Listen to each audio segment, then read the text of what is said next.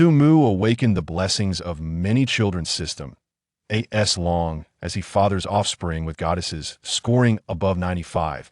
He would be rewarded with astonishing technologies such as controllable nuclear fusion and curvature engines.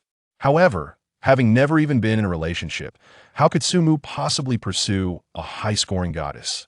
After being single for 18 years, he decisively chose to submit the system to the state. Yet, the state's actions left him utterly dumbfounded. Chapter 1. The Blessings of Many Children System. In the capital city, at the University of Science and Technology, sunlight lazily streamed through the gaps in the curtains, warming Mu's face that he stretched languidly, sitting up in bed, his joints cracking delightfully. It was blissful, too blissful. Being a university student is wonderful, Mu mumbled as he shuffled to the washroom in his slippers. Waking naturally, he would go straight to eat. When bored, he would take a stroll around campus to admire the school beauties. This was his life, Mu, a graduate student living the leisurely life at a technology university. As a graduate student, he was not particularly busy, assisting his advisor, organizing data, and he could finish in just a few hours. The best part was he was getting paid. Such a life was one he wouldn't trade for anything. After a quick wash, with his tousled hair, he strolled toward the dining hall. Inside the bustling dining hall, the aroma of food tantalized the senses. Mu navigated skillfully to the serving window, his eyes immediately locking onto the last vibrant dish in the tray. Twice-cooked pork. Today was his lucky day. His eyes lit up as he rushed over. "Annie, can I have a portion of the twice-cooked pork?" At the same moment, a clear and melodious female voice chimed in. "Wait a moment, Auntie, that twice-cooked pork is mine." "Oh no." Before the words finished escaping her lips, Mu felt as though he had collided with a fluffy cloud. Duong. The sensation was full and rounded, astonishingly springy. 3 words flashed through Mu's mind. Foul play. This was definitely a foul. He turned his head to see a girl in a white cropped t-shirt rubbing her shoulder, her delicate brows furrowed as she looked at him. With a slender waist that seemed delicate to the touch, she nonetheless boasted impressive curves. This was Zhang Lanlan, the renowned campus beauty. Allegedly, she had held her title since enrolling, thanks to her stunning figure and angelic face. She was considered the pinnacle of allure at the University of Science and Technology. However, regardless of her beauty, the matter of the twice-cooked pork was a question of principle. The serving lady glanced between Mu and the curvaceous Zhang Lanlan, her expression filled with indecision. "Well, there's only one portion left." Seizing the opportunity, Mu flashed a charming smile at the auntie. "Annie, I've been lacking in nutrition lately. I really need this dish to replenish my strength."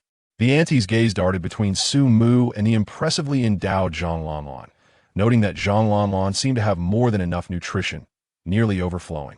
With a flick of her wrist, she placed a generous scoop of twice-cooked pork into Mu's tray. All right, here you go. You young man need to take care of your health." Zhang Lanlan watched in disbelief as her coveted twice-cooked pork was snatched away, her cheeks puffing in frustration. She stomped her foot and approached Mu. "Classmate, could you please let me have that portion of twice-cooked pork? It's my favorite." Any ordinary boy would likely soften at such a request from campus beauty, but Mu was not an ordinary boy. Holding his tray, he looked at Zhang Lanlan with a puzzled expression. "Who are you?" "No. Simple. Clear. Even tinged with a hint of impatience." Zhang Lanlan was utterly stunned. In her life, she had never encountered a man like this. Even the most stoic of men could not compare. You dislike him. I curse you to never find a girlfriend in your lifetime." Her cheeks flushed with anger as she shot Mu a glare and stormed off, stomping her feet. Mu's gaze followed her retreating figure. Beneath her white pleated skirt, a pair of long, slender legs encased in black stockings formed a perfect silhouette. Beautiful. Truly beautiful. Mu marveled inwardly, suddenly struck by a thought. Shouldn't I also find a girlfriend? He touched his relatively handsome face and fell into contemplation. It made no sense. With his conditions, how had he remained single for 22 years? Just as he pondered this, a cold mechanical voice echoed in his mind. Ding! Strong reproductive desire detected. The Blessings of Many Children system has officially activated.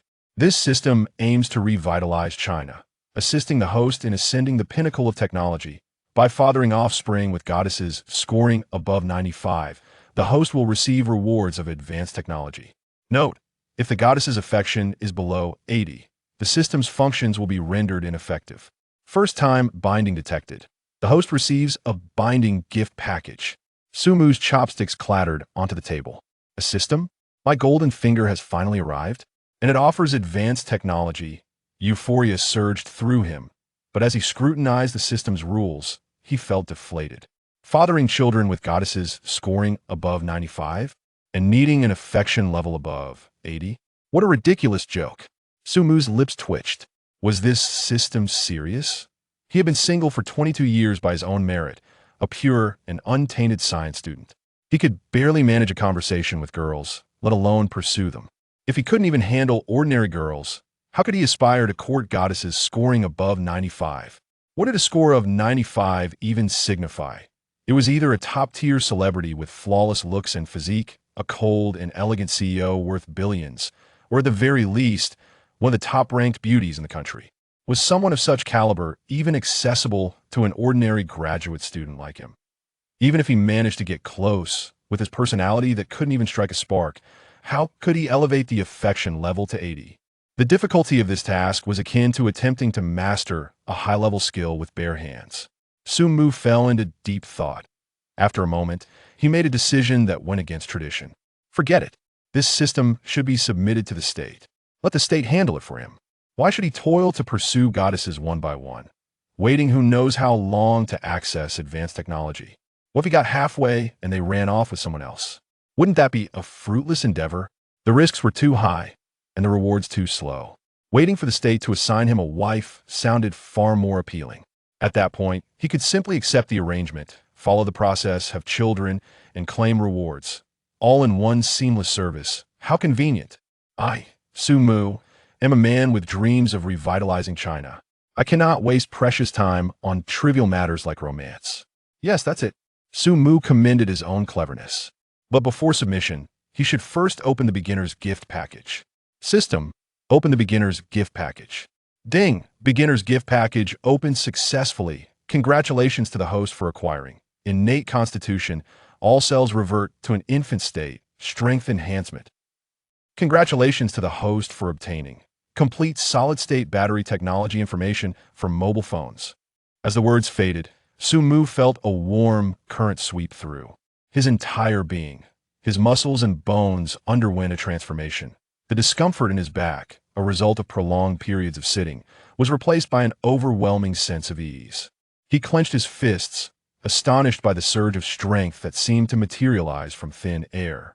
This enhancement to his constitution was nothing short of extraordinary. While he struggled to comprehend the intricacies of this innate constitution, he did notice a marked improvement in his skin.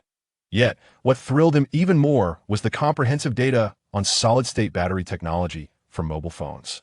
An avalanche of data and intricate formulas inundated his mind, as clear as if he had labored over them for a decade. A mobile phone that could function for an entire month without needing a charge. Sumu's breathing quickened. The implications were monumental.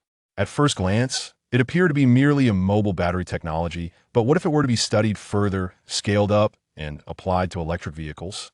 What if it could be utilized for national energy storage systems? This was nothing short of a revolution in the energy sector. With this information, he felt increasingly confident in presenting it to the nation. Unable to contain his excitement any longer, Sumu grabbed his plate, swiftly devoured the stir-fried pork, and dashed toward the laboratory. He needed to consult his mentor.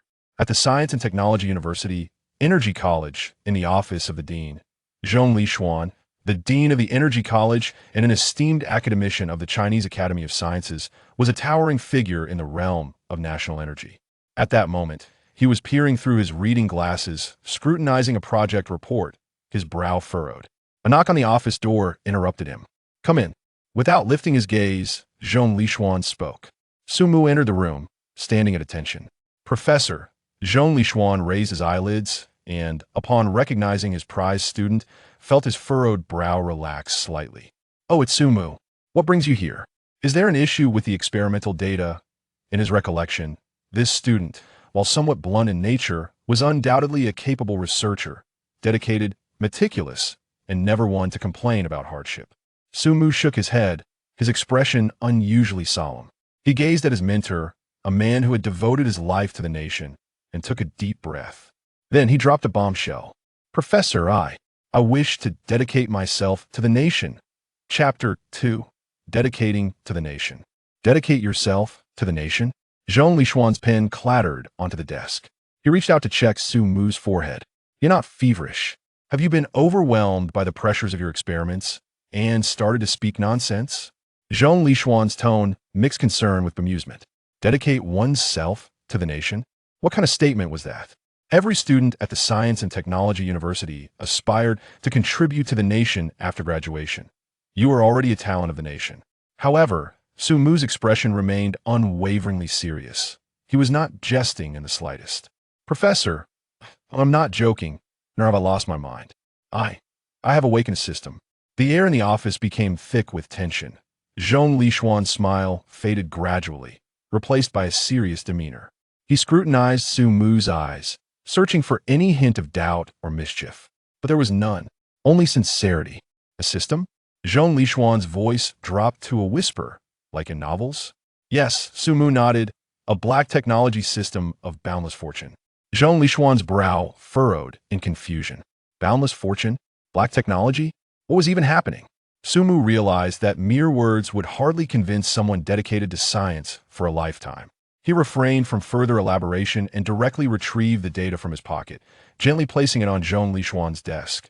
Professor, this is the information the system provided me as a beginner's gift. Please take a look. The document was densely packed with data, formulas, and schematics. The title boldly proclaimed, Complete Solid-State Battery Technology Information for Mobile Phones. Zhong Lishuan skeptically picked up the first page. With just a glance, his pupils constricted sharply. As a titan in the national energy sector, he could not possibly overlook the significance of this document. His breathing quickened, and he flipped through the pages with increasing urgency. The only sound in the office was the rustling of paper. Su Mu stood still, waiting patiently. 5 minutes later, Zhong Lishuan finished reading the last line. He lifted his gaze, his aged hands trembling slightly. The way he looked at Su Mu had completely transformed. No longer was he perceiving a student, but rather gazing upon living national treasure. This information, Zhong Lishuan's voice quivered, is absolutely beyond the capacity of a graduate student. Even the world's top teams would take 5 to 10 years to conquer it. The value of this technology is worth far more than billions. Suddenly, he sprang to his feet, leaning over the desk, fixating intently on Su Mu. You must tell me truthfully, is this real? Have you truly awakened a system? Meeting his mentor's gaze, Su Mu stood tall, his voice resolute. Professor, it is true. You know my character. When have I ever lied? Zhong Lishuan's chest heaved with emotion. He certainly understood Su Mu. This student was straightforward to the point of being somewhat awkward, yet in research, he was undeniably diligent and serious. Certainly not the type to joke about such matters. Silence. An extended silence. After a full minute, Zhong Lishuan finally resumed his seat. He picked up the red secure phone on the desk, paused for a moment over the buttons, then resolutely dialed. Su Mu, you stay right here. Do not go anywhere. I will call in reinforcements for you right now. Half an hour later, a tremendous roar reverberated through the skies above the Science and Technology University. Several dark green helicopters tore through the clouds, whipping up a tempest as they precisely landed in the center of the playground. The doors swung open, and a cadre of grim-faced soldiers, armed and ready, swiftly disembarked, erecting a security perimeter. Following closely behind them were a group of silver-haired yet vigorous elders, escorted down from the aircraft. Each of their names could ignite seismic shifts within their respective fields. Trailing behind them was a group of middle-aged individuals clad in understated administrative jackets, their expressions grave, eyes sharp, emanating an aura of authority without anger. The entire Science and Technology University was thrown into a frenzy by this sudden commotion. 15 minutes later, in the high-security meeting room of the Energy College, the room was filled to capacity. The atmosphere was peculiar. Old Zhong, this commotion you've stirred up better not be a prank on us old fellows, murmured an elder with gold-rimmed glasses. There really such a thing as a system in this world? The student named Su Mu. I looked into it, and there seems to be nothing particularly special about him. Black technology. Why does it sound so mystical? The attendees, staunch believers in materialism, found themselves discussing a topic that bordered on the theological, infused with an overwhelming sense of absurdity. The country has indeed been vigorously encouraging childbirth lately, offering both financial incentives and policies, but surely it wouldn't lead to the creation of a more children, more blessing system. Let's observe how things unfold. The door to the conference room swung open. Sumu, guided by Zhong Lishuan, stepped inside.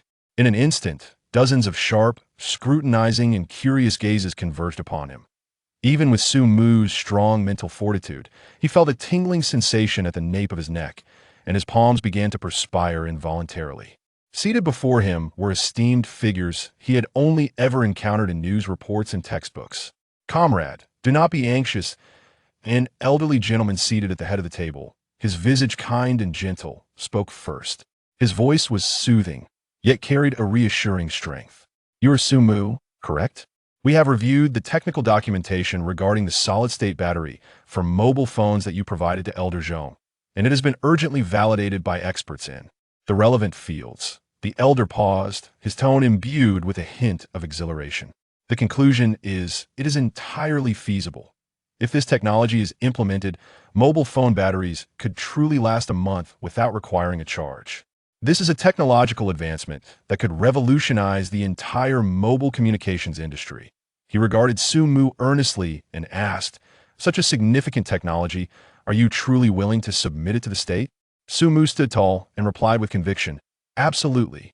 I enrolled in the University of Science and Technology precisely to one day contribute my knowledge to the nation."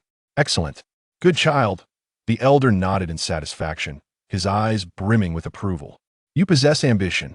Rest assured, the state will not overlook any of its contributors. The patent for this technology will forever belong to you personally.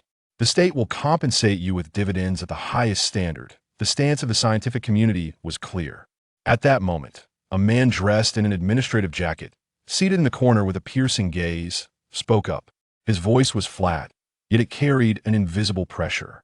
"Comrade Sumu, I am from the Security Bureau that we have examined your background. You have maintained a clean record throughout your life, excelled academically, and both of your parents are educators. It can be said that you are the quintessential model child." The man shifted his tone. "However, we have uncovered an intriguing issue. Your internet browsing history indicates that you have a penchant for logging onto a website called Tomato to read novels. Is that correct?" Chapter 3. Encouraging Multiplicity, Advocating Abundance. Sumu felt a jolt of surprise. What? How could they have discovered this? Were all the little secrets on my mobile browser laid bare? Observing the myriad expressions playing across Sumu's face, the man from the Security Bureau discreetly curved his lips in a faint smile. "Comrade Sumu, there is no need for embarrassment.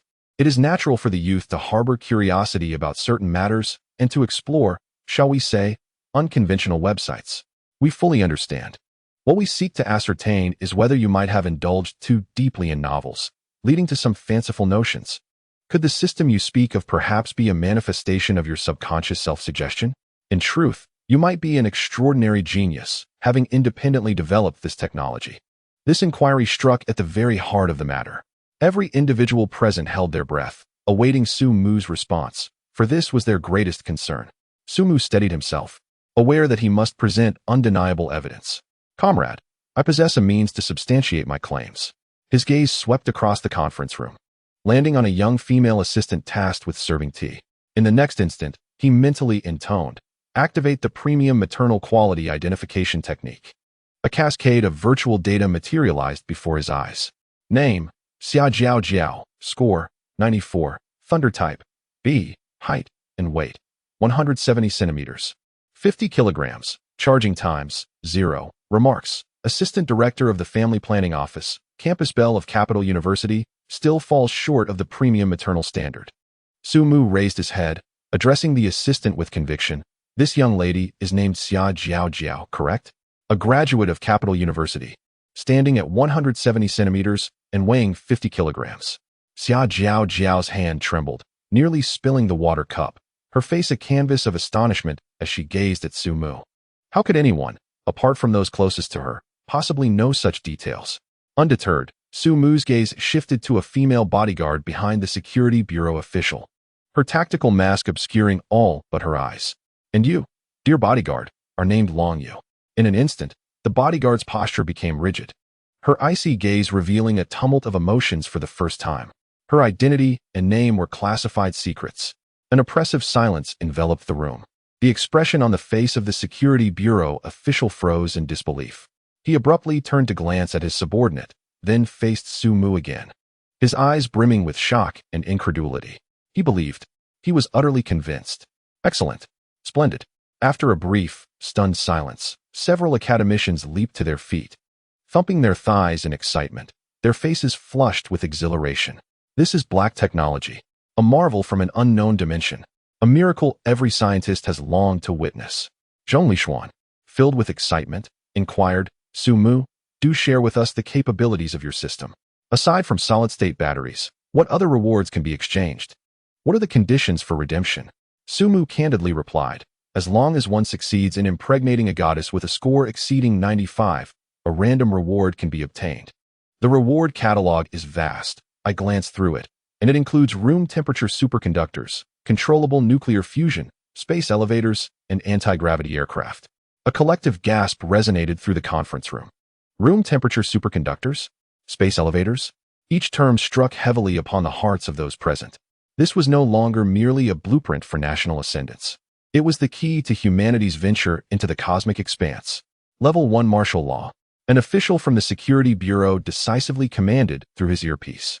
From this moment forth, Comrade Su Mu's safety is classified as a top-tier S-level national task. Any threats shall be dealt with mercilessly. The atmosphere in the conference room shifted abruptly from exhilaration to an unprecedented tension. After a fervent and urgent discussion, a poised middle-aged woman, appearing to be in her 50s, rose to her feet. Adjusting her glasses, she fixed a fervent gaze upon Su Mu. "Greetings, everyone. I am Wang Manha, the director of the National Family Planning Office." She wasted no time, diving straight into the matter at hand. Since more children equate to more blessings, and given the connection between rewards and pregnancy, our paramount and singular objective is to assist Comrade Su Mu in swiftly locating a goddess with a score above 95 and facilitating conception. Nods of agreement rippled through the room.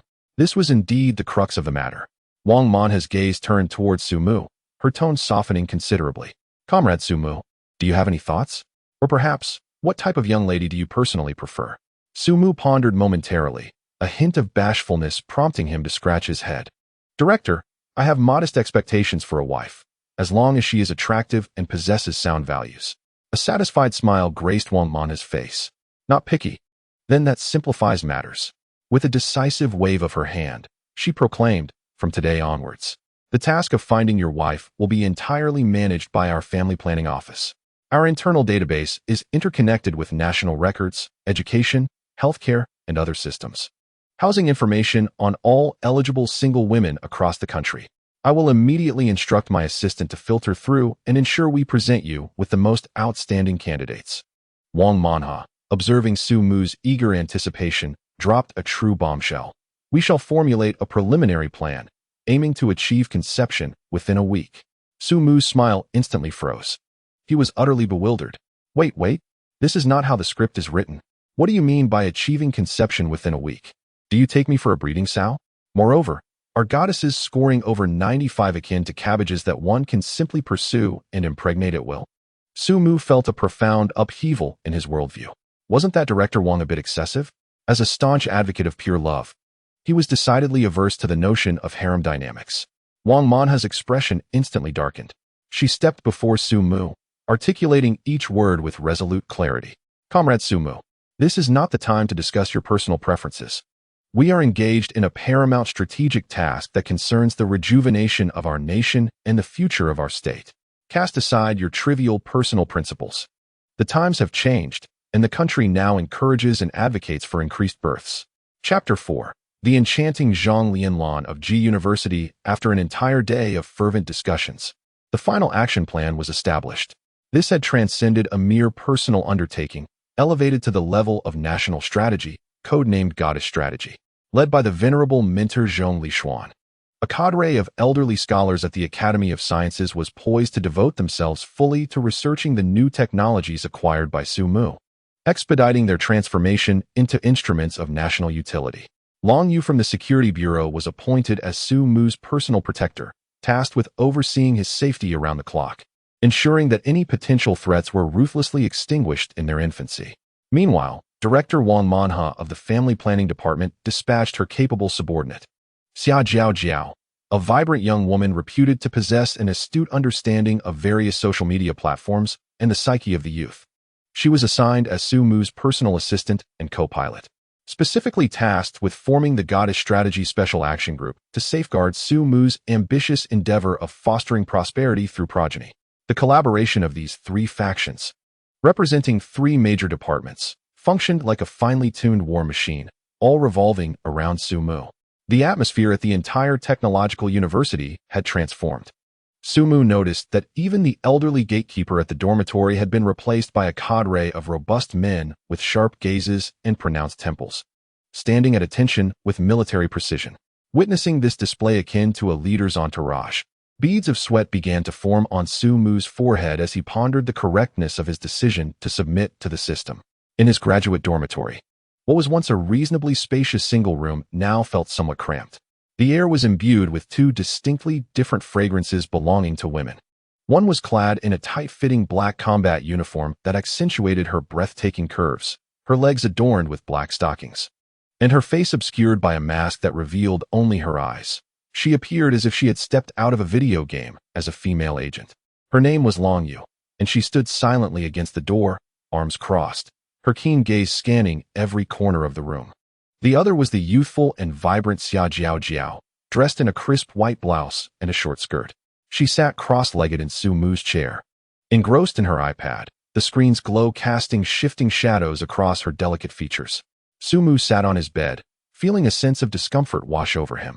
He quietly activated the newly acquired skill he had obtained, the art of identifying quality mothers. His gaze first fell upon the striking security lady at the entrance. Name: Long Yu. Score: 94. Rating: A. Height and weight: 168 centimeters, 50 kilograms. Charging times: 0. Remarks: elite female soldier, exceptionally beautiful, with outstanding physical qualities. Unfortunately, she is still one step away from the standard of a quality mother. Su Mu could not help but feel a twinge of regret. A score of 94. Just 1 point shy? With such a figure and demeanor, she was simply extraordinary, yet she remained at the threshold. He then shifted his focus to the industrious Xia Jiao Jiao, re-evaluating her. Another 94. Su Mu felt a wave of exasperation. It appeared that the issue likely lay with the rating of A. A rating sounds commendable, but for the ultimate criteria of a quality mother, it evidently falls short. After all, ensuring adequate sustenance for children is of paramount importance. They must not go hungry. Both women were stunning beauties, yet they faltered at this rigid benchmark. Su Mu couldn't help but feel troubled. The standard of 95 seemed excessively stringent. Got it. Suddenly, Xia Jiao Jiao lifted her head, excitedly presenting her iPad to Su Mu. Look, based on our database's preliminary screening, these are the goddesses currently identified with scores above 95. The big data analysis is still ongoing, and more candidates will continuously be sent our way. Su Mu took the iPad, his gaze instantly captivated by the photos on the screen. He couldn't suppress a gulp. Each woman in the images was breathtakingly beautiful. There was a coldly elegant female CEO, her eyes radiating an air of aloofness, a stunning cosplayer adorned with vividly colored contact lenses, seemingly emerging from the realms of a two-dimensional universe, a graceful and scholarly senior, exuding warmth, and even a renowned internet singer with millions of followers. There was even a strikingly elegant divorcee, her gaze tinged with a hint of loneliness. Su Mu felt as though his eyes could scarcely take in the beauty before him. He was astonished. Could it be that there truly existed so many extraordinarily beautiful women in this world? How had he lived over 20 years without encountering even one? Suddenly, his finger paused on the screen. A familiar and stunning face appeared in the list of candidates. Zhang Lanlan. Wasn't she the acknowledged campus beauty, the legendary goddess of their school? Well, is there anyone who catches your eye? Xia Jiao Jiao leaned in, a knowing smirk playing on her lips. Personally, I recommend you prioritize that beautiful divorcee. Although she is a bit older, She possesses considerable experience and understanding. Moreover, according to our data analysis, women in her age bracket tend to favor robust young men like you. With a slight flex of your muscles, allow me to orchestrate a few serendipitous encounters for you, ensuring success with ease. Su Mu's face flushed slightly, yet his gaze unwittingly drifted towards a photograph of Zhang Lanlan. He cleared his throat and spoke with utmost seriousness. I believe, since our task is to select prospective mothers, the nutritional needs of the child must be our foremost consideration. Xia Jiao Jiao let out a scoff, her lips curling into a mocking smile. Men, stop pretending. You've been gazing so intently at Zhang Lanlan that it seems your eyes are nearly affixed to her. It's clear you are enamored with that stunning campus belle. Caught off guard, Su Mu's face turned crimson, and he awkwardly defended himself. I am merely considering the future of the child. Look at how nutritious this is. Xia Jiao Jiao found his demeanor amusing, but soon her smile faded, and a serious expression overtook her features. All right, I understand you're smitten. However, I must caution you, Zhang Lanlan is no easy catch. She is quite a formidable challenge. She swiped through her iPad, pulling up Zhang Lanlan's detailed profile. You see, a wealthy heiress, with a somewhat languid personality, yet she is certainly not materialistic. Due to her enviable figure and beauty, she has been besieged by suitors since her first day at university. The lavish gifts of luxury cars and roses have long since lost their appeal. It can be said that she possesses almost no discernible weaknesses. Are you confident in choosing such a daunting challenge right from the start? Su Mu scrutinized the profile, his brows knitting together. He lifted his head and countered. Can you tell me, among the goddesses scoring above 95, which one is of simple difficulty? Xia Jiao Jiao was momentarily taken aback by the question. Then she supported her forehead with her hand. You do have a point. She regained her composure, her fingers rapidly tapping on the screen as she muttered to herself. Let me see. Zhang Lanlan, wealthy heiress, languid, enjoys gourmet food. Xia Jiao Jiao's eyes suddenly sparkled with enthusiasm. This could be our key. Chapter 5, Rejected Online. Then let us engage in genuine interactions offline. Su Mu appeared utterly bewildered. As a lifelong bachelor, he completely failed to grasp the significance. What breakthrough could possibly arise from a fondness for food?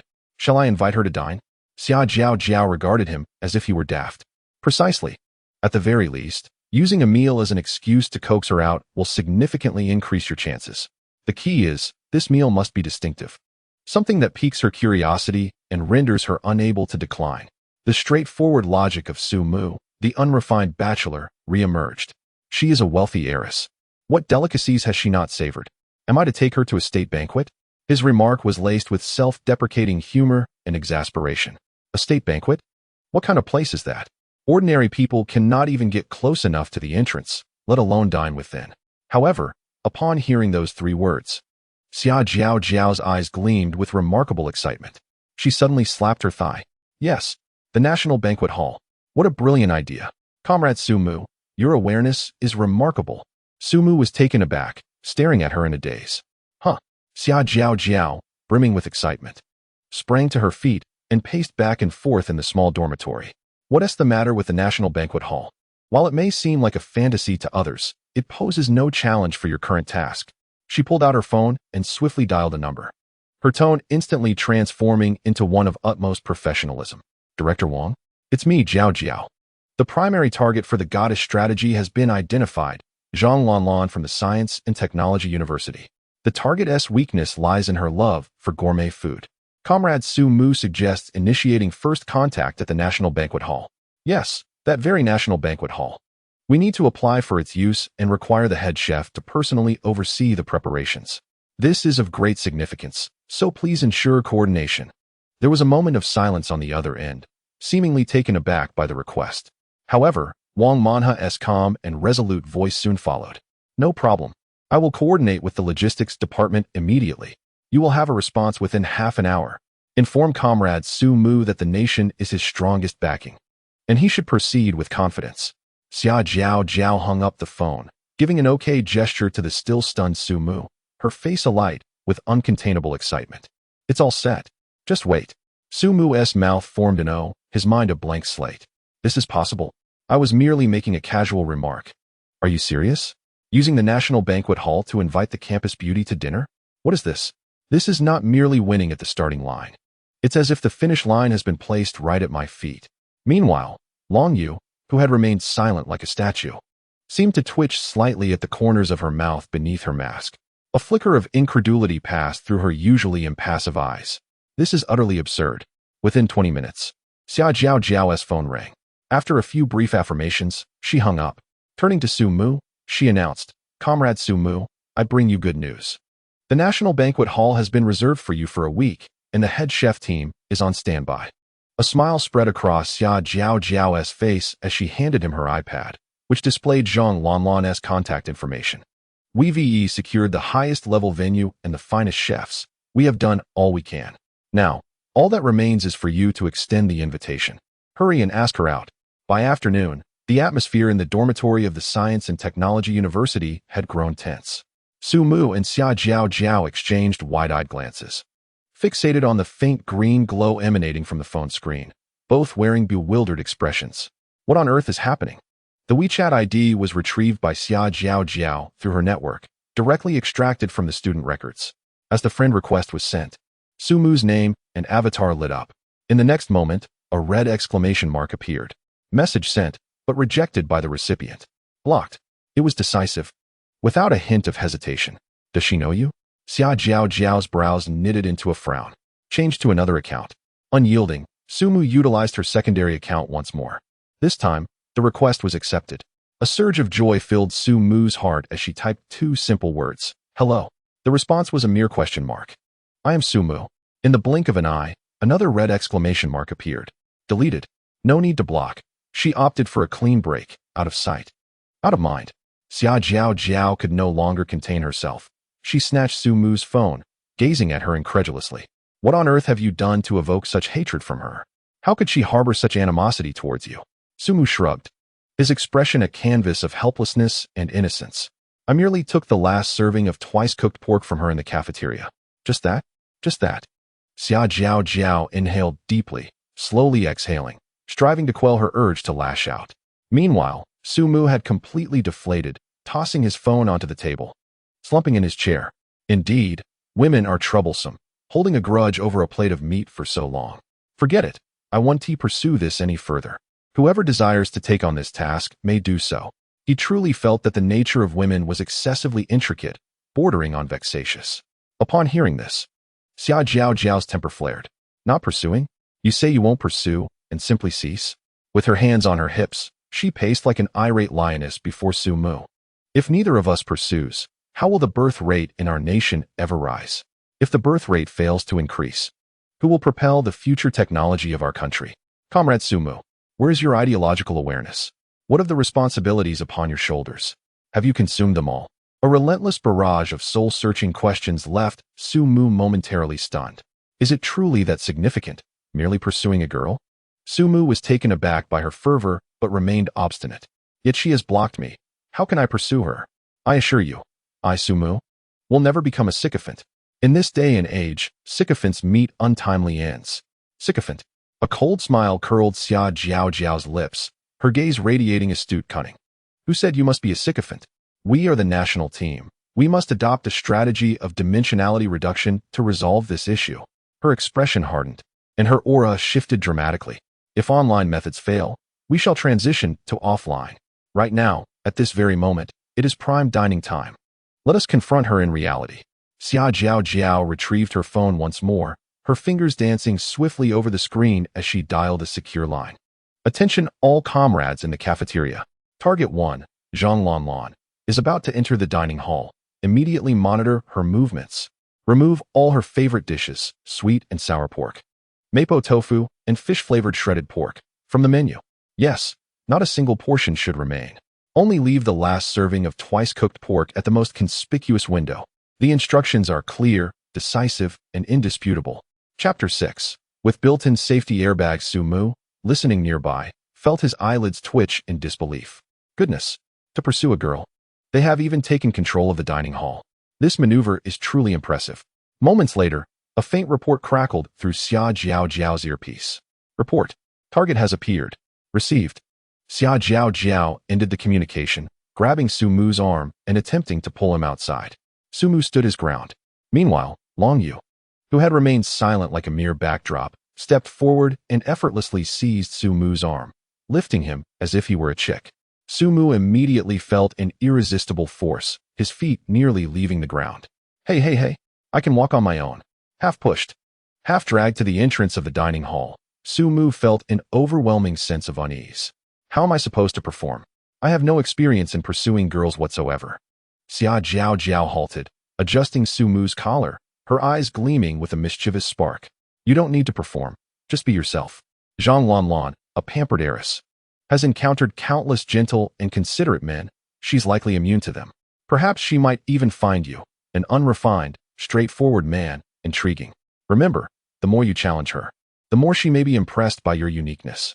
As she spoke, she produced 2 exquisitely designed invitation cards, shimmering with a dark golden hue, and forcefully tucked them into Su-Mu's jacket pocket. This is an invitation to the National Banquet Hall, don't forget it. Feeling the weight of the cards in his pocket, Su-Mu glanced at the serious-faced Xia Jiao and couldn't help but complain. I feel like you're acting like a mother. I've never been this nervous even for an exam. You. Xia Jiao was nearly incensed enough to kick him.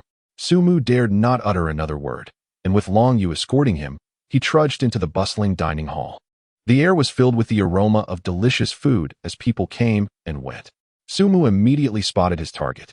Zhang Lanlan stood before the serving window, her delicate face etched with distress as she frowned slightly. She wandered back and forth between window 1 and window 6, seemingly unable to find the dish she desired. Her figure was indeed remarkable. Even in a loose-fitting anime t-shirt, her stunning curves transformed the cartoon character on the shirt into a striking 3-dimensional effect, creating a powerful visual impact. Many male gazes, both intentional and unintentional, were drawn to her. At that very moment, a radiant blue screen appeared before Su-Mu's eyes, visible only to him. Ding. Premium maternal assessment activated. Name, Zhang Lanlan. Beauty score, 95. Thunderbolt, G. Height and weight, 166 centimeters. 70 kilograms. Charging times, 0. Overall remarks, a wealthy heiress, nurtured on the finest organic ingredients since childhood, never indulging in takeout or junk food, possessing an exceptional physique. Her splendid genes and robust health render her an ideal candidate for motherhood, embodying the dreams of every child. A quintessential premium mother. Goodness. Su-Mu's pupils dilated slightly. Such an exalted appraisal. A top-tier mother?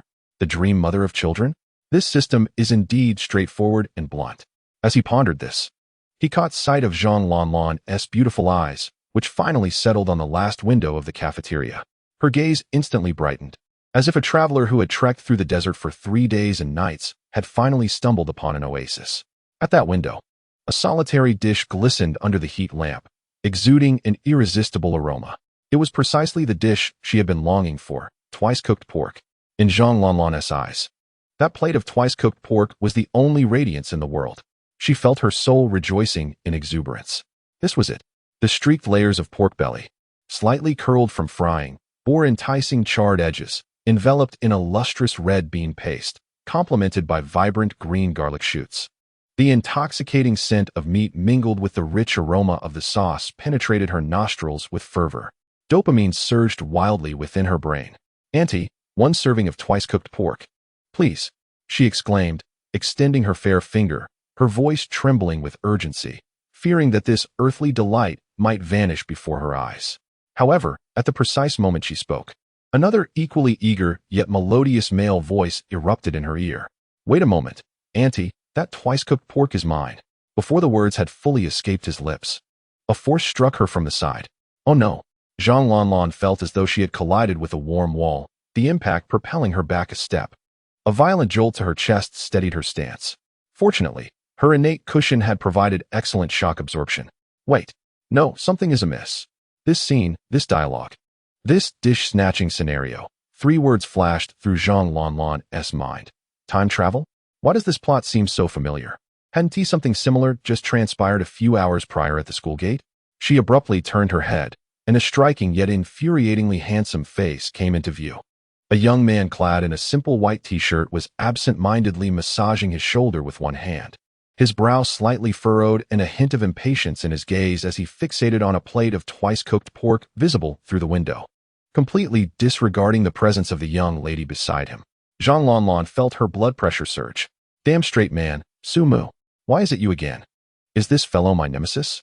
Su Mu, equally speechless, reflected on how, in such a short span, he had earned the title of a dense straight man. Yet, within the script written by Xia Jiao, this seemed to be a term of endearment. He chose to ignore the wealthy young lady radiating resentment and handed his lunchbox to the window, addressing the efficient-looking lady behind the counter with a buzz cut. Excuse me, could I please have that last serving of twice-cooked pork? I'm from Chuan City, and I've been at school for over a month. I haven't had authentic twice-cooked pork in ages, and I'm absolutely craving it. Su Mu's voice carried a blend of sincerity and an air of grievance, his performance commendable. The lady with the buzz cut looked up, revealing a broad smile that showcased her pearly whites. All right then, since you're a fellow townsman, I'll give you the most authentic twice-cooked pork from our area. Enjoy it. However, this was utterly unacceptable. Zhang Lanlan had learned her lesson this time.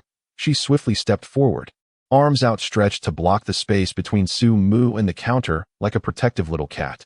Wait a moment. She fixed her sharp gaze on the lady behind the counter, scrutinizing her as if interrogating a suspect. You know full well that your accent is anything but local, right? Are you really claiming to be from the same place? People from Chuan City don't speak like that. Surely you two know each other already. Conspiring to bully a helpless girl like me? The buzz-cut lady was taken aback by her inquiry, scratching her short hair with a bewildered expression. I thought I had no accent at all. A student in line nearby could no longer contain their laughter. Chapter 7. The ultimate foodie. Zhang Lanlan's face flushed deeper, a mixture of anger and urgency washing over her. She decided to abandon all pretense and turned to the buzz-cut lady with an almost pleading look in her eyes, her voice softening. Please, just let me have that serving of twice-cooked pork. I truly haven't had it in ages. If I can't eat it today, I might just wither away. I really might. As she spoke, she clenched her tiny fist, her exquisite features scrunched up in a pitiful expression. For a devoted foodie, the torment of having a longed-for delicacy so close yet unattainable was akin to torture. Unfortunately, the buzz-cut lady merely regarded her with sympathy, yet her spoon remained steadfastly unmoved, evidently adhering to the principle of first come, first served. Seeing her lamentations yield no fruit, Zhang Lanlan grew desperate. She stamped her foot, causing a remarkable stir, and redirected her focus to the true decision-maker, the buzz-cut lady holding the lunchbox. Please, just let me have it, she pleaded, her voice tinged with a quivering tone. The end of her words stretched out, accompanied by a tearful expression and a strikingly alluring figure. The surrounding boys felt a rush of blood to their heads, their hearts racing uncontrollably. Who could possibly resist such a charm? Give it to her. Quickly. Whatever she desires, just grant it to her. Su Mu, standing beside her, observed the scene with keen clarity. He felt a surge of warmth rising in his nostrils and discreetly raised his hand to touch his face. Fortunately, he managed to suppress any visible signs of his reaction. The formidable allure of this enchanting young mother was indeed as legendary as rumored. However, today, her challenger was a woman with a steely resolve and a buzz cut. The aunt remained unperturbed, even taking a moment to wink at Su Mu before suddenly pointing in another direction within the cafeteria. Hey, little girl, don't fret. Over there, a new batch of twice-cooked pork has just been prepared. Really? Zhang Lanlan's eyes sparkled instantly, and without a moment's hesitation, she spun around. Now was the time. Su Mu swiftly extended his food container. The aunt understood immediately, her movements fluid and swift as lightning. A generous scoop of glistening, aromatic twice-cooked pork was deftly ladled into Su Mu's container. The entire process took less than 2 seconds. Zhang Lanlan, glancing around, saw no new pork being served, only the scent of a cunning plot. She abruptly turned back. The warming tray was already empty, while Su Mu contentedly held the lid to his food container. You all. Zhang Lanlan's mind buzzed, leaving her momentarily blank. She looked at Su Mu, whose face was adorned with a mischievous grin, then at the aunt, who wore an expression of innocent indifference. A wave of profound grievance surged within her. You all are bullying me. Her eyes instantly reddened, glistening tears swirling in her gaze, on the verge of spilling over. In the cafeteria, the handsome student Wan Weihua, who had been quietly observing, could no longer bear it. How dare you bully my goddess in broad daylight, under the clear blue sky? He thought. Isn't my goddess merely yearning for a portion of twice-cooked pork? What's the harm? If I were Wan Weihua, I wouldn't just offer one serving. I would reserve the entire cafeteria as her private kitchen. It was time. The script of a hero rescuing his beloved had already been written for him. Wan Weihua straightened his designer jacket, worth thousands, and stood up with what he believed to be the most stylish stride. You little brat. He had just taken his first step, preparing to deliver a righteous reprimand to Sumu. However, before he could finish his sentence, a cafeteria staff member brushed past him. Wan Weihua felt a slight tickle at the back of his neck, followed by darkness enveloping him as he lost all consciousness, collapsing softly to the ground. The tall figure naturally supported him, effortlessly leaning him against a nearby cart meant for collecting trays, discreetly covering him with a tray. The entire process unfolded with remarkable swiftness, evading the notice of everyone around. The cart was gently pushed away, vanishing at the entrance to the kitchen. Where's my brother Hao? Wan Weiho's companion looked around in bewilderment, completely unaware that his older brother had been whisked away. In a quiet corner of the cafeteria, Long Yu removed her headphones and spoke softly into the miniature intercom affixed to her collar, her tone devoid of emotion. The target has been eliminated.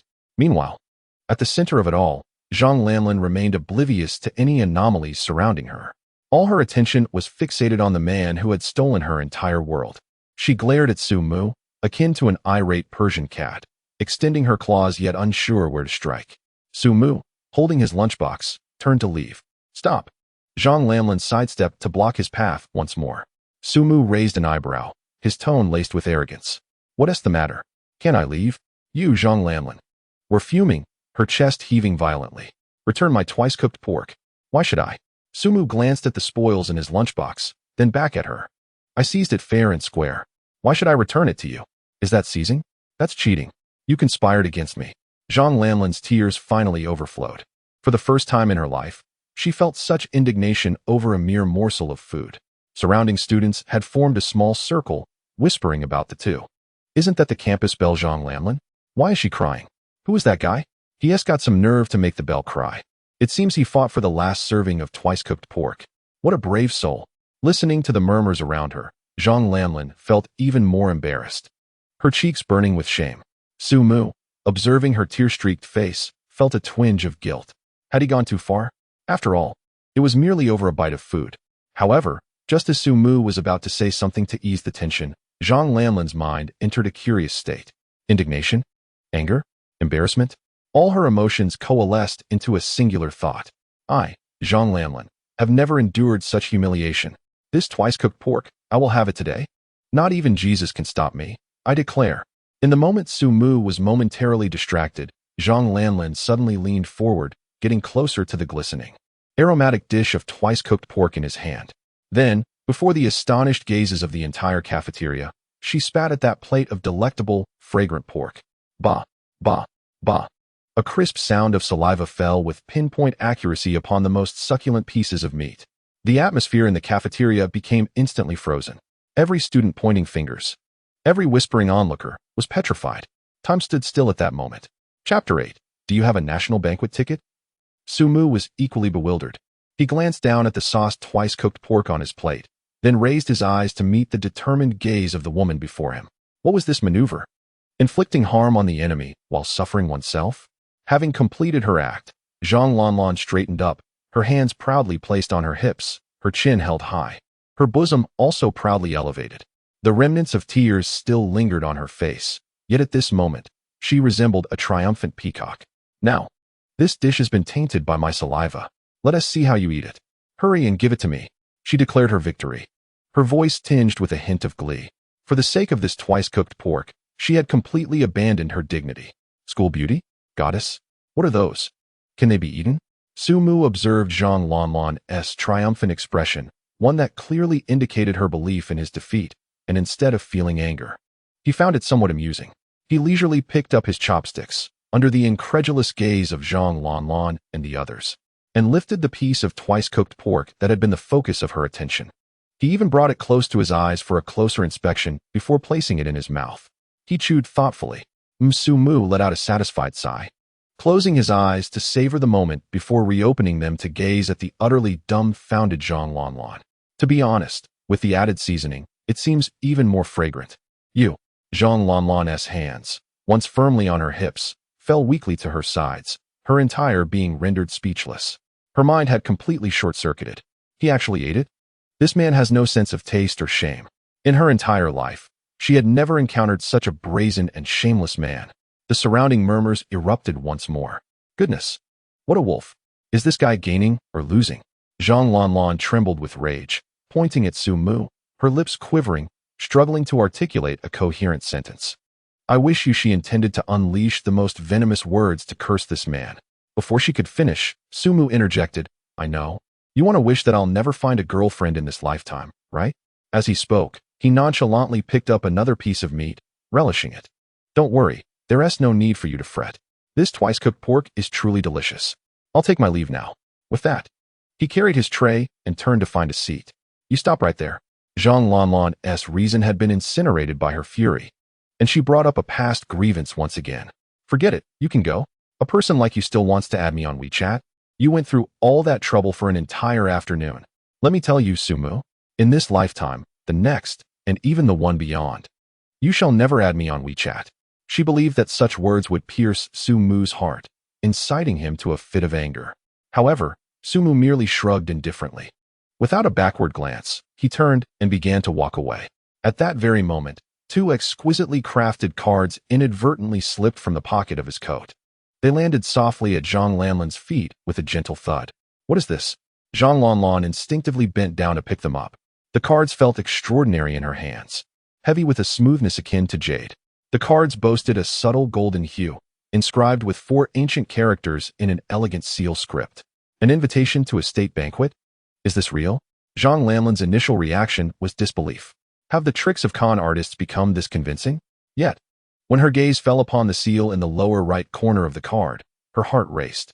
It was a seal she had only seen on television, symbolizing the highest distinction. Moreover, her family was somewhat affluent, possessing a modicum of knowledge about luxury goods. The material of the cards was translucent and warm, with golden threads woven through, a clear representation of the legendary gold-inlaid jade. Just the material cost of these 2 cards must begin at no less than 100,000 yuan.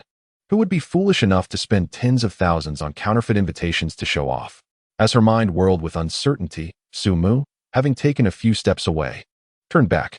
He approached Zhang Lanlan directly and retrieved the 2 invitations from her hands. My apologies, these slipped out accidentally.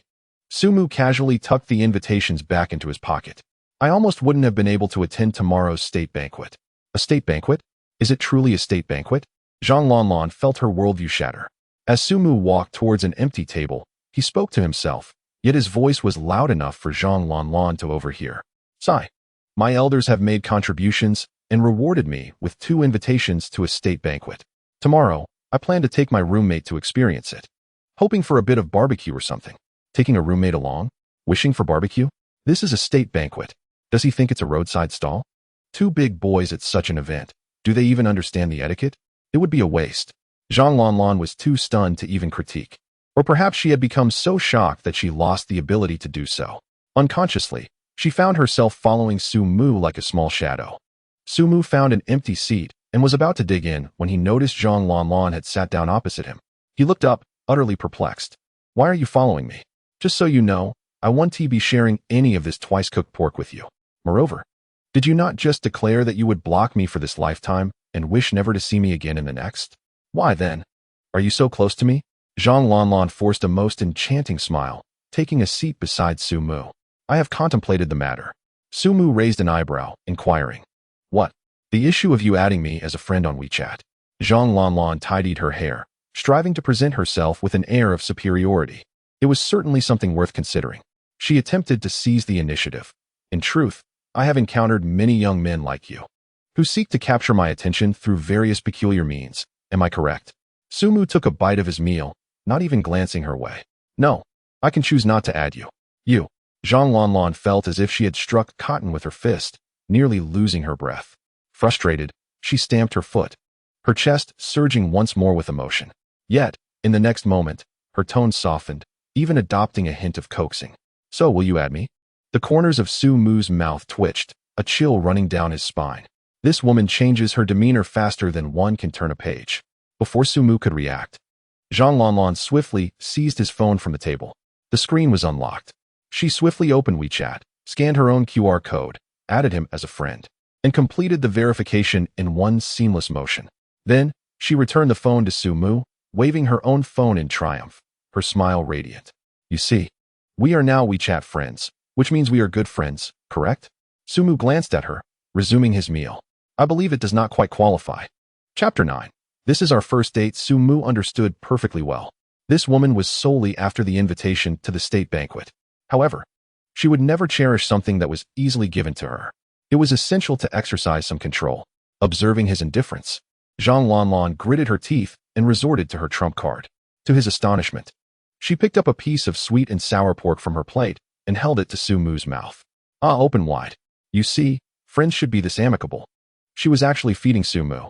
The surrounding students were once again taken aback, their eyes nearly popping out in disbelief. Was this twist of events too rapid? Moments ago, they were at odds, and now they were all lovey-dovey? Who could withstand such treatment from the campus belle feeding him? Yet, Sumu merely cast a sidelong glance and replied nonchalantly, not quite satisfactory. Not quite satisfactory? Zhang Lanlan was on the verge of losing her mind. But for the sake of the state banquet, she endured. She continued to feed Sumu, maintaining a sweet smile while internally cursing him 1,000 times over. At that moment, an unexpected mishap occurred. A piece of twice-cooked pork slipped from her grip and, by sheer chance, landed on her bosom, bouncing slightly. Instantly, a grease stain marred her white t-shirt. Instinctively, Zhang Lanlan wanted to discard the offending piece of meat. However, as she lifted her gaze, she met Sumu's enigmatic smile. Almost as if possessed, Zhang Lanlan, as if under some enchantment, deftly picked up a piece of meat from her attire with her chopsticks. Then, amidst an eerie silence enveloping the gathering, her cheeks flushed crimson as she brought the morsel to Sumu's lips. He did not decline, opening his mouth to accept it. After a couple of chews, he found the flavor rather peculiar. Swiftly, Sumu waved his hand, signaling her to stop. All right, enough of this. If this continues, she might truly suffer a social demise right here. I comprehend your intentions. Zhang Lanlan's eyes sparkled with anticipation. Sumu sighed, wearing a look of exasperation. Is it not simply that you wish for me to accompany you to the state banquet? My roommate has suddenly claimed he cannot attend, and a spare ticket would only go to waste. I shall take you to witness it. Yay! Zhang Lanlan exclaimed, leaping from her seat in joyous celebration. In her excitement, she lunged forward, wrapping her arms around Sumu's. Sumu, you're the best. I adore you. In the next moment, Sumu found his face engulfed in an astonishing softness and warmth. A sense of suffocation instantly washed over him. Is this what they call the suffocating cross-hold? How perilous. The following day, as the morning sunlight bathed the campus, the entrance was already bustling with activity. Undoubtedly, Zhang Lanlan was the most striking figure of the day. She transformed her usual vibrant style, donning a meticulously tailored red evening gown. The skirt split daringly up to her thigh, and with each step, her legs, accentuated by high heels, appeared ever more elongated and captivating. The gown's design perfectly showcased her breathtaking figure, with her décolletage nearly bursting the fabric, forming a profound valley. Boys at the entrance, whether intentionally or inadvertently, found their gazes magnetically drawn to her. What are you staring at? Are you also hoping to find someone like that? A girl admonished her boyfriend, twisting his ear with a forceful 180-degree turn. Ouch, that hurts. I wasn't looking. I merely thought the red was somewhat dazzling. Humph. I think you need a lesson. Similar scenes unfolded at the campus entrance, with the lamentations of the male students echoing in succession. Zhang Lanlan paid no heed to the commotion. She raised her wrist to check the time, her delicate brows furrowing slightly. Where on earth is Sumu? Today. She had risen 2 hours early to prepare meticulously. This ensemble was her prized possession, meant to outshine all at the state banquet. Of course, it was also to demonstrate to Sumu the allure she possessed when she truly applied herself. Just as her patience began to wane, a familiar figure staggered into her line of sight, dressed in a white t-shirt and blue jeans, with a pair of ordinary sneakers adorning her feet. It was none other than Sumu.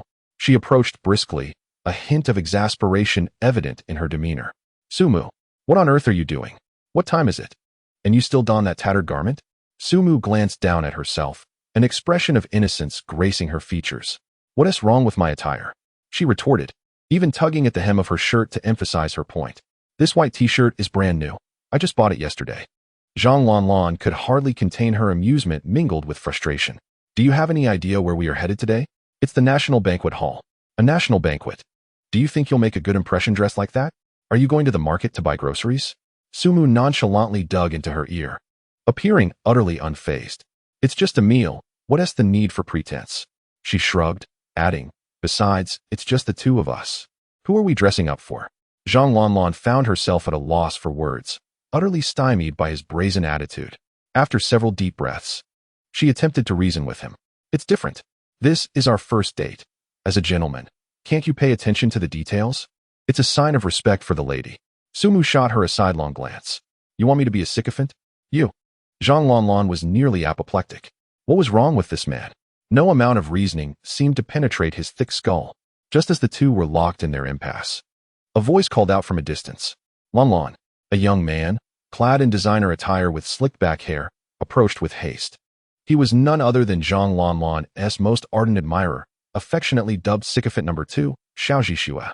He had spotted Zhang Lanlan from afar and was captivated by her enchanting appearance. She looked absolutely divine today. Yet, how could a disheveled, impoverished fellow stand beside her? They appeared to be embroiled in a dispute. This simply wouldn't he do. Protecting the goddess and eliminating the pretender was the duty of a sycophant. Enraged, Xiao Zhixue stormed up to Su Mu, pointing an accusatory finger at him, ready to unleash a tirade. You filthy, however. His insult was abruptly interrupted as a figure wearing a black cap, the brim pulled low, swiftly brushed past him, executing a movement so rapid it left only a fleeting shadow in its wake. Xiao Zhixue felt a tingling sensation at the nape of his neck, akin to a mosquito bite. In an instant, the world around him began to spin, disorienting him. He barely managed to utter before his eyes rolled back, and he collapsed backward. Almost simultaneously, a delivery van emblazoned with the logo of a logistics company glided silently to the roadside. The doors swung open, and two individuals clad in matching work attire leapt from the vehicle. With practiced ease, one lifted a leg while the other raised an arm, deftly tossing the unconscious Xiao Zhixue into the cargo hold. The doors closed, and the van merged seamlessly into the traffic, disappearing from sight. The entire process flowed seamlessly, reaching its culmination in a mere 3 seconds. The surrounding students were captivated by the heated exchange between the strikingly beautiful Su Mu and Zhang Lanlan, oblivious to the peculiar scene unfolding nearby. Even Zhang Lanlan, who stood just a few steps away, was entirely unaware of the commotion behind her, consumed by her frustration towards Su Mu. In Chapter 10, the favorability of the campus belle increased. Su Mu raised an eyebrow, rubbed his nose, and muttered to himself, "How strange, did someone just curse me from behind?" Zhang Lanlan, still fuming, shouted back, "Not just someone. I want to hit you right now." Disinterested in her retort, Su Mu merely gestured towards the opposite side of the street. At that moment, a deep and resonant engine sound approached, growing nearer. A sleek, entirely black luxury car, notably elongated, glided into view. At the front, a vibrant red flag fluttered in the breeze, shimmering magnificently under the sunlight. It was an extended version of the Hongqi. The students around fell silent, their gazes fixated on this imposing vehicle. "Wow, is that the Hongqi L9? One exclaimed. "Not just any L9, look at the length. It's definitely a custom version. Which big shot is visiting our school?" Whispers of astonishment filled the air. Zhang Lanlan stood frozen, her knowledge as a wealthy heiress giving her a unique insight into luxury cars.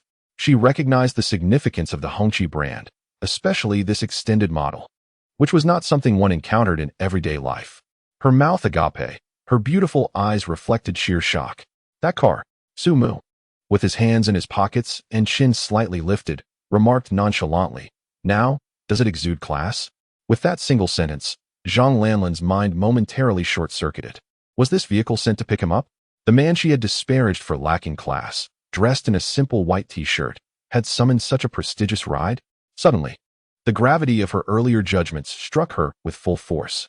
What was a white t-shirt? What was a lack of class? What was a penniless boy? When faced with absolute power, all superficial adornments seemed utterly laughable in comparison. Her voice trembled with excitement. "Oh my, Su Mu, you are truly incredible."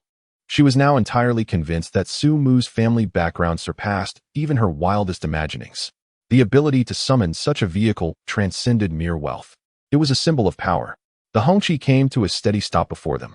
A sharply dressed chauffeur, complete with white gloves, alighted and respectfully opened the rear door, gesturing for Su Mu to enter. Without hesitation, Su Mu stepped inside. Zhang Lanlan remained frozen in place until Su Mu beckoned to her from the car, jolting her from her reverie. Hastily, she lifted her skirt and cautiously settled into the vehicle.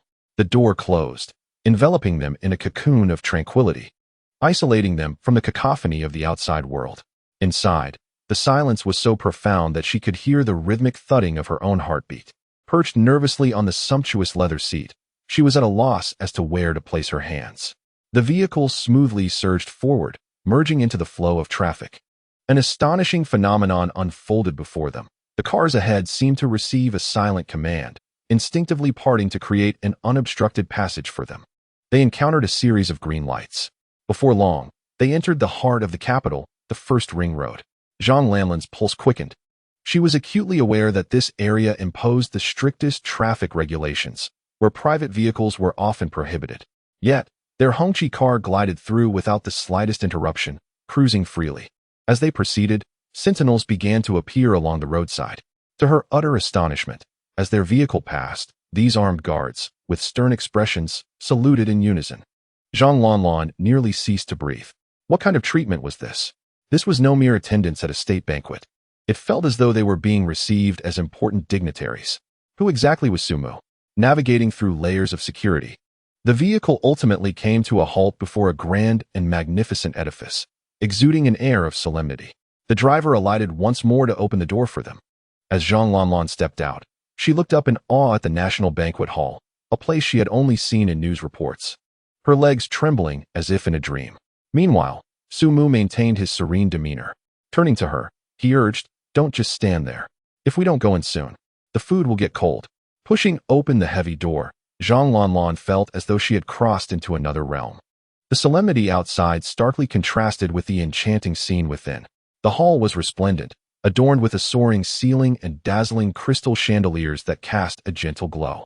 Yet, in the vast expanse of the hall, a modest round table stood at its center, draped in a pristine white cloth and adorned with luscious red roses, their petals cascading from the table to the floor, creating a romantic sea of blooms. The soft light above bathed the entire setting in a fairy tale ambience. Zhang Lanlan was once again captivated. Was this truly the National Banquet Hall? It was entirely different from her expectations. Could the banquet hall be themed? Was today a special occasion? Or was this sea of roses prepared specifically for them? An uncontrollable thought surged forth, causing her cheeks to flush with warmth. At that moment, a well-dressed and graceful server approached, slightly bowing to the two of them. "Mr. Su and Mrs. Su, the romantic dinner prepared for you both has been elegantly arranged and is ready for your enjoyment." The mention of Mrs. Su rendered Zhang Lanlan's mind momentarily blank. Her cheeks flushed with a sudden warmth that surged to her very crown. What does it mean to be addressed as Mrs. Su? In a reflexive gesture, she instinctively sought to clarify, yet upon observing the server's naturally respectful demeanor, the words caught in her throat. Would explaining this here seem trivial? Would it bring embarrassment to Mr. Su? Mr. Su appeared oblivious to her discomfort, his warm hand gently resting on her waist. "Please, take a seat." The unexpected intimacy of this gesture caused Zhang Lanlan's body to stiffen momentarily. The heat radiating from his touch left her feeling slightly numb on one side. This movement was a strategic direction from Xia Jiao Jiao through an earpiece. Women are creatures of sensation, and a gentle physical connection can swiftly bridge emotional distances. Zhang Lanlan offered no resistance, and somewhat submissively, she allowed Mr. Su to guide her into a chair adorned with rose petals. Soon, the server presented 2 glasses of sparkling aperitif. Mr. Su raised his glass, not even glancing at it, and tilted his head back, consuming it in one swift motion. Zhang Lanlan couldn't help but laugh at his boldness. "You drink champagne as if it were beer. You truly are unique." Her admiration for Mr. Su grew with every passing moment. She had previously assumed that individuals of such privileged backgrounds would be arrogant, yet Mr. Su proved to be remarkably approachable, even somewhat down to earth. This stark contrast significantly enhanced her fondness for him. Ding! Zhang Lanlan's affection level increased to 50. Chapter 11. Wealthy and generous in Mr. Su's mind. The system's notification left him momentarily bewildered. Could it be? Has it already reached 50? Is courting a woman truly this simple? Before he could fully process this revelation, The excited guidance of Xia Jiao Jiao crackled through his earpiece. Well done. Maintain this. Your identity is that of a top-tier heir with a vast background. But even the elite face troubles. Play the victim. Sell it hard. Women are particularly susceptible to this. Mr. Su's lips twitched. Yet he chose to heed the advice of the expert. A hint of melancholy graced his expression as he sighed. You must be laughing at my lack of sophistication. Aren't you? It's true. I tend to be rather straightforward and lack the flair for the extravagant, which has led to a scarcity of female admirers throughout my life. Remember how you used to dislike me?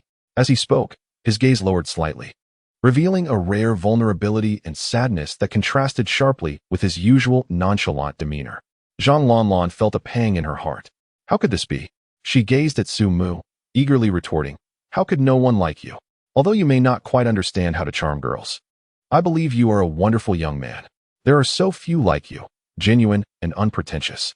Su Mu lifted his gaze to meet hers, a flicker of gratitude dancing in his eyes. Really? Hearing you say that has brightened my spirits considerably. To be honest, I always thought you were a rather fierce woman. I never expected you to possess such comforting words. Zhang Lanlan's face flushed anew, a mixture of exasperation and amusement as she shot him a playful glare. Well, that's because you provoked me. Who told you to snatch the twice-cooked pork from me in the cafeteria? Su Mu shrugged, gesturing around them with an air of nonchalance. Compensating you with a plate of twice-cooked pork from the state banquet should suffice, don't you think? They exchanged smiles, the previous barriers of estrangement dissipating in that moment. Soon, a continuous stream of state banquet-level dishes was presented before them. The renowned Huayang dish, soft-shelled longfish, featured tender fish meat that melted in the mouth, enveloped in a rich sauce that was utterly irresistible. The ultimate test of knife skills, Wensi tofu, showcased strands of tofu so delicately thin that they unfurled in the clear broth, resembling a watercolor painting, with a texture that was both refined and smooth, refreshingly exquisite. The stunningly presented squirrel fish, with its golden, crispy exterior, arched tail, and drizzled with a sweet and sour sauce that sizzled, offered a delightful contrast of crunchiness and tenderness. Each bite a supreme indulgence. The crowning dish, Buddha jumps over the wall, released an indescribable, rich aroma upon lifting the lid. Abalone, sea cucumbers, and shark fins combined in a pot, the broth rich and gelatinous.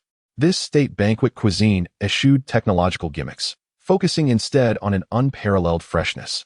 As a seasoned gourmet, Zhang Lanlan was utterly captivated. She felt her taste buds celebrating a grand feast. Each dish so delectable, she wished to swallow her own tongue. So delicious, she exclaimed, her words a muddled praise as the reserve of a wealthy heiress faded away. At that moment, a familiar figure approached, bearing 2 glasses of specially crafted beverages. It was Xia Jiao Jiao, now clad in a server's uniform, her face adorned with a professional smile. Sir, madam, this is our restaurant's signature couple's drink, Hearts in Harmony. Please enjoy. She placed the 2 pink drinks on the table, their straws arranged in the shape of a heart. Zhang Lanlan's face turned crimson once more. Couple's drink? Hearts in Harmony. And we are to drink from the same straw? This is far too embarrassing. She lowered her head, her fingers nervously fidgeting with the tablecloth, unable to bear the sight of the 2 glasses. Su Mu noticed her discomfort and waved a hand towards Xia Jiao Jiao, his tone calm. Please take it away. She feels shy. This gentlemanly gesture sent a warm current through Zhang Lanlan's heart. Once this straightforward man becomes attentive, he earns significant points. Such gentlemanly demeanor and thoughtfulness instantly struck at the softest corners of Zhang Lanlan's heart. Ding. Favorability level has risen to 70. Current relationship, close friends. Just as Xia Jiao Jiao was about to take the drinks away, Zhang Lanlan suddenly reached out, pressing her hand down on one of the cups. Wait. She summoned her courage. Grasping the cup that resonated with her feelings, her cheeks flushed as she gazed at Su Mu. This is a specially crafted beverage from the state banquet hall. It must not go to waste. With that, she placed the straw to her lips and took a gentle sip. It was sweet, imbued with a refreshing fruity aroma that reached deep into her heart. Observing her adorable demeanor, Su Mu picked up another cup and joined her in sipping. The meal was satisfying, and the atmosphere turned exceedingly harmonious. After indulging in food and drink, she finally voiced the question that had lingered in her mind for quite some time. Su Mu, what exactly does your family do? How could you bring me to such a place for dinner? Su Mu set down his chopsticks and wiped his mouth. Just an ordinary family. Zhang Lanlan rolled her eyes. An ordinary family that can command a salute? An ordinary family that can have the traffic lights all green? Spare me the deception. Noticing her disbelief, Su Mu continued leisurely. However, my ancestors were chefs for the royal family. That's how I managed to secure this dining opportunity. The term royal chefs instantly convinced Zhang Lanlan to a significant extent. It indeed explained why he had access to the state banquet hall. Moreover, her family was in the catering business. And the mention of royal chefs made her feel a newfound kinship. Your ancestral skills must be remarkable. Your culinary prowess must be exceptional. She looked at Su Mu with sparkling eyes. Su Mu humbly waved his hand. It's nothing extraordinary, really. This air of modesty only deepened Zhang Lanlan's fascination. Seizing the moment, she asked, if it's not too much trouble, could you possibly cook a meal for me? I would love to have twice-cooked pork. Su Mu readily agreed. Sure. If you want it, I'll set a time and cook for you in my dorm. He then curiously inquired, but why do you like twice-cooked pork so much? The mention of twice-cooked pork dimmed the light in Zhang Lanlan's eyes. Because it reminds me of my father, she softly recounted. Her father had once been an exceptional chef, renowned for his twice-cooked pork. It was the most beautiful flavor in her childhood memories. However, after an unfortunate accident, she could no longer savor that taste. Although the family restaurant had grown larger, offering an abundance of delicacies, that plate of twice-cooked pork was forever lost to her. Su Mu listened quietly to her heartfelt confession, refraining from interrupting. Before him, Zhang Lanlan, adorned in a striking red gown, accentuated her breathtaking curves. She was both affluent and generous. Beneath the soft glow of the lights, her skin radiated a luminous whiteness, exuding a distinct air of delicacy characteristic of a wealthy heiress. In this guise, every word spoken by Zhang Lanlan seemed imbued with profound meaning. It turned out that this seemingly carefree daughter of privilege harbored her own regrets, the scent of her father, the memories of her childhood, moments forever lost to time. Such treasures are beyond monetary reach. Suddenly, Su Mu felt a pang of sympathy for her. He gazed into her eyes, sincerity etched upon his face, and spoke earnestly. Tomorrow, I shall prepare for you the most delectable twice-cooked pork in the world. What do you say? Zhang Lanlan lifted her head and nodded emphatically. Sounds great. Chapter 12. Zhang Lanlan's Choice in the Dead of Night. Within the confines of the graduate dormitory, Xia Jiao clutched a small notebook. Resembling a strategist as she animatedly engaged Su Mu in a debriefing of their day as conquest of the goddess. Oh my goodness, Su Mu. You are simply a genius. Xia Jiao exclaimed, pointing to the 70-point affection score circled in red ink, her excitement causing her to flail her arms, nearly tossing the notebook into Su Mu's face. I merely suggested you find an opportunity to evoke sympathy, not to boldly ask for a second meeting. When did you, a dense male, become so intuitive? Speak up. Have you been clandestinely attending classes to improve your skills? Leaning back in his chair, Su Mu wore an expression of innocence. Didn't you tell me to stay true to my heart? He reminisced about the moment. I saw her with tears glistening in her eyes, cascading down her cheeks, almost dripping into that deep crevice. I felt a surge of compassion and thought perhaps I could assist her. Xia Jiao immediately grasped the crux of the matter, her eyes widening in realization. She looked at Su Mu with an understanding gaze and began jotting down notes. Ah, so you are merely a simpleton besotted by beauty. A lecher at heart. Su Mu nearly choked, incredulous. How could you misinterpret this? It was an act of pity. Pity. Do you understand? Without lifting her head, Xia Jiao diligently took notes, muttering under her breath. I understand. You men, especially those who fancy cooking, become utterly spellbound in the presence of beautiful women. A vein throbbed on Su Mu's forehead. Aren't you the same? Suddenly, Xia Jiao halted, her pen suspended midair. She looked up sharply, her cheeks flushing with an unnatural hue. Stop. You are not allowed to pry into my personal information any longer. Su Mu raised his hands in an innocent gesture, signaling his unawareness. In an attempt to mask her embarrassment, Xia Jiao swiftly changed the subject. She swiped her iPad, revealing a new document, which she pushed towards Su Mu. All right, enough of that. Let's get down to business. Our next target is a simpler one, the mother of the campus belle from the neighboring Jingxing University. Let us aim to secure her within a day, shall we? On the screen, a photo of an elegant and charming matron lay quietly. Wait a moment. Su Mu was utterly bewildered. The mother of the campus beauty? What is this all about? Sister Xia, have you made a mistake? I haven't even fully won over Zhang Lanlan yet. I'm only at 70%. And you want to assign me a new target? An aunt, no less. Xia Jiao shot him a glance, her expression one of youthful incredulity.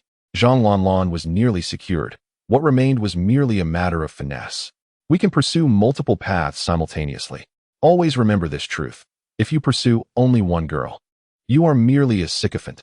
However, if you chase a multitude, you become a king among men, a deity in their eyes. Women will be enchanted and infatuated by you. Sumu felt a shiver run down his spine and hastily waved his hands. I refuse.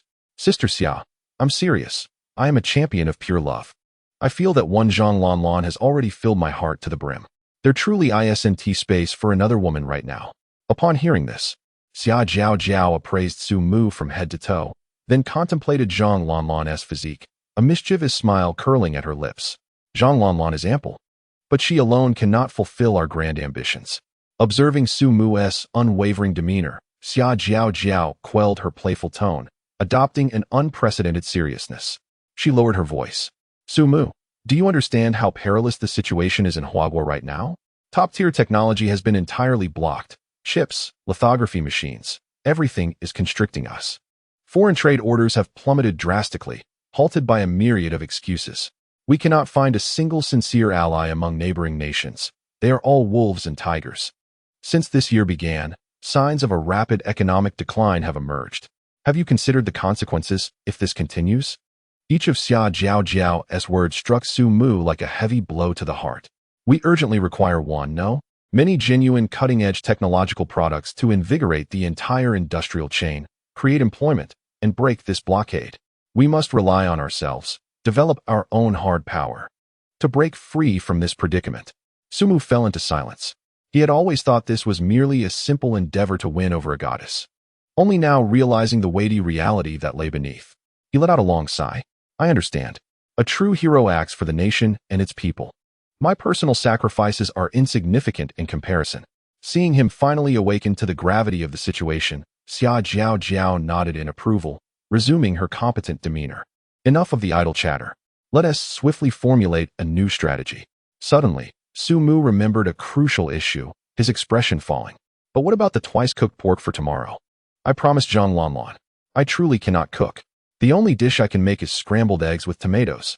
Xia Jiao smiled mysteriously. Don't worry. Fate has its own clever machinations. There is someone who can assist you. Under the same night sky, Zhang Lanlan, having just finished her bath, reclined on the soft bed, her mind replaying the enchanting moments spent with Sumu that evening. The shared drink, his chivalrous intervention, and his earnest promise lingered in her thoughts, causing a smile to unconsciously grace her lips. Suddenly, the shrill ring of her phone disrupted her reverie. The caller ID revealed Su Zhigao. Upon seeing his name, the smile on Zhang Lanlan's face faded somewhat. Su Zhigao hailed from a family closely connected to hers. Unlike the mindless admirers at school, both families had intentions of bringing them together. Yet, she felt no fondness for him. After a moment's hesitation, she answered the call. Su Zhigao's voice came through, filled with excitement and a hint of self-congratulation. Lanlan, I found it. At Annie's request, I made a special trip back to your hometown. And in your family's ancestral home, I finally discovered the handwritten recipe your father left behind. Zhang Lanlan's heart skipped a beat as he continued. I have enlisted several Sichuan cuisine masters to collaborate, and tonight, we will recreate that beloved twice-cooked pork recipe. I assure you, it will be just as your father made it. Lanlan, I'm booking a flight now. We shall meet tomorrow, and I will personally prepare it for you. That is wonderful. Zhang Lanlan exclaimed instinctively, an overwhelming joy flooding her heart. It was the taste of her father's cooking, a flavor she had longed to experience once more. However, amidst her elation, a thought struck her like lightning. Had she not already promised Sumu that she would visit his dormitory tomorrow to savor his twice-cooked pork? With a moment's hesitation, Zhang Lanlan fell into silence. This pause immediately alerted Su Zhigao on the other end of the line. Lanlan, do you not wish to see me? Not at all. Zhang Lanlan steadied her nerves, striving to keep her voice composed. I simply have an engagement with someone else tomorrow. Perhaps we can reschedule. After much contemplation, she resolved to honor her commitment to Sumu. The boy who had come to her aid and made a sincere promise to her felt entirely different from Su Zhigao's presumptuous sense of entitlement. Su Zhigao's voice turned icy. You have plans with someone else? Who is it? Zhang Lanlan, unwilling to elaborate further, let impatience seep into her tone. It's a classmate named Su Mu. Well, I must go now. I'm hanging up. With that, she decisively ended the call. Listening to the dial tone, Su Zhigao's handsome features twisted in frustration. Damn it, he hissed, his phone creaking under the pressure of his grip. He is a wealthy heir from a family with billions, raised with utmost care alongside his childhood sweetheart, yet he finds himself rejected for an unknown impoverished student. This bitter pill is one he cannot swallow. Su Zhigao dialed another number, his voice heavy with a brooding intensity. Investigate a person named Su Mu. In 3 minutes, I want all his information. This catchphrase of his exuded an air of authoritative dominance, a signature style that never failed him. However, unbeknownst to Su Zhigao, the moment the name Su Mu escaped his lips, this encrypted call had already been swiftly intercepted by a higher-level system. His previous conversation with Zhang Lianlan, along with his current directive, was rapidly uploaded in data form to a specialized department within the National Intelligence Center. 3 minutes later, the Maybach carrying Su Zhigao glided smoothly towards the airport. Leaning against the leather seat, he closed his eyes, his mind already concocting 100 ways to ensure that the individual named Su Mu could not survive in the capital. Suddenly, a jarring screech of brakes pierced the air, the vehicle's inertia propelling him forward. What is happening? Su Zhigao barked. Before the driver could respond, several black SUVs aggressively blocked his path. The doors swung open, and a group of muscular men clad in black tactical gear, wearing matching masks and sporting crew cuts, emerged. Without uttering a word, they moved in unison and wrenched open Su Zhigao's car door. What do you want?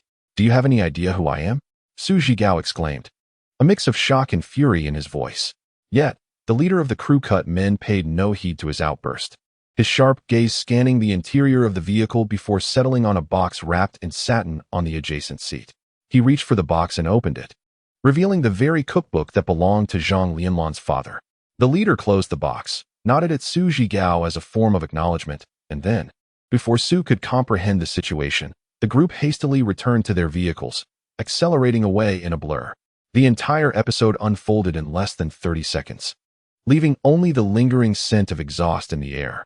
Su Zhigao remained seated in his car, his mind blank. Robbery? Kidnapping? Yet they had taken nothing. Money, watches, phones, untouched. They had merely seized a cookbook? What kind of absurdity was this? In this day and age, people even resorted to stealing cookbooks. Su Zhigao felt as though his worldview had been violently shaken. He slammed his fist against the car window, nearly exploding with rage. His defenses had been breached, completely shattered.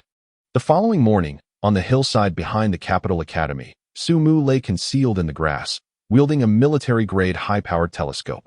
The target had appeared. The voice of Xia Jiao Jiao came from beside him, equally lowering her posture. Su Mu adjusted the focus, and through the telescope, the scene within the office of the physics professor became vividly clear. As he observed, he swiftly skimmed through the materials in his hands. Target, Yang Miying, identity, physics professor at Jingxing Academy, mother of Moonlight Senior. Background, divorced beauty, 38 years old. Vulnerability, materialistic. Excessively fond of stock trading. Remarks, despite a high salary, her poor trading skills and addiction to stock speculation have left her perpetually on the brink of bankruptcy. Often unable to afford meals. Su Mu's gaze lingered on the final line for quite some time. A fondness for stock trading, a serious addiction, and a physique that defies norms. Wasn't he this akin to Tsunade? Xia Jiao Jiao seemed to read his thoughts. At that moment, Yang Miying was intently focused on her computer screen, evidently not preparing lessons, but rather engrossed in the stock market's K-line charts. Her brow furrowed, and she muttered to herself, "Rise, quickly rise. My treasure." Suddenly, a line on the screen surged upward, a vivid red. Yang Miying's eyes sparkled instantly, her face betraying an uncontainable excitement. However, her joy was short-lived. That crimson hue vanished as swiftly as it appeared, overwhelmed by an assault of glaring green. The K-line plunging at a terrifying angle. No. In less than 3 seconds, Yang Miying's expression morphed from ecstatic to terrified, then to despair. Could it be an A-kill? My money. Woe is me. I truly cannot afford meals this month. And how long has it been since I bought a new handbag? Observing a 38-year-old intelligent beauty professor, her shoulders shaking as she was on the verge of tears, Su Mu felt a touch of surrealism. He lowered the telescope and turned to Xia Jiao Jiao. You want me to marry such a woman? Though she is stunningly beautiful, Her character hardly seems capable of scoring above 95. Practice is the sole criterion for testing truth, Xia Jiao signaled him to evaluate, asserting that the big data selection would not err. Su Mu, half convinced, silently recited quality maternal assessment technique. A blue light screen, visible only to him, unfolded around Yang Miying. Name, Yang Miying. Marital status, divorced. Age, 38. Score, 95. Thunderbolt, F. Height weight, 170 centimeters. 60 kilograms. Remarks, a well-maintained beauty professor with a luscious hourglass figure, her curves astonishing, highly capable of bearing children, a top-tier candidate among quality mothers. Su Mu's eyes widened in disbelief. F. An hourglass figure? He raised the telescope once more, this time his gaze unconsciously drawn to Yang Miying's profile. She stood up sorrowfully from her chair, walked to the window, hands on her hips, sighing deeply. As she stood up, the loose-fitting pencil skirt could no longer conceal the breathtaking contours beneath. It is indeed not discernible when seated.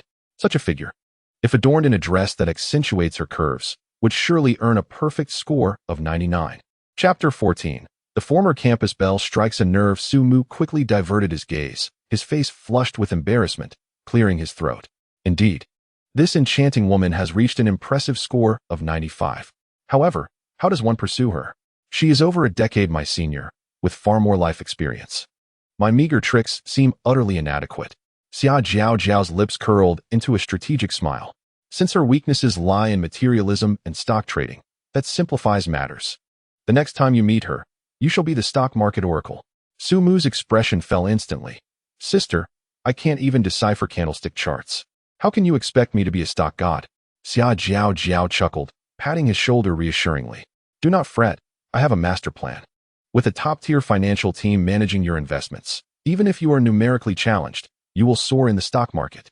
As night descended, Su Mu, exhausted after a day of surveillance, returned to his graduate dormitory.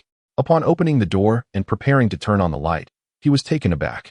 Everything in the dorm had transformed.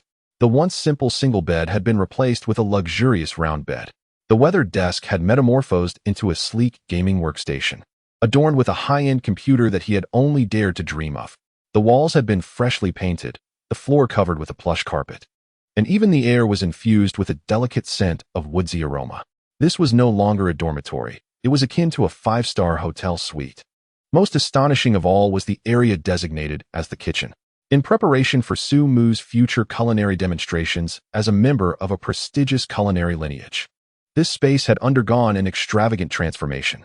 The modest cooking area, once representative of student living, had expanded more than fivefold.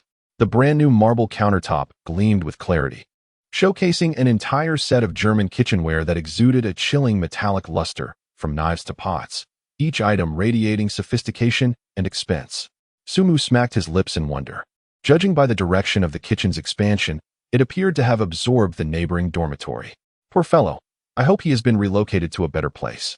Su Mu silently offered a brief prayer for the nameless neighbor, only to be utterly captivated by the spectacle before him. Was this not the dwelling of his dreams? If he could reside in such a place indefinitely, he would willingly pursue his studies until the end of time, never wanting to graduate. He noticed several staff members in the corner, diligently sanding and applying a specialized spray to the pristine walls and furnishings. What were they doing? Vandalizing? Curiosity piqued. Su Mu inquired.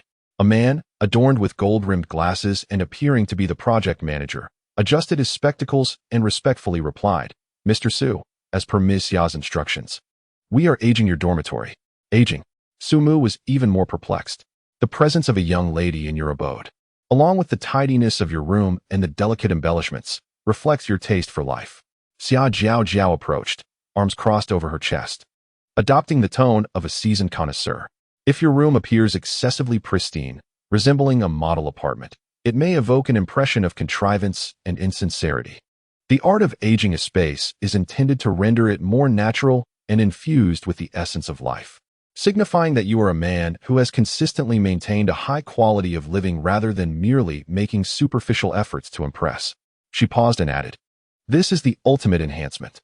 Su Mu was momentarily taken aback. Was there truly so much depth to this? As a typical straightforward man, he had previously believed that merely keeping his dormitory tidy was the utmost respect he could show to guests, oblivious to the subtleties at play. At that moment, a terrifying thought struck him like lightning. Wait, they have transformed my dormitory. What has happened to my shower gel? Su Mu's expression changed dramatically, and without a second thought for taste, he dashed into the bathroom. It was over. Completely over. He stood there, staring blankly at the newly adorned vanity, now cluttered with a myriad of bottles and jars whose names were foreign to him. La Mer, Volmont, CPB, all exquisitely packaged, each more unfamiliar than the last.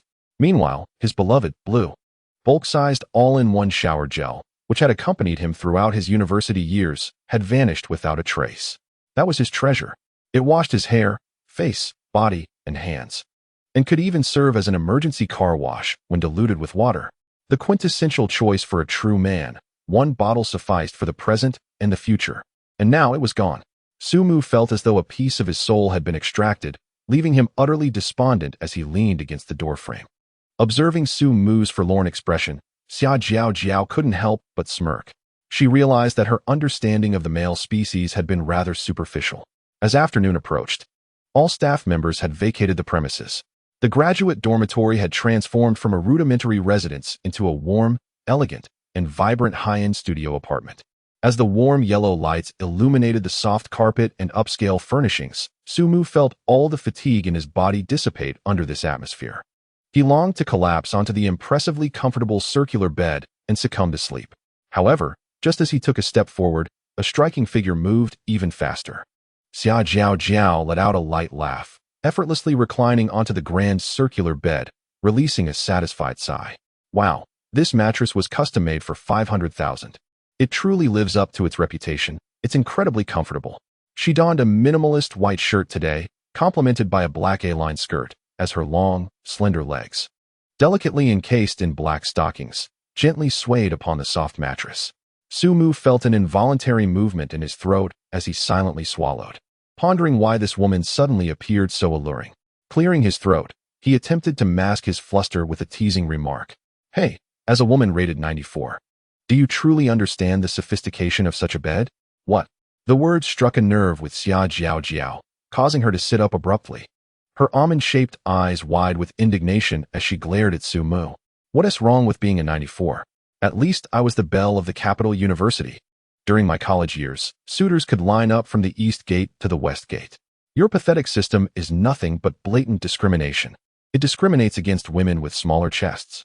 Su Mu stroked his chin thoughtfully, responding with utmost seriousness. I believe the system's scoring is rather objective and quite standard. You.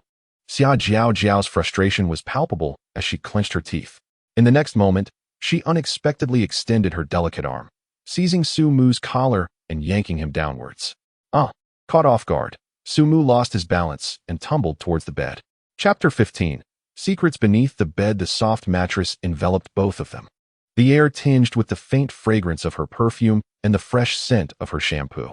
Xia Jiao's cheeks flushed with a hint of annoyance. Yet her gaze bore a challenging defiance as she reclined, locking her eyes on his Su Mu's. Look at my face and say it again. Am I not standard? Her voice trembled slightly, the cause uncertain, whether from anger or something else entirely. Su Mu, typically oblivious to such nuances, found himself blushing for an unusual reason. The proximity was overwhelming. He could distinctly see her long eyelashes, the elegant curve of her nose, and her slightly pouted, rosy lips, which had intensified due to her vexation. His gaze, uncontrollably, began to drift downward. The top two buttons of her shirt had come undone due to their earlier tussle, revealing her exquisite collarbone and a hint of fair skin. Though modest in size, it possessed a certain charm that was undeniably captivating. Su Mu's heart raced inexplicably, prompting him to quickly avert his gaze and clear his throat, attempting to regain composure. Ahem, well, it's still acceptable, he declared, staring at the ceiling, his tone stubborn. Primarily, it's your facial features that elevate the average score. Humph. Xia Jiao seemed somewhat satisfied with this answer, yet she still did not release him. Then tell me, what score do you think I deserve? After a moment of contemplation, driven by an instinct for self-preservation, Su Mu responded, in my heart, I could rate you a 98. That's more like it. A proud smile finally graced Xia Jiao's lips, though she soon realized something felt amiss. Was their position not a tad too intimate? Su Mu's breath, the warmth of her body, and the rapidly heating air in this confined space made her cheeks increasingly flush. Just as the ambiguous atmosphere was about to solidify, a languid voice drifted from the head of the bed. TSK, quite the fierce battle, isn't it? There was Long Yu from the Security Bureau, who had unknowingly leaned against the head of the round bed, one hand clutching a mobile phone and the other a bag of potato chips, savoring them delightfully. Upon noticing the gazes directed at her, she shook her phone, revealing a photo of the two in their previous compromising position. Click. She pressed the shutter once more. Don't mind me, just keeping a backup for future reference. Xia Jiao's face instantly turned crimson, a mixture of embarrassment and anger. Long Yu, Sumu, you better get up right now. Sumu felt as if she had been granted a reprieve and was about to rise when the crisp sound of the doorbell rang out. Like a bucket of cold water poured over everyone. Oh no. Sumu's heart sank. Xia Jiao and Long Yu exchanged worried glances, their expressions shifting. It's Zhang Lanlan. Why is she here so early? Xia Jiao whispered urgently. Panic enveloped Sumu. What should I do? You two are still here.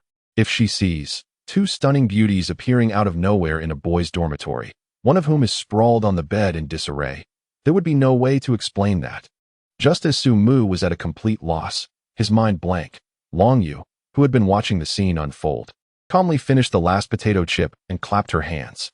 She reached out and pulled on an inconspicuous decoration at the head of the round bed.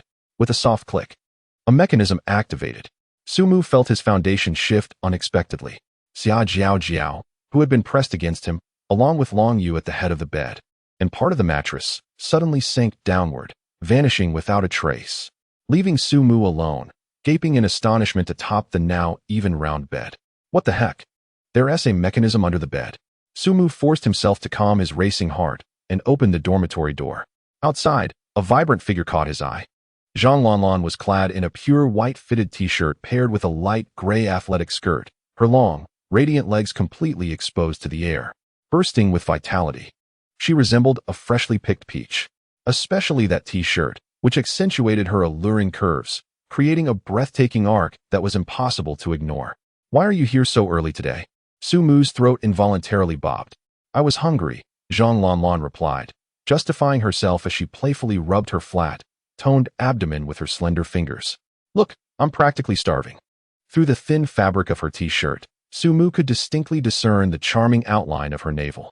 An inexplicable thought flickered through his mind. This little belly must be exceptionally soft. Sumu shifted his body slightly, striving to maintain a semblance of normalcy in his expression. Ahem, please come in, he invited. I'll prepare some twice-cooked pork for you shortly. Yay, Zhang Lanlan exclaimed, bounding in like a sprightly deer. However, upon catching sight of the dormitory's interior, her steps abruptly halted, her bright eyes wide with astonishment. Wow, she marveled, surveying the room that bore no resemblance to an ordinary graduate studentess dormitory. From the exquisite light fixtures to the art adorning the walls, and to the extravagantly large round soft bed, everything exuded understated luxury and impeccable taste. Sumu, your taste is simply impeccable, Zhang Lanlan exclaimed, her tone brimming with admiration. Who would have imagined that a typical graduate dormitory could be transformed into this? It resembles a model room. Sumu couldn't help but smirk inwardly. How could it not be? He thought. After all, this was meticulously crafted by a designer renowned for winning a National Design Gold Award, who happens to don golden spectacles. He often indulged in whimsical projects during his leisure time. With his hands clasped behind his back, he feigned an air of nonchalance. I merely tidied up a bit and did some simple renovations, primarily for my own comfort. You're amazing. Zhang Lanlan's eyes sparkled with enthusiasm. Many boys' dorms are such a mess that one can hardly navigate them, and even some of the girls' dorms are quite cluttered. Sumu raised an eyebrow and teased her. Isn't your dorm a bit cluttered as well? Absolutely not. Zhang Lanlan responded promptly, puffing out her chest proudly. I am a dainty and fragrant girl, you know. As she spoke, she purposefully strolled past Sumu, her skirt trailing a sweet, youthful fragrance. Sumu's gaze followed her, landing on the grand circular bed.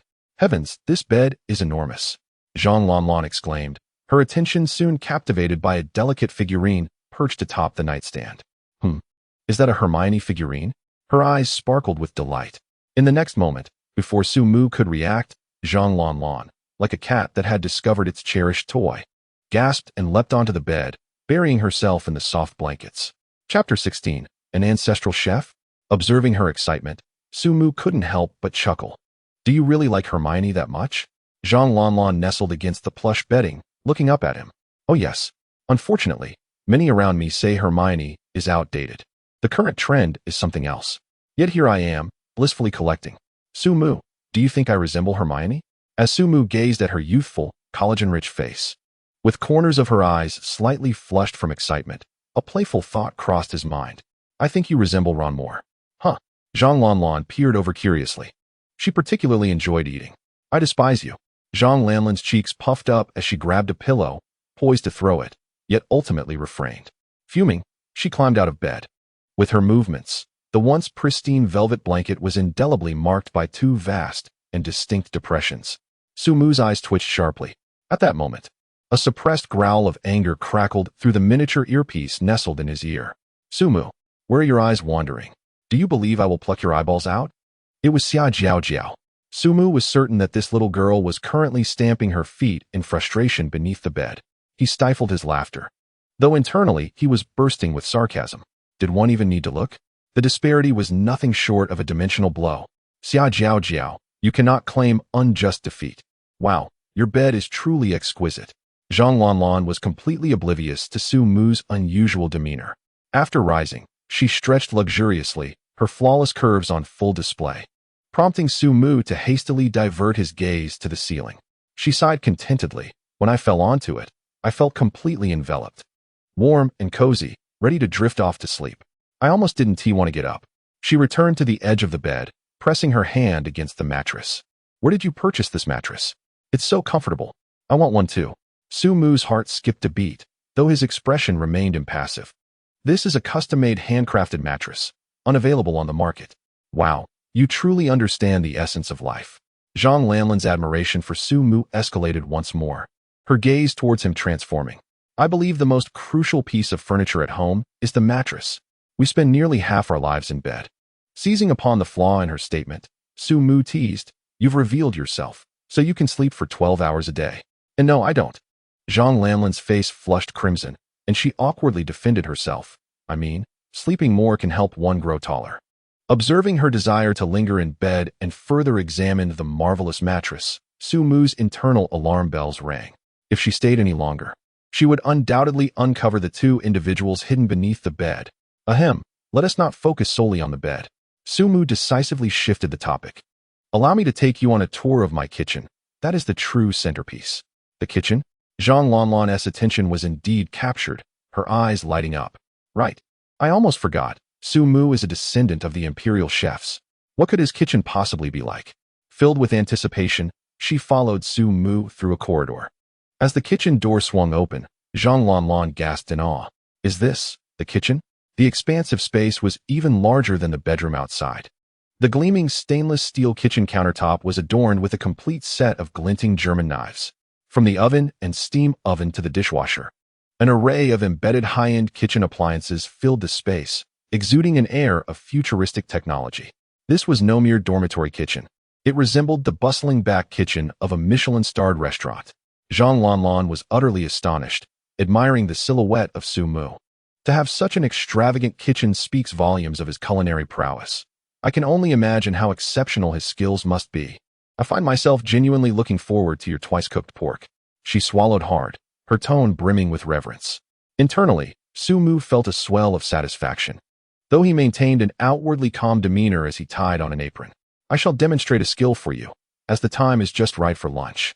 He approached the countertop, seemingly casually picking up a slice of freshly thawed pork belly, and launched into an elaborate exposition. Twice-cooked pork, the pinnacle of Sichuan cuisine, may appear simple, yet its essence lies in the phrase twice cooked. The meat must be boiled and then stir-fried, with precise control over the heat being indispensable. Especially when it comes to selecting the pork, it must be a perfect balance of fat and lean meat. Ideally a cut that is 40 fat and 60 lean, rich yet not greasy, tender without being dry. This is the highest realm of melt-in-your-mouth perfection.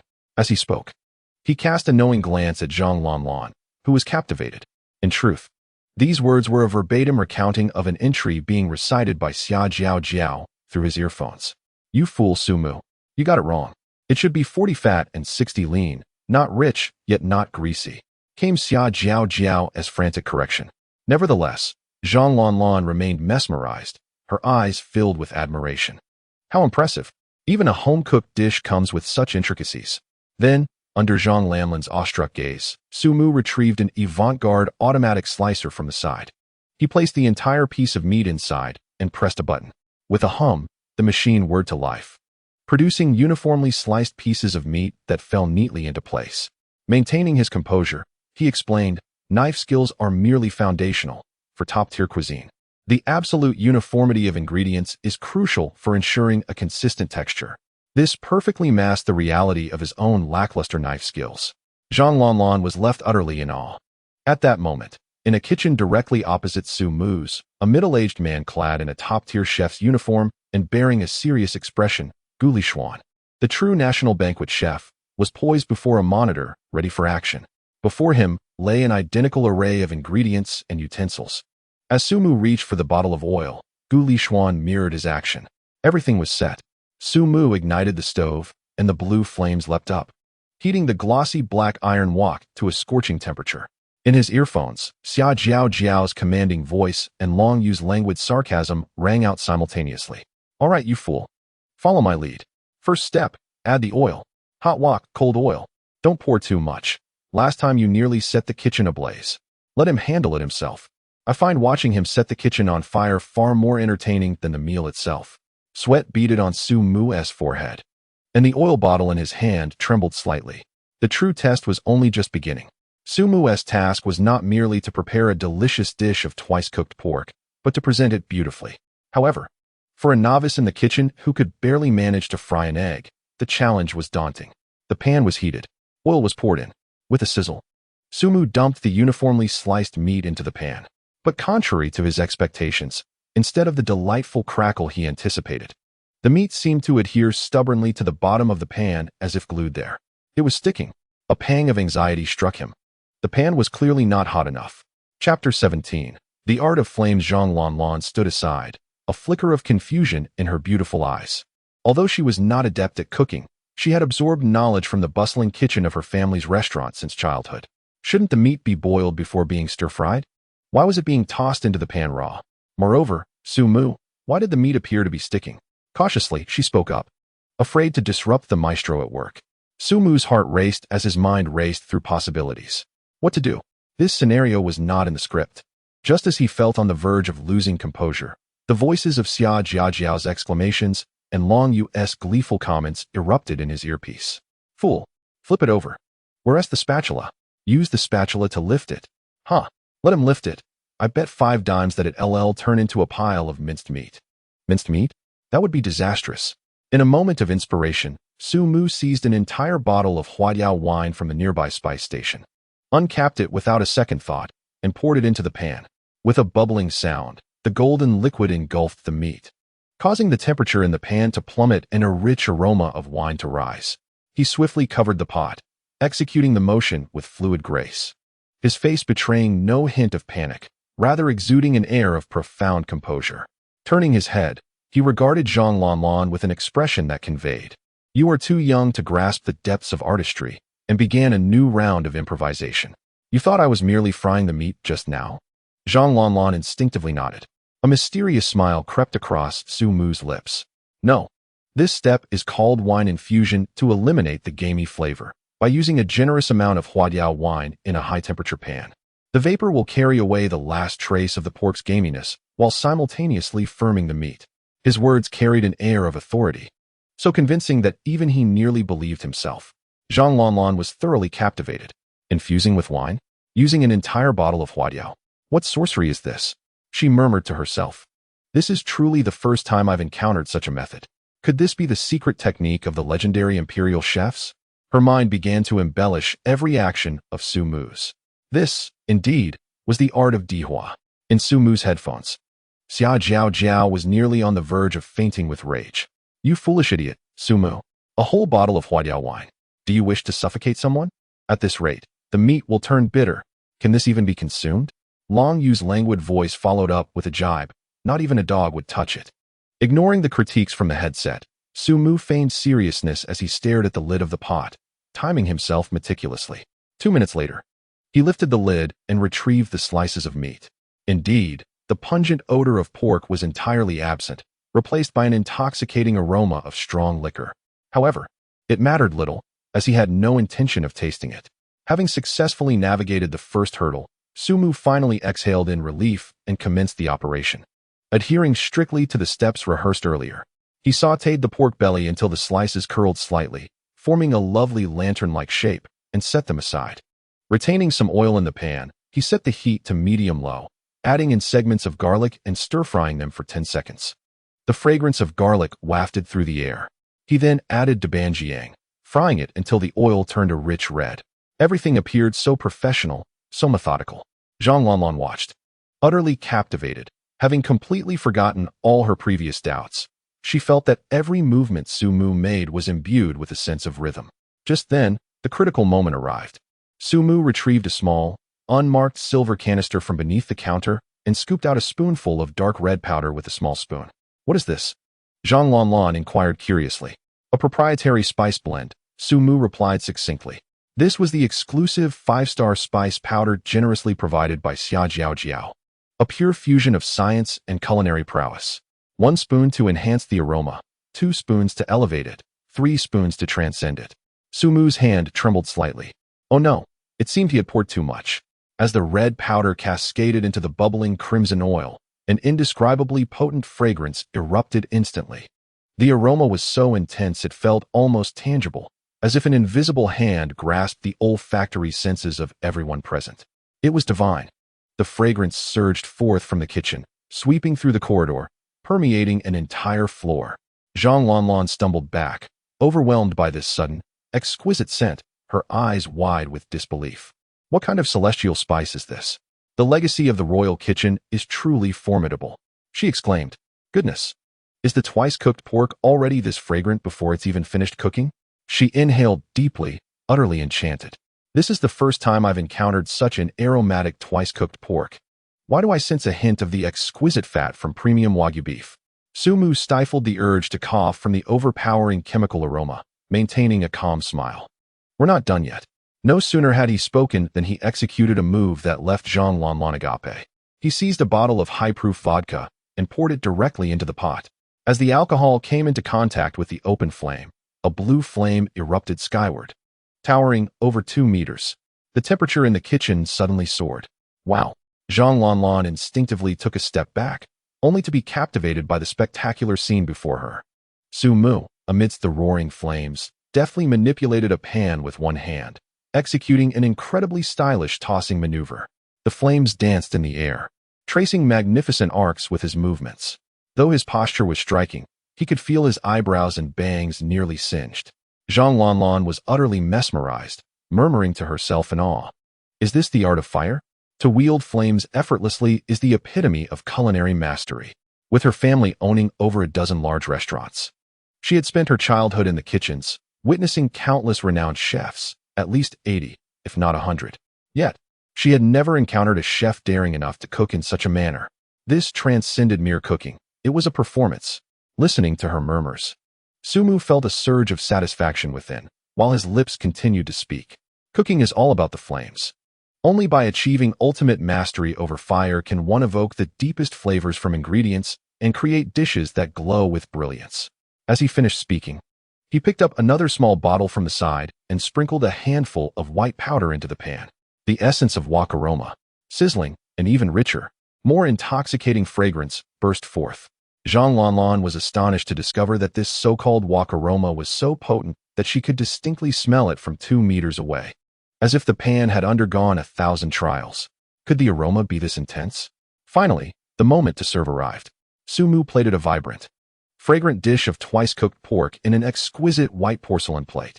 Then, before Zhang Lanlan's eyes, he retrieved a small salt shaker from his pocket and gently sprinkled a layer of white powder over the meat.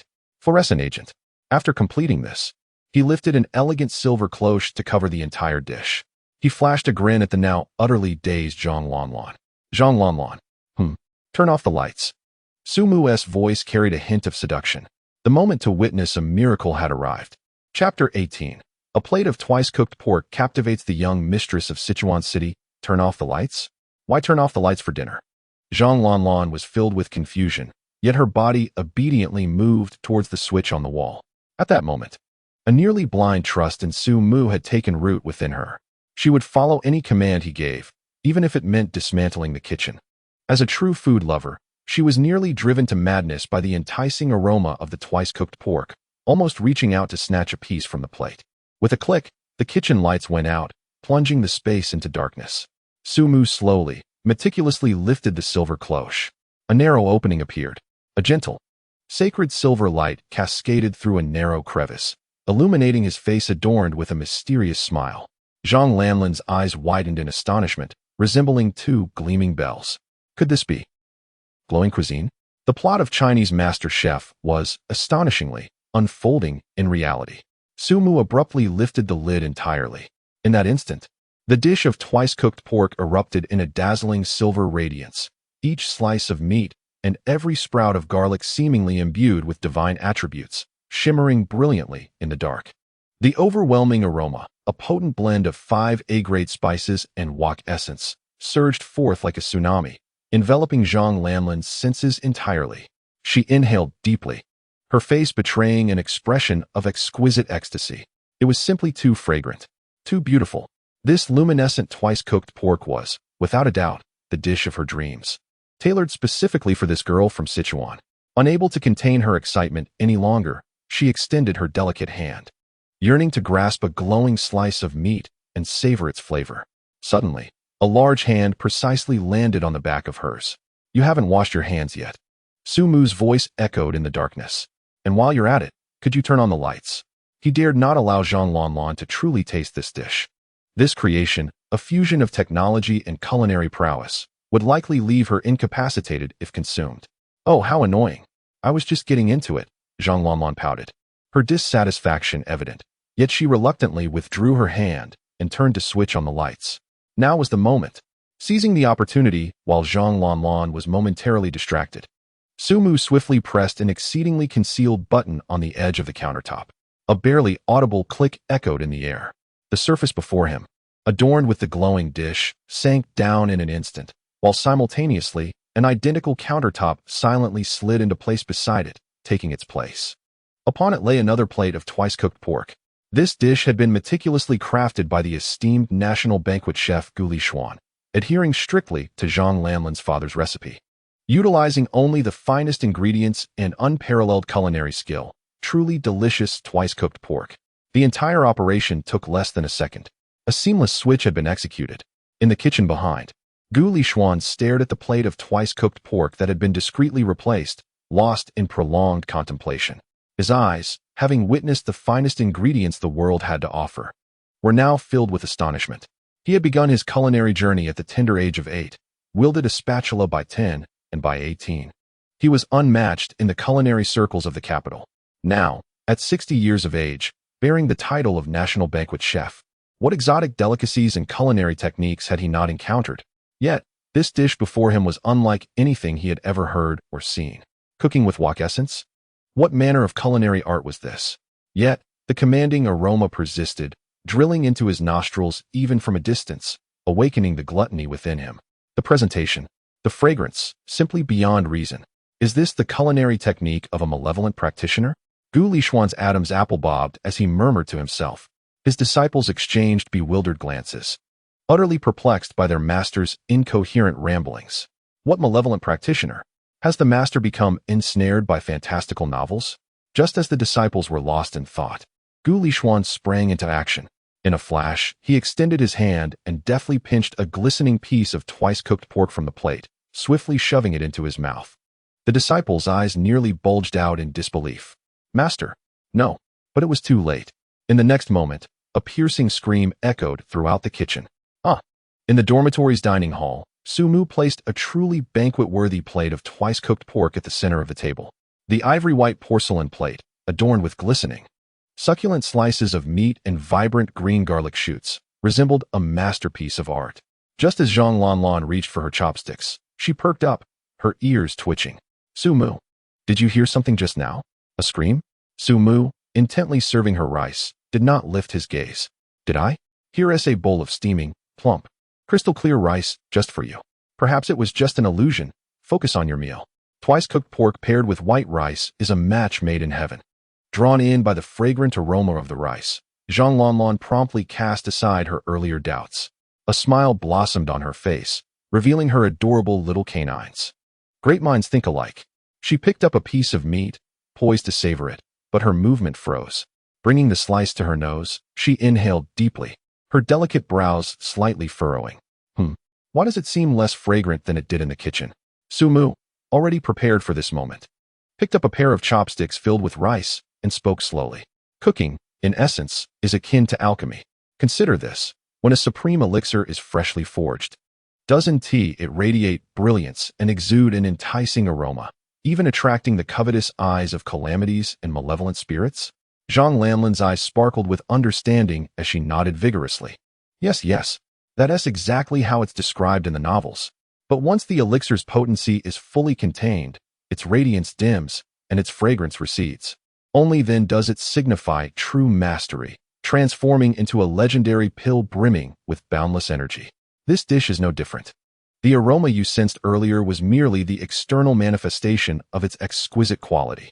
Now, the fragrance is contained, the essence locked within the meat, representing its most delectable state. This unorthodox reasoning struck a chord with Zhang Lanlan.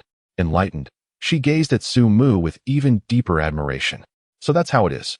Not only is he a culinary genius, but he also possesses such profound wisdom. He is like a perfect protagonist stepped out of a novel. Zhang Lanlan's favorability increased to 10, current favorability 80. With no lingering doubts, Zhang Lanlan finally placed the piece of twice-cooked pork into her mouth. The moment the meat touched her palate, the previously lively atmosphere suddenly froze. Zhang Lanlan's body froze, her chopsticks suspended in midair. Her eyes, visibly reddening, were soon shrouded in a veil of glistening tears. This is... Her voice trembled uncontrollably. This is the taste of my father. Chapter 19.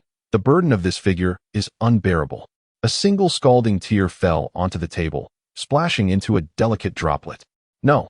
What you cook is even more delicious and fragrant than what he made back in the day. After 18 years, I have finally tasted this twice-cooked pork again. Overwhelmed, she covered her mouth as tears streamed down her cheeks like pearls from a broken string. The suppressed longing and grievances of 18 years erupted at that moment. Ignited by a bite of twice-cooked pork, Su Mu watched her quietly, neither offering a tissue nor uttering those feeble reassurances of don't cry. He simply waited until her emotions had slightly calmed before speaking in an earnest tone. Although I am unsure how to comfort you, from now on, whenever you wish to eat, I shall prepare it for you at any time. A promise so simple yet profoundly resonant, it served as a key, unlocking the softest chamber of Zhang Lanlan's heart. She lifted her tear-streaked face, gazing at Su Mu in astonishment. Su Mu, you are truly wonderful. The rare depth of a straightforward man's affection held a nuclear-level impact. Through her sobs, Zhang Lanlan suddenly made a request that took Su Mu by surprise. Can I call you Dad? A question mark slowly emerged on Su Mu's forehead. Was the unfolding of this narrative veering a bit too wild? Noting Su Mu's bewildered expression, Zhang Lanlan's cheeks flushed, and she shyly clarified, I just wish to call you Dad while taking another bite, to reminisce about that feeling. Understanding her sentiment, Su Mu let out a sigh of relief, finding the situation somewhat amusing yet heart-wrenching. He nodded, all right. Instantly, Zhang Lanlan broke into a smile, picking up a piece of meat and tentatively calling out, Dad. Yes, Su Mu responded, adopting a serious demeanor. She then picked up a mouthful of rice to accompany the meat, once more calling, Dad. Yes, my dear daughter, eat well and have plenty. Su Mu fully embraced the role. This peculiar scene, far from being awkward, radiated a warmth born of misalignment. Zhang Lanlan's appetite was utterly awakened. She dried her tears, transforming her sorrow into hunger, devouring her meal with zest, her little mouth gleaming with oil, her face aglow with pure and satisfying happiness. Su Mu took a bite as well, silently applauding the unseen chef Gu for his extraordinary skills. Incredible. This culinary art is truly remarkable. Thus, a dish ample enough for 4 was devoured entirely by the two, with even the last remnants of sauce being mixed with rice and consumed by Zhang Lanlan, leaving no trace behind. Zhang Lanlan, with a satisfaction that led her to let out a belch, straightened her back, and prepared to rise. Alas, upon glancing down, she noticed a conspicuous grease stain emblazoned across the front of her white t-shirt. It was all due to her enviable figure while dining. Her chest had inadvertently brushed against the table, resulting in the unsightly mark. What a predicament! The stain was entirely greasy, and returning home like this would undoubtedly subject her to ridicule from her mischievous friends. Zhang Lanlin's expression instantly soured, her lips pouting in dismay. Observing her adorable demeanor, Su Mu's eyes sparkled with a glint of cunning. A trivial matter, he remarked, gesturing towards a door at the side of the living room. I possess a washer-dryer combo at home. Why not take a shower, change into my clothes, and I shall wash and dry your outfit. You can wear it again shortly. The moment those words escaped his lips, the temperature in the air seemed to rise. Taking a shower here? Staying over? Even Zhang Lanlan, in her innocence, grasped the underlying implication. Her heart skipped a beat, and her cheeks flushed with heat. Yet, as she gazed upon Su Mu's handsome visage, recalled his enigmatic background, remembered his culinary skills that could bring one to tears, and thought of his gentle promise. What a man who could cook, of such caliber, was hard to find. Compelled by an inexplicable force, she nodded. All right then, it should be fine, right? Just for one night. As long as I uphold my boundaries, nothing untoward will occur. The sound of water splashed in the bathroom. Moments later, with flushed cheeks, Zhang Lanlan emerged. She donned a black basketball jersey belonging to Su Mu, its ample fabric cascading down to the mid-thigh, creating an illusion of a wardrobe malfunction. This was the most spacious garment in Su Mu's closet. Other t-shirts and shirts she had tried were too snug at the bust, constricting her breath. Su Mu's gaze fell upon her, and his breath hitched involuntarily. Did she truly not comprehend her own figure? That was a D-cup. The oversized jersey did nothing to conceal her curves. Rather, the drape of the fabric accentuated her mountainous peaks. Particularly from the side, the jersey's large armholes revealed glimpses of the alluring landscape within as she moved. Thou shalt not gaze upon that which is improper. Su Mu chanted silently, feeling his restraint wane. Ahem, I suppose I shall also take a shower, he offered as an excuse, hastily retreating into the bathroom. Zhang Lanlan climbed onto the round bed that appeared to promise unparalleled comfort, sinking into its embrace with a contented sigh. Good heavens, this mattress is simply marvelous. Once I sink in, I have no desire to rise. The warm lighting and cozy ambience, complemented by an enormous LCD television on the wall, created a veritable paradise. By the time Su Mu emerged wrapped in a towel, Zhang Lanlan was comfortably reclined against the headboard, holding the remote control. Su Mu, come here quickly, let's watch a movie together, she exclaimed excitedly, shaking the remote control. The selection here is so comprehensive, everything can be found. Su Mu moved over, and a refreshing scent of shower gel mingled with the girl's natural fragrance wafted into his nostrils. He turned his head, under the dim light. Zhang Lanlan's profile and curves appeared even more alluring. Suddenly, Zhang Lanlan remembered something, grabbed the blanket, and created a small barrier between them. She feigned seriousness, saying, Su Mu, remember, this is the 38th parallel, and you must not cross this line. I'm not the kind of woman who is easily swayed. Su Mu looked at her adorable yet fierce demeanor and nodded. Understood. At that moment, a mechanical yet playful female voice filled the room. Instructions received. Playing a film to enhance emotional connection for the host and guest. Xia Jiao Jiao controlled the television, and a haunting old mansion appeared on the screen, a horror film. The two soon became engrossed in the plot. Suddenly, a female ghost lunged at the camera. Ah! Zhang Lanlan screamed, shrinking into Su Mu's embrace. See, come a little closer. I'm a bit scared. She clutched Su Mu's arm tightly, her body still trembling. But you mustn't do anything. Su Mu chuckled helplessly. All right. He shifted closer, their arms nearly touching. Zhang Lanlan's heart raced as if it would leap from her throat, yet she couldn't help but revel in the closeness to Su Mu. That so-called 38th parallel had unknowingly vanished, replaced by the blanket covering them both. Just then, Xia Jiao Jiao showcased her remarkable skills again. The screen transitioned seamlessly. In one moment, the protagonist Xiaomei was being chased by a ghost, and in the next, she was kissing a handsome man on the beach. And suddenly they were rolling onto a bed. The actors remained the same, yet the film had transformed into an adult romance. The transition was akin to that of a top-tier DJ. Ambiguous sounds emanated from the speakers, resonating clearly in the quiet room. Zhang Lanlan's face flushed crimson. feeling as if the air itself were ablaze. Unconsciously, she began to lightly rub her legs. Sumu noticed her subtle actions and, feigning ignorance, asked, "Are you cold?" Zhang Lanlan's mind went blank, instinctively replying, "A little." No sooner had the words escaped her lips than a pair of strong arms enveloped her. With their rapport established, the subsequent events seemed destined to unfold naturally. Zhang Lanlan feebly protested, "You can hold me, but your hands mustn't wander." "Rest assured, I will not overstep," he replied. "You smell wonderful. May I steal a kiss?" Chapter 20. The rise of technology. As dawn's gentle light began to seep through the gaps in the curtains, an unexpected alert resonated. Ding! Target individual Zhang Lanlan has successfully conceived. The multi-child prosperity black technology system is issuing rewards. Reward 1, Master Chef Skills. Congratulations to the host for acquiring the lifetime research recipes of Zhang Lanlan's father, achieving complete mastery. Reward 2, the complete fabrication process of room temperature superconducting materials. The procedure is complex, yet the final manufacturing cost is comparable to that of iron. Relevant information has been transmitted to the host's brain, an encrypted USB drive. Suddenly, Sumu was fully awake. His drowsiness dissipated entirely. The first reward arrived just in time, perfectly addressing his deficiency in culinary skills. From now on, as Zhang Lanlan navigates her pregnancy, he could personally prepare a variety of nutritious meals for her. The recipe from his father-in-law was certainly worthy of commendation.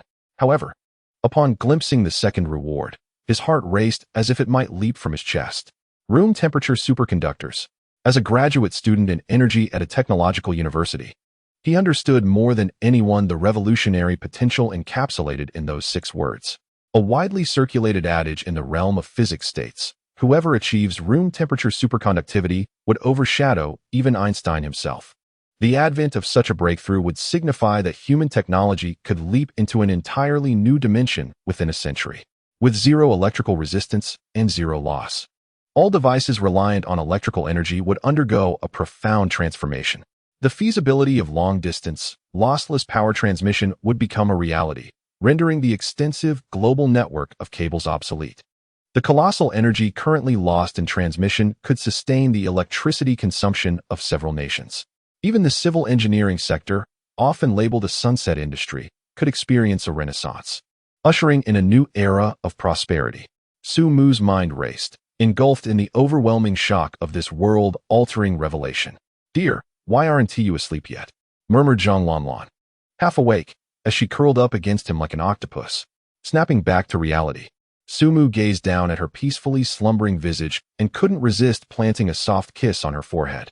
He suppressed the tumult within, gently caressing her smooth back, and playfully inquired, "If I told you I was about to become an unprecedented, unparalleled super scientist, would you be surprised?" Zhang Lanlan, clearly lost in thought, misinterpreted his words and nestled closer, murmuring sleepily, "That sounds even more exciting. Dear, would you like to join me?" Sumu chuckled softly, kissing her forehead once more. "You should get some rest. I'll just step into the bathroom."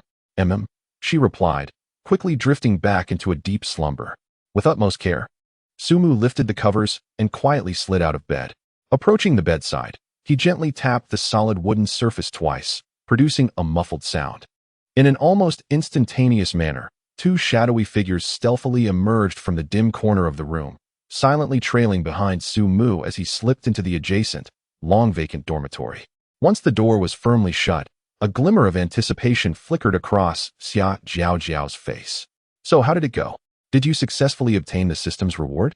Sumu refrained from answering immediately, instead casting a sidelong glance at the stern-faced Longyu. "Longyu, can you confirm that our current discussion environment is utterly secure?" Longyu nodded, his voice lowered to a near whisper. "Rest assured, we have meticulously scrutinized every inch of this place, inside and out. In fact, to guarantee your absolute safety, this entire graduate dormitory is devoid of any genuine students besides yourself. Any unauthorized signals will be swiftly blocked and intercepted." At these words, Sumu couldn't help but twitch the corner of his mouth. It finally dawned on him why the dormitory was populated by so many sharp-eyed, buzz-cut classmates who strode with an air of confidence. He had unwittingly walked into a den of wolves, surrounded by bodyguards. Observing Su Mu's cautious demeanor, Xia Jiao's playful expression faded, replaced by a grave countenance. Is this reward even more formidable than the previous solid-state battery? A flicker of unprecedented brilliance shone in Su Mu's eyes. Not merely formidable, it is 100, even 1,000 times more so. He inhaled deeply, striving to maintain a steady tone. I must immediately notify the mentors at the Academy of Sciences. I can only reach Professor Zhong from the School of Energy. But this matter requires the presence of top experts from materials science, physics, applied mathematics, and all related fields. Xia Jiao was utterly astounded. A black technology that surpassed the solid-state battery by 100-fold? What could that possibly entail? She found herself unable to fully grasp the concept. However, she wisely refrained from probing further, nodding earnestly and promptly beginning to report to her superiors through encrypted channels. The magnitude of this event far exceeded the last. Under the cloak of night, a fleet of black sedans bearing special licenses silently glided into the campus of the Science and Technology University. Following closely behind, more vehicles arrived in an unending stream from all directions. Distinguished figures, often seen only in the news, with graying hair and hurried steps, were escorted by security towards the dormitory where Su Mu resided. The security level of the entire area was elevated to unprecedented heights. Even those esteemed academicians, whose mere presence could shake the academic community, were subjected to rigorous searches before entering the dormitory. Among the crowd, the scholars exchanged astonished glances and whispered among themselves. "Oldly, you're here too? What is going on?" The call indicated it was urgent. Who knows? If it's enough to rouse us from our slumber. It must be a monumental affair. I've heard that the system has produced something remarkable again. This commotion is much greater than the last. Some academicians, newly inducted into the course circle and unaware of the intricacies involved, wore expressions of utter bewilderment. A system? What system? How have I never heard of this before? Below Su Mu's dormitory, the originally spacious communal area had swiftly been transformed into a temporary high-security conference room. Su Mu's mentor, academician Zhong Lishuan of the School of Energy, stood beside him, visibly trembling with excitement. "My exceptional student, have you truly acquired the technology for producing room-temperature superconducting materials?" His voice, though hushed, could not conceal his overwhelming joy. Su Mu nodded solemnly. "Indeed, all the technical details, every step, every nuance, are imprinted in my mind. It is absolutely feasible. Splendid, splendid." Zhong Lishuan's face flushed with elation as he enthusiastically patted Su Mu on the shoulder. "You are the hope of humanity. With this technology, the entire landscape of global science will be transformed. Civil engineering is finally on the verge of soaring."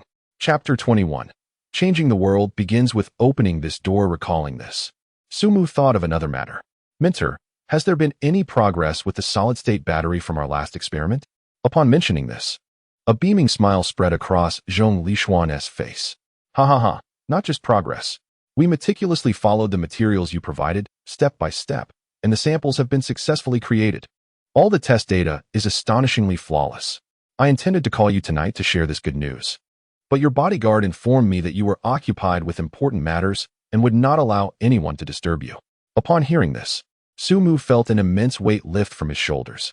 The first step had succeeded. The subsequent developments were merely a matter of time. As the first light of dawn began to pierce the darkness, the leading academicians in physics, mathematics, applied materials science, and all related fields had assembled. The small temporary conference room was filled with minds that epitomized the nation's foremost scientific prowess.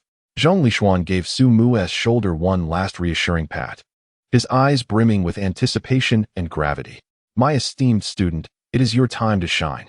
The moment that will change the world begins with your entrance into this conference room." Su Mu's heart skipped a beat. He felt an unprecedented tension, not born from fear of the impending speech, but from the exhilarating realization that he was about to inscribe his name in the annals of human civilization. Perhaps this is the ultimate pursuit of humanity as a species endowed with intellect. He adjusted his collar, took a deep breath, and pushed open the door to the conference room that would determine the course of the world. In that instant, as he opened the door, the tension stemming from his monumental task dissipated, replaced by a profound sense of calm and command over the room. He surveyed the room, where every face present belonged to individuals one could only encounter in textbooks or the news, each countenance representing the pinnacle of their respective fields. "Good morning, esteemed academicians and venerable seniors." Su Mu's voice, though not loud, resonated clearly, in every year. His calm demeanor and youthfulness drew curious glances from the distinguished scholars present.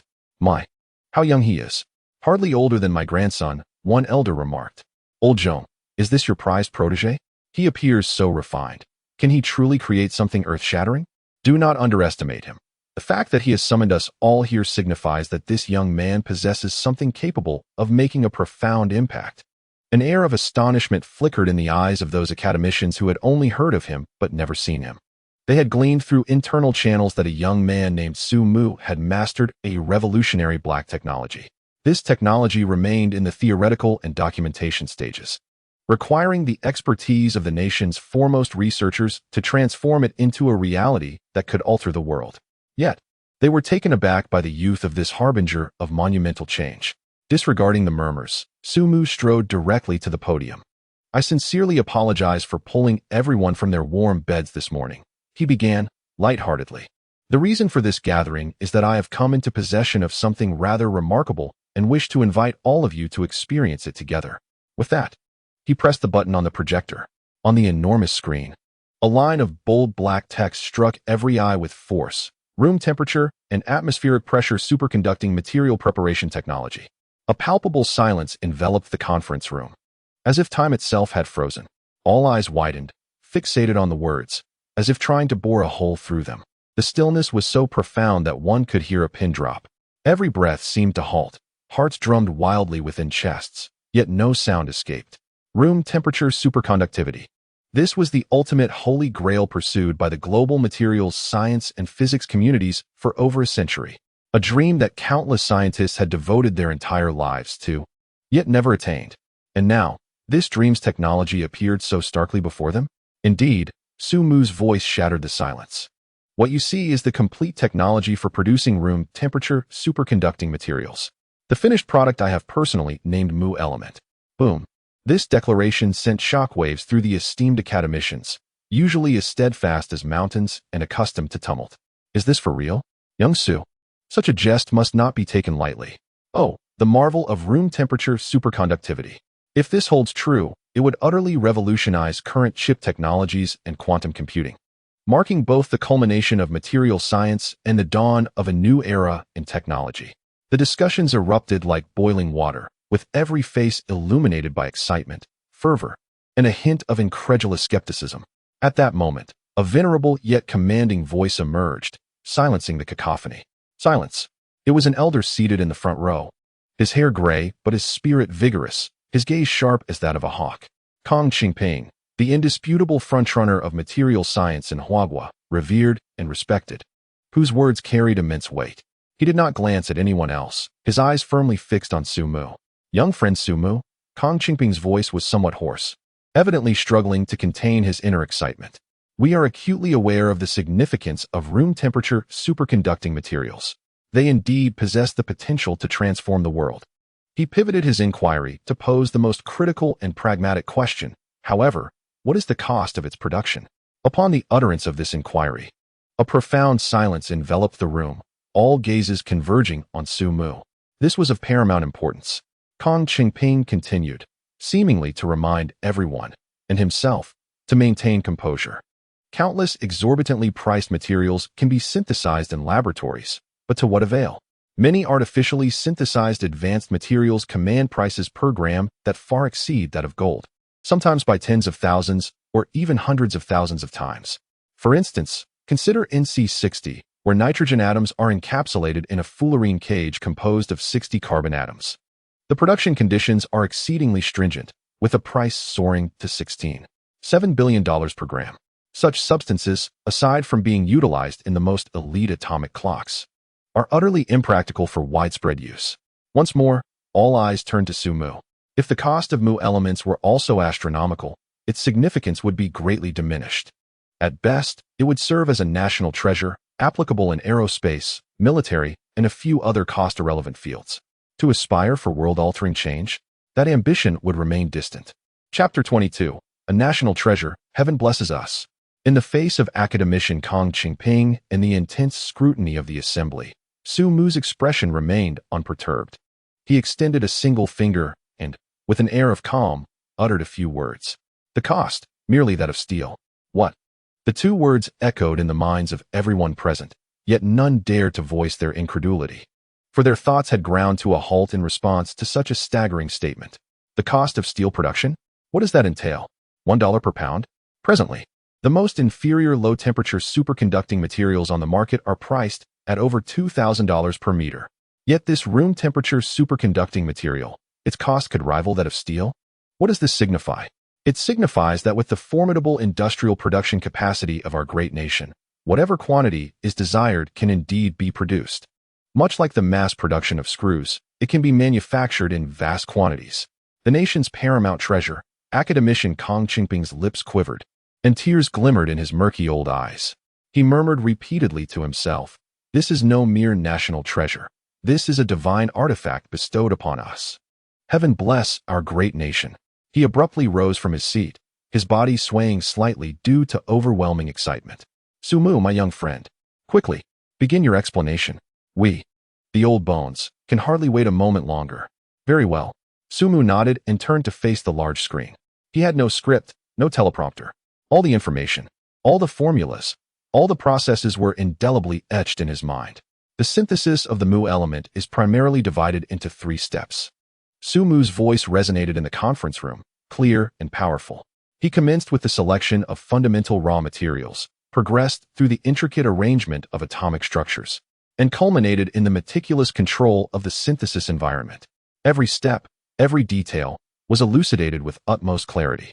Below, those esteemed academicians, whose mere footfalls could send tremors through the academic community, transformed into the most earnest of students, hanging on every word. They furrowed their brows in concentration, experienced moments of epiphany, and fervently jotted down notes. Initially, a few harbored skepticism, but as Sumu's exposition deepened, their doubts gradually morphed into astonishment and ultimately erupted into ecstatic joy. Bible, it is indeed feasible, theoretically flawless. While the process is intricate, it is entirely achievable with current industrial capabilities. This is a perfect plan, a blend of genius and grounded practicality. Time slipped by unnoticed. Outside the window, the sky transitioned from pale dawn to radiant gold, gradually shifting toward the fierce brightness of noon. Throughout the afternoon, no one in the small conference room left their seat, nor did anyone take a sip of water. All were enraptured, immersed in this scientific banquet that, in essence, encapsulates the core content of the Mu element production technology. As Sumu concluded his final word, he let out a long sigh of relief. As for the specific applications of this material, to be honest, I am not an expert. I shall leave that for the esteemed seniors present to discuss. The silence was shattered as a fervent discussion erupted. Long-distance lossless power transmission. Our nation's energy landscape is about to be completely transformed. Controlled nuclear fusion. The constraints of the coils have been resolved. We can create a true sun. Chips. Chips can be infinitely miniaturized. Forget about lithography machines. We shall directly take a shortcut. No, we shall change the course entirely. One revolutionary idea after another was proposed, and the atmosphere in the conference room reached a fever pitch. Haha, you all haven't even touched upon the most thrilling aspect. Academician Kong Qingping suddenly burst into laughter, resembling a child who has just received a cherished toy. Superconducting materials are not merely characterized by zero resistance. They also exhibit perfect diamagnetism. What does this imply? Not only can they achieve levitation, but they can also enable suspension. Levitation cars. The floating cars depicted in science fiction films may indeed become a reality. Indeed, Zhong Lishuan exclaimed, slapping his thigh, his face flushed with excitement. The zero resistance effect and perfect diamagnetism. My heavens, civil engineering is truly about to ascend. In the future, we will not be constructing roads, but magnetic tracks. Ha! The entire conference room resonated with the hearty laughter of these pillars of the nation. In a corner, Xia Jiao, who was responsible for taking minutes, held her pen, feeling utterly bewildered. What on earth are they discussing? It felt as though her mind was about to implode. Ultimately, as night descended once more, a high-level resolution was unanimously passed. From that moment forth, all attending academicians were mandated to cancel their vacations and refrain from returning home. Every relevant laboratory within the University of Science and Technology was commandeered by the military, wholly appropriated by this assembly of academicians. The sole objective was clear, at any cost, and with utmost urgency, to transform the element move from theory into a tangible, mass-producible reality. Once successfully synthesized, China will undeniably ascend to the pinnacle of the world. What lithography machines and what technological blockades, in the face of the might of room-temperature superconductivity, will become trivial and inconsequential. More importantly, the foundational physics and materials science that have stagnated for decades will, as a result, usher in a grand and sweeping revolution. As the academicians were whisked away in special vehicles, Director Wang Manha of the Family Planning Office approached with a beaming smile. She looked at Su Mu and the nearby Xia Jiao, her eyes filled with satisfaction. Su Mu, Xia Jiao, you truly excel. In just a few days, merely 3 days, you have successfully pursued our goddess with a score of 95. Your efficiency is astounding. Xia Jiao's cheeks flushed slightly, a hint of pride in her demeanor. Thank you for the compliment, Director. I will diligently encourage him. Su Mu scratched his head awkwardly. Initially, he had confidently proclaimed himself a champion of pure love, but alas, the nature of man is such that once certain experiences are tasted, one craves them evermore. Director Wang Manha patted Su Mu on the shoulder, her tone laced with a hint of allure. With this achievement, we will grant you more privileges to pursue even higher-scoring goddesses. You have much to look forward to. Well, there's no need to make such a grand affair. I can pursue them normally. Wang Manha immediately countered, that won't do. They are all goddesses, extraordinary women. Do you think it's the same as pursuing ordinary girls? To speak of the pursuit of Zhang Lanlan, had we not arranged a grand banquet hall and a team of imperial chefs, would your success have been so effortless? Therefore, should you have any requests, feel free to approach the state without hesitation. Su Mu contemplated this notion and realized its validity. Without the financial prowess of the nation, could he dare to pursue those high-spirited goddesses? It seems that to aspire to be a maritime king, one must firmly grasp the leg of the state. Su Mu nodded solemnly. Chapter 23. An income of 2 billion monthly. The state declares me China's Iron Man. Wang Manha, seeing his enlightenment, smiled even more brightly. As for Zhang Lanlan, rest assured, we have assembled a premier team of chefs and a medical expert group dedicated to ensuring her nutritional and health needs during pregnancy, guaranteeing you a plump and brilliant genius. Beside them, Xia Jiao's eyes widened in envy. Such treatment, one could hardly say it is akin to that of a divine wealthy figure. Even ancient empresses would hardly receive such luxury. I am truly grateful for all that you have done for me, Su Mu expressed sincerely. Now, with my wife as pregnancy, I need not worry. The state has taken care of everything. How delightful. You are most welcome. Your contributions to the nation far exceed this by 1,000-fold. Wang Manha replied with utmost seriousness. After exchanging compliments, Wang Manha shifted the conversation. There is one final matter. Please, proceed, Director. Wang Manha's expression turned grave. It concerns your identity. Your current status as an ordinary graduate student at a technological university is woefully inadequate compared to your contributions. It is too common, too devalued. After discussions at higher levels, we have decided to reassign your path. We aim to mold you into the foremost idol of the technology sector, the totem of Chinese innovation. From now on, all new technologies emerging from the system will bear your name, and you will personally announce them to the world. Su Mu was taken aback. Is this akin to being like Jobs? This script is awry. He had intended to develop quietly and discreetly. Why must he suddenly be thrust into the limelight as a global celebrity? Jobs.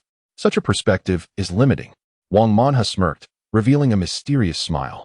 We believe that Tony Stark from Marvel, Iron Man, is a far more fitting comparison for you. Moreover, with this identity, you will gain access to those top-tier goddesses. Scoring above 95.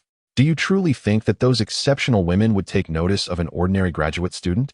Instantly, Su Mu was persuaded. Indeed, securing Zhang Lanlan this time was merely a stroke of luck. His other targets were all extraordinary individuals, without an impressive status. He feared he might not even be able to converse with them. At that moment, his mentor, Zhong Lishuan, approached, delivering the final verdict. Su Mu, it is settled. In 7 days, you shall hold a global launch for the mobile solid-state battery. This will mark your first appearance as China's Iron Man. He gazed at Su Mu, his eyes ablaze with fervor. At that moment, a technology company with a registered capital exceeding 1 trillion would be officially established, with you as both the legal representative and the chairman. According to our previously agreed revenue-sharing ratio, this company would generate at least 2 billion in net income for you each month. 2 billion? In a month?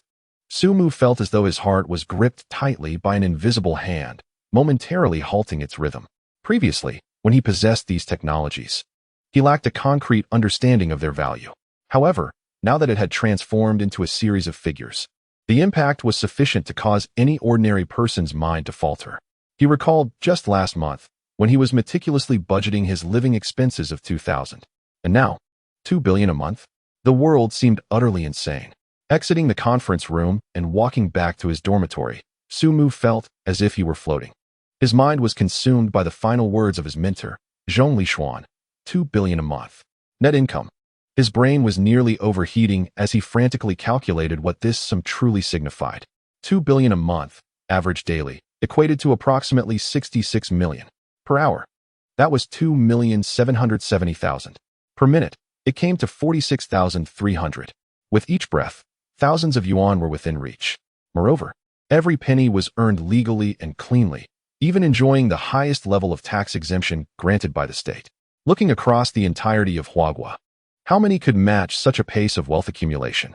Just last month, he had been troubled over a mere 2,000 for living expenses, contemplating which cafeteria offered the best value for meals. Now, this world was simply too surreal.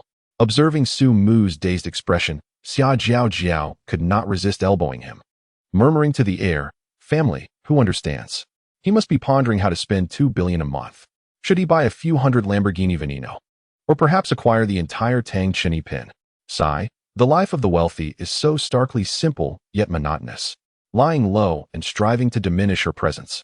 Long Yu unexpectedly interjected, look at him. He is probably debating which game to invest in first and which limited edition skins to purchase. A sharp remark indeed. Sumu was instantly jolted back to reality, realizing that these two sharp-tongued women were gossiping about him behind his back. Clearing his throat, he feigned the demeanor of a successful individual, casting a sidelong glance at them. Ahem, mind your words. Do you know my current status? I am the chairman of a trillion-yuan technology company, Sudong. Do you comprehend the weight of that title? Come on, call me Sudong. Let me hear it. Xia Jiao Jiao rolled her eyes, pouting defiantly, her face clearly expressing her disbelief. Humph, Sudong. You're just a scoundrel named Sumu. I won't call you that, no way. She pulled a silly face at Sumu, her playful and slightly arrogant demeanor igniting a flutter in his heart. Hey, you little rascal, how dare you? Sumu's playful spirit surged as he reached out to tickle her. Summer Jiao Jiao giggled and dodged, and soon they were playfully wrestling with one another. Taking advantage of his height, Sumu scooped up the laughing and squealing Summer Jiao Jiao, pretending to throw her aside. Are you going to call me Director Su or not? If you don't, I might just toss you out. Put me down. Help. Suspended in the air, Summer Jiao Jiao kicked her legs wildly, laughing uncontrollably. Nearby, Long Yu nimbly stepped back a couple of paces, adopting a look of serene indifference, as if she had seen nothing at all. Just as their playful banter reached a crescendo, the atmosphere thick with flirtation, the door of the dormitory creaked open. Zhang Lanlan emerged, clad in an adorable pajama set, rubbing her sleepy eyes. Her voice was laced with the languor and sweetness of someone just awakened. Darling, what are you two up to? Before she could finish her sentence, she beheld the scene before her. Sumu was holding another beautiful girl, their closeness and radiant smiles starkly apparent. The air instantly froze. Summer Jiao Jiao, still in Sumu's arms, stiffened, her smile vanishing in an instant. It was over. The situation was irredeemable. There was no way to clear this misunderstanding. Chapter 24. The unanticipated blow from the campus bell. Su Mu felt a sudden chill run down his spine and quickly set Summer Jiao Jiao down. Lan, it's not what you think. Let me explain. Zhang Lanlan's gaze grew progressively colder as she crossed her arms, her delicate face shadowed with frost. Explain? What is there to explain? Her voice trembled slightly, filled with hurt and disappointment. I woke up and couldn't find you anywhere in the room. I tried calling, but you didn't answer. I thought something had happened to you. And what do I find? You're out in the corridor, laughing happily with another woman? Sumu, we just started dating, and you're already being unfaithful in front of me? Sumu felt overwhelmed, his mind racing. How could he possibly explain this? He couldn't very well tell her that he had just been in a meeting with national leaders and a group of esteemed academicians, discussing world-changing ideas, and had inadvertently become the chairman of a billion-dollar company. Such revelations would sound absurd, even to him. Yet, the urgency of the moment was palpable. If he didn't say something soon, their newly established relationship would shatter right before his eyes. What to do? He was a straightforward guy who had never had to console a girl before. Just as Su Mu's thoughts raced in confusion, a sudden thud echoed. Summer Jiao Jiao unexpectedly sank to her knees before him, her legs giving way. With her hands clasped together and her small face tilted upwards, tears filled her eyes as she dramatically cried out, "Su Mu, I beg you, please accept my confession. From the very first moment I laid eyes on you, I fell in love. I have harbored this secret affection for you for an eternity. Today, I finally mustered the courage to approach you. Yet you chose to push me away? Why? Now that your girlfriend no longer desires you, it is perfect for me. I do not care." Su Mu was taken aback. Zhang Lanlan was equally stunned. Even Long Yu, who had been merely an observer, could not suppress a twitch at the corner of her mouth. Goodness! Su Mu's heart surged with tumultuous emotions as he gazed at Xia Jiao Jiao with admiration. This woman is truly remarkable. Her mind works at lightning speed. With her kneeling, crying, and professing her love, she completely transformed the nature of the situation. Firstly, this indicates that she and Su Mu had no prior relationship. She was merely an unrequited admirer. Secondly, Su Mu's rejection signifies that he is a virtuous gentleman who has resisted temptation. Lastly, a stunning beauty of her caliber persistently pursuing him instantly ignited Zhang Lanlan's sense of crisis and competitive spirit as the legitimate girlfriend.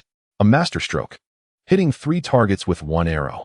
Indeed, the doubt and coldness in Zhang Lanlan's eyes visibly melted away.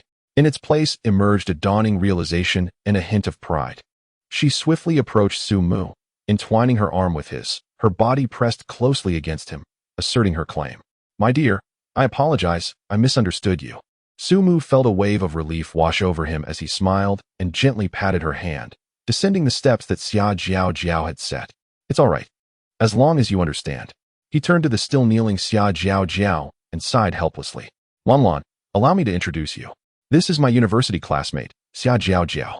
Ever since she first saw me at the start of the semester, she has relentlessly pursued me, insisting on winning my affection. Alas, it seems being handsome is not my fault. Who would have thought that in this day and age, women could be just as ardent in their pursuits?" Xia Jiao Jiao, kneeling on the ground, nearly ground her teeth in frustration. "You, Su Mu, how could you betray me, calling me an ardent admirer?" But with the scene unfolding as it was, she could only endure, maintaining a facade of heartbroken yearning. Zhang Lanlan tightened her grip on Su Mu's arm, tilting her chin slightly in a victorious manner, casting a condescending glance at Xia Jiao Jiao. "My dear sister, as you can see, Su Mu is now my boyfriend. Moreover, we have shared everything. So, do not harbor any illusions. It is futile." Xia Jiao Jiao took a deep breath, her eyes shimmering with tears, and in a tone of defiance, she began to sing. "No, I love him with an obsession, only to be conquered by you, severing all paths of retreat." Su Mu's mouth twitched uncontrollably. "Goodness, are you actually singing? Must you immerse yourself in the role this deeply?" As Zhang Lanlan observed the overwhelming popularity of Su Mu, her possessiveness was thoroughly ignited. She proudly puffed up her chest, her astonishing curves creating an insurmountable chasm. "Dear classmate," she advised, "I suggest you lift your gaze and truly comprehend the disparity between us. Some things cannot be bridged merely by relentless declarations of affection." Xia Jiao Jiao instinctively raised her head, only to find her view entirely obstructed by that magnificent peak, rendering Zhang Lanlan's face invisible. How infuriating! This despicable woman. The title of the school belle indeed carried an intimidating weight. A wave of intense inferiority washed over her. Is having a smaller bust truly a flaw? Tears welled in Xia Jiao Jiao's eyes, and she hastily lowered her head, her voice thick with emotion. "All right, I understand now. I will no longer disturb classmate Su Mu." After a sob, she pitifully inquired, "Can I still be an ordinary friend to him? I promise, I will harbor no ill intentions."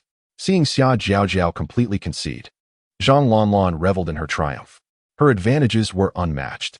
Even a beauty such as Xia Jiao Jiao found herself utterly crushed in her presence. With a gracious wave of her hand, she said, "Very well, normal communication between classmates is permissible, as long as you maintain decorum." "Thank you, senior," Xia Jiao Jiao exclaimed, feeling as though a great weight had been lifted. She quickly scrambled to her feet, dragging the chuckling Long Yu along, and fled without a backward glance. Observing their hasty retreat, Su Mu's heart soared with delight. He turned around and gently supported Zhang Lanlan. You seem to be having a bit of trouble walking. Let me assist you back to your room to rest. Today must have startled you, and I shall make it up to you.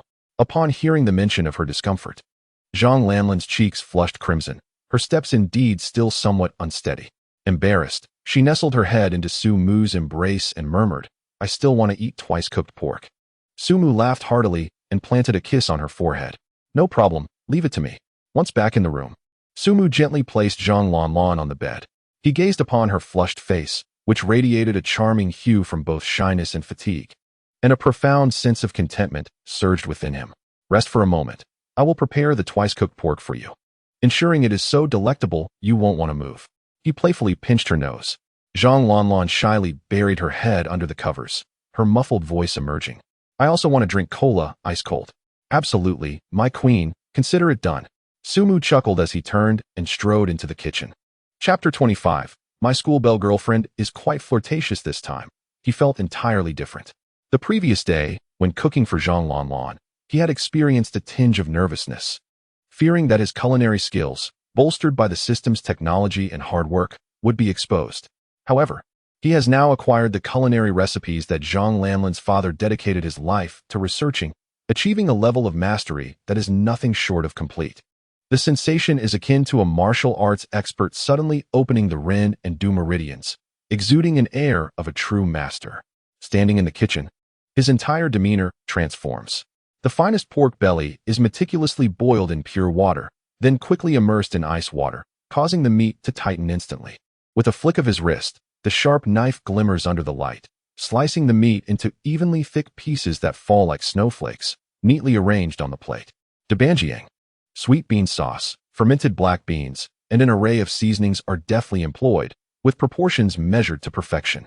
A hot pan meets oil, and the moment the meat enters the sizzling pan, the sound resonates like a fervent symphony.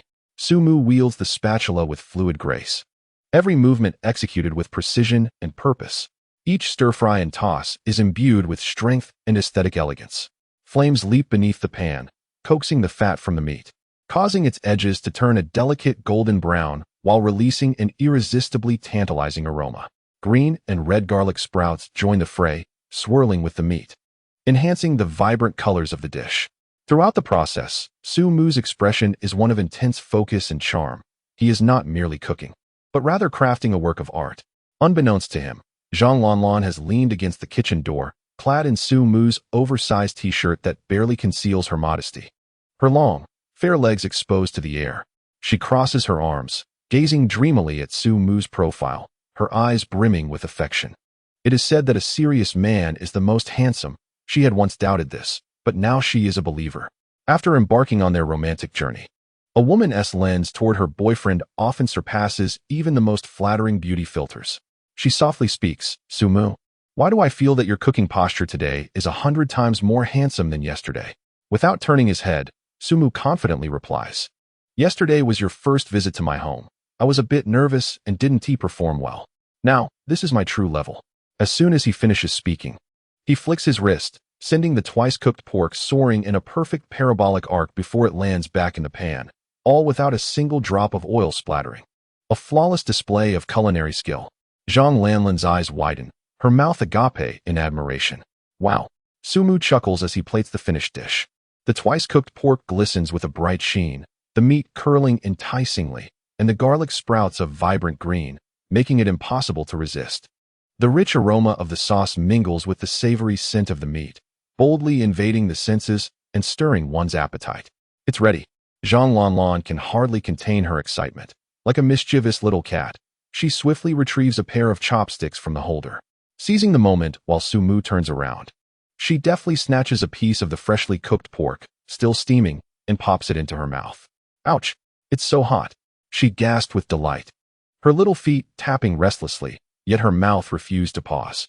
As the tender meat melted in her mouth, the slightly charred edges offered a delightful crispness, followed by the luscious burst of fat that enveloped her senses, rich yet not overwhelming. The lean meat, on the other hand, was firm and succulent, infused with the savory and mildly spicy sauce. The flavors were complex yet harmonious, unfolding in layers upon her palate. Zhang Lanlan murmured her admiration, her eyes sparkling. exclaiming how delicious it was. It felt 100 times better than yesterday's dish. Su-mu, you are truly remarkable. This was a heartfelt confession. Although yesterday's twice-cooked pork was visually stunning and its taste impeccable, it seemed to lack something. Today's dish, however, was imbued with an indescribable warmth, a taste reminiscent of home. It echoed the flavors her father used to prepare for her. As this thought crossed her mind, her eyes glistened with unshed tears, a wave of intense emotion swelling within her. She set down her chopsticks and rushed towards Su-mu, standing on tiptoe to plant a kiss on his lips. Soft, warm, and infused with the rich aroma of the twice-cooked pork. Su-mu was momentarily taken aback, then disdainfully wiped his mouth with the back of his hand. Zhang Lanlan, could you please wipe your mouth before kissing me? It's all greasy, smelling of twice-cooked pork. Yet, Zhang Lanlan was undeterred, playfully wrapping her arms around his neck, pouting her oily lips in a flirtatious manner. No, I want to kiss you right now. This was her nature, aloof and regal before strangers, yet whimsically childish with those close to her. Su-mu gazed at her, noticing that today she wore a beige cotton nightgown, accentuating her porcelain skin. Having just awakened, her collar was slightly disheveled, revealing delicate collarbones and an enchanting expanse of pale skin. Her lips, slightly pouty from her playful demeanor and glistening with oil, appeared irresistibly full. The perfect fusion of sensuality and innocence enveloped her. Su-mu swallowed hard, a myriad of thoughts swirling in his mind. Truly, a fierce wife is beyond even the most skilled physician. Unable to restrain himself any longer, he swept Zhang Lanlan off her feet, hoisting her onto his shoulder and striding towards the room with determination. The sudden sensation of weightlessness startled Zhang Lanlan, her long legs flailing in the air. Hey, wait a moment. No, wait, I'm not done eating. Su-mu playfully smacked her rounded backside, the sensation quite remarkable. Forget about food. Let us indulge in something else first. Newlyweds often lose track of time, two young souls newly entwined. With just a glance, they ignited sparks of passion, oblivious to the world around them. Days and nights blurred together, when the shrill ringtone of his phone jolted Su-mu awake from his slumber. He glanced out the window to find the night had enveloped the sky. Groggy, he answered the call, his voice thick with sleep. Hey, what are you doing? I was just about to drift off to sleep. The voice on the other end was that of Xia Jiao, filled with exasperation. Buddy, do you realize it has been 3 days since you last stepped outside? Su-mu rubbed his eyes and glanced at the slumbering Zhang Lanlan beside him. Entangled like an octopus. Was it really that long? Hadn't he only reached the second evening? Xia Jiao's voice elevated an octave. Perhaps you ought to check the date. From Monday to Wednesday, both you and Zhang Lanlan have skipped all your classes. If I hadn't been clever enough to request sick leave from the instructor for you, they might have thought you were missing and come looking for you. Upon hearing this, Su-mu abruptly sat up and glanced at his phone. Wednesday, 9 o'clock in the evening. Chapter 26, The White Moonlight Senior. Good heavens. He, a top-tier scholar who had never missed a class in his 3 years of university, had inexplicably vanished for 3 whole days. Su-mu cast a sidelong glance at the peacefully sleeping Zhang Lanlan and couldn't help but sigh. The tender embrace of love, the grave of heroes. Truly, the ancients did not deceive me. Being in a relationship and getting married is indeed the foremost killer of a man's resolve. It was all the fault of this enchanting school beauty with her outrageous figure. The more Su-mu thought about it, the angrier he became. He raised his hand and playfully slapped Zhang Lanlan. Smack! The crisp sound resonated. To his surprise, the slumbering Zhang Lanlan merely murmured softly before expertly flipping over, her movements fluid as if rehearsed countless times. Su-mu stared in astonishment. Just a few days? 3 days. And she had undergone a flawless transformation from a naive girl to a languid wife? Her learning ability was astonishing, suppressing the tumult within. Su-mu continued speaking on the phone. Ahem, you called me for a reason, didn't you? Is there new progress on the superconducting materials? Xia Jiao's tone turned serious. The superconducting materials are still being tirelessly developed by the academicians, and I hear the progress is going smoothly. However, that is not why I called. Brother, have you forgotten your primary task? More children, more blessings. We agreed you would pursue a goddess each week. And it's nearly been 2 weeks, yet you remain ensnared in this tender haven. My supervisor has even reprimanded me. At this, a hint of guilt flickered across Su-mu's face.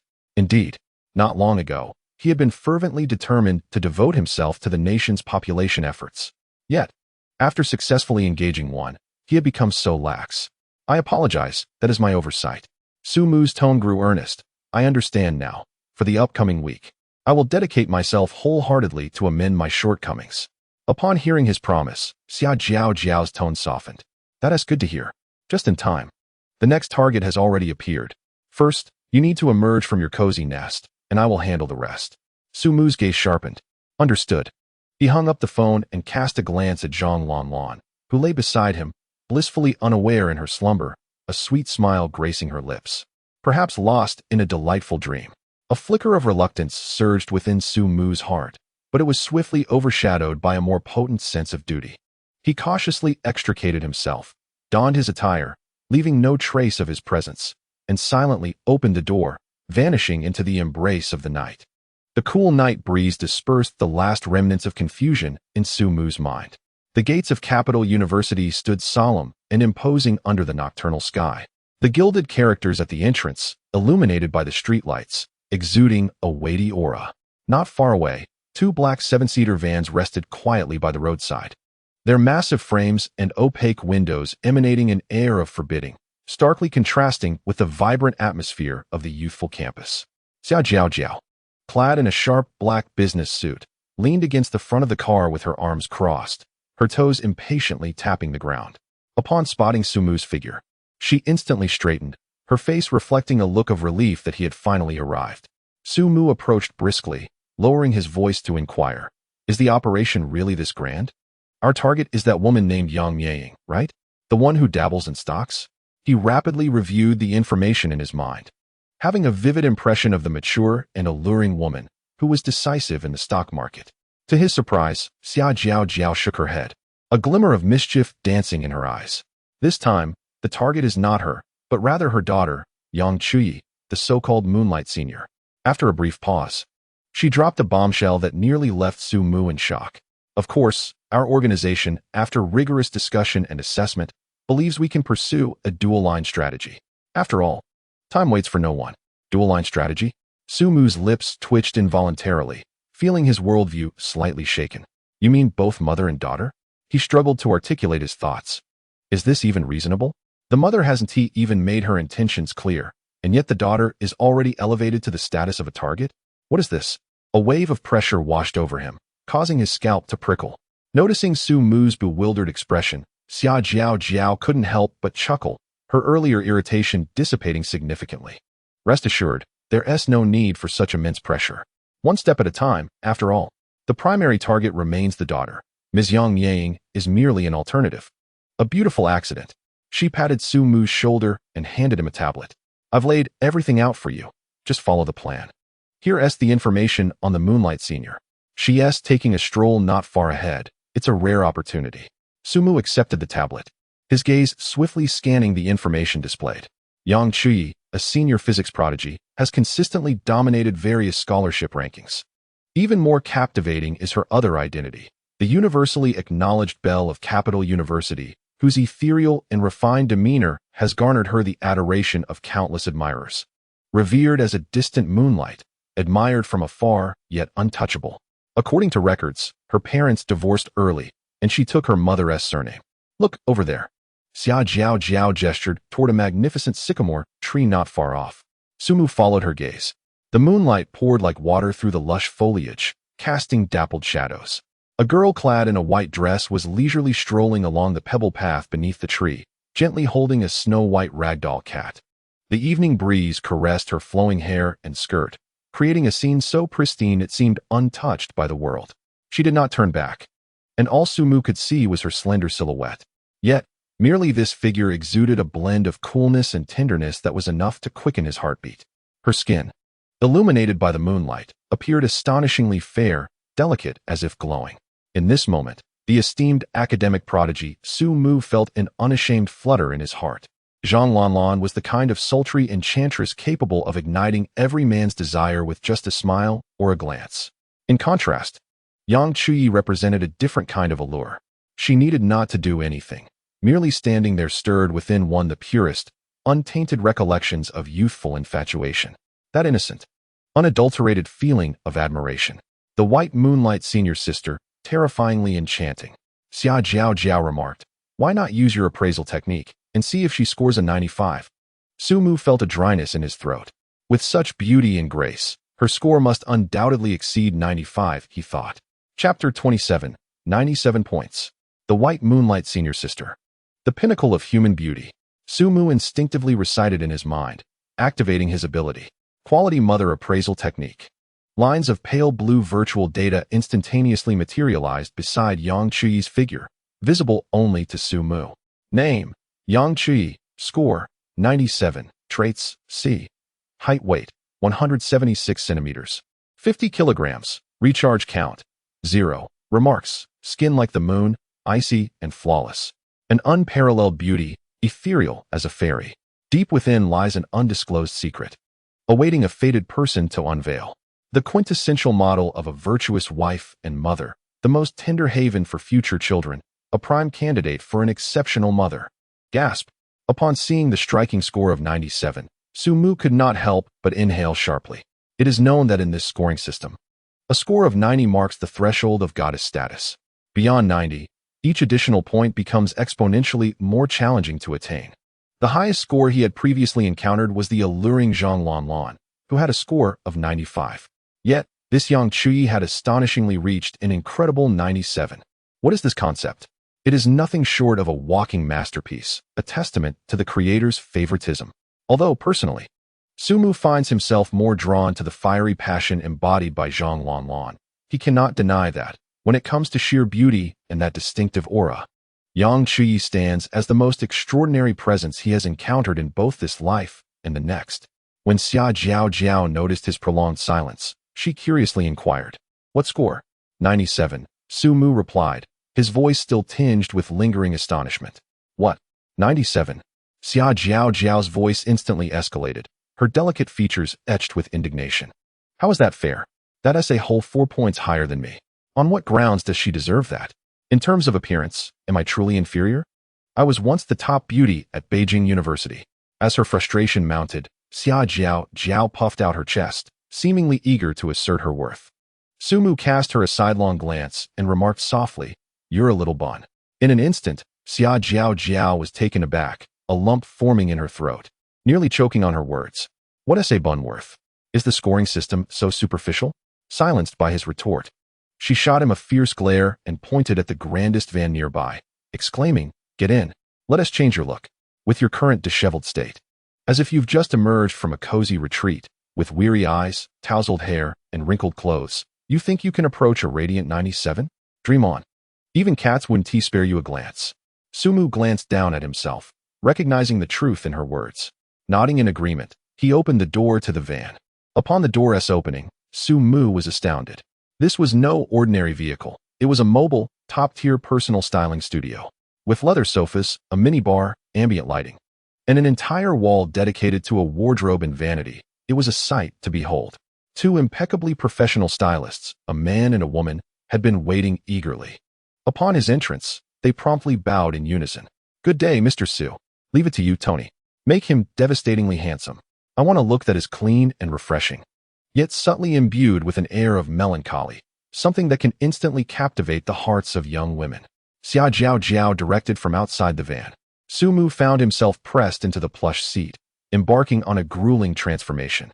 Washing, drying, cutting, styling. Tony, the male stylist, wielded his scissors with such speed that they appeared to blur. Meanwhile, the female stylist began a fundamental skincare regimen with an array of bottles and jars. As Sumu observed his reflection being fussed over in the mirror, he felt a sense of resignation. "Sister, is this really necessary? It's just a casual encounter."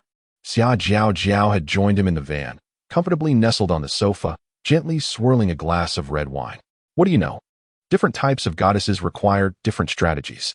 To deal with someone as bright and flamboyant as Zhang Lanlan, one can straightforwardly approach her, wielding your talent and physique to captivate her.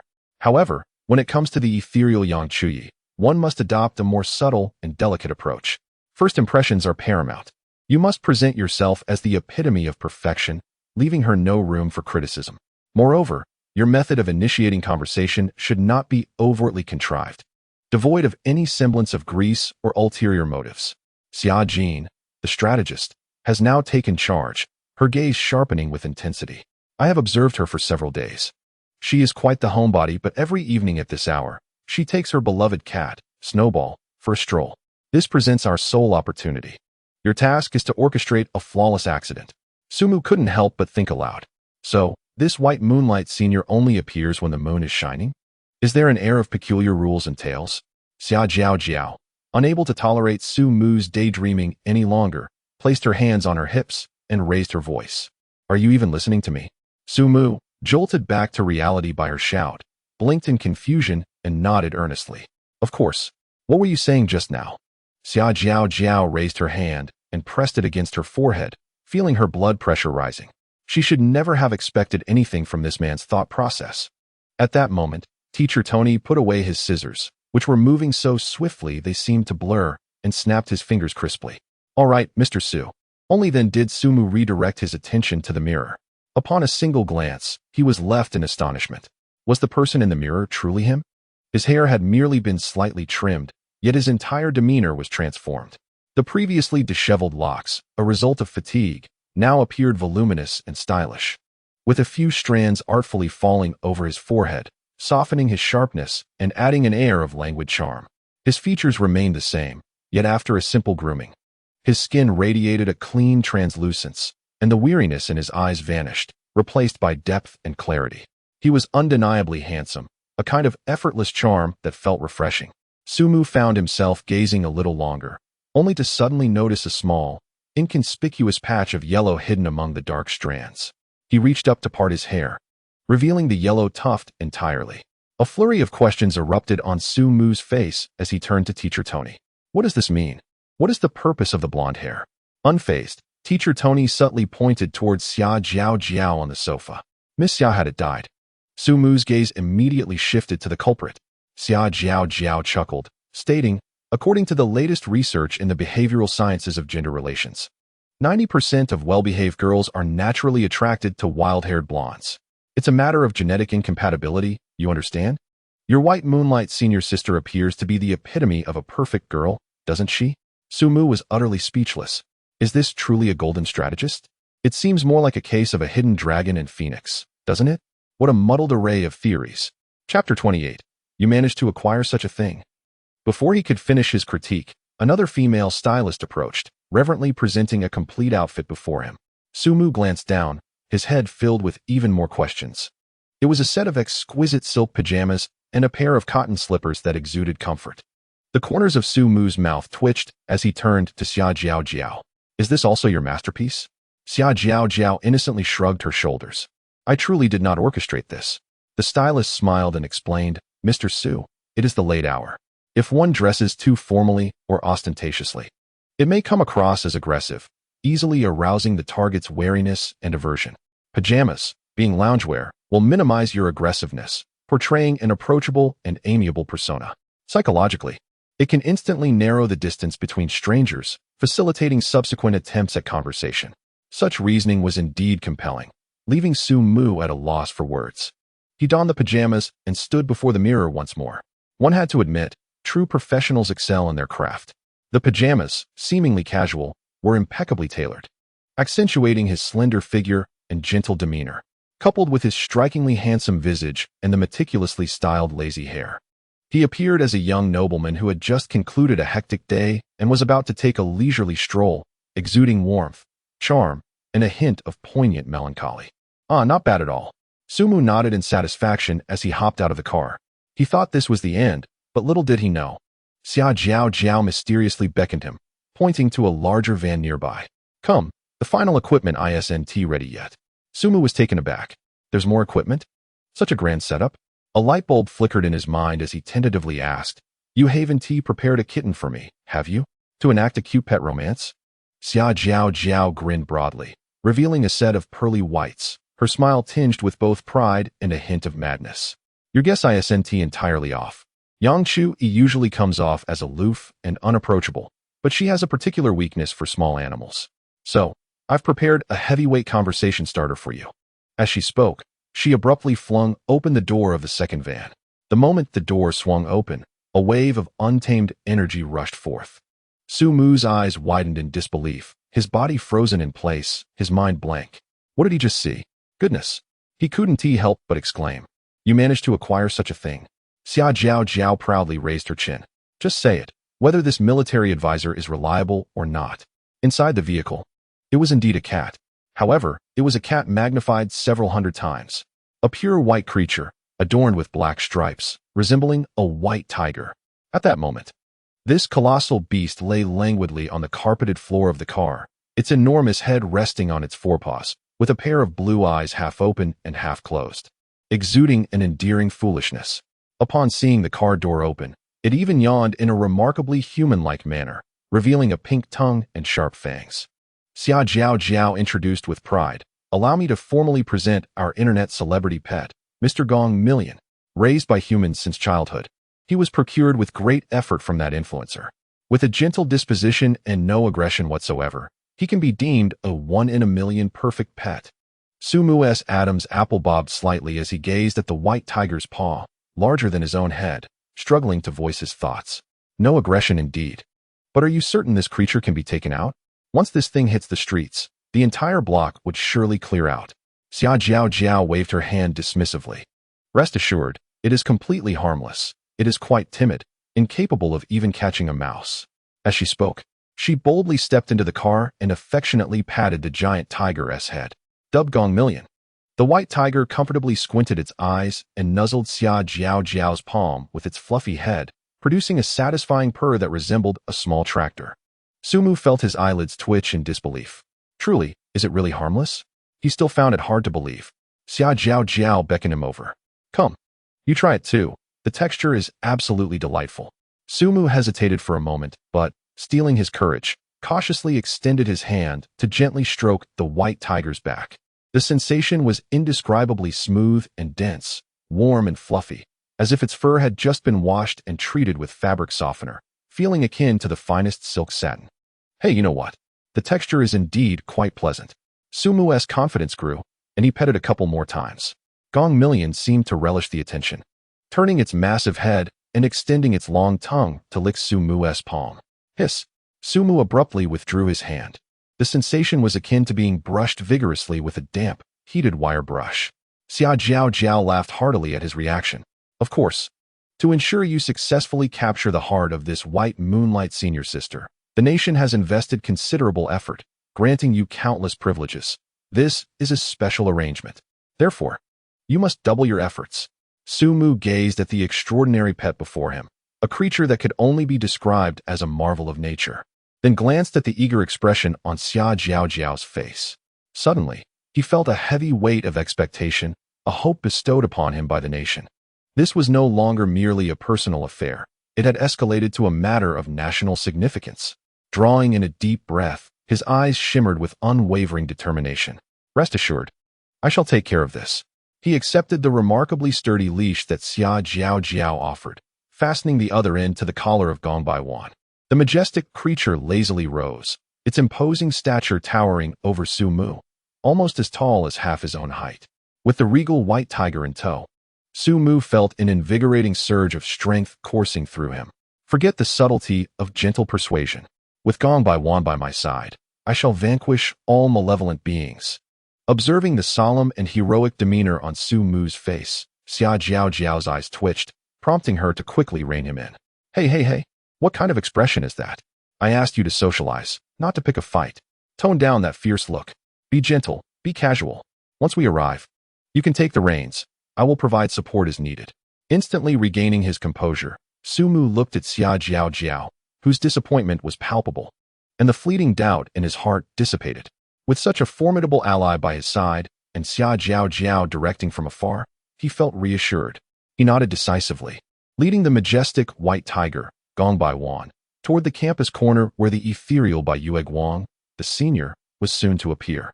Chapter 29. My socially anxious little cat is Gong Baiwan. The night enveloped the campus in a shroud of tranquility. The inky darkness broken only by the silvery beams of moonlight filtering through the sparse foliage, casting dappled shadows upon the cobblestone path. Yang Chuyi strolled leisurely, her ragdoll cat, furball in tow. She relished this solitary time, for during daylight hours, the campus bustled with a constant flow of people, their gazes, both overt and covert, making her feel profoundly uncomfortable. The attention from boys, in particular, was something she endeavored to avoid at all costs. Since childhood, she had suffered from a peculiar condition. Whenever a male approached her, she would uncontrollably break into goosebumps, and in severe cases, even experience skin allergies, resulting in redness and itching. Doctors attributed this to psychological triggers manifesting as physiological reactions. Yet she had been unable to conquer this affliction over the years. Thus, she opted to venture out into the serene night, seeking solace with her beloved cat. Only in these moments could she truly unwind and find peace. Furball, her ragdoll, was an anomaly among felines. After undergoing specialized socialization and desensitization training, his temperament resembled that of a playful dog, making him a rare social butterfly among cats, capable of being taken on walks with a leash. Meow, Furball chirped joyfully, nuzzling against Yang Chuyi's ankle. Observing the empty surroundings, she bent down gently and unfastened Furball's leash. Go play, little one. Upon gaining its freedom, the little Furball exuberantly rolled on the grass, then swiftly darted up a nearby sapling, its tiny front paws gripping the trunk as it peered curiously around. Yang Chuyi shook her head in resignation, yet a tender smile graced her lips. Oh, little Furball, you're misbehaving again. Look at the mess you've made. I'll have to bathe you when we get home, and you'll surely throw a tantrum. The creature atop the tree meowed defiantly a couple of times, as if to assert, I want to play, and you can't stop me. All right, do as you please, Yang Chuyi thought, feeling helpless against her little darling's whims. Suddenly, the Furball froze in its tracks. Its fur bristled upright, its body tensed like a drawn bow, and it emitted a low, cautious growl from its throat. In the next instant, it leapt from the tree with lightning speed, landing squarely on Yang Chuyi's shoulder, its claws digging into her clothing as it trembled, emitting pitiful mews filled with fear. What's wrong? Yang Chuyi's heart sank. The little Furball was typically fearless, even daring to provoke the security guard's wolf dogs on campus. And she had never seen it so terrified. She instinctively scanned the surroundings. The night breeze rustled the trees, and everything felt eerily quiet. She often ventured out at this hour. Could it be that she had encountered something unwholesome? Hey there! A male voice unexpectedly emerged from behind her. Ah! Yang Chuyi jumped, her heart skipping a beat as she stumbled back, her voice trembling. Who are you? The Furball on her shoulder fluffed up in alarm, letting out a sharp hiss towards the source of the sound. A young man emerged slowly from around the corner, clad in casual loungewear, tall and possessing a fresh, clean appearance, holding a leash in his hand.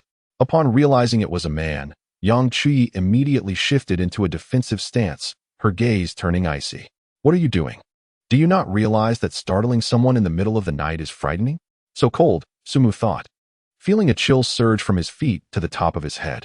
Instantly, his earpiece crackled with the frantic voice of Xia Jiao Jiao. Sumu, have you forgotten the flirting techniques I taught you and tossed them into the Pacific?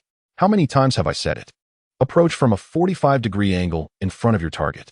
That way, they're least alert. Are you trying to star in a horror film by sneaking up from behind? Sumu felt a wave of helplessness wash over him. As a typical straight man, he struggled to remember such convoluted rules. Faced with Yang Chuyi's frosty stare, he could only awkwardly chuckle, striving to appear harmless. Ah, it's just that, I was out walking my cat and saw a fellow enthusiast. So I thought I'd come over and say hello. I hope that's all right.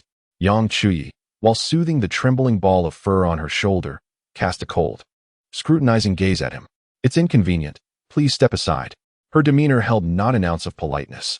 She had encountered hundreds of men attempting to strike up a conversation under the pretext of their pets throughout the year and had long since developed immunity to such advances.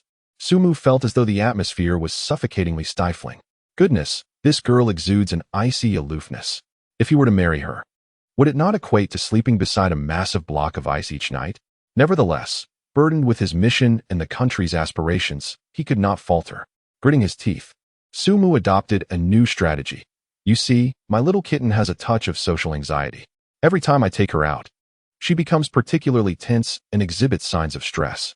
I have tried several times, yet there has been no improvement. When I passed by just now and noticed how well socialized your cat is, I thought I might seek your advice. What?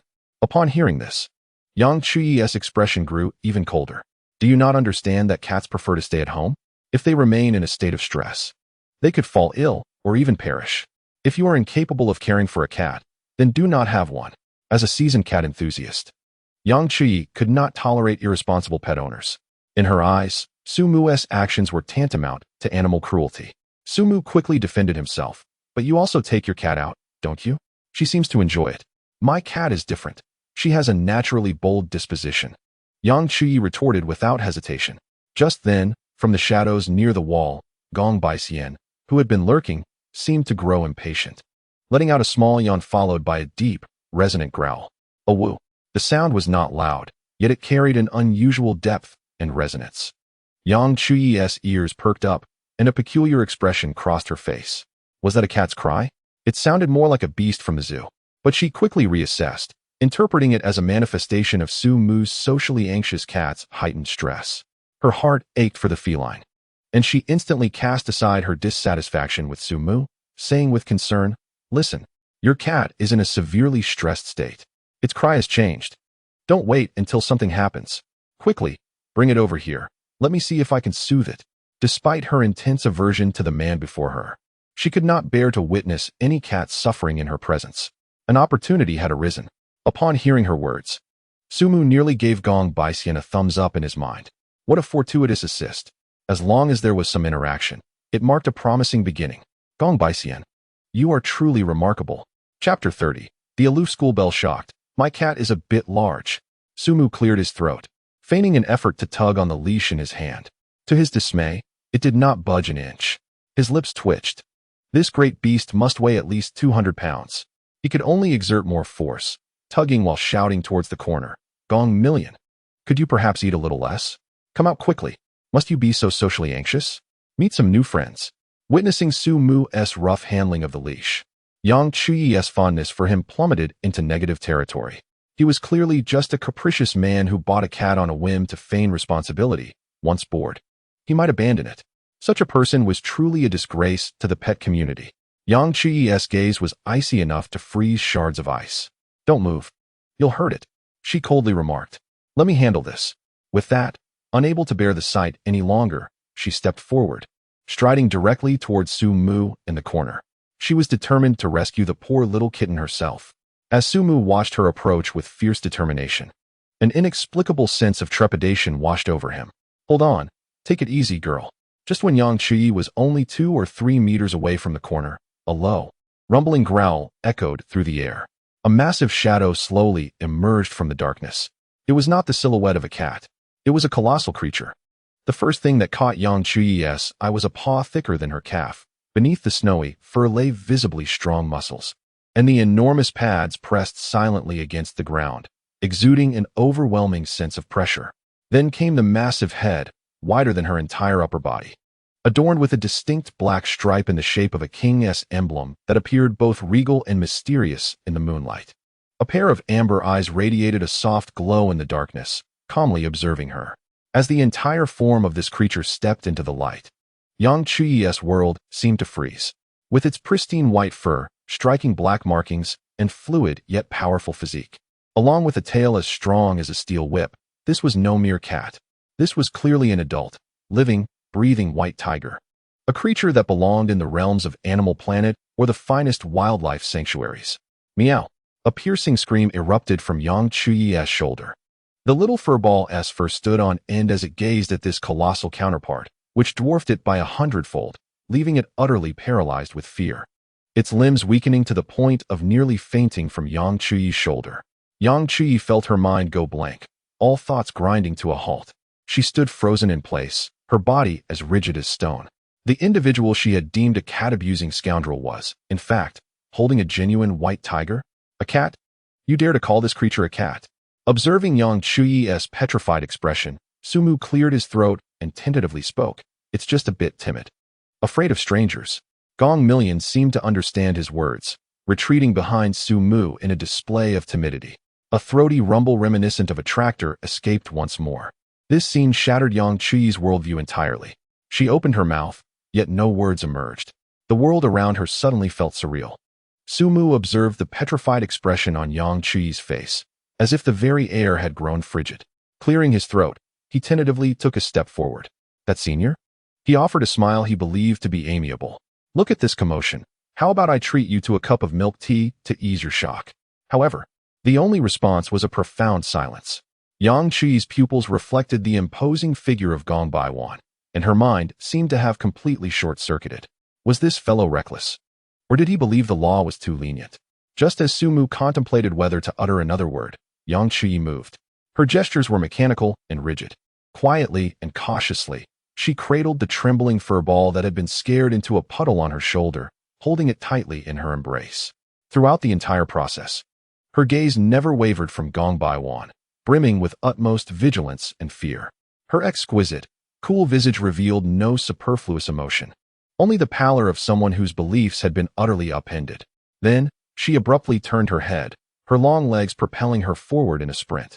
The speed at which she moved made Sumu suspect she could contend for a medal in the Olympic 100-meter dash.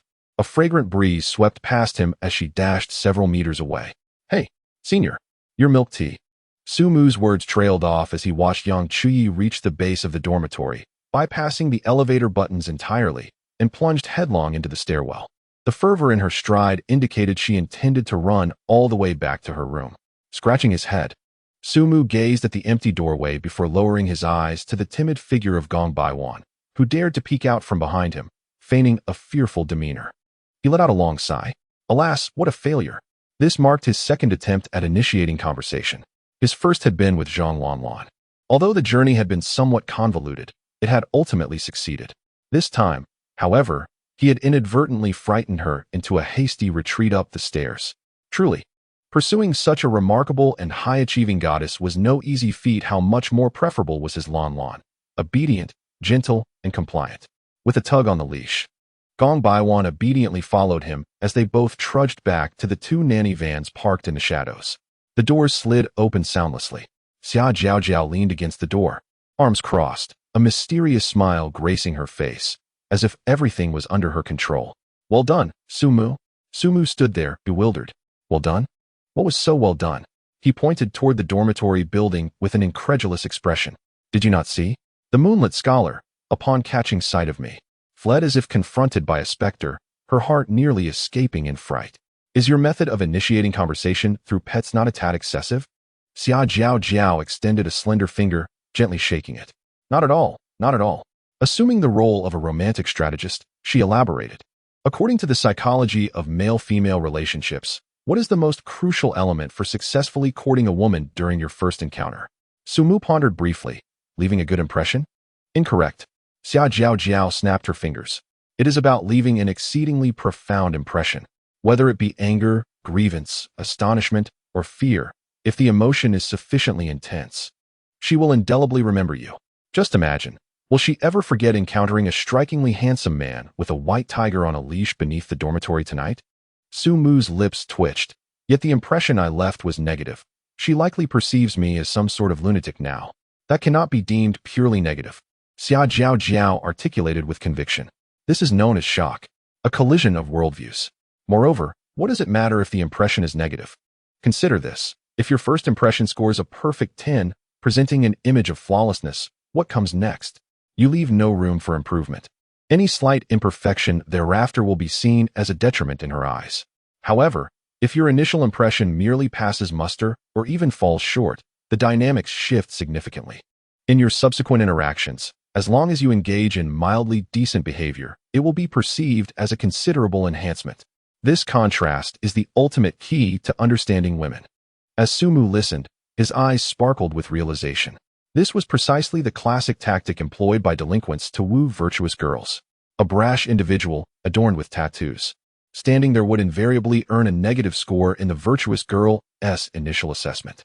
Yet, if this individual were to silently offer her an umbrella on a rainy day, rescue her from a group of petty thugs, or whisk her away on a motorcycle for a thrilling ride, that touch of tenderness, that hint of thoughtfulness, that rush of excitement, on the foundation of negative points, it would be nothing short of a trump card. The virtuous girl would be utterly captivated.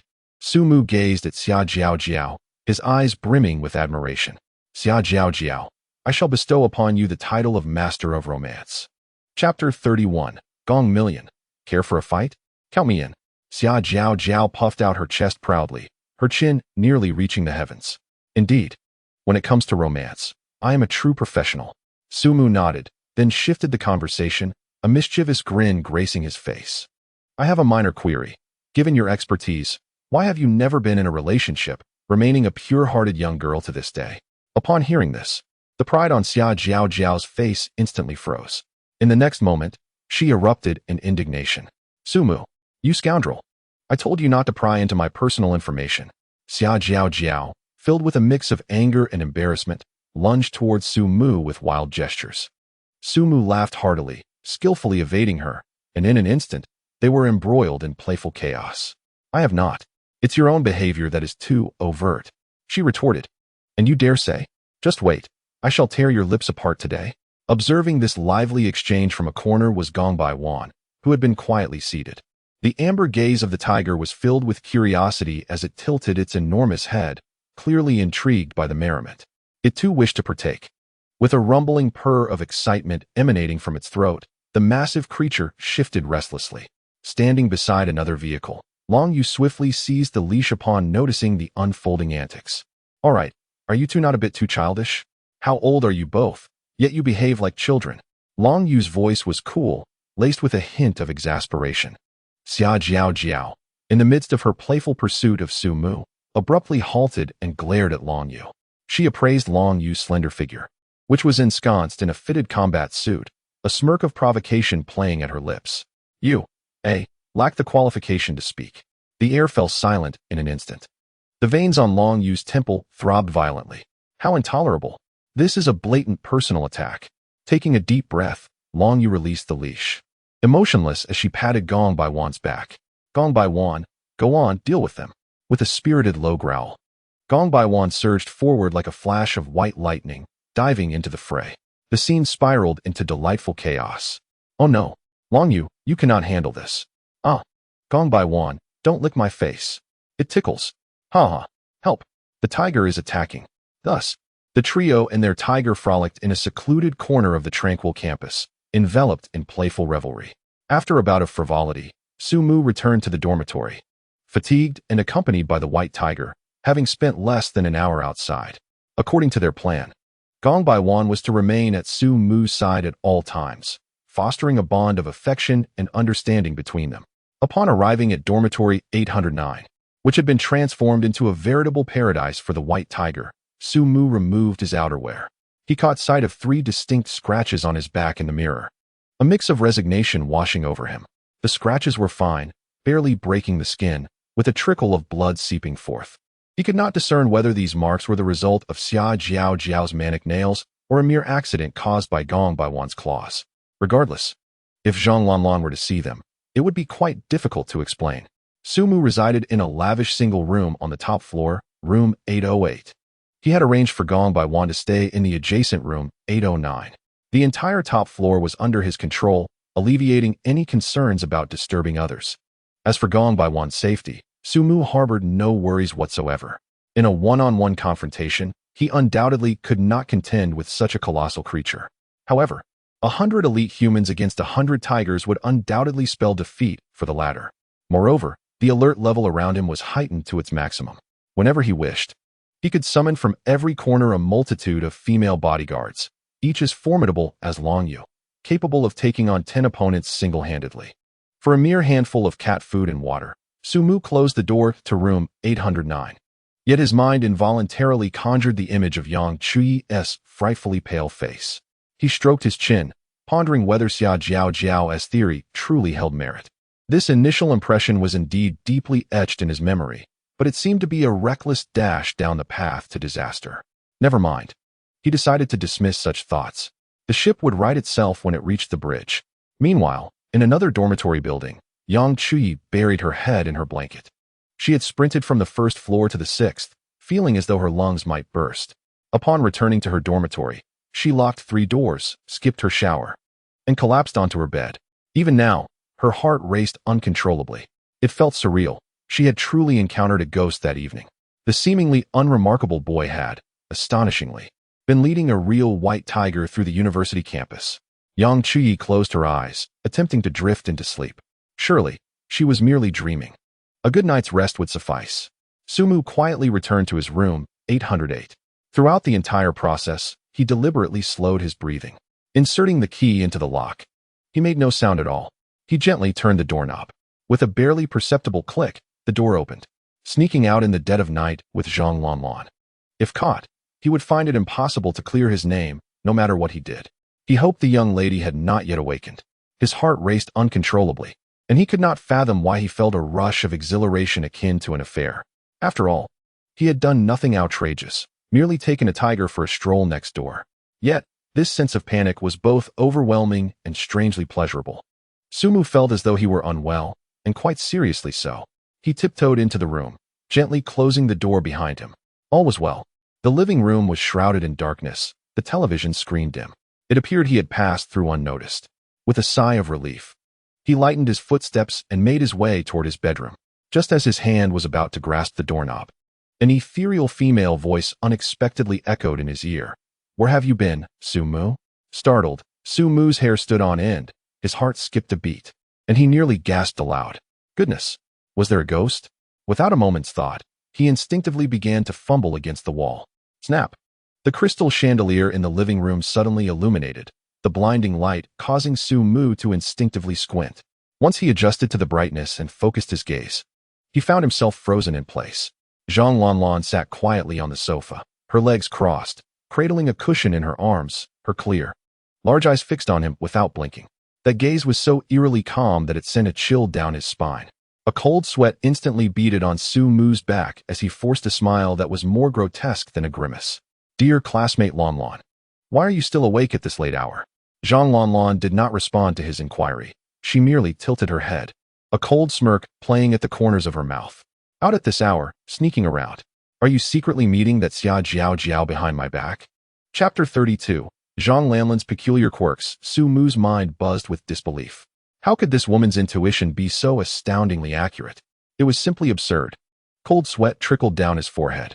Yet, being a man seasoned by life's storms, he maintained his composure, even wearing a touch of unjust grievance. Impossible. Sumu, the epitome of a steadfast man, was compelled by his survival instinct to fabricate a lie. "I really haven't sought out Xia Jiao Jiao. My mentor suddenly contacted me about some experimental data issues that required my immediate assistance. You know how it is, as a graduate student in the Energy Institute. My work often demands late nights and relentless dedication. It's all for our future, after all." He spoke with earnest sincerity, his eyes brimming with a fervent commitment to the pursuit of science. Zhang Lanlan silently observed his performance, not uttering a word. It was only when Sumu was nearly out of fabrications that she slowly uttered two words. "Inspection." Huh. Sumu was taken aback, but Zhang Lanlan had already risen from the sofa, advancing step by step towards him. She had no faith in men's deceitful words. A man's tongue is a deceiver, especially one like Sumu, who had a hint of charm, rendering his words even less trustworthy. In her eyes, Sumu was the most handsome man in the world. Standing before him, Zhang Lanlan rose onto her tiptoes, leaning close to his neck and gently inhaling. Every muscle in Sumu's body tensed. He could distinctly sense the faint, delicate fragrance emanating from her, while he himself was uncertain of the scent clinging to him. Zhang Lanlan's exquisitely shaped nostrils flared slightly as she discerned the aromas. There was no hint of another woman's perfume, nor the scent of shower gel. It seemed he had not been off gallivanting with a woman after all. She continued to inhale, only detecting a trace of Sumu's unique body scent, mingled with a faint hint of perspiration, which was not unpleasant, but rather made her heart race. Most importantly, intertwined within that aroma was a subtle, almost imperceptible essence reminiscent of a fluffy kitten. Zhang Lanlan's tense little face instantly relaxed, her entire being softened as she leaned into Sumu's embrace, akin to a small boat that had found its harbor. "Very well. I shall temporarily trust that you have not sought out another woman." With a sigh of relief, Sumu's heart finally settled back into his chest, narrowly escaping a calamity. However, Zhang Lanlan remained nestled against him, her small head nuzzling within his arms, her nose incessantly sniffing. As she inhaled, her attention fixated on Sumu's armpit. Sumu's lips twitched in response. "Zhang Lanlan, don't you think your taste is a tad peculiar? I just returned from outside, and I'm drenched in sweat. For reasons unknown." Zhang Lanlan's muffled voice emerged from his embrace. "I just feel that you smell delightful, particularly enticing." She lifted her head, catching sight of Sumu's peculiar expression. Her cheeks flushed crimson as she hastily clarified. "Oh, Please don't look at me like that. I researched it on Douyin. Experts say this is due to pheromones attracting each other. One only finds the scent of someone they genuinely like to be pleasant. Is that so? Sumu raised an eyebrow, a glimmer of mischief dancing in his gaze. Then I must take a good whiff of you. With that, he seized Zhang Lanlan's hand, pretending to bring it closer to his nose. Ah, what are you doing? Zhang Lanlan, who was most sensitive to tickling, erupted into a fit of giggles as she squirmed wildly in his embrace. Stop it, ha ha, Sumu, I'm so ticklish. In the living room, the two engaged in playful banter, the earlier tension dissipating like mist. Zhang Lanlan, still laughing, playfully shoved Sumu, her palm inadvertently grazing his back. Suddenly, her movements froze, and the smile on her face vanished in an instant. The air in the living room seemed to be sucked away at that moment. Zhang Lanlan's eyes widened in disbelief. She abruptly lifted the hem of Sumu's t-shirt, revealing 3 distinct scratch marks glaringly evident on his smooth back. The scratches were fine, freshly broken skin, oozing slight traces of blood, appearing particularly stark under the light. Sumu. Zhang Lanlan's voice trembled with emotion. Why do you have scratches from a woman on your back? Panic surged within Sumu, his heart sinking. He caught a glimpse of Zhang Lanlan's eyes, which were already glistening with unshed tears, on the brink of spilling over. In a desperate bid for survival, Sumu's instincts kicked in. Before her tears could fall, he spoke rapidly. Wait. Let me explain. These are not scratches from a woman. They are from a cat. I have a little kitten in the neighboring dormitory. If you don't believe me, I'll take you to see it right now. As Zhang Lanlan prepared to immerse herself in her emotions and release a heartfelt cry, she resolutely stifled her tears. A cat? She blinked, and the scent of a small feline momentarily flickered through her mind. Was it a match? Then why haven't you brought it home to raise? I wouldn't prevent you from adopting a cat. Zhang Lanlan's tone softened, yet still bore a hint of grievance. Sumu feigned mystery with a smile, taking her hand. Because that cat is rather large. Come, let me show you a magnificent treasure. Sumu, pulling the still-dazed Zhang Lanlan along, exited the 808 dormitory. Standing at the door of the adjacent 809, a mischievous thought bubbled up within Sumu. He deliberately withheld the truth from Zhang Lanlan. That inside resided not a small kitten, but a genuine white tiger. He intended to frighten her a bit, avenging the earlier interrogation. Mischief, after all, was one of the greatest joys in deepening the bond between couples, and Sumu was no exception. He gestured for silence to Zhang Lanlan, then abruptly flung open the door to 809. The scene within the neighboring dormitory was instantly revealed to the pair. In the expansive room, a massive, snow-white tiger sprawled comfortably on the carpet, playfully rolling around with a gigantic ball of yarn. Sumu turned to savor the expression of sheer terror he anticipated on Zhang Lanlan's face. However, the expected scream did not materialize. Zhang Lanlan's beautiful eyes widened. But rather than fear, her face radiated surprise and excitement. Isn't this Gong Baiwan? Zhang Lanlan not only remained unfrightened, but joyfully exclaimed. Sumu's smile froze in place. You know this white tiger? Why aren't you scared at all? This isn't how the script goes. Zhang Lanlan shot him a disdainful glance, as if regarding a country bumpkin. Please. This is the internet sensation Gong Baiwan, with millions of followers on Douyin. Look at its adorably silly eyes and that distinctive, large face. Even if it were turned to ash, I would recognize it. She excitedly dashed to Gong Baiwan's side, cautiously extending her hand to stroke its large head. Oh my goodness, I can't believe I'm seeing it alive. Sumu, how on earth did you manage to get it? In Zhang Lanlan's mind, Sumu had nearly ascended to the status of a deity. After all, he could take her to state banquets, so acquiring a renowned white tiger didn't seem particularly extraordinary. Sumu, observing the bizarre scene before him, felt a twitch at the corners of his mouth and steeled himself to continue fabricating. Ahem, this is also for our mentor's experiment.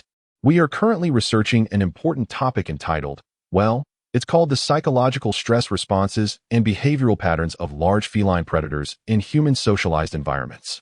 Wow. Zhang Lanfan's eyes sparkled with admiration as she gazed at Sumu. My dear, how impressive you are. Exploring such profound topics, she exclaimed, eagerly rushing towards him and playfully engaging with Gong Baiwan. The tiger seemed equally fond of her, nuzzling her face with its fluffy head and occasionally extending its long tongue to lick her, eliciting joyous laughter from Zhang Lanfan. Sumu stood by the door, observing the delightful scene of the girl and the tiger. He couldn't help but shake his head in amusement, thinking, what a naive and easily deceived girl she is. Chapter 33. The confused campus beauty upon awakening again. The sky outside had taken on a warm orange hue, indicating that it was already afternoon. However, both Zhang Lanfan and Sumu knew they could no longer indulge in sleep. As university students, they had already missed classes for nearly a week. No matter how capable Sumu might be, an extended absence from class was bound to raise eyebrows. Moreover, he had been missing alongside Zhang Lanfan, the universally acknowledged campus beauty, for such a duration. One could only imagine the speculations circulating among their peers. In a hurry, Zhang Lanfan hastily swallowed a few soup dumplings. Her cheeks still full, as she bid farewell to Sumu. I must rush to class. If I don't, my advisor will give me a serious reprimand. As a second-year student, she was far from the stage where skipping classes could be done with impunity. Self-study was still a distant goal. Watching her dash away in a flurry, Sumu chuckled and shook his head before stretching luxuriously. The week spent in gentle tranquility was drawing to a close. He planned to check on the progress of the room temperature superconducting technology he had provided to the state, curious if any tangible results had been achieved. Before leaving, Sumu habitually glanced in the mirror. The man reflected back was handsome, with clear, bright eyes. Remarkably, despite having indulged in a week of unrestrained living, there was not a trace of dark circles under his eyes. His skin appeared even more radiant and refined, exuding a healthy glow. A thought crossed his mind, prompting him to step onto the height measuring device. Beep. The display read, 185 centimeters. Sumu raised an eyebrow. He distinctly remembered his previous height being 180 centimeters. Yet he had inexplicably grown an entire 5 centimeters. A vague realization dawned on Sumu regarding the terrifying effects of the system's innate physique reward. His cells had reverted to a youthful state. What did this infant state entail? It represented peak cellular vitality, rapid metabolism, and optimal recovery and growth potential, truly akin to having a superhuman advantage. He felt as if he had returned to the vigor of his 18-year-old self, capable of endless physical activity. As he stepped out of the graduate dormitory, a sleek black figure silently trailed behind him, maintaining a vigilant distance while scanning the surroundings. It was Longyu. Sumu had long since grown accustomed to her presence and no longer paid it any mind. Having such an exceptional expert as a bodyguard certainly alleviated many concerns. Following Sumu was a tall, coldly elegant girl clad in a black uniform, who instantly became a striking sight as they traversed the campus of the Science and Technology University. The male students they passed could not help but steal glances, their eyes lingering on Longyu, engaged in animated discussion. Wow, that girl is stunning. So cool and fierce. Indeed, just look at her poise. She must be a martial artist. What is the relationship between her and that handsome guy? I have no idea, but he is quite dashing too. They look like they stepped out of a movie together. Sumu strode directly to the experimental building he had not visited in quite some time. The current state of the experimental building was vastly different from before. A security perimeter had been established around the building, with guards stationed every few steps, all armed and vigilant, creating an atmosphere of solemnity and gravity. Inside lay not only hundreds of millions worth of cutting-edge research equipment, but also a host of national treasure-level academicians from the Academy of Sciences, who had relocated from the capital to conduct a secretive study. It was said that not even an ordinary student, let alone a fly, could easily enter. Students at the Science and Technology University could only watch from a distance, speculating daily about the earth-shattering events transpiring within. Reflecting on the century-long history of the university, it was evident that never before had such a multitude of academicians gathered, nor had there been such stringent security measures in place. This elaborate setup was perhaps indicative of research into extraterrestrial life. Other researchers and staff members required specialized access cards to enter and had to undergo multiple layers of iris and fingerprint recognition, followed by rigorous security checks, an exceedingly cumbersome process. However, as Sumu approached the entrance, the guard on duty, upon recognizing his face, immediately straightened up and rendered a crisp military salute. "Good day, Professor Su." Following this, they promptly opened a special passage that required no further verification, respectfully inviting him inside. Sumu nodded slightly, stepping through the entrance. It seemed that his visage held considerable sway. In the third teaching building, on the top floor in a tiered classroom, Zhang Lanlan was enduring her most dreaded English class. Her small head rested against the window, struggling against sleep as her eyelids engaged in a battle, clearly on the verge of succumbing to slumber. English was her absolute weak point. The convoluted combinations of letters appeared to her as an incomprehensible script, a lullaby of sorts. The moment she heard the teacher's pure Oxford accent enunciating words, she could assuredly doze off within 5 seconds. Zhang Lanlan lamented internally, wondering when the torment of learning English would cease. How wonderful it would be if Chinese could become the global lingua franca in a daze. She decided to rest her soft chest against the desk, burying her face within, ready to drift off to sleep. This position, after all, was quite convenient. At the very moment she was on the brink of slumber, a fleeting glance from the corner of her eye caught sight of the outside world. Just a mere glance. Suddenly, she jolted awake, her senses heightened. How had her husband managed to enter the highly secured experimental building, which was known for its stringent access restrictions, even for the principal? Zhang Lanlan's mind went blank, and in her astonishment, a term of endearment slipped from her lips. Husband. The utterance, though soft, resonated distinctly in the hushed classroom. In an instant, the atmosphere erupted. All the students turned their heads, their gazes converging on Zhang Lanlan, many unable to contain their laughter. Seated in the front row, Lu Yiqing, who had always regarded Zhang Lanlan as a rival, seized the opportunity to mock her with a biting tone. "Oh, Zhang Lanlan, are you experiencing a romantic awakening? Calling your husband during class?" A nearby follower chimed in. "I reckon that during her week of absence, she must have been enchanted by some wild man, leaving her mind adrift." Such words were laced with venom, steeped in insult. Zhang Lanlan's face flushed crimson, not from embarrassment, but from fury. She sprang to her feet, her beautiful eyes glaring at Lu Yiqing. Lu Yiqing, emboldened by her family's wealth, had long harbored jealousy towards Zhang Lanlan's beauty and popularity, feeling overshadowed and having covertly targeted her countless times. Chapter 34. What is Su Mu's true identity? As the tension escalated towards an impending clash among the girls, the English teacher at the podium swiftly intervened to restore order. "All right, everyone, please settle down." The teacher adjusted her glasses and addressed Zhang Lanlan with a gentle tone. "Zhang Lanlan, you must have been dreaming aloud just now. However, please refrain from sleeping in class in the future. Sit down now." Seeing the teacher's intervention, Zhang Lanlan felt compelled to temper her outrage. This English teacher had always been kind to her, aware of her struggles with the language and often allowing her the leniency to doze off, showing her the utmost understanding. With a heavy huff, she conceded to the teacher's request, casting a fierce glare at Lu Yiqing before reluctantly taking her seat. Yet, her heart remained restless. Zhang Lanlan could not resist glancing out the window once more, only to find that her husband's figure had vanished from the entrance of the experimental building. How peculiar. What truly was Su Mu's identity? How was he able to navigate freely through a place that even academicians had to queue for security checks? And what about the recent state banquet and the viral White Tiger Palace worth millions? Each incident, every detail, was shrouded in an inexplicable mystery. Zhang Lanlan suddenly realized just how little she knew about the man she spent her days with. What secrets lay hidden within him? The English teacher continued with the lesson. As she listened to the English words, Zhang Lanlan felt her soul being siphoned away, leaving her devoid of thought. Sleep. Su Mu pushed open the heavy lead door, and a complex aroma mingled with metal, ozone, and strong coffee assailed her senses. The laboratory was ablaze with light, as bright as day, with dozens of figures clad in white lab coats bustling about, each face etched with fatigue and exhilaration. "Su Mu," a hoarse voice called out. Zhong Lishuan approached briskly, his eyes sunken, bloodshot, and his bags under his eyes nearly descending to his chin. He grasped Su Mu's arm with a trembling hand, excitement coursing through him. "My dear apprentice, I was just about to call you to drag you out of bed, and here you are, arriving at the perfect moment." Truly a stroke of good fortune.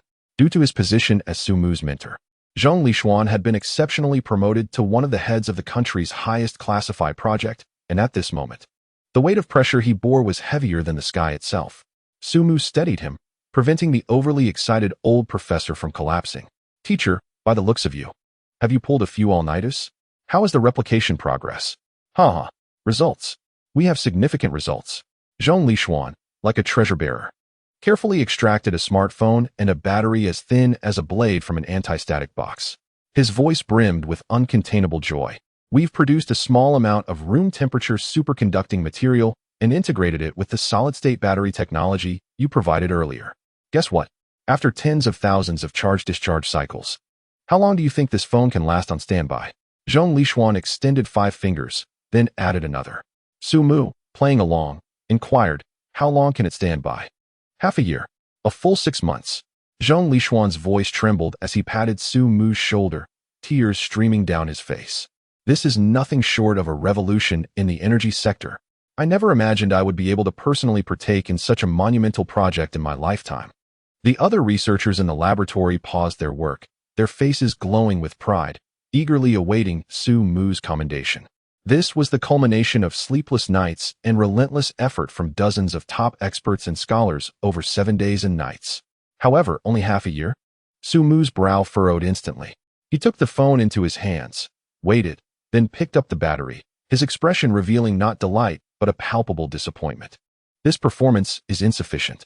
Su Mu shook his head, his tone flat. According to the complete technical documentation I provided, after the perfect integration of room-temperature superconducting materials and solid-state batteries, the theoretical standby time should start at a minimum of 2 years. What? 2 years?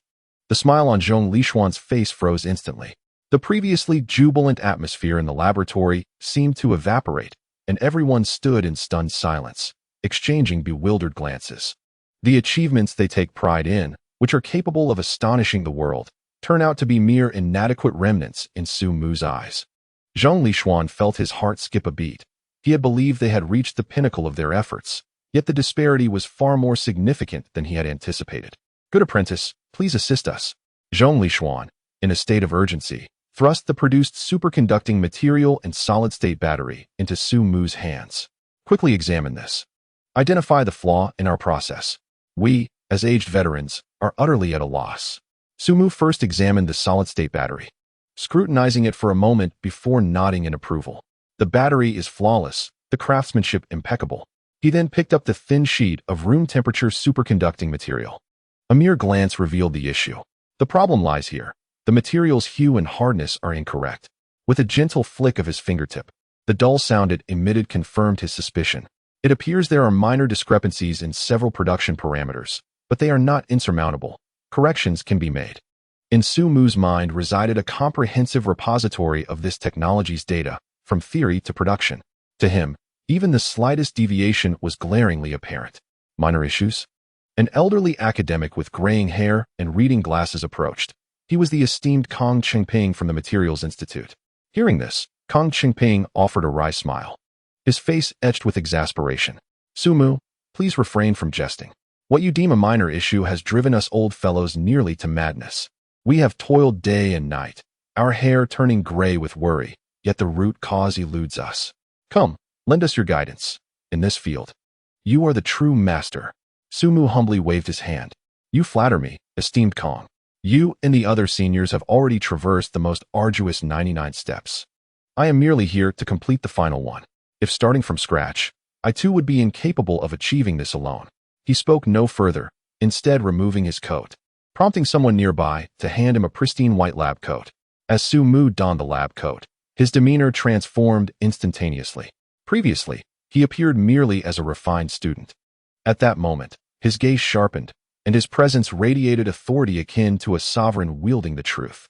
He approached a complex precision instrument, his hands dancing across the control panel with lightning speed. Step 7. The vacuum centering temperature curve is incorrect, with the peak temperature lowered by 32 degrees, and the holding time extended by 7 seconds. Step 11. During the high-pressure shaping phase, the pressure value is too low. Increase the initial pressure by 0.03 standard atmospheres. And the depressurization process should be divided into 3 stages, rather than 1. Furthermore, regarding the catalyst ratio, the proportion of element B must be reduced by 0.02, to be replaced with element C. Su Mu's voice resonated clearly and steadily within the quiet laboratory. As he spoke, he deftly executed each task. His commands were precise, devoid of any hesitation.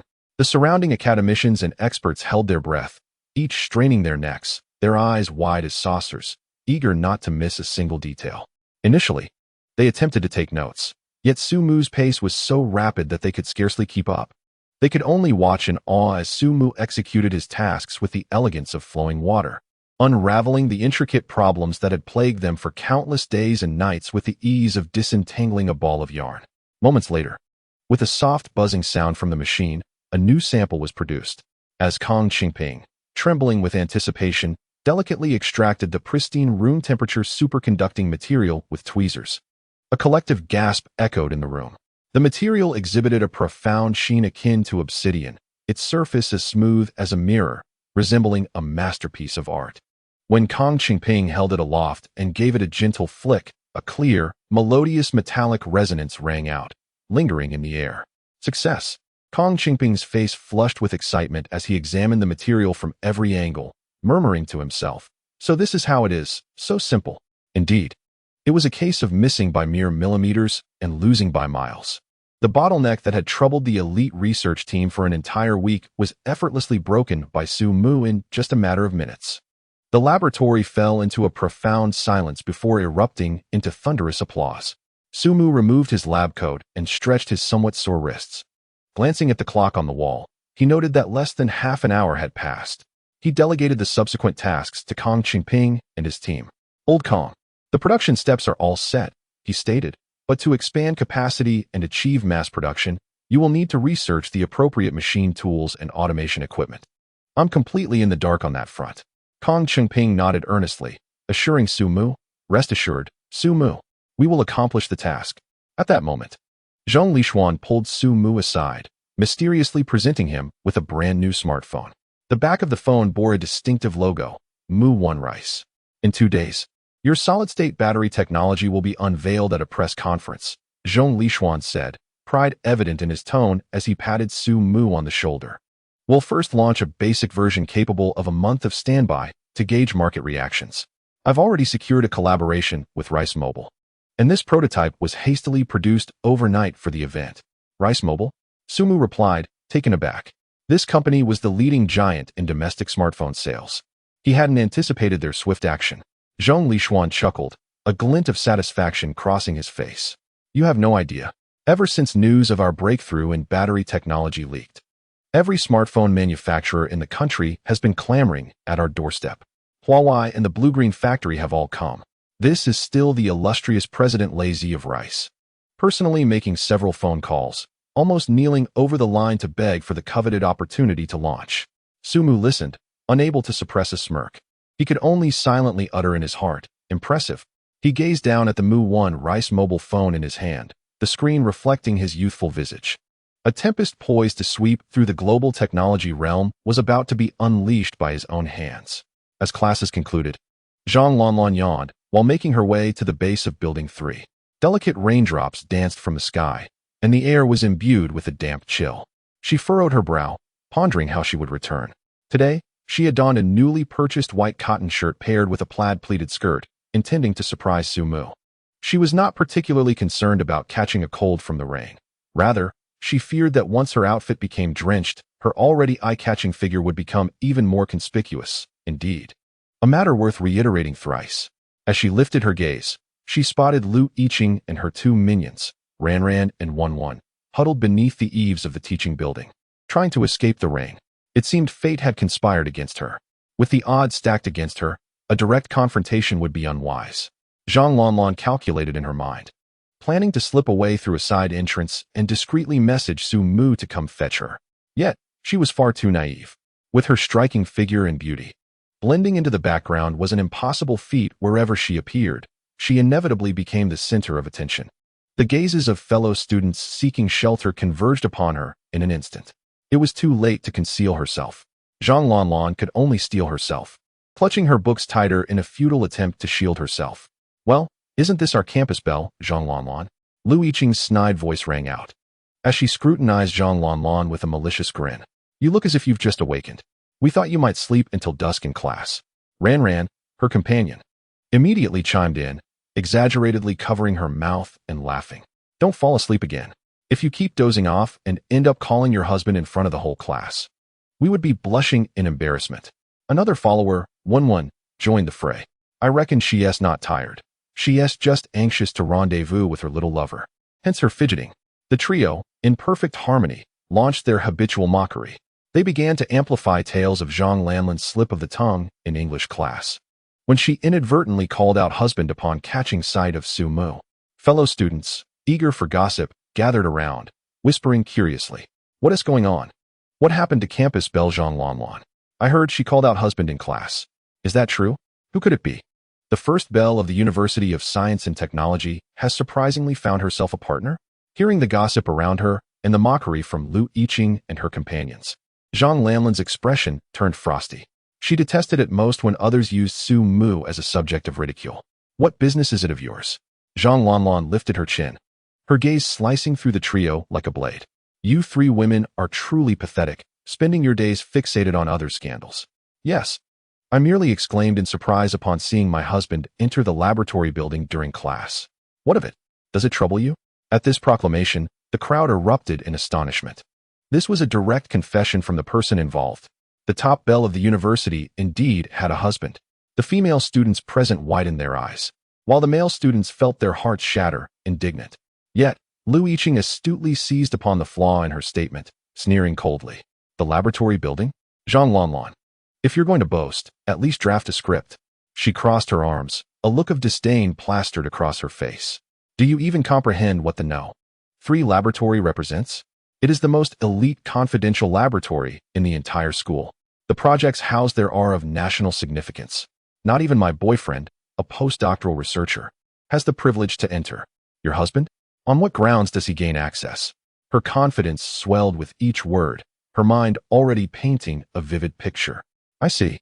Your husband must be one of those elderly cleaners or the decrepit technician inside, right?" Ruan immediately caught on, exclaiming exaggeratedly, "My goodness, who could have imagined that our belle Zhang Lanlan, who had been missing for months, actually found herself an old man for a husband? Such a peculiar taste." Wenwen maliciously added, "Indeed, a woman with such a lewd figure is hardly of respectable character." Chapter 36. Hurry up and deliver that line. "You." Zhang Lanlan trembled with rage at their vile remarks, her chest heaving violently. "Your boyfriend's inability to enter is a reflection of his own incompetence. A mere postdoctoral researcher. Yet he has the audacity to boast and criticize daily." Zhang Lanlan unleashed her full fury, targeting Lu Yiqing's sore spot directly. "Bah! Do you truly believe I have not seen your precious boyfriend? With a head that shines like a light bulb and a gait that sways, I suspect he has long lost his vitality. You. Lu Yiqing prided herself on having secured a boyfriend from a prestigious university, a source of her entire sense of superiority. Now, publicly humiliated by Zhang Lanlan in such a crude manner, she instantly lost her composure, her words faltering. I, what of it? I'll drive you to madness." Zhang Lanlan mimicked her stance, puffing out her chest, completely overpowering Lu Yiqing's presence. Lu Yiqing, furious and ashamed, raised her hand. "Do not force me to take action." Zhang Lanlan remained undaunted, stepping forward. "Come on, you three skinny minions, dare you challenge my authority? Do you believe I won't spray you with a mouthful of soda?" The four individuals found themselves in a stalemate. In disputes among women, pride often prevails, and the likelihood of physical confrontation remains minimal. Just then, a clear and resonant male voice pierced through the curtain of rain, ringing out distinctly. "Who has managed to anger my esteemed wife?" The voice. Zhang Lanlan abruptly lifted her gaze towards the source. There, at the entrance of the number 3 experimental building, an enormous black umbrella unfurled. A group of individuals emerged from the building, seemingly escorting a person of great significance. Leading the procession was a tall and handsome figure, her dearly beloved husband, Su Mu. Behind him, a woman clad in a black uniform, exuding an air of competence, respectfully held the umbrella for him. Surrounding them were several other figures. Although the rain obscured their features, the calm scholarly demeanor they exuded, coupled with their implicit respect for Su Mu, indicated their distinguished statuses.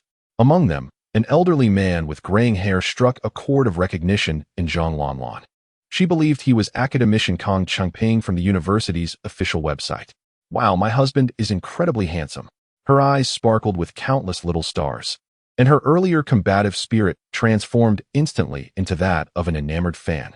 This was reminiscent of the classic scenes from the romantic web novels she had recently become enamored with, as well as the beloved short dramas featuring domineering CEOs and underworld lords who swoop in to rescue the female protagonists from the clutches of cruel antagonists. Zhang Lamlin's mind began to play the background music automatically. When Su Mu approached, would he not be expected to wear a stern expression, casting a disdainful glance at Lu Yiqing and her companions, and utter a classic line? The weather has turned cold. Let the Lu family face bankruptcy? Or perhaps something even more ruthless. Those who dare to harm my woman shall see their entire family pay the price. Zhang Lanlan felt as though she had been brainwashed by the short dramas, yet her anticipation swelled. As Su Mu navigated through the crowd and reached her side, the umbrella naturally tilted, enveloping her completely. He gazed at his wife, whose expression was a blend of infatuation and expectation, somewhat perplexed. Zhang Lanlan silently mouthed to him, "Speak. Just say it." Su Mu, bewildered, wondered what he was supposed to say. Why did it seem as though his wife appeared less than astute today? Ignoring Zhang Lanlin's internal monologue, he cast a casual glance at the three women across from him, whose faces had turned ashen. The moment they realized Su Mu had emerged from the number 3 experimental building, flanked by a throng of dignitaries, Lu Yiqing and her companions were rendered speechless. They were not fools. The atmosphere, the aura, it was clear they were in the presence of individuals far beyond their reach. Lu Yiqing, the quickest to react, did not wish to jeopardize her boyfriend's future over a moment of careless words. She immediately bowed at a 90-degree angle, her voice trembling. "I beg your pardon. Esteemed one, I have erred. We failed to recognize your greatness. Your generosity knows no bounds." Both Ran and Wenwen were thoroughly terrified and hastily bowed in deference. "Oh, great one, please show us mercy. We shall never dare again. Do not take our lives." They knelt in a flurry, their demeanor exceedingly sincere and submissive. Su Mu remarked, "The speed of their surrender is rather astonishing, is it not? How am I to chastise them now?" The reprimands he had meticulously prepared instantly lost their purpose. He cast a glance at Professor Zhong Lishuan beside him, who nodded slightly, his eyes conveying a sense of nonchalance, as if to say, "Handle it as you wish. I shall take responsibility for any repercussions." He was widely known for his protective nature. Clearing his throat, Su Mu decided that since physical reprimands were off the table and bankruptcy sounded overly dramatic, he would opt for a punishment more befitting contemporary university students. He observed the three still trembling and began to speak. "Considering your abundant energy for gossiping here, it seems your academic load is not sufficiently burdensome." The trio felt a pang of foreboding at his words. Indeed, Su Mu's subsequent pronouncement sent chills down their spines. "Very well, you three, for the remainder of this semester. The difficulty of all your final examinations will be doubled." "What?" The three women cried out in despair, their faces paler than death itself. For university students, this was the most malevolent punishment imaginable.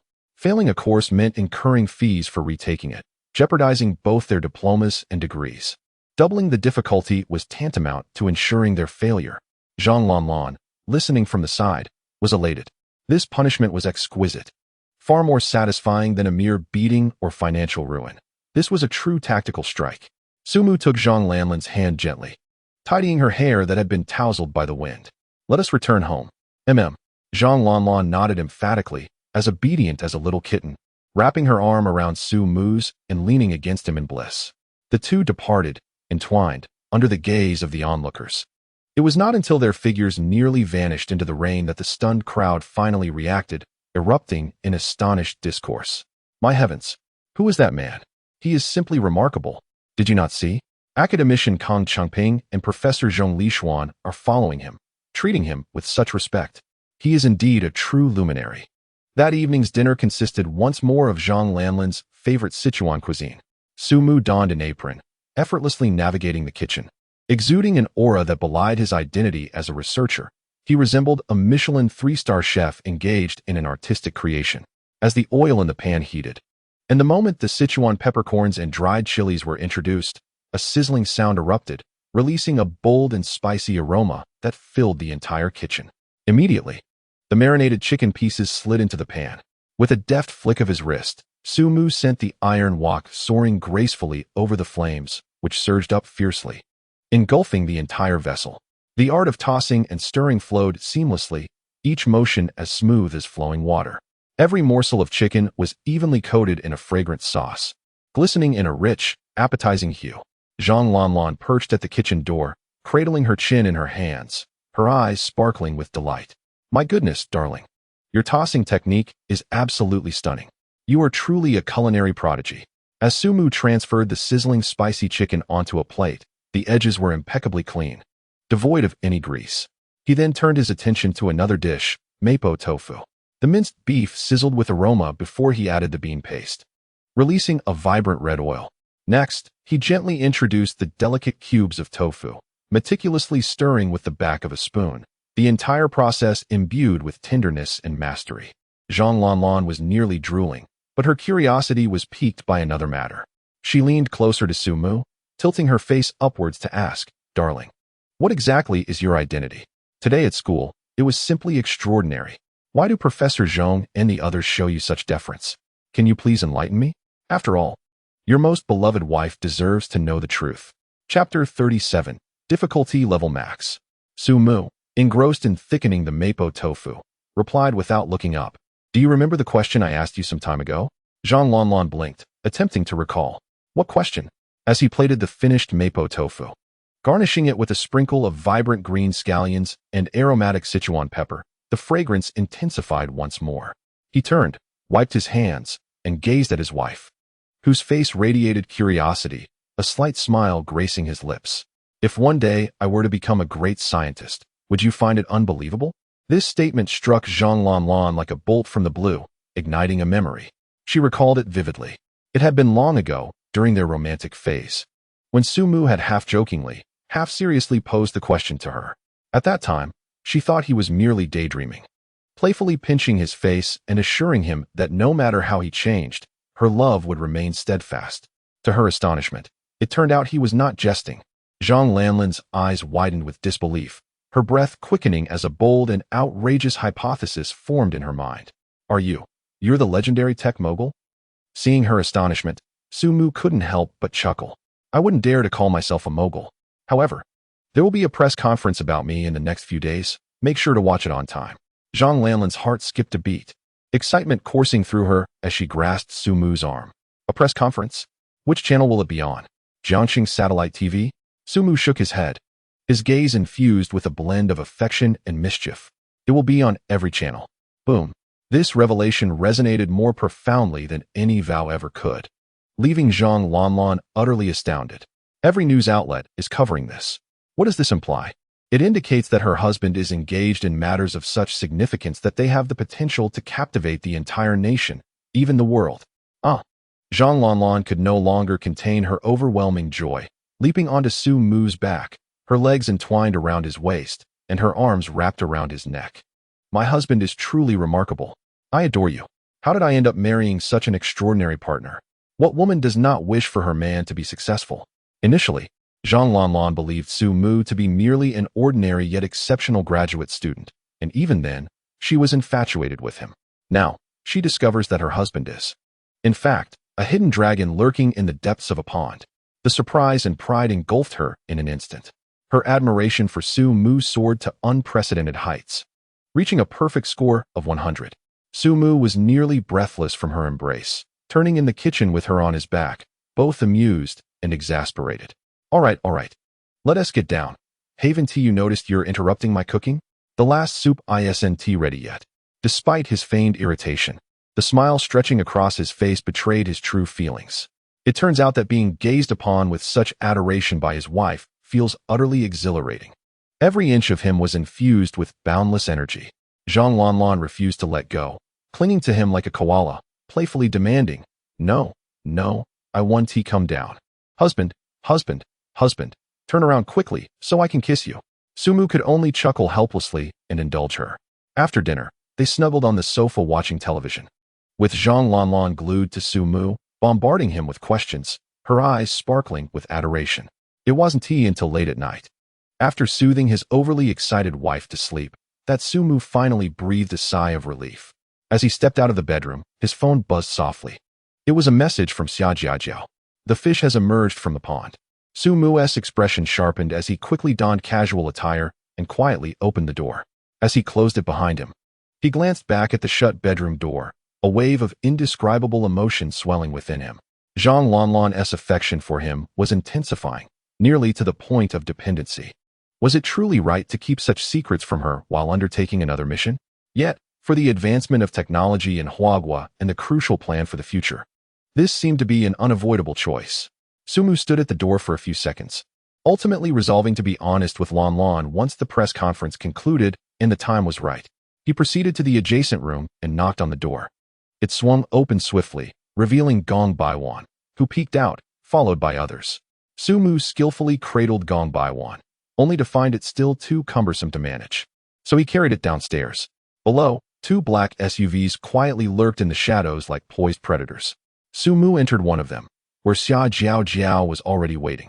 However, today, her usual confidence and composure were replaced by a hint of discouragement. "What's wrong?" Sumu inquired, stroking the soft fur of Gong Baiwan in his arms. Xia Jiao Jiao sighed and handed him a document. "The plan may encounter significant issues," she stated, her tone heavy with concern. "We have just acquired the latest intelligence regarding our target, Yang Chui, the Moonlight Senior. She is allergic to men." Sumu, momentarily pausing in his petting, lifted his gaze in astonishment. "Allergic to men? What do you mean? Is it physiological or psychological?" "Physiological, though there is a psychological aspect as well," Xia Jiao Jiao replied, rubbing her temples, her expression filled with frustration. "No man, in any form, can touch her skin. Otherwise, she will immediately suffer severe allergic reactions, including difficulty breathing and even shock." Sumu furrowed his brow. "Is that really the case?" "Absolutely," Xia Jiao Jiao affirmed, her expression grave. "This escalates the difficulty of our mission exponentially, rendering it nearly impossible. This is a failure on our part. I acknowledge that." She looked at Sumu, her eyes filled with remorse. "I came to seek your opinion. Do you still wish to pursue this girl? Personally, I believe we could abandon this endeavor. While goddesses scoring over 95 are rare, they do exist. We can reassess our targets." Chapter 38. Moonlit Encounter. The senior mistakes me for a pervert. Abandon? Sumu did not respond immediately. He gazed through the car window at the nearby park path. The moonlight cascaded down like water. A girl clad in a white dress was leisurely walking her equally white kitten under the moonlight, humming an unknown melody. Her slender figure creating a scene as beautiful as a painting. Yet, within that beauty lingered an inescapable solitude. Is this the reason? The inability to engage in normal interactions leading her to always be alone? Sumu withdrew his gaze, a decision forming within him. The mission could be paused. However, I feel that I could befriend her. At the very least, we could share moments caring for our cats. She seems rather lonely. Xia Jiao Jiao was taken aback, looking at Sumu with surprise. She had expected him to be frustrated by the increased difficulty of the task or to abandon it outright. Unexpectedly, Xia Jiao Jiao suddenly burst into laughter, her previous despondency dissipating. "Well done, Sumu. I didn't realize you had such a kind heart." She snapped her fingers at the stylist. "Where's the battle attire you prepared for him?" The stylist handed over a bag. Sumu opened it to find a SpongeBob onesie inside. Xia Jiao Jiao, stifling a laugh, explained there was no other option. To minimize your perceived aggression and make you appear harmless, this was the best solution devised by our team during an overnight meeting. Sumu's lips twitched, but he ultimately changed into the somewhat juvenile outfit in the car. As he stepped out, hand in hand with Gong Baiwan, clad in the SpongeBob onesie. Even he felt the absurdity of the scene. A man towering over 6 feet, wearing a cartoonish pajama, leading a fierce tiger through the deserted campus at night, appeared highly suspicious. He approached the solitary figure bathed in moonlight, the cool night breeze carrying the girl's intermittent melody. She seemed to sense the movement behind her and slowly turned around. Their gazes locked. The girl's pupils dilated in shock as she once again beheld the man and the enormous white tiger. This time, however, the man was clad in a bizarre SpongeBob onesie. In the pitch-black night, the bright yellow fabric and oversized smiling face were jarringly incongruous, reminiscent of a clown from a horror film. A pervert. Definitely a nighttime lurking psychopath. At this thought, Yang Chui felt her blood run cold. Sumu, mustering his courage, waved his hand. "Hello, senior. Nice to see you again." His well-intentioned smile seemed rather sinister to Yang Chui. He must be a man-eater. He will surely pounce and devour me. Her reaction was astonishingly swift. The little white cat followed suit, letting out a meow as it darted away, their figures elongated in the moonlight, filled with panic. "Wait," Sumu called after her. "Don't go." It was futile. The girl did not pause for a moment, instead quickening her pace. In a moment of desperation, Sumu shouted at her retreating figure. "Your cat." No, it's my cat. My cat needs your help. The fleeing figure abruptly halted. Yang Chuyi stood several meters away, her back turned to him. Her slender shoulders slightly rising and falling as she caught her breath.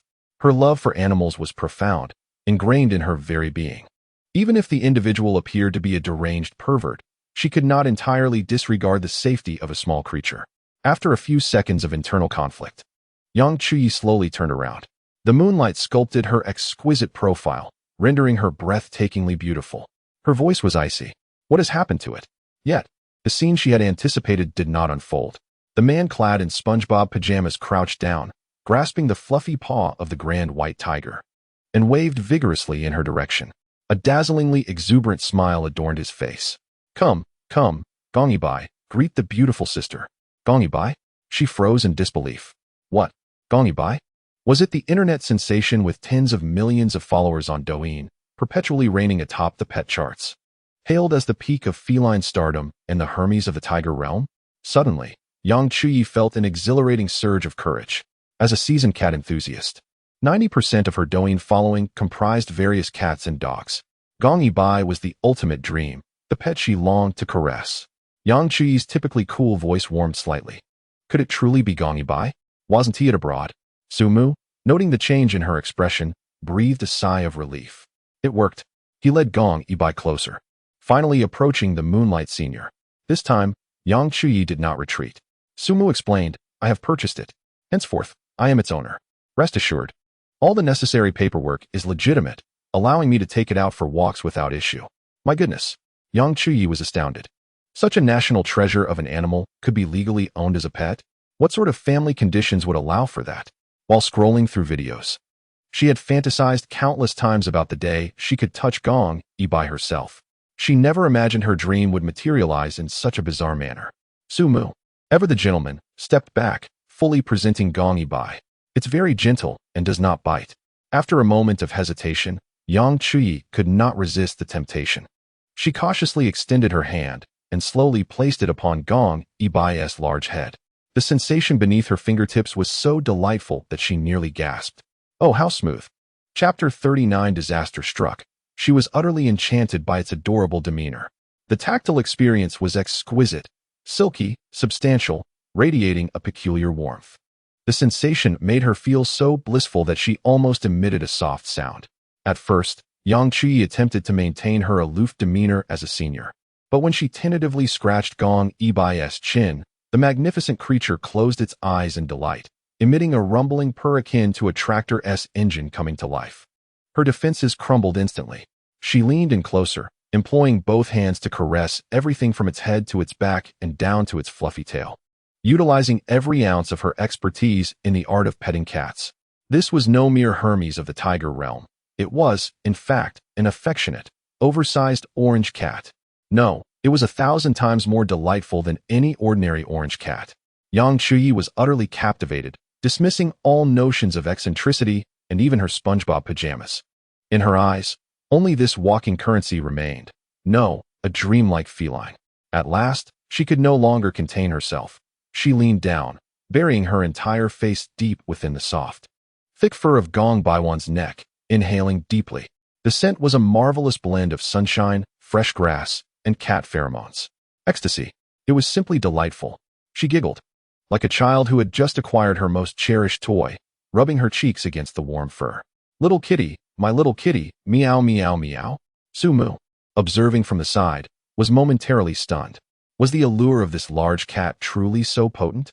The woman before him, with flushed cheeks and dreamy eyes, wore a silly grin, entirely contrasting her earlier demeanor of cold detachment. The disparity was astonishing.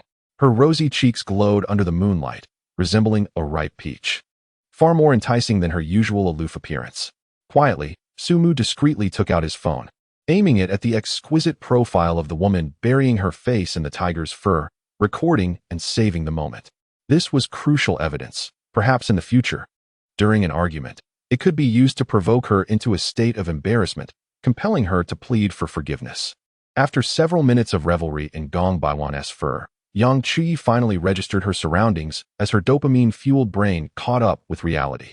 Oh no. She had let her guard down too much. There was still another person present. She abruptly sprang up, the motion creating a waft of fragrance.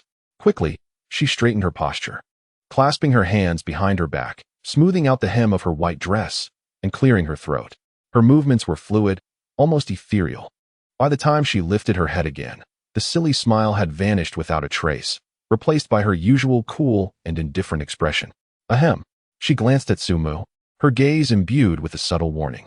Don't get the wrong idea. You mentioned earlier that Gong Baiwan is a bit shy, right? I was merely conducting desensitization training. Yang Chuyi spoke earnestly, her demeanor unwavering. Scientific studies suggest that felines, when subjected to prolonged intimate contact with humans, adapt to new environments more swiftly and develop a sense of security. Sumu nodded along, inwardly amused. How could it not adapt? With such a stunning face nestled on her belly every day, even the most timid of kittens would struggle to resist. If it hadn't been frightened off on the spot, it must be an exceptionally extroverted soul. At last, he understood why Yang Chuyi's seemingly regal ragdoll cat appeared so unruffled while being taken for walks. It had clearly been subjected to this suffocating desensitization training from a young age. Sumu adeptly refrained from exposing her intentions, instead choosing to follow her lead and artfully shift the conversation. You are indeed correct. It seems I shall be troubling you more often in the future. He gestured towards the white kitten at Yang Chuyi's feet, its eyes fixed longingly on Gong Million. By the way, what is the name of this little feline? He paused, realizing he had yet to inquire about her own name. This transition was perfectly timed, alleviating Yang Chuyi's awkwardness, and her gaze towards Sumu softened considerably. I am Yang Chuyi, a fourth-year student in the physics department. Sumu reciprocated with his own introduction. I am Sumu, specializing in energy and power engineering. Upon hearing the mention of energy studies, Yang Chuyi's delicate brows furrowed slightly, a flicker of confusion passing through her cool gaze. Energy studies? Our university has few students in that field. I frequently visit that building for my research, yet I have never encountered you before. A sudden alarm rang in Sumu's mind, though his face maintained its amiable facade.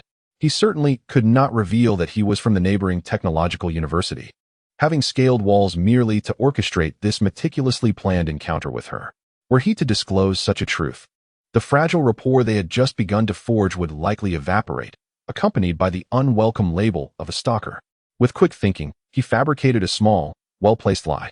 I tend to be rather inconspicuous, lacking any significant presence. I often prefer to remain in my dormitory, indulging in video games and films. So it is only natural that you may not recognize me.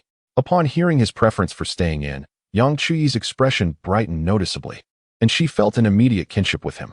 She herself was a somewhat introverted homebody, finding solace in her dormitory where she could read and study.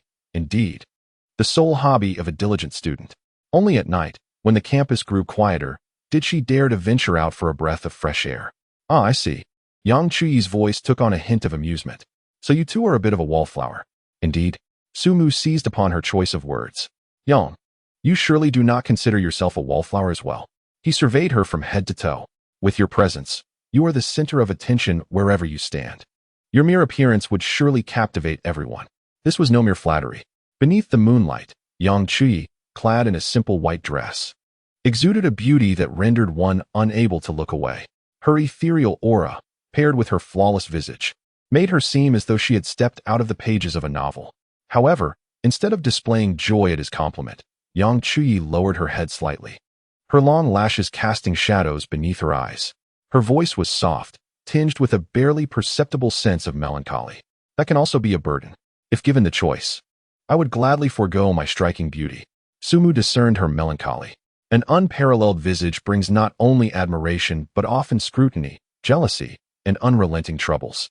His heart stirred, and he promptly proposed, shall we take a stroll? After all, we are both out to walk our cats. It would be pleasant to have company. This suggestion felt natural and well-measured. Yang Chuyi hesitated for a moment, glancing at the eager Sumu, then at Gong Baibai, who was affectionately rubbing against Sumu's pant leg. All right then. Chapter 40. Channel your tenacity in pursuing Zhang Lanlan. She acquiesced. Sumu felt a surge of joy and, seizing the moment, made a bold move. He unfastened the leash from his wrist that was attached to Gong Baibai and handed it to Yang Chuyi. Here, let us switch. Yang Chuyi's eyes widened in surprise, filled with astonishment and disbelief. Is this really allowed? That asked Gong Baibai. To take her for a walk? It was the ultimate dream for a cat enthusiast. The sudden happiness left her mind in a whirl. She instinctively inquired, "Is this truly permissible?" "But my cat, Snowball, is rather aloof." Sumu chuckled. "I'll give it a try." With that, he bent down, extending his hand toward the ragdoll cat named Snowball. Yang Chuyi's heart raced. Snowball was notoriously proud. Apart from her, it would not allow anyone to approach, swiping its claws at the slightest touch. However, what transpired next utterly shattered her expectations. Snowball not only refrained from resistance, but instead approached Sumu, affectionately nudging his palm with its small head and emitting a contented purr. It even rolled over, exposing its soft belly. Yang Chuyi stood dumbfounded. What is happening? Why is Snowball so affectionate towards him? Sumu proudly cradled Snowball, who nestled in his arms as docile as a stuffed toy. He speculated that it must be due to his innate disposition. His entire being had reverted to an infantile state. As the saying goes, animals imbued with spirit tend to respect the elders and cherish the young, taking liberties with those in between. Perhaps he belonged to that fortunate few who were loved. Thus, two individuals, each harboring their own thoughts, strolled side by side under the moonlight, each holding a cat. Yang Chuyi walked with a majestic gong bye-bye, her cool demeanor subtly revealing excitement and satisfaction, her steps lightening. Sumu held the gentle and amiable ragdoll, Snowball. Yet his gaze would often drift unconsciously toward the girl beside him. She wore a pair of silver strappy sandals, the delicate straps wrapping around her fair ankles, enhancing her beauty. Under the moonlight, her delicate jade-like feet glistened with a soft radiance, each step taken with a graceful sway. Sumu believed that gazing too long at the face of a newly acquainted girl might come across as frivolous, while diverting his gaze elsewhere would seem rather uncouth. Therefore, observing her feet seemed just right. Art. This was a moment of appreciating beauty.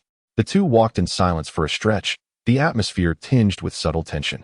The moonlight, akin to flowing water, bathed the tree-lined path, casting mottled shadows. Two individuals, accompanied by two cats, ought to compose a serene and harmonious tableau. Yet, between Sumu and Yang Chuyi lay a considerable distance of nearly 2 meters, enough space to accommodate two more cats. Both were not particularly skilled in conversation, walking side by side, each hesitant to break the silence, resulting in an overtly quiet ambience. Sumu, a straightforward man, and Yang Chuyi, who had scarcely spoken to boys, even shying away from interactions with male relatives, resembled a sheltered young lady of a noble family, with her first encounter with an outsider being her husband. Only the cats, striding with a nonchalant air, occasionally flicked their tails, disrupting the stillness. Sumu sensed that the distance between him and Yang Chuyi was not diminishing. Rather, it seemed to widen. A sense of urgency welled up within him, yet he found himself at a loss for words. Just then, the voice of Xia Jiajiao, filled with exasperation, crackled through his earpiece. "Sumu, can you get it together? Channel the enthusiasm you had when pursuing Zhang Lanlan. You were so proactive back then." Embracing her without hesitation, I felt my heart race just watching. A twitch of discomfort crossed Sumu's cheeks. Was it the same? Zhang Lanlan had approached him with open arms, while the enchanting figure before him exuded an ethereal, untouchable aura. Even the most charming suitor would think twice before daring to act recklessly in the presence of such exquisite beauty. While he grappled with these thoughts, Yang Chuyi made a subtle move. Realizing their distance appeared overly formal, she discreetly shifted 2 small steps towards Sumu. Yet, it was merely 2 steps. Having had little interaction with boys throughout her life, one might say she was almost allergic to them.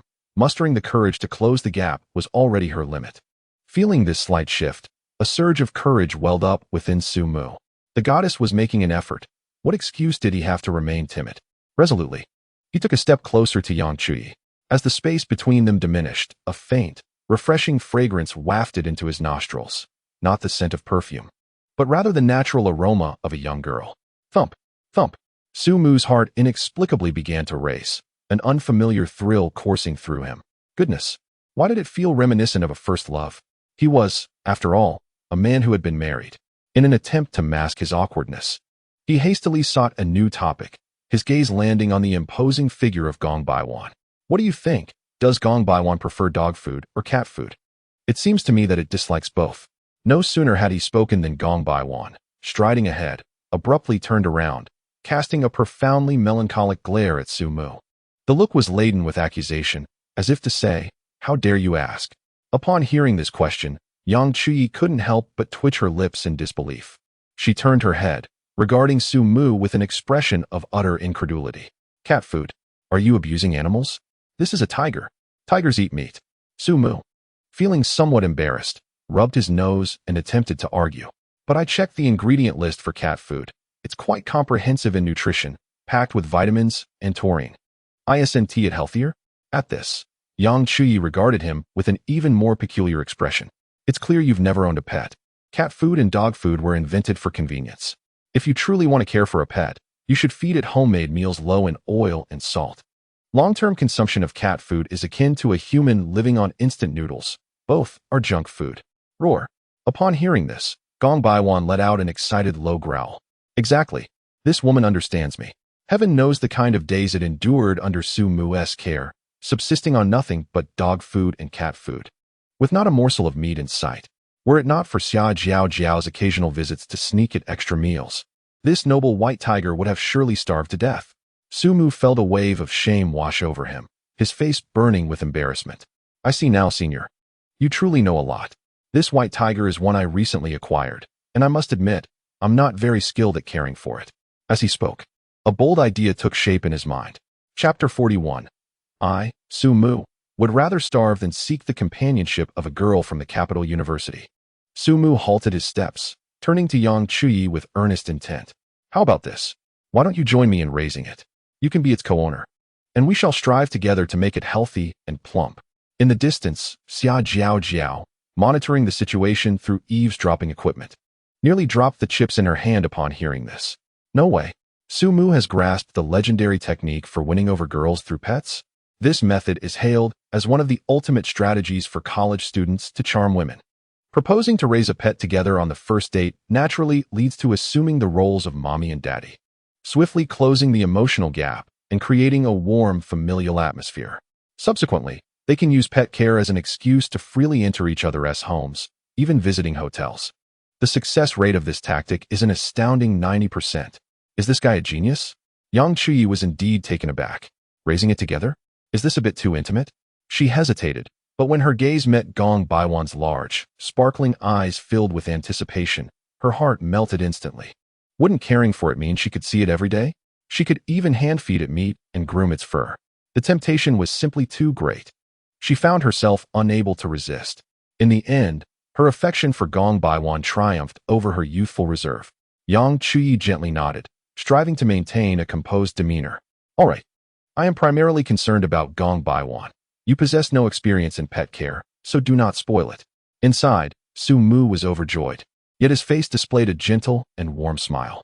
Then it settled. He leaned closer, lowering his voice, and with a magnetic tone, softly called, "Gong Baiwan's mama." Boom. Yang Chuyi's cheeks flushed instantly, the color spreading from her face to her ears. The blush adorning her cool countenance, combined with her slightly flustered eyes, created a breathtaking beauty. A sight to behold. She raised her hand and gently pushed Su Mu's shoulder, playfully scolding, "You naughty boy." The two continued to walk side by side. This time much closer, their shoulders nearly brushing against one another. The atmosphere was no longer awkward. Instead, it was imbued with an indescribable hint of intimacy. Soon, they reached the end of the shaded path. Ahead, lights sparkled and the sounds of lively chatter filled the air. It was a bustling food street. The aromas of various delicacies intertwined and wafted through the night breeze. Gong Baiwan's nose twitched, and its stomach audibly grumbled. It was hungry. Yang Chuyi's heart ached instantly. She tugged on Su Mu's sleeve. "Gong Baiwan is hungry. Let us buy it something to eat." Su Mu glanced at the throngs of people in the food street, then at the large Gong Baiwan. If they strolled over boldly, they would likely attract attention. "We can't go over there. It's too conspicuous." He pointed to a small grove nearby. "You two hide there first while I go buy something." "Okay." Yang Chuyi obediently nodded. Taking Gong Baiwan with one hand and holding Snowball with the other, quietly retreating into the grass by the roadside. Once he ensured their safety, Su Mu walked alone toward the food street. He made his way directly to a spicy hot pot stall and confidently said to the owner, "Boss, give me a large bowl of boiled chicken breast, no seasonings." Afterwards, he proceeded to a nearby roasted chicken shop, where he ordered a whole roast chicken to go. with a large bowl of chicken breasts in his left hand and a fragrant roast chicken in his right. Sumu felt content as he prepared to return and feed them. Just as he turned around, an unexpected voice called out to him. Sumu? Following the sound, he spotted two familiar faces, Yu Yuxuan and his girlfriend, Lin Xueping. Yu Yuxian, Sumu's roommate prior to his graduate studies, shared an unbreakable bond with him. His girlfriend, Lin Xueping, hails from Beijing University, a spirited and forthright girl from the Northeast. Sumu vividly recalls that during their sophomore year, in pursuit of Lin Xueping, Yu Yuxian orchestrated a dormitory gathering, pledging to secure benefits for his comrades. However, the dinner quickly descended into an awkward affair. As half of the girls from Lin Xueping's dormitory fixated their gaze upon Sumu, their intentions unmistakable, with some even daring to inch closer to him. Yu Yuxian, observing from the sidelines, was practically on the verge of intervening. Regrettably, Sumu at that time held rather lofty standards and found none of them appealing. After indulging in too much alcohol, he brazenly proclaimed that there was not a single woman at Beijing University worth his attention, asserting that he would rather perish than date a girl from there. Lin Xueping overheard this and, incensed, transformed into a veritable goddess of intoxication, relentlessly pouring drinks, nearly sending Sumu away in a haze. In retrospect, Sumu must concede that his past self was indeed afflicted with a severe case of male chauvinism. Now, as Yu Yuxian looked at Sumu, who was balancing a large platter in one hand and a roasted chicken in the other, his expression was one of utter confusion. Musi, what brings you here? Are you planning a feast with all this food? Lin Xueping's eyes sparkled with curiosity, a gleam of mischief illuminating her features as she playfully nudged Yu Yuxian. Do we even need to ask? You're so dense. Clearly. He asked, bringing a midnight snack for his girlfriend. Her sharp gaze scrutinized Sumu from head to toe, her lips curling into a teasing smile. Well, Sumu.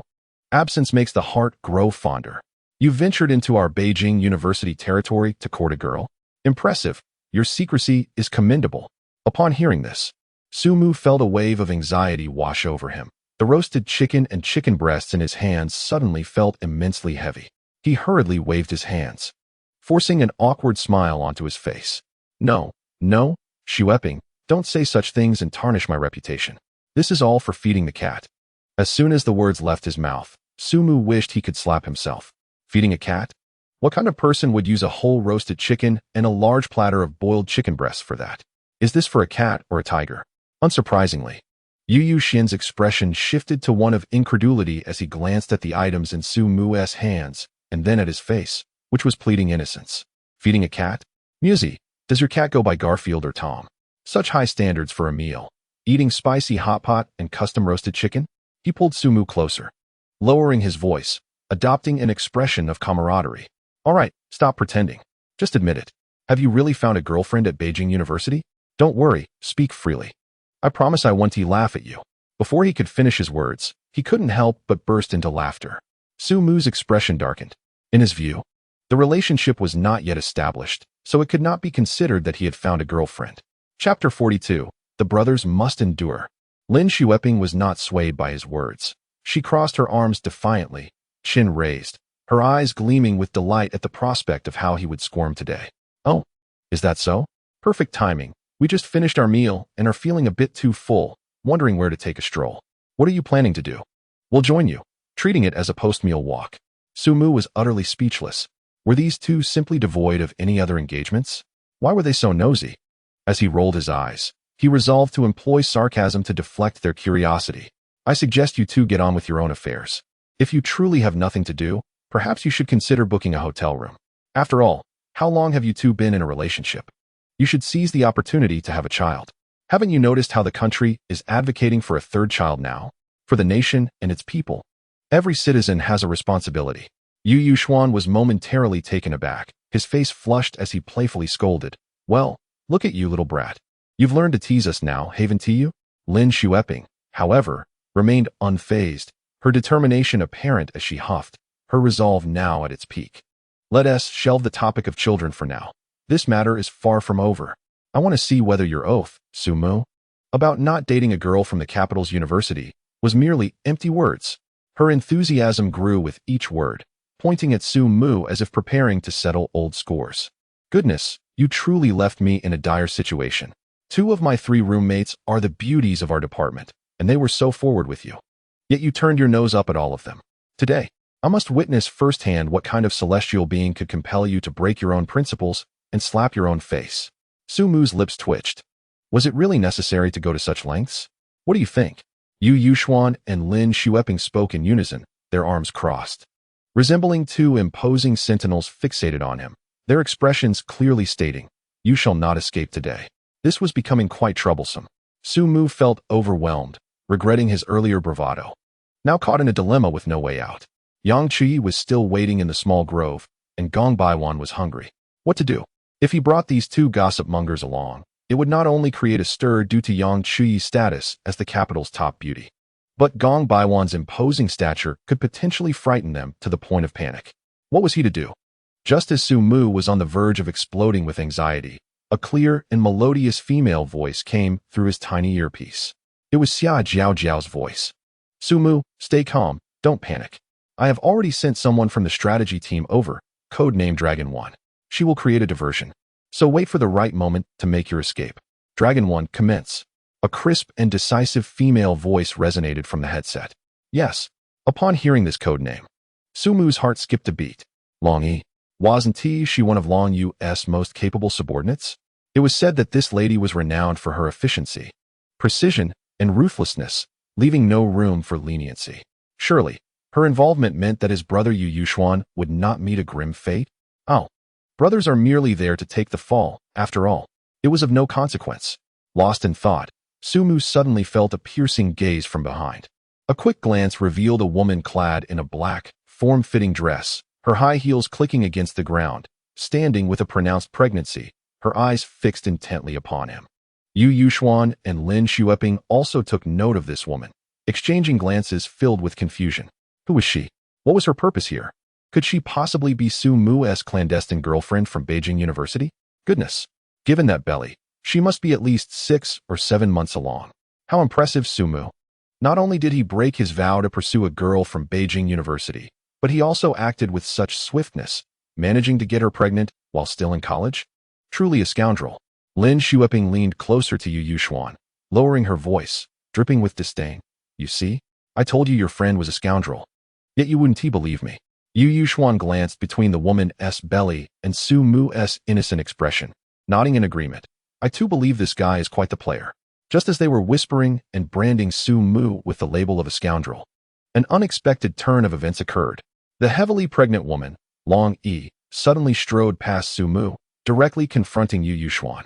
Before anyone could react, she raised her hand and, with all her might, delivered a resounding slap across Yu Yuxuan's face. The bustling sounds of the food street fell silent for a moment. Yu Yuxuan was utterly bewildered, his face ablaze with pain, yet his mind was a blank slate. Who am I? Where am I? Who struck me? Long Yi, pointing an accusing finger at Yu Yuxuan, unleashed a torrent of tears, her acting skills on full display. You scoundrel!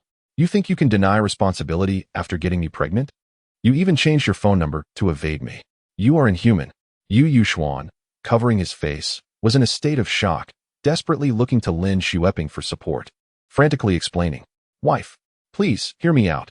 I don't know her. I truly don't.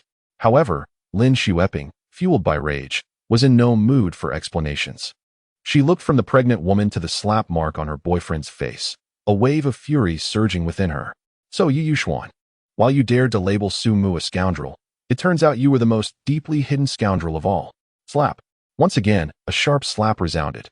Lin Xueping retaliated with equal fervor, delivering a resounding blow to Yu Yuxuan's other cheek, achieving a perfect symmetry. Scoundrel, do you truly deserve my affection? Oh my.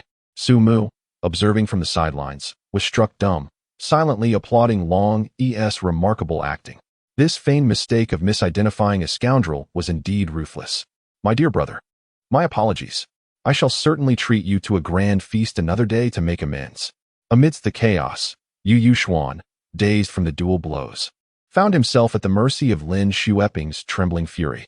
Seizing the opportune moment, Su Mu made a decisive escape.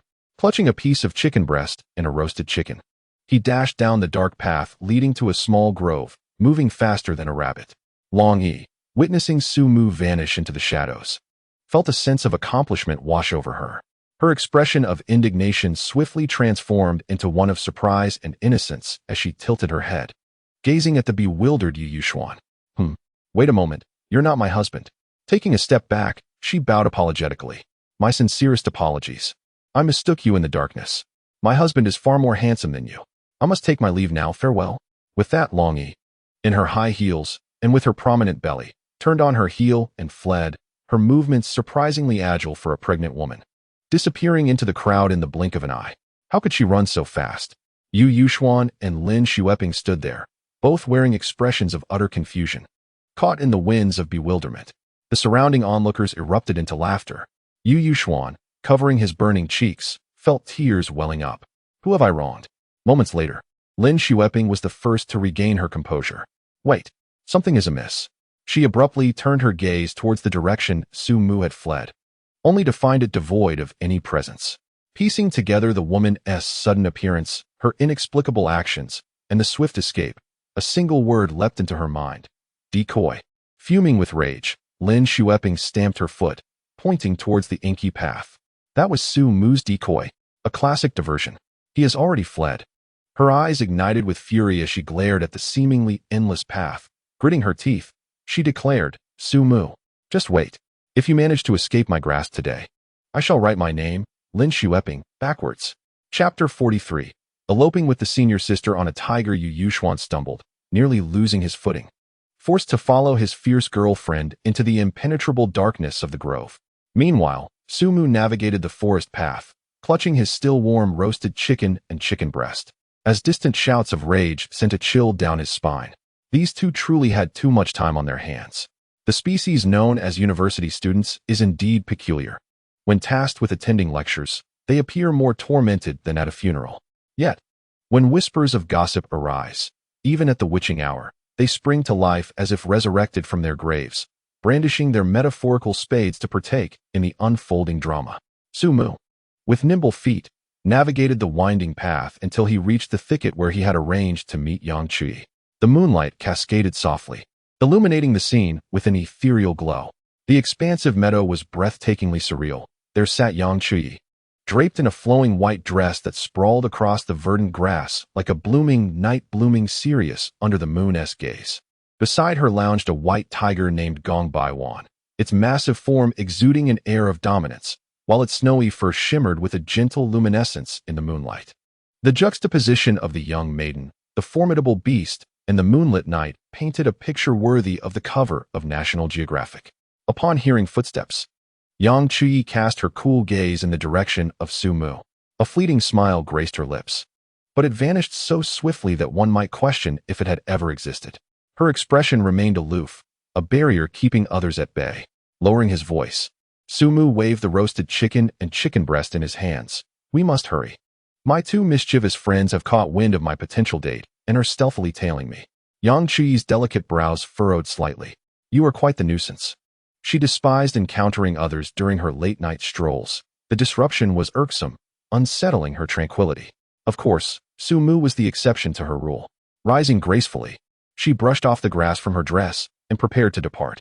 Yet her pace was unhurried, each step a portrait of elegance, devoid of any semblance of flight. Observing her leisurely demeanor and the increasingly close sounds of raucous shouts in the distance, Su Mu felt a surge of urgency. Senior, this pace won't suffice. We'll soon be cornered. An idea sparked in his mind as he glanced at the yawning Gong Baiwan. Why not ride on Gong Baiwan's back? Let it carry you away? At his suggestion, Yang Chui paused, a flicker of interest igniting in her cool eyes. She turned to regard the imposing white tiger, hesitating slightly. Is that permissible? Absolutely, Su Mu exclaimed, tearing off a generous piece of succulent chicken breast and tossing it toward Gong Baiwan's eager maw. The tiger's eyes lit up, and with a delighted growl, it devoured the offering, contentment radiating from its narrowed gaze. See, it agrees. Enticed by the promise of a feast, Gong Baiwan obediently lowered itself, its colossal form resembling a small mountain as it lay upon the grass. With careful grace, Yang Chui lifted her skirt and settled onto its back. However, the moment she found her balance, Gong Baiwan sprang to its feet with startling swiftness. The suddenness of the movement left no time for Yang Chui to brace herself. Ah! She exclaimed, losing her equilibrium and toppling sideways. As the moment arrived, Sumu acted with remarkable agility, swiftly stepping forward to firmly grasp her delicate arm. The instant he made contact, a singular thought raced through his mind: slippery. The sensation was exquisite and smooth, akin to the finest silk, reminiscent of cool jade, almost slipping from his fingers. How could anything in this world be so slick? An ancient line of poetry unexpectedly surfaced in Sumu's mind. With icy skin and jade-like bones, one remains cool and sweat-free. Truly, the ancients did not deceive me. He quickly regained his composure, releasing her and turning to reprimand Gong Baiwan. Steady yourself. Can you not perform your task? If you allow the senior to fall, I shall punish you with 3 days of dog food. Gong Baiwan, brimming with pride, was taken aback by this reprimand, his massive frame trembling. He widened his eyes, resembling brass bells, and turned his head, pointing at himself with a paw. You? Are you addressing me? How dare you speak to the king of beasts in such a manner? Outrageous. I am most displeased. In a fit of indignation, Gong Baiwan huffed once more, then fell silent. With a look of pitiful resignation, he adjusted his posture, shouldering Yang Chuyi and steadily advancing on all fours. There was no alternative, after all. This human held the reins to his sustenance. The moniker of useless Gong Baiwan was not bestowed without reason. This creature could even choke on meat. The duo, one human and one tiger, swiftly vanished deeper into the woods. Meanwhile, in the distance, Yu Yuxuan and Lin Xueping, breathless from their pursuit, suddenly halted. Yu Yuxuan's eyes widened, rubbing them vigorously and pinching his thigh hard. Ouch! Trembling, he pointed towards the figure that had disappeared around the bend, his voice trembling. Wife, am I seeing things? Did I just spot a tiger? Tiger? Lin Xueping, whose vision was not particularly sharp, could only make out a vague silhouette. She shot Yu Yuxuan an annoyed glance. Oh dear, have you been slapped, silly? Are you out of your mind? Where would there be a tiger in this school? Have you been watching too many cartoons? She pushed Yu Yuxuan aside, urging, hurry up. Stop dawdling, or I swear I'll slap you. No, dear. It's real. Yu Yuxuan exclaimed in desperation, fumbling for his Huawei phone. Hastily opening the camera and zooming in. On the screen, a white figure perched atop a massive white beast appeared, though blurred due to distance and tremors. The outline unmistakably revealed a tiger, and upon the tiger's back was that ethereal figure. Goodness! Yu Yuxuan gasped, his hand shaking, causing the phone to clatter to the ground. No, my dear, it truly is a tiger. And there's a fairy riding on top. A fairy? Have you lost your mind? Lin Xueping gazed at him with suspicion, picking up the phone from the ground and activating the camera towards that direction. Unfortunately, at that moment, Su Mu and Yang Chuyi had already vanished into the distance, leaving only the inky silhouettes of the trees on the screen. Lin Xueping's anger surged once more. What nonsense! A fairy? I see now. Yu Yuxuan, are you deliberately pretending to be foolish to provide cover for your good buddy? She jabbed her finger into Yu Yuxuan's chest. I'm telling you, don't mess with me here, or I'll lose my temper and slap you again. Lin Xueping, a true northeastern woman, had a fiery disposition. The reputation of the Sichuan dragons was merely talk, for northeastern women could indeed take action. Yu Yuxuan felt more wrong than doughy. I swear I'm not lying. By the way, I think I captured something just now. He quickly snatched the phone back and opened the album. The two huddled close, their heads nearly touching, intently focused on the screen. Within the album lay an exceedingly blurry photograph. The noise was high, the image shaky. Yet one could barely discern the silhouette of a woman, an outline of a white tiger. Yu Yuxuan's lips began to tremble as he stared at the photo, then lifted his gaze to the dark woods. A term he had only encountered in novels involuntarily escaped his lips. The revival of spiritual energy? Lin Xueping was also taken aback, repeatedly zooming in and out of the photo, her expression shifting from anger to shock, and finally to disbelief. She suddenly looked up, her eyes sparkling with the thrill of a new discovery. My heavens, this is incredible. Our school really has a tiger. I must share this in the campus group. It will surely cause a sensation. Chapter 44. Where are you looking? Having already brought Yang Chuyi to a secluded spot in the back mountains, Sumu had no inkling that in his attempt to evade gossip, he had inadvertently caused his friend to question his entire worldview. He tugged on the lead of the tiger, jogging along. Finally, they reached the path from the academy's back mountains to the dormitory area, which was now almost deserted. Yang Chuyi gracefully leaped down from the tiger's back, instantly resuming her aloof demeanor upon touching the ground. Sumu was somewhat perplexed. Why did you get down? We haven't even reached your dorm yet. Yang Chuyi did not meet his gaze, merely pointed to her foot. I'm injured. Following her line of sight, Sumu noticed a distinct scratch on her fair, delicate ankle. It seemed she had hurried too much earlier and had been grazed by the blades of grass. Her skin was so tender that even ordinary grass could leave a red mark, let alone those with sharp edges. Now, a small bead of blood had begun to ooze from the scratch, glaringly conspicuous against her snow-white skin. A wave of guilt surged within Sumu. I'm truly sorry. It's all my fault for being too hasty and not paying attention. Let me help you with that, he said, naturally crouching down and pulling a band-aid from his pocket. It was the remainder from his previous encounter with Zhang Lanlan, unexpectedly proving useful today. However, just as he was about to tear open the packaging, Yang Chuyi suddenly stepped back, evading his hand with a clear display of distance and resistance. Sumu remained crouched, holding the band-aid, his movements frozen. He looked up at her, puzzled. Was this a bit too distant? Sensing Sumu's gaze, Yang Chuyi's eyes flickered away, as she concealed her hands behind her and coldly explained, It's not what you think. I have a physiological allergy to men. I'm sorry. Allergy? Sumu was momentarily taken aback, recalling the information he had previously read, which indeed mentioned that Yang Chuyi suffered from a severe allergy to male contact. But something was amiss. Sumu's gaze instinctively drifted to Yang Chuyi's arm. Just moments ago, on the grass, he had clearly supported her arm. The smooth, warm sensation lingered vividly in his memory. How could she have been unaffected then? Yang Chuyi seemed to sense Sumu's scrutiny. Her body tensed instantly, and she instinctively hid her arm behind her, straightening her posture as she coldly questioned, What are you looking at? Startled by her inquiry, he quickly averted his gaze, raising his hands in a gesture of innocence. I was looking at your arm. No. Sumu hastily corrected himself, nearly tripping over his words. I meant your hand. He explained somewhat helplessly. Earlier on the grass, I helped you when you almost fell. I distinctly touched your arm. How were you unscathed then? What? Yang Chuyi's body stiffened suddenly. It dawned on her that amidst the urgency earlier, Sumu had indeed grasped her arm firmly. However, she quickly lowered her gaze to her forearm. Under the moonlight, her skin remained as pristine as ever. There wasn't even the slightest hint of redness or rash. This was impossible. Yang Chuyi's mind buzzed with confusion. How could this be?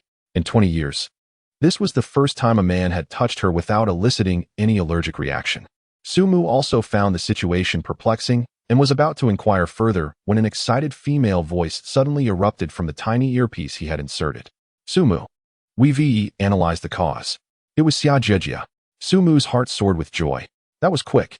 His so-called intelligence support team is composed entirely of prodigious talents gathered from across the nation. Achieving admission to a prestigious institution at merely 10 years old is merely a triviality for them. Xia Jiao continued. Based on our latest analysis of your physical data, in conjunction with Yang Chuyi's allergic symptoms, we have reached a conclusion. Did you not previously acquire an innate constitution? This constitution, as described in ancient texts, is referred to as the pure innocent body, the closest embodiment of an infant's pristine form. Yang Chuyi's allergy to males is essentially a physiological rejection of the mixed aura emanating from the opposite sex. Therefore, she will not be allergic to you. So that is how it is. Sumu's heart raced fervently. He had thought that he could only ever be a mere acquaintance to the illustrious senior, yet unexpectedly, the tides had turned, revealing a glimmer of hope. Does this not imply that he is the only man in this world who can intimately interact with Yang Chuyi? Abruptly jolted from his elation, Sumu lifted his gaze, nearly colliding with the soft body. What are you doing so close? He exclaimed, startled. Unbeknownst to him, Yang Chuyi had approached, their proximity so intimate that they could almost feel each other's breath. A delicate fragrance of white magnolia wafted into his nostrils. Yang Chuyi offered no response, her cool, piercing eyes fixed upon him, seeking confirmation. In the next moment, to Sumu's astonishment, a soft, icy hand reached out and clasped his. An electric sensation surged through his palm. What was this feeling? Her hand was like a tender sprout, her skin as smooth as fine jade, warm, gentle, delicate, and exquisitely soft. It felt as though he was not holding a hand, but rather a piece of exquisite warm jade. Time seemed to freeze in that instant. 1 second, 10 seconds, 30 seconds. A minute passed. Yang Chuyi maintained her posture, her gaze fixed upon their intertwined hands. Her body exhibited no signs of discomfort, no rashes, no itching. In fact, her heartbeat did not quicken with disgust. Rather, it faltered slightly, stirred by an unfamiliar thrill. It is real. It is truly real. There exists a man in this world whom she can touch. Yang Chu-yi gradually released his hand, stepping back a couple of paces, and wearily seated herself upon a nearby stone. She let out a long breath. When she looked up again, her gaze towards Su Mu had transformed entirely. She spoke, her voice still cool, yet infused with a hint of warmth. Hey, quickly help me bandage this. My foot is still bleeding. Oh, right, of course. Su Mu, as if awakened from a dream, hurriedly crouched down. Chapter 45. The date invitation. Su Mu once again knelt down, cradling Yang Chuyi's injured foot. Her foot was exquisite, with delicate ankles and an elegantly enchanting arch, every inch of skin a brilliant white that dazzled the eyes. Su Mu mused that if those legs were adorned with black stockings, they would undoubtedly be utterly captivating. They could rival even Zhang Lamlin's allure. Gently, he peeled away the adhesive bandage, tenderly cleaning her wound before meticulously applying the new dressing. Throughout the process, he held his breath, wholly absorbed in the task at hand. Neither of them spoke. The atmosphere was tinged with an unspoken intimacy. Once the bandaging was complete, Yang Chuyi rose, lightly testing her weight on her toes. Perhaps due to the unsteadiness of her movements, her body naturally leaned against Su Mu. His heart raced uncontrollably, reminiscent of the exhilarating feelings of first love. I should walk you back to your dormitory. It's quite late, Su Mu suggested. All right, Yang Chuyi replied softly. They strolled side by side along the path leading to the girls' dormitory. This time, the distance between them was no longer the deliberately maintained safety zone of before. Their shoulders occasionally brushed against each other, and neither flinched away. Ahead, a small puddle appeared. Before Su Mu could offer a word of caution, Yang Chuyi gracefully reached out with her slender fingers, lightly grasping his sleeve, and effortlessly leaped over the puddle. Her movements so fluid they seemed as if she had performed them countless times before. Before long, the girls' dormitory loomed ahead. She instinctively reached for his sleeve once more, using it for support as she leapt gracefully. Su Mu glanced down at his sleeve, unable to suppress a smile that tugged at the corners of his mouth. The warm orange glow of the lights spilling from the windows added a touch of warmth to the tranquil night. I've arrived, Yang Chuyi announced, coming to a halt. Well, rest well, Su Mu replied, also stopping. They stood in silence, the atmosphere once again settling into a serene quiet. Behind them, Gong Million impatiently yawned and nudged Su Mu's leg with his large head, urging him to hurry along. Just as Su Mu prepared to bid farewell, Yang Chuyi spoke up suddenly, her voice soft and tinged with uncertainty. Su Mu? Yes? Will we be able to go for a walk together tomorrow? This took Su Mu by surprise, sending his heart racing. This was Yang Chuyi, the ethereal senior, the unattainable white moonlight in the eyes of all the boys in school, inviting him. The happiness struck him like a bolt from the blue, leaving him momentarily speechless. Of course, he managed to respond, suppressing his overwhelming joy and attempting to maintain a facade of composure. Same place? Yes, Yang Chuyi's lips seemed to curl into the faintest hint of a smile. So subtle it was nearly imperceptible. With a low growl, Gong Million expressed his discontent, his fierce visage reflecting a profound sense of disillusionment. Another stroll? This tiger feels as though its legs might break from fatigue. These two foolish humans, one male and one female, do they not find this incessant walking tedious? Do their legs not ache? Su Mu turned around and, with a hint of annoyance, gave a gentle tap on his large head. You certainly do talk a lot. Returning to Xia Jiao Jiao's chauffeur-driven vehicle, Xia Jiao Jiao sat cross-legged on the sofa, munching on an apple while scrutinizing Su Mu with a curious gaze, her mouth emitting a series of astonished clicks. Remarkable indeed. While her appearance was rather unremarkable, how did she manage to elicit an invitation from the frosty beauty Yang Chuyi? Discarding the apple core, she leaned closer, inhaling the air as if searching for something. What is this innate quality of yours? I fail to see anything extraordinary. Come now, let this young lady catch a whiff of your divine scent. Su Mu observed her increasingly close face with disdain, extending a hand to firmly press against her forehead. Pushing her back. Maintain your distance, you 94-point woman. Xia Jiao Jiao halted, her smile instantly frozen in shock. 94 points? She suddenly seized Su Mu's collar. Her face flushed with anger, teeth clenched as she shouted. Who are you calling 94 points, you little brat? Allowing me to smell is a privilege. Su Mu's heart sank. He had forgotten. Xia Jiao Jiao, being a woman from the northeast, was not one to be trifled with when provoked. Before he could react, she had grasped his wrist and brought it to her nose, inhaling deeply. She frowned, her expression shifting to one of curiosity. It seemed somewhat different. She took another sniff. How shall I put it? It's not the typical odor of a sweaty man. Rather, there's a faint hint of meatiness. Meatiness. Sumu was taken aback. Long Yu, come take a whiff. Xia Jiao Jiao insisted, thrusting Sumu's hand towards the previously silent Long Yu. Long Yu, maintaining a stoic demeanor, leaned in and took a delicate sniff before coldly uttering 4 words. Smelly man scent. Xia Jiao Jiao looked incredulous. No way. I distinctly detected a fragrance. Observing their starkly contrasting reactions, Sumu smirked mischievously and abruptly brought his hand closer to Xia Jiao Jiao's nose. Perhaps I neglected to wash my hands after using the restroom? The air in the vehicle fell silent for 2 seconds. The next moment, Sumu, get out of here. Xia Jiao Jiao's shrill scream echoed throughout the vehicle, filled with exasperation. On the journey back to his dormitory, Sumu opened WeChat, only to discover a plethora of messages from Yu Yuxuan. Upon opening it, a barrage of exclamation marks bombarded him. Yu Yuxuan, brother, something big has happened. You won't believe what occurred when I went to find you. Yu Yuxuan. Image. In the image, a blurred figure rides upon a colossal white beast. With the backdrop of campus streetlights. Yu Yuxuan. I saw a fairy riding a white tiger. Isn't this world marvelous? Sumu leaned against the car window, the corners of his mouth curling upwards. He responded leisurely by typing. Sumu, it's not bad. I saw the white tiger you mentioned as well. As soon as he sent the message, a reply came instantly. Yu Yuxuan, really? It seems I'm not just imagining things. Wow. Do you know who the fairy riding the tiger is? Is she from our school? Sumu. I know, I even met her. The white tiger spoke to me. Can you guess what it said? After sending this message, Sumu set Yu Yuxuan's WeChat to do not disturb. The world became serene. His phone buzzed incessantly with messages from Yu Yuxuan. Yu Yuxuan, what did the white tiger say? Yu Yuxuan, bro, say something. Yu Yuxuan, are you there, bro? Yu Yuxuan, dude, hurry up and tell me. I'll be on the brink of death if you don't share tonight. Yu Yuxuan, bro? Sumu raised an eyebrow, thinking it serves you right for being so fierce with your girlfriend.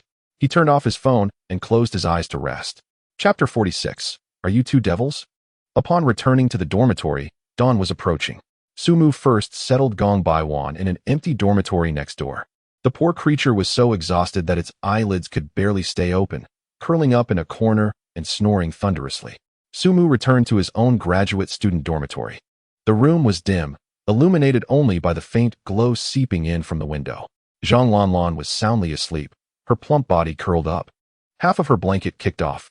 Sumu tiptoed over, changed into his sleepwear, and embraced her soft form from behind, his cheek resting against her neck, his hands resting where they ought to be. He soon drifted off into a contented slumber. After an indeterminate period, Zhang Lanlan stirred groggily, feeling a large furnace behind her, radiating warmth. She turned over and caught sight of Sumu's peaceful face, her heart swelling with sweetness. She leaned in and planted a kiss on Sumu's lips. Then she reached for her phone to check the time. It was 5 in the morning. The sky was not yet fully bright. Her husband was still asleep, and she felt a tad bored, just as she was about to scroll through Douyin. A thought struck her, and her eyes lit up. Gong Baiwan. She stealthily got out of bed, her mind brimming with a bold idea. It seemed too pitiful to keep such a majestic tiger confined indoors. She would take the opportunity, while no one was outside, to walk it. Imagining the scene of herself walking a white tiger in the morning light was simply exhilarating. Zhang Lanlan approached the neighboring dormitory, gently pushing the door open. Just as Gong Baimian had sunk into the depths of slumber, the sound of a door creaking open roused him from his dreams. He warily lifted his head, his eyes betraying a mix of drowsiness and irritation at the interruption. Upon recognizing the intruder as Zhang Lanlan, he relaxed, preparing to drift back into sleep. However, Zhang Lanlan approached with a robust leash in hand, her face alight with excitement. Gong Baimian was utterly bewildered. What are you up to, woman? In the next moment, a cold metal clasp latched onto his collar. Gong Baimian was thoroughly flabbergasted. He sprang to his feet, letting out a low growl. What's with the growling? What do you want? Can't you see I'm trying to nap? Zhang Lanlan, however, completely misinterpreted his intentions. She patted his large head and grinned widely. Haha. Gong Baimian, you're excited too, right? Let us go. Today, I'm taking you for a stroll. Gong Baimian's body shuddered, his eyes widening like saucers. A stroll? Could you repeat that? Another outing? That scoundrel man of yours has already dragged me around the campus for nearly 10 kilometers today. My forelegs are about to spark from exhaustion. He voiced his discontent with a plaintive whine, flopping onto the ground with all four paws in the air, adopting a stance of defiance. I refused to budge, no matter what. Zhang Lanlan, witnessing his laziness, was instantly incensed. She placed her hands on her hips, mimicking Su Mu's stance, and lightly kicked his soft belly. Get up, Gong Baimian. You are so lazy. All you do is sleep. Wake up and let us have some fun. Gong Baimian was infuriated. A tiger, under the eaves, must bow its head. Though this woman lacked strength, her persistence was relentless. To provoke her was akin to rousing a cotton ball.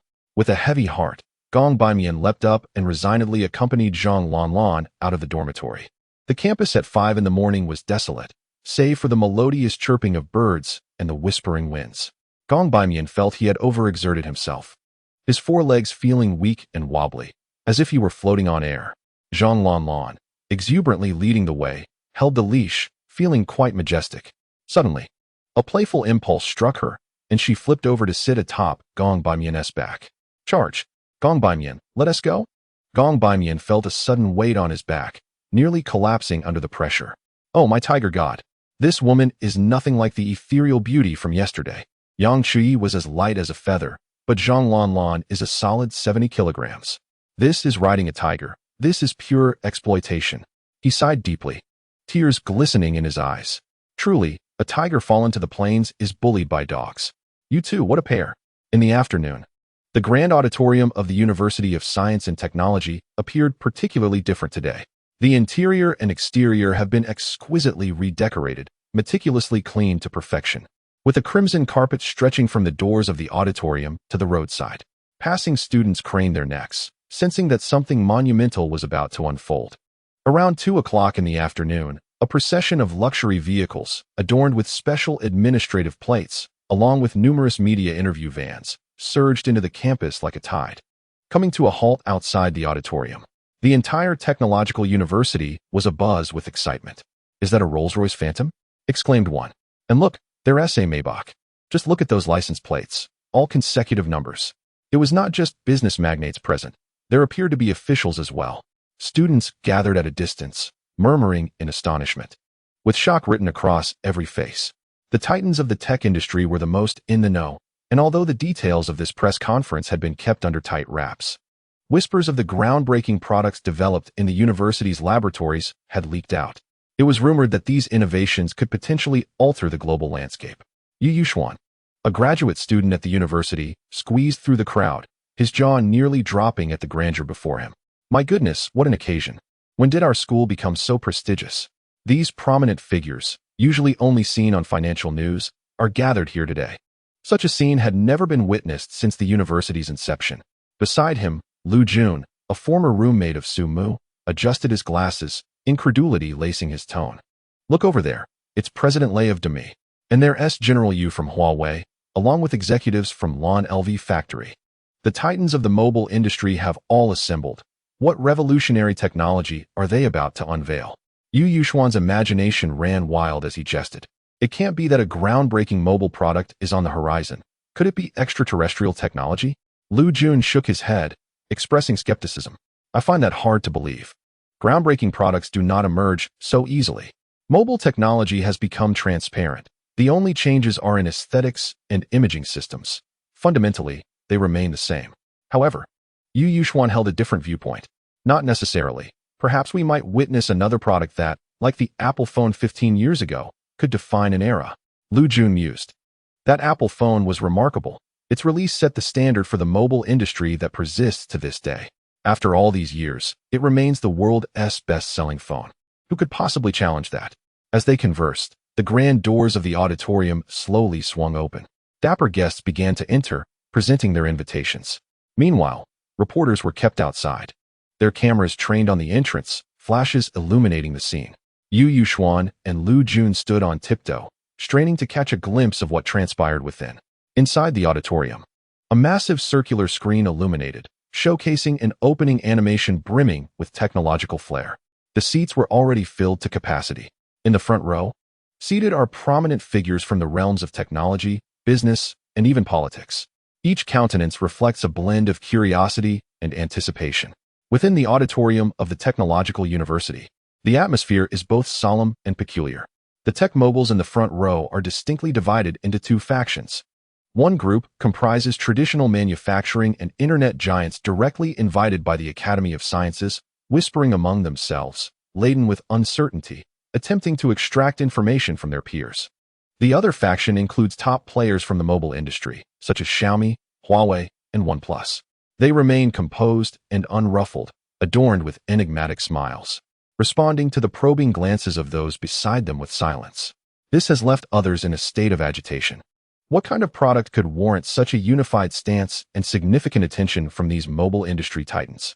Journalists have already set up their cameras in designated areas, with flashing signal lights and all equipment meticulously prepared. Their task for the day is to broadcast the event live, ensuring that not a single detail is overlooked.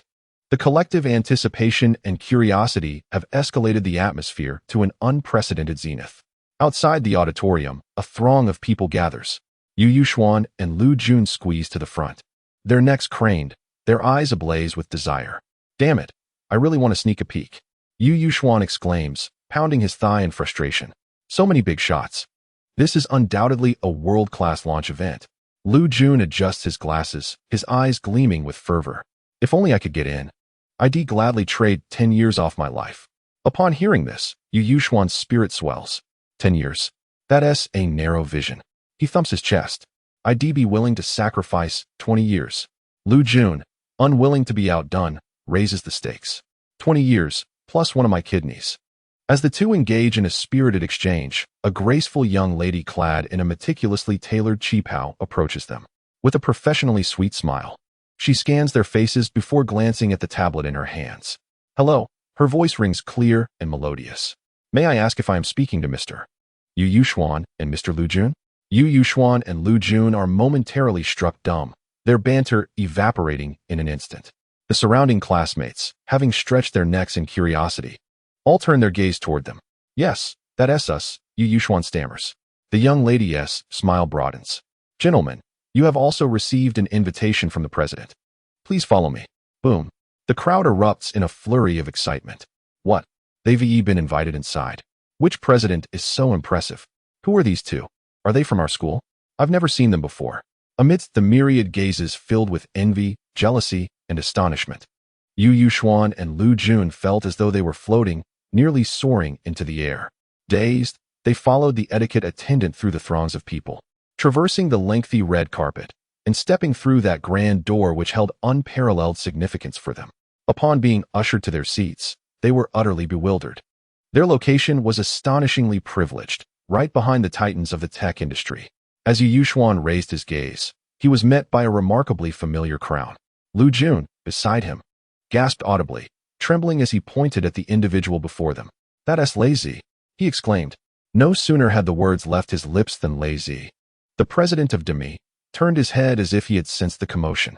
Upon spotting the two young men, he paused momentarily before breaking into a warm smile. Hello. That single greeting nearly sent Yu Yuxuan and Lu Jun into a state of shock. They were unsure of where to place their hands and feet, stiffly nodding while managing a smile that was more grotesque than a cry.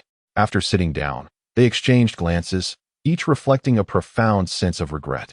Could they possibly retract the oaths they had just made? Sacrificing 20 years of life and a kidney seemed an exorbitant price to pay. More crucially, who possessed such remarkable influence that even Lei Zi would sit in front of them, while these two mere graduate students were personally invited by the president? Who exactly was this illustrious figure? Meanwhile, several kilometers away at Jingxing University, in the girls' dormitory, room 806, Yang Chuyi lay on her bed, her long, slender legs gently swaying in the air. Standing at 1.76 meters, her tall stature was accentuated by her simple t-shirt and shorts, showcasing skin that glowed like porcelain. The dormitory was quiet, with only her presence. On the surface, she appeared aloof, betraying no signs of emotion. Yet, internally, her heart raced uncontrollably, quickening to a pace that left her somewhat anxious. Upon waking, the visage of Sumu popped into her mind. For reasons unknown, she felt an overwhelming desire to converse with him. However, throughout her life, Her WeChat friends consisted solely of relatives and female classmates. The prospect of reaching out to a male was foreign to her. Yang Qi picked up her phone and tapped on his pin profile, a hint of distress crossing her cool features. What should she say? This Su Mu, who had not taken the initiative to contact her, was indeed a peculiar man. Biting her lip, her delicate fingers typed 2 words on the screen. Are you there? Just as she was about to hit send, she promptly deleted it. No, that felt too forward, akin to eagerly seeking a chance to strike up a conversation. A girl must maintain her composure. After pondering for a moment, she opted for a different approach. Su Mu, how is Gong Baiwan doing? I've prepared some premium Wagyu beef for it tonight. Using a tiger as an excuse. How perfect. She clicked and sent. Yang Chuyi set her phone aside, feigning composure as she picked up a book.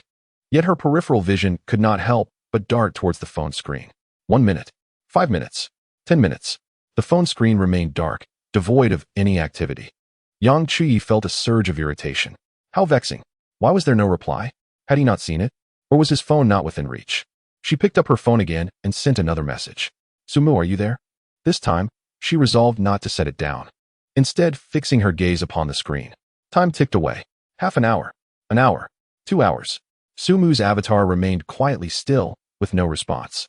Yang Chuyi felt a wave of frustration rising in her chest, and with a heavy sigh, she collapsed onto her soft bed, producing a muffled thud. She exhaled deeply, tossing her phone onto the pillow beside her. Enough. Let him respond or not.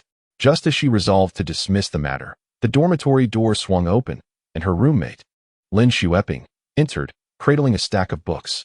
At a glance, she spotted Yang Chuyi sprawled on her bed, and to her astonishment, the usually icy demeanor of her stunning roommate bore an unusual expression of slight annoyance. Lin Xueping felt as though she had stumbled upon a new discovery. My goodness. She gasped inwardly. This ethereal beauty, the pinnacle of attractiveness in their dormitory, could actually display such lively emotion? Typically, Yang Chuyi was aloof and frigid. Although breathtakingly beautiful, her aura repelled others, prompting them to instinctively keep their distance. Yet today, this woman exhibited a hint of warmth. Remarkable. Lin Xueping quietly set down her books and eagerly messaged her boyfriend, Yu Xuan. Oh my goodness, you will never guess what I just saw. The top beauty of Capital University, our dormitory's white moonlight, is actually showing emotion. She's alive. She awaited her boyfriend's astonished reply with great anticipation. However, after half an hour, there was still no sign of life from Yu Xuan. The smile on Lin Xueping's face gradually faded. She flopped down onto her bed, letting out a sigh reminiscent of Yang Chuyi's. Ah, so he won't reply, will he? Damn you, Yu Xuan. You are in deep trouble now. Chapter 48. The Future of Technology. At this moment, the epicenter of events, the focus of public attention. In the exclusive lounge behind the auditorium of the University of Science and Technology, Sumu stood before a large floor-to-ceiling mirror, adjusting his impeccably pressed suit and tie. His palms were slightly sweaty, and his heart raced faster than usual. Although everything was prepared, he could not shake off the nervousness that accompanied the impending moment. After all, today marks the most pivotal day in his life. This is the launch event for the Mu 1 Dami Huawei, a groundbreaking solid-state battery that promises to revolutionize the entire energy sector, making its debut on the world stage. Su Mu's mind buzzed, leaving him momentarily unable to think clearly. This event is broadcast live, a far cry from pre-recorded segments or small-scale streams. The nation aims to elevate his image, crafting him into a Chinese version of Iron Man, a tangible leader in technology. The reach of this live broadcast is astounding, spanning all television networks and major online platforms simultaneously. It can be said that anyone with a screen will have the opportunity to see his face. Such visibility eclipses even the most prominent celebrities. Sumu picked up the new smartphone resting on the table. This is already the second-generation prototype. In less than a week, it has evolved from the original Mu 1 Dami into the Mu 1 Dami Huawei. Upon learning of this epic-making technology, the CEO of Huawei leveraged every available connection to secure a place on this impending technological vessel. The terms offered were so lucrative that they were impossible to decline. It is precisely due to this magnate's involvement that the phone has attained its near-dreamlike form. Breakthroughs in battery technology have been achieved. A solid-state battery the size of a fingernail, aptly named the Heart of Pangu, allows the phone to operate continuously for 2 months. Battery anxiety. This term will become a relic of the past starting today. as the battery no longer occupies precious internal space. Technologies once deemed impossible and confined to concept videos have been seamlessly integrated. The absence of a bulky battery has allowed for a sleek design. The rollable screen technology has been flawlessly implemented. In its ordinary state, it functions as a standard-sized smartphone. Yet, with a gentle pull, the screen smoothly unfurls into a compact tablet, delivering a striking visual impact. The screen no longer compromises on power consumption. With an exceptionally high refresh rate and Huawei's premier color management technology, the display quality is nothing short of perfection, with each frame resembling a high-definition masterpiece.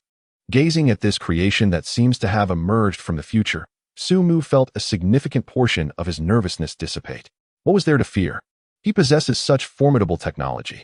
When he takes the stage shortly, even if he utters not a single word, simply demonstrating the phone's capabilities will undoubtedly astonish the world. At some point, his mentor, Zhong Lishuan, approached, wearing a gentle smile as he lightly patted Sumu's shoulder. Have you regained your composure? You will be on stage in 10 minutes. Sumu turned to face his mentor, nodding in affirmation, his gaze becoming clear once more. I'm ready, mentor. Zhong Lishuan looked at him with a sense of pride, his admiration unmistakable. Good, very good. You are the most remarkable youth I have ever encountered. Believe in yourself. This stage is prepared exclusively for you. Such affirmation possesses an unparalleled strength that surpasses any ornate phrase. A surge of warmth welled up within Sumu's chest. At that moment, the door of the lounge was quietly pushed open a crack, and a sneaky head peeked in. Following that, a melodious voice echoed in the serene lounge. Darling. Chapter 49.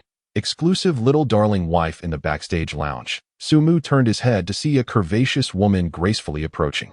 A simple white t-shirt accentuated her alluring curves to create a stunning, three-dimensional effect, while denim shorts hugged her pert posterior and long, slender legs, each step radiating an enchanting sway.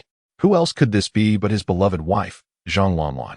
Today's press conference boasted an exceptionally high security level, with personnel stationed outside, ensuring that not even a fly could enter without an invitation or special credentials. However, rules can be rigid, yet people are not. Who would dare obstruct Sumu's wife?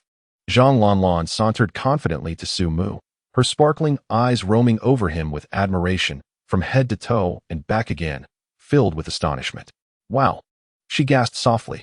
The suit Sumu wore was not the typical business attire found in stores, but a bespoke creation by a national-level designer.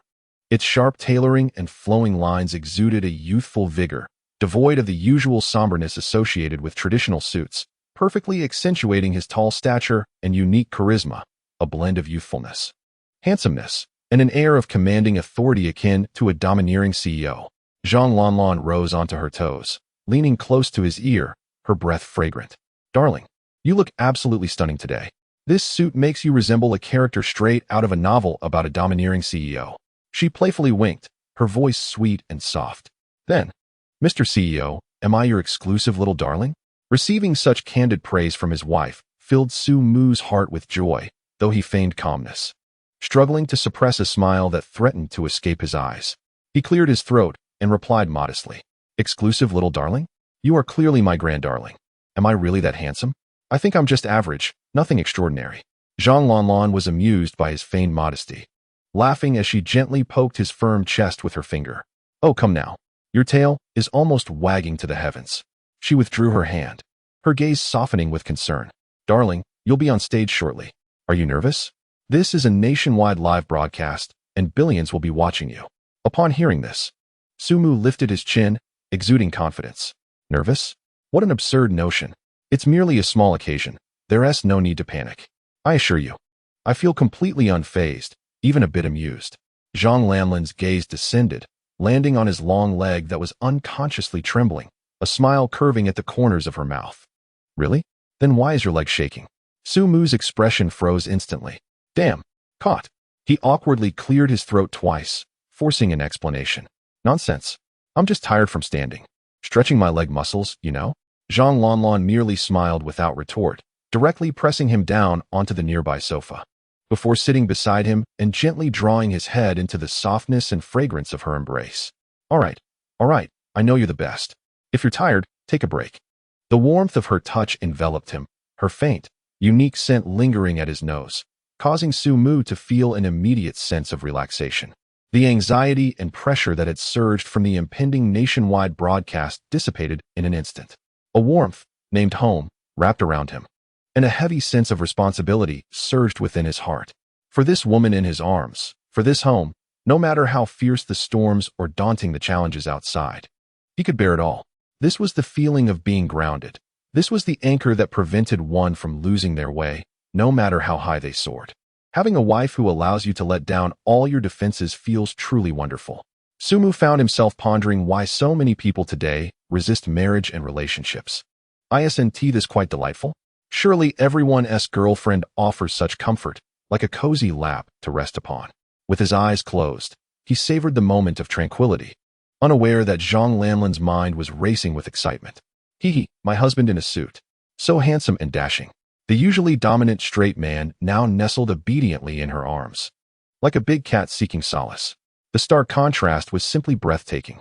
Zhang Lanlan lowered her head, secretly inhaling the scent from the top of Su Mu's head. Oh, the familiar fragrance of his shampoo. Delightful. Is this what they call absorbing yang energy? Love it. Opportunities for a man to wear a suit are rare, save for weddings or exceptionally significant occasions. Today, she had to seize the moment and create some special memories. Glancing at the clock on the wall, she noted there were only 10 minutes until the opening ceremony. Her eyes darted around, confirming that they were alone in the lounge. Leaning closer to Su Mu's ear, her breath warm and alluring, she whispered in a low, seductive tone, "Husband, there are 10 minutes until you go on stage." Her fingers playfully traced circles on his tie. "Do you want to have a little fun right here?" Su Mu's eyes instantly brightened. Fun. Now that sounds intriguing, though 10 minutes felt a bit short. Just as he was about to respond, a sudden, forceful cough echoed from outside the lounge. Cough, cough, cough. The voice, though not loud, carried a powerful resonance, imbued with a sense of warning. It belonged to the esteemed mentor, Zhong Lishuan. He had been vigilantly stationed outside, anticipating such a moment. Zhong Lishuan possessed an intimate understanding of these spirited young individuals. When left to their own devices behind closed doors, one could never predict what mischief they might concoct. After all, who hasn't experienced youth? Yet, what an occasion this was. A nationwide live broadcast was on the verge of commencing, and he could not permit his prized protégé to be sidetracked by matters of the heart. Within the lounge, the two individuals instantly froze, as if a pause button had been engaged. In the next moment, Su Mu sprang to her feet like lightning, while Zhang Lanlan swiftly repositioned herself. The two maintained a respectful distance of half a meter, sitting upright on the sofa, eyes directed forward, embodying the image of pure revolutionary comrades earnestly discussing scientific inquiries. 10 minutes later, at the press conference venue, the spotlight illuminated the stage as academician Kong Chengping from the Institute of Materials Science stepped forward. Below, a sea of dark figures filled the seats, comprised of media reporters and experts from various fields across the nation, countless cameras aimed at the podium. Kong Chengping's voice resonated through the microphone, calm yet commanding. Distinguished guests, esteemed media colleagues, good afternoon. I am academician Kong Chengping from the Institute of Materials Science. Today, we have invited you here to showcase a rather intriguing scientific achievement. Kong Chengping made a light-hearted remark, yet not a single person in the audience took it as such. A minor achievement? One that necessitated the personal oversight of academician Kong? A modest achievement that warranted such a grand spectacle, broadcast nationwide? One that required the esteemed reputation of the Huaca Institute to be brought forth? Preposterous. This was undeniably a momentous press conference. Chapter 50. Su Mu, defined the smartphone. Upon confirming the existence of a significant scientific breakthrough, the breaths of everyone present quickened, anticipation soaring to unprecedented heights. Kong Chengping paused momentarily before continuing. The individual behind this groundbreaking discovery is a brilliant graduate student from the University of Science and Technology. He is, without a doubt, the most extraordinary and insightful young talent we have encountered at our institute over the years. Upon hearing this, the audience erupted in astonishment. What manner of individuals were these academicians? They stood atop the pinnacle of the research hierarchy, their standards exceedingly high. To receive such unprecedented accolades as the most extraordinary and the most insightful was a remarkable feat indeed. Who was this young prodigy? In a corner of the venue, Yu Yuxuan and Lu Jun were left utterly bewildered. As fellow graduate students from the same university, They had never heard of such a remarkable figure emerging from their institution. Lu Jun nudged Yu Yuxuan beside him. Yuxuan, do we have someone like that at our school? I don't recall ever hearing about him. Yu Yuxuan replied. How would I know? Our school is a hidden gem, perhaps cultivated in secret by some laboratory. In any case, it is certainly not someone we know. Lu Jun remarked. That is true. How could we possibly know such remarkable individuals? If we did, I would gladly consume 10 pounds of excrement. Yu Yuxuan retorted, I would take 20. Meanwhile, the visuals of the press conference were broadcasted live, reaching countless households across the nation. Numerous office workers idling away and students dining in the cafeteria paused their activities, captivated by the high-profile event unfolding on their screens. Backstage, Sumu felt his cheeks flush as he listened to academician Kong's praises directed at him. Is he truly speaking of me? Although he was aware that this was a national effort to establish a favorable and grand image for him, facilitating his future endeavors with the goddess of his dreams, he couldn't help but think that the portrayal was somewhat exaggerated. Should the accolades continue, he might soon be likened to Einstein himself. Who could withstand such comparisons? At that moment, Kong Chengping's impassioned voice resonated through the microphone now. Let us extend our warmest applause to welcome the brilliant graduate student from our technological university, Mr. Sumu. The spotlight instantly illuminated the side of the stage, and Sumu, clad in a well-fitted casual suit, gracefully stepped forward from behind the scenes. He exhibited no signs of trepidation, his strides were steady, and his demeanor composed. However, as he stood at the center of the stage, gazing at the sea of cameras and flashing lights before him, he felt an overwhelming wave of pressure wash over him. Each camera represented a media outlet, a platform, and behind them lay countless eyes, tens of thousands, perhaps even billions. He gently adjusted his breathing and allowed a smile to grace his lips. Esteemed guests, friends from the media, good afternoon. His voice resonated clearly, reaching every corner of the auditorium. In the front row, Mr. Lei from the Rice Group and Mr. Hua from Huawei exchanged astonished glances, their shock evident in their expressions. Mr. Lei lowered his voice. Is he really that young? Mr. Hua also wore a look of disbelief. The dossier was entirely blank. I assumed he was some reclusive elder. I never imagined. They had exhausted all their connections and resources, yet found no substantial information about Sumu. Only that he was a core figure in a top-tier national project, rumored to be merely 22 years old. Today marked their first encounter with the real person. This was no elder. He was evidently a youth fresh from university. A prodigious talent? A genius. This was undeniably a marvel. On stage, Sumu remained unaware of the thoughts swirling in the minds of the two influential figures below. His gaze swept across the audience, his tone calm, yet imbued with undeniable authority. The purpose of gathering everyone here today is primarily to extend my greetings and, by the way, to inform you all. From this day forth, it appears that everyone may need to replace the smartphones in their possession. He paused for a moment, each word resonating like a resounding drumbeat in the hearts of all present. For the rules of the smartphone world shall be defined by me. Boom. The venue erupted in an instant. Incredible. Who is this audacious young man? How dare he speak so boldly? Does he believe he is a reincarnation of Jobs? To define the smartphone? In a market where titans clash, he asserts that he will redefine it?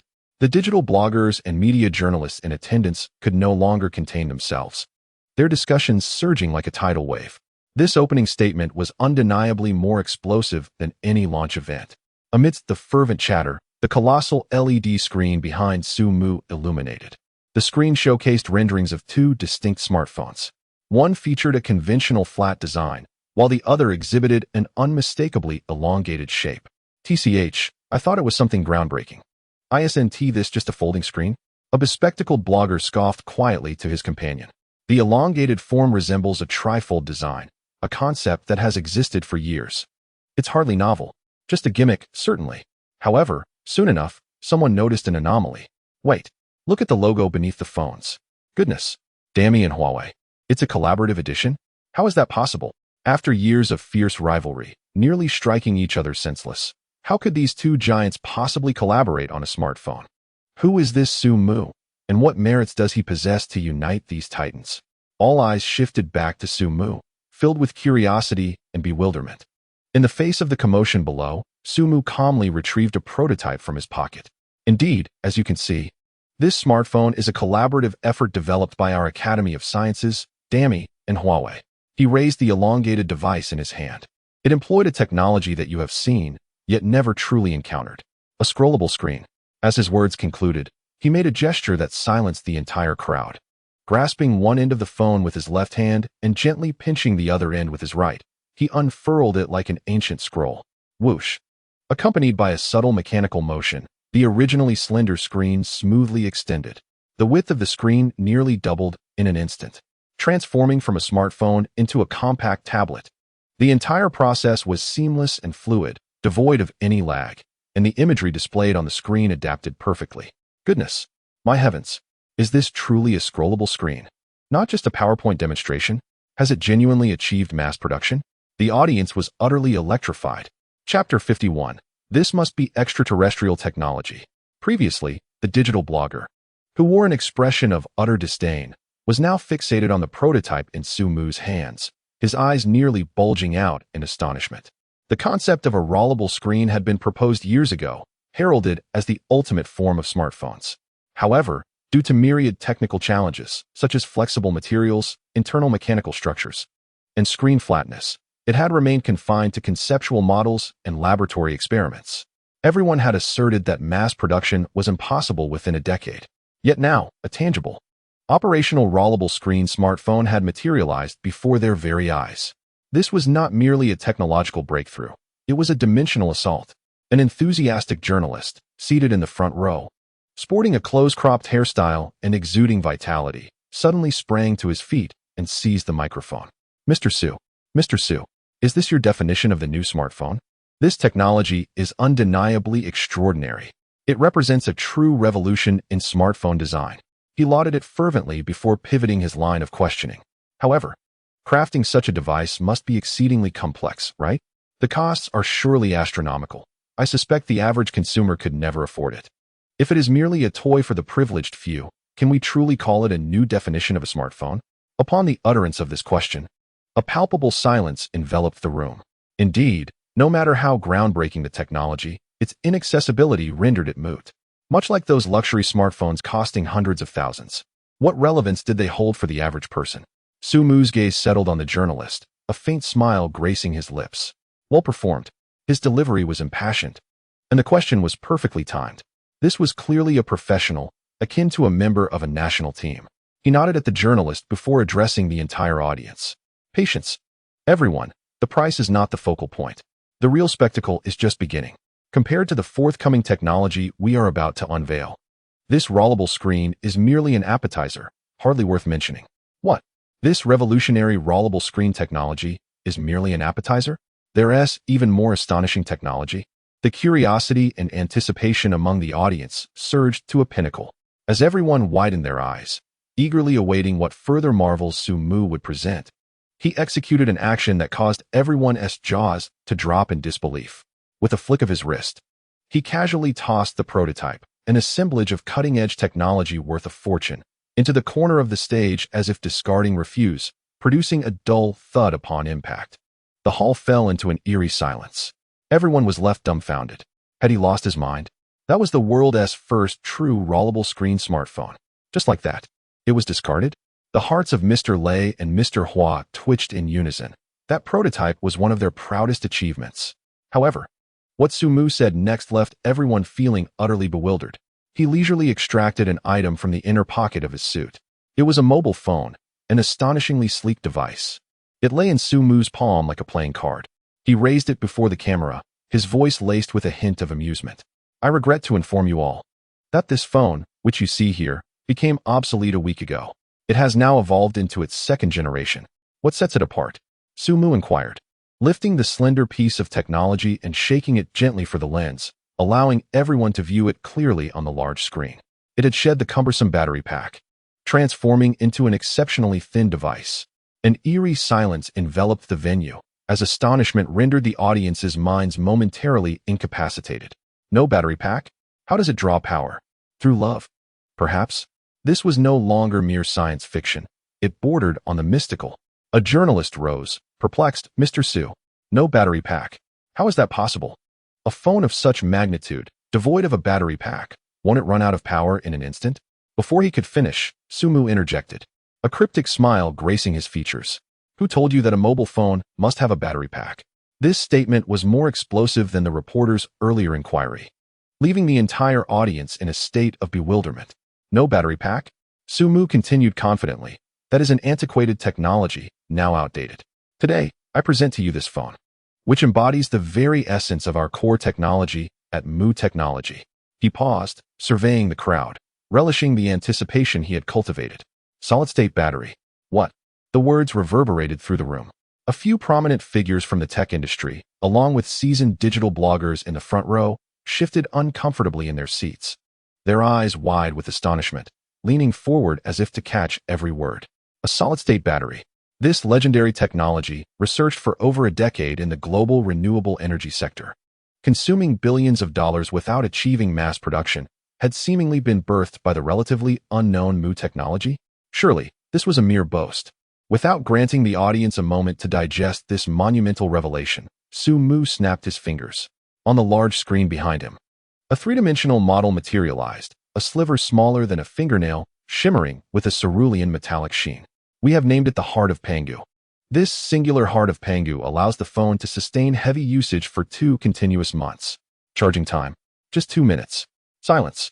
The atmosphere in the conference hall was so still that one could hear a pin drop. Everyone was astounded by the sheer simplicity and audacity of these figures. 2 months of continuous usage? A mere 2 minutes to recharge? Is this truly a mobile phone battery?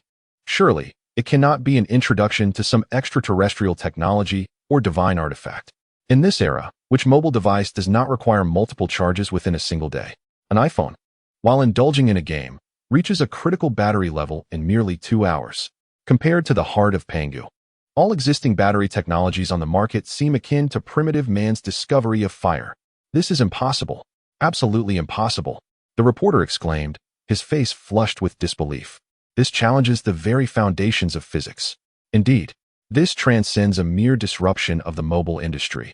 It threatens to upend the entire energy sector. Sumu remained unperturbed by the commotion below, as the screen behind him transitioned to display the intricate specifications of the phone. Refresh rate, 240 Hz. Chip, Snapdragon Mu. Upon witnessing this revelation, digital influencers went into a frenzy, their eyes nearly bulging from their sockets. A refresh rate of 240 Hz. What does this signify? The pinnacle of flagship devices currently available barely reaches 120 Hz, while Apple's standard models languish at a paltry 60 Hz. The smoothness of this experience is nothing short of a dimensional assault. And what on earth is this Snapdragon Mu chip? When did Qualcomm release such a model? Sumu, of course, would not disclose that the core material of this chip is a room-temperature superconductor. However, it was not yet the opportune moment to unveil such revolutionary technology to the public. He slightly concealed its capabilities, allowing its performance to appear merely superior to the leading chips on the market.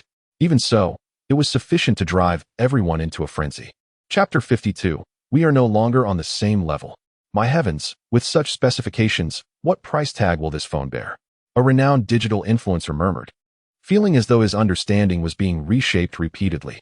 Selling for $20,000 would still be a bargain. This is nothing short of a masterpiece, the ultimate embodiment of technology. As Sumu listened to the discussions below, his smile grew ever more radiant. This was precisely the reaction he sought. Having proclaimed his intent to revolutionize the industry, the price naturally had to reflect that. Sumu slowly extended 3 fingers. An immediate hush fell over the audience. Everyone's hearts raced. 30,000. Many felt a jolt in their hearts, only to soon find it entirely reasonable. After all, selling such groundbreaking technology for 30,000 is hardly excessive. It could even be considered a fair price. However, the words that followed from Sumu caused everyone's minds to short-circuit once more. The domestic price is 3,000. The international price is 30,000. After a brief 3 seconds of stunned silence, the entire venue erupted. 3,000. Surely, I did not mishear. Is Mr. Su engaging in philanthropy? 3,000. I'll buy it in droves. I'll purchase 10. 1 for use, 9 to spare. 3,000 domestically, 30,000 internationally? Ha! Mr. Su is remarkable. I bestow an unparalleled score upon this operation, unperturbed by the prospect of arrogance. Countless digital influencers commenced live broadcasts, their titles alarmingly sensational. The smartphone industry is dead. The deity of Mu technology descends, delivering a fatal blow. A future smartphone priced at 3,000 yuan. Apple and Samsung convene emergency meetings overnight. The multitude of viewers in front of their televisions erupted with excitement. 3,000 yuan. A price that a working-class individual could manage to muster with some effort. They too could possess a product reminiscent of those found in science fiction films.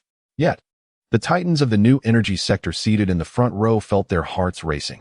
They understood better than anyone else the implications of that small entity known as the Heart of Pangu. The leading company in new energy, Ningda Group, had achieved a staggering market value of nearly 1.5 trillion yuan over a decade, thanks to its cutting-edge battery technology. Now one wonders, what market value would suffice for Mu technology? Or rather, who in this world could possibly impede its progress? As the conference concluded, the name Su Mu and the Heart of Pangu swiftly permeated the internet with viral intensity. Numerous journalists surged toward the backstage area, armed with cameras, eager to confront Su Mu and secure an exclusive interview. Industry magnates Mr. Lei and Mr. Hua were no exception. They exchanged a glance, wishing to engage in conversation. Unfortunately, before they could approach, a dozen guards clad in black suits, with piercing gazes and pronounced temples, encircled Su Mu, providing a tight-knit shield as he swiftly exited through a special passage. Observing the level of security, Mr. Lei sighed in resignation. Alas, it seems the opportunity for a brief exchange has eluded us. We are no longer of the same caliber. Mr. Hua's expression was complex as he solemnly remarked. Talents emerge in every generation, Mr. Lei. Have you not noticed? The positioning and demeanor of those guards are far from mere commercial security. The background of this Mr. Su is likely more profound than we can fathom. The clamor faded into the distance. Hand in hand, Su Mu and Zhang Lanlan traversed the tranquil campus path, relishing this rare moment of leisure. He inhaled deeply, savoring the unique scent of fresh grass that enveloped the campus, calming the tumultuous emotions stirred by the conference. Sunlight filtered through the gaps in the leaves, casting dappled shadows upon them. Su Mu realized that after today's conference, his face had likely become ubiquitous. The prospect of walking openly on campus would soon be but a distant dream. Seizing the opportunity, he resolved to explore while he still could. He gently squeezed Zhang Lanlan's soft hand and said tenderly, "Let us go to the cafeteria and reminisce about the flavors of yesteryear." Zhang Lanlan felt a bubbling sweetness within her heart. Her man had just astonished the world, yet in the blink of an eye, he could still tenderly hold her hand, suggesting a visit to the most ordinary cafeteria. This sense of stability brought her immense comfort. Together, they returned to that familiar window serving twice-cooked pork. In the beginning, it was their mutual admiration for the last serving of twice-cooked pork that sparked their unexpected acquaintance, igniting this remarkable bond. The twice-cooked pork here was rather ordinary, far from the deliciousness crafted by Su Mu's own hands. Yet for Zhang Lanlan, each bite was imbued with the sweetness of cherished memories. As mealtime approached, lines formed at every window. Su Mu held Zhang Lanlan's small hand, effortlessly navigating through the crowd. "Master, 2 portions of twice-cooked pork, please." Su Mu called out to the window. He instinctively glanced at Zhang Lanlan's little belly. His wife had an unusually hearty appetite lately. After a moment's contemplation, he quickly amended his order. "Never mind, make it 3 portions, 2 won't suffice for her." Upon hearing this, the aunt serving at the window paused momentarily, caught off guard. When Su Mu looked up, he couldn't help but smile. It was still that familiar buzz cut, still that face radiating a hint of boisterousness. This was none other than one of the hidden guards assigned to him by the state, codenamed Hammer, the big sister from the northeast. Su Mu grinned and playfully tapped the windowsill. "Annie, what brings you here? Can't you return to your previous post? Why are you standing there? Hurry and serve me 3 portions of twice-cooked pork. I'm starving." The buzz-cut aunt, however, revealed a troubled expression, leaning forward and lowering her voice. A strong northeastern accent wafting through. "Oh dear brother, it's not that I won't sell you this twice-cooked pork, but look, your sister-in-law is pregnant." Su Mu's face was a picture of confusion. What does that have to do with anything? The buzz-cut aunt stood her ground, chest puffed out. Her voice not loud, yet clear enough for everyone in the vicinity to hear. "It makes a huge difference. Our cafeteria's twice-cooked pork consists of pre-packaged dishes and frozen meat, solely for university students. We cannot serve it to pregnant women. That simply won't do." Su Mu was thoroughly amused. This aunt had a sense of professional ethics. However, the fellow students waiting in line were all taken aback. The entire queue fell into silence, all eyes fixated on the aunt's earnest face. A young man who had just filled a spoonful of twice-cooked pork over his rice froze, his chopsticks hovering in midair, his expression shifting from anticipation to confusion, then to bewilderment. Is this really what she means? Should we university students only consume prepackaged meals and frozen meat? Is that what she's implying? Are we merely resilient and durable? In an instant, every student holding a bowl felt their meal had lost its appeal. Should we continue eating this? But we've already spent the money. Not eating would be wasteful. Besides, to be fair, this twice-cooked pork does smell quite appetizing. A few seconds later, the brief flicker of confusion and anger in the students' eyes was replaced by clarity and foolishness as they resumed devouring their meals. Oh well, let's eat. After all, we want to die from it. As long as it doesn't kill us, we might as well indulge. Zhang Lanlan, unable to contain herself, erupted into a fit of laughter, her entire being nearly collapsing against Su Mu. Supporting her waist and gasping for breath, she remarked, "Ah, I must say, dear brother, you possess quite a conscience." The aunt with the buzz cut proudly raised her chin and elongated her tone. "Indeed, it is essential." After indulging in laughter, Zhang Lanlan tilted her head, a glint of mischief sparkling in her beautiful eyes. She leaned closer to Su Mu's ear and whispered softly, "Why do I feel as though you and this aunt have known each other for ages? I recall the last time she refused to sell me the twice-cooked pork. Something is amiss." Today, it seemed, her wife had remarkably activated her intelligence. Su Mu, observing her little detective act, couldn't help but reach out his hand, affectionately ruffling her hair, and admitted candidly, "Indeed, you've uncovered my secret. I conspired with the aunt to set a trap just to strike up a conversation with you. Otherwise, how would I have had the opportunity to meet our delightful classmate, Lanlan? How does it feel? Regretful, perhaps? Too late." Zhang Lanlan's cheeks instantly flushed with 2 shades of crimson, taken aback by Su Mu's forthright acknowledgement. Rather than feeling anger, her heart swelled with sweetness, rendering her utterly softened. She wrapped her arms around Su Mu's, burying her head in his shoulder, her voice tender. "No, no regrets. You're such a rascal, husband. I adore it." Unfazed by the world around them, the couple displayed their affection in the cafeteria. Nearby, a line of single individuals, having just recovered from the shock of pre-packaged meals, were again inundated with dog food, revealing expressions of utter despair. At a nearby table, the campus heartthrob, Wan Weihua, was dining. Observing the intimacy shared between Su Mu and Zhang Lanlan, his brows instinctively furrowed, a peculiar sensation bubbling within him. He felt as though he had forgotten something exceedingly significant. Particularly when he gazed upon Su Mu's visage, an inexplicable surge of anger welled up inside him. Suddenly, Wan Weihua sprang to his feet, guided by a familiar instinct.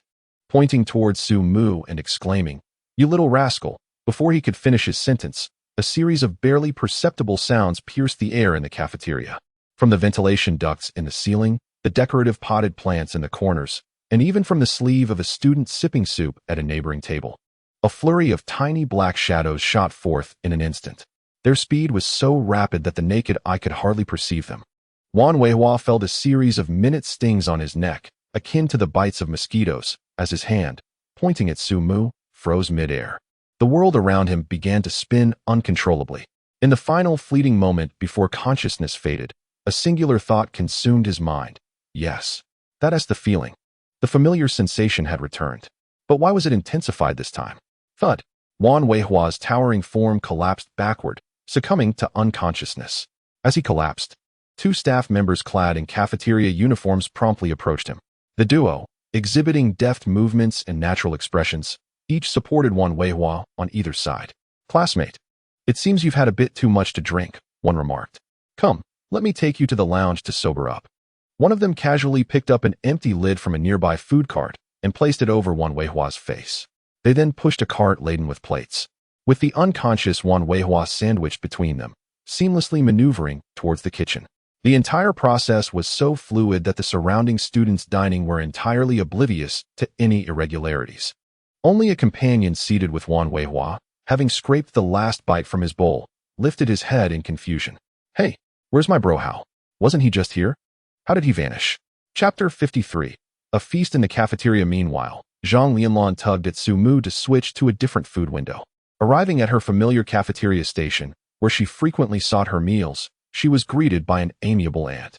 "Annie, I would like an order of sweet and sour pork. A serving of mapo tofu," and Zhang Lianlan leaned over the serving window, her dark, sparkling eyes gleaming with a desire for food. Her fair little hands gripping the ledge, nearly drooling as she called out her order. However, the aunt with the buzz cut did not serve her.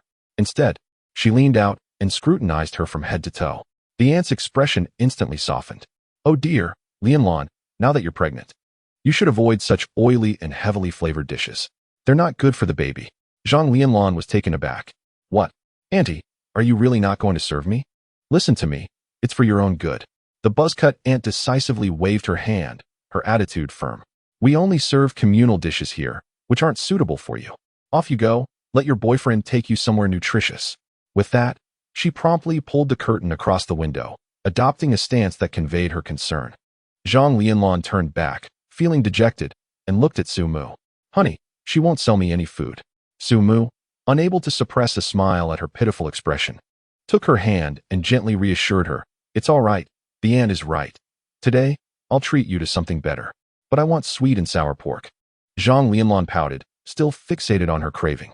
"Don't worry, there are dishes far more delectable than that." Su Mu led her through the bustling cafeteria hall to a secluded, inconspicuous corner. There stood a small window, behind which hung an old wooden sign, devoid of any words. An elderly man with a white beard was dozing at the counter, and the area was so desolate that it starkly contrasted with the lively atmosphere of the cafeteria. "Is there food available here?"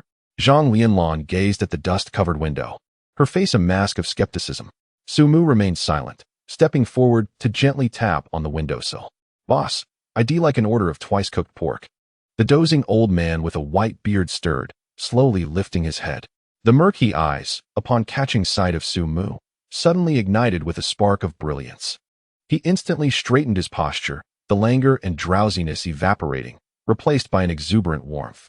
"Very well," he remarked, turning to enter the kitchen. In less than 10 minutes, the window swung open once more. A rich and assertive aroma of Sichuan spices, mingling with steam, enveloped the air. Zhang Lianlan's eyes widened in astonishment. What the old man presented was not merely a plate of twice-cooked pork, but a grand tray. On this tray lay an array of exquisitely crafted dishes, meticulously arranged. The vibrant red and rich broth of the boiled beef, adorned with verdant scallions and fragrant minced garlic, beckoned irresistibly. The translucent water-boiled cabbage resembled a work of art, its clear broth revealing a few goji berries scattered within. Accompanying it were dishes such as lantern shadow beef, mapo tofu, kung pao chicken, and couple's lung slices, collectively amounting to over 10 exquisite Sichuan delicacies, each rivaling the culinary standards of a five-star hotel, their fragrance almost intoxicating. "My heavens!" Zhang Lianlan exclaimed, covering her mouth, as saliva began to pool in her mouth. Su Mu produced his meal card, gently placing it on the card reader at the window. Ding! Came the cold, mechanical voice. 10 yuan. Several students passing by immediately halted, their footsteps frozen in disbelief. 10 yuan? Are you joking? Just the boiled beef alone would cost over 100 at any Sichuan restaurant. So many dishes for just 10 yuan? That wouldn't even cover the tip. Everyone cast incredulous glances at Su Mu and the white-bearded old man. This corner window had long since become one of the university's incredible legends. The old man's temperament was notoriously eccentric. He only opened the door 8 out of 10 days. Even when he did, it was solely to let his young apprentice cook, with the menu dictated by whim. Yet, even so, the apprentice's dishes were considered exceptional, tantalizing enough to send shivers down one's spine, drawing countless students daily in hopes of good fortune. What was happening now? The master himself was cooking and had concocted a luxurious feast, yet charged only 10 yuan? Was the secret code twice-cooked pork? A self-satisfied chubby student, with a glint of realization, hastily approached the window, mimicking Su Mu's earlier tone, clearing his throat. "Boss, I'd like a serving of twice-cooked pork." The white-bearded old man, known as the national banquet master Gu Lishuan, couldn't he even be bothered to lift his eyelids. Coldly uttering a single word, "Scram." The chubby studentess smile froze. "Scram? Are you kidding me? After repeatedly waiting in line without being served by your apprentice. Now that you're here, you tell me to scram?" His face flushed with indignation as he rolled up his sleeves. "Fine, if you want me to scram, I will. Who do you think you're looking down on?" Ultimately, The chubby boy chose to storm off in a huff, muttering, "Why should it be like this?" under his breath, which elicited a wave of laughter from those nearby. Sumu, carrying a large platter of dishes, found an empty table to settle down at. The table was filled to the brim with aromatic delicacies, drawing the envious gazes of surrounding students, their eyes glistening with desire. Zhang Lanlan was utterly bewildered.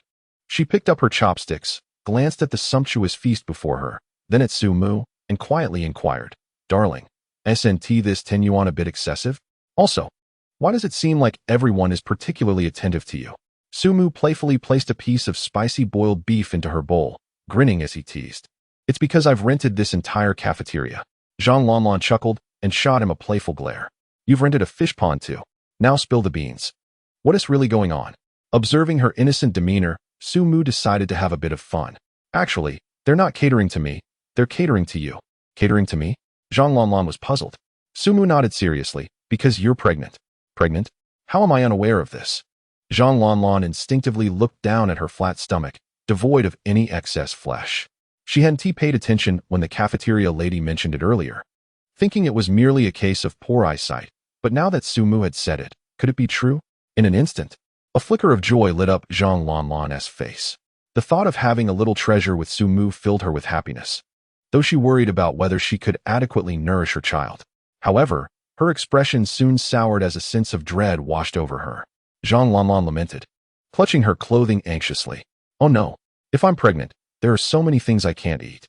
No seafood, no spicy food, and no cold dishes. What am I to do?" Seeing her immediate concern centered around food, Sumu couldn't help but feel a sense of exasperation. This little foodie's thought process was indeed unique. Yet, observing her hearty appetite, he concluded that her nutrition was undoubtedly sufficient. Any child of hers would surely not go hungry. Perhaps he might even benefit from it in the future. Zhang Lanlan delicately picked up a piece of beef and cautiously placed it in her mouth. The next moment, her eyes squinted with bliss. "Oh, this is delicious." The beef was tender and infused with a spicy, fragrant essence, each flavor exploding on her palate, making her feel as though she could twirl around the cafeteria in joy. "Though it doesn't quite compare to the culinary skills of my husband, this is undoubtedly the second best meal I've ever had," Zhang Lanlan exclaimed sincerely, then turned to the calm and composed Gu Lishuan at the window, declaring loudly, "Boss, it's such a waste for you to be a cafeteria chef. Why not come work at my family's restaurant? I'll pay you 20,000 a month." Gu Lishuan, pausing in his task of polishing kitchen utensils, couldn't help but display a bemused expression. This young lady was truly fearless in her ignorance. He, Gu Lishuan, a national banquet chef, is a towering figure in the realm of Sichuan cuisine. Not to mention his mid-range hotel, even the nation's premier dining groups greet him with utmost respect, referring to him as Master Gu. 20,000 a month?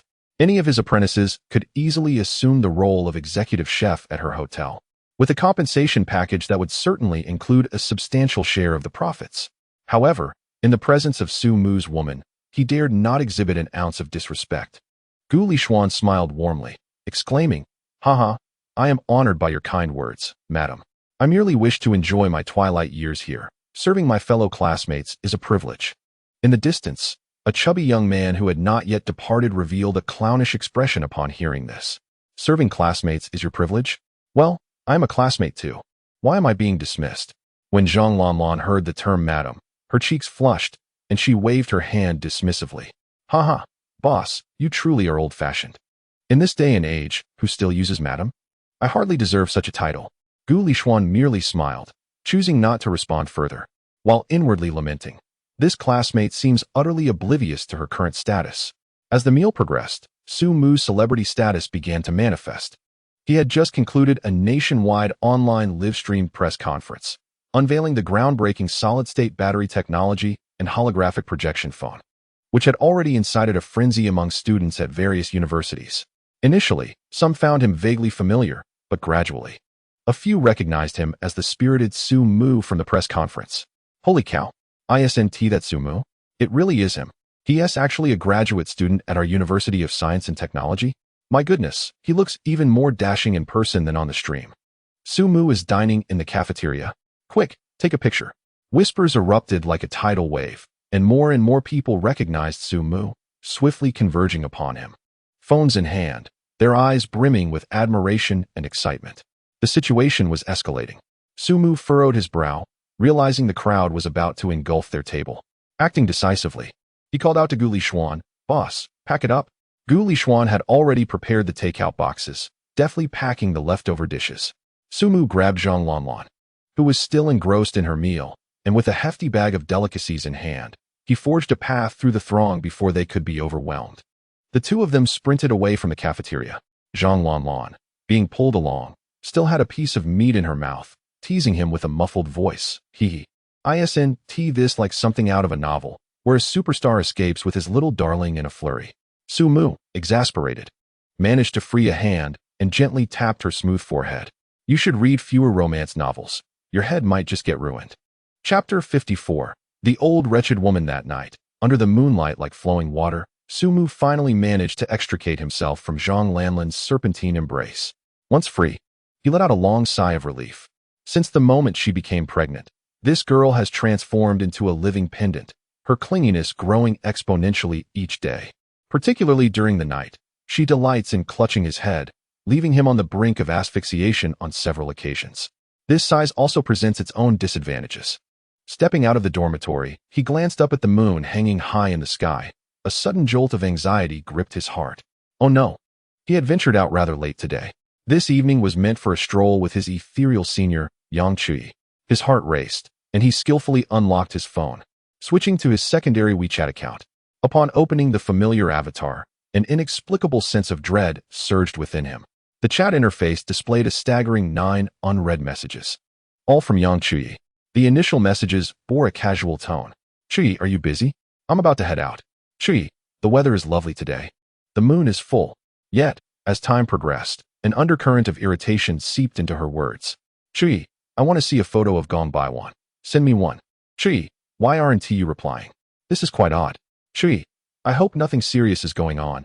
Never mind, it's just a fleeting encounter after all. The final message contained a brief word accompanied by an image. Chui, death smile JPG, it was over. He felt a chill run down his spine. Initially, he assumed that such an aloof goddess would rarely initiate conversation, thus adding her to a seldom used account. Who would have anticipated that the day of the company's product launch would have him occupied from dawn till dusk, leaving no time to check this phone? This predicament was dire. He hastily accessed the system panel to check the senior's affection level. The numbers fluctuated wildly, resembling an EKG, oscillating between 20 and 60. Occasionally, it even plummeted to negative figures. There was no time to waste. He dashed toward the adjacent dormitory. Upon pushing the door open, he was met with the sight of Gong Baiwan, the white tiger, sprawled before a pile of meat bones, its expression one of utter desolation. Upon noticing Sumu's entrance, it let out a frustrated growl and pointed its paw at the heap of bones, its gaze filled with accusation. What's wrong? Sumu feigned ignorance. Didn't I replace it with fresh meat? Was that not satisfactory? Gong Baiwan roared in indignation. Roar. This is all bones. How am I supposed to eat this? It's too hard. I demand sliced lean meat, preferably minced for ease of consumption. Otherwise, if I choke, you're accountable. Sumu felt a few black lines appear on his forehead. This creature was increasingly insufferable, a white tiger that refuses to gnaw on bones. What could it possibly want? All right. Sumu waved his hand in annoyance. Let us go find the senior. She can feed you some lean meat. I can't afford to keep you anymore. Upon hearing the term senior sister, Gong Million's eyes immediately sparkled with excitement. Indeed, it is the senior sister who treats him well. Let's go. With a swift motion, he sprang to his feet, his tail wagging like a propeller. It was still that familiar old place. 2 black SUVs quietly stood by the roadside. Xia Jiao leaned against the car door, arms crossed, wearing an expression that conveyed, "You finally arrived." Sumu, already familiar with the routine, promptly entered one of the vehicles. As the door closed, 2 national-level stylists quickly surrounded him, deftly commencing the process of selecting his attire. Today's theme was casual. A few minutes later, a charming young man, both approachable and laid-back, emerged, freshly styled. Finally, one of the stylists picked up a small spray bottle and lightly misted Sumu with a few spritzes. A refreshing scent of citrus immediately filled the air. What's this for? Sumu inquired, slightly puzzled. Xia Jiao, glancing at him through the rearview mirror, replied with a hint of annoyance. What else? To eliminate the odor. You reek of Zhang Lanlan. Do you think the senior sister can't detect that? Sumu raised his arm to take a whiff and indeed found that the faintly sweet aroma had significantly diminished, leaving only a crisp, fruity scent. Not bad, he thought. Raising an eyebrow at Xia Jiao Jiao. You seem quite knowledgeable about these matters. It appears you have some experience in straying, you little vixen. No sooner had he spoken than Xia Jiao Jiao retaliated with a swift kick from the driver's seat. Sumu deftly sidestepped, evading her attack. Xia Jiao Jiao, incensed, exclaimed, "Damn it, do I have time for that? I spend every day circling around you, my dear ancestor, and I don't even have time to chat with someone of the opposite sex." Huh, that is quite true. Sumu chuckled. You do seem to have it tough. Indeed. So you must compensate me, Xia Jiao Jiao asserted with conviction. From the passenger seat, Long Yu, who had remained silent until now, suddenly spoke up, revealing her secret. Look at how she complains. Yet she has made significant contributions in helping you pursue Zhang Lanlan, just recently promoted to deputy director this month. Sumu's gaze swiftly shifted to the embarrassed Xia Jiao Jiao, pointing at her in indignation. You little trickster, trying to deceive me. Long Yu continued, her tone unruffled. Who knows when there might be an operation to eliminate you. I also wish to be promoted. Uffed. Xia Jiao Jiao, startled, rushed to cover Long Yu's mouth. Don't say that. Don't speak carelessly. This girl has a mouth like a clairvoyant.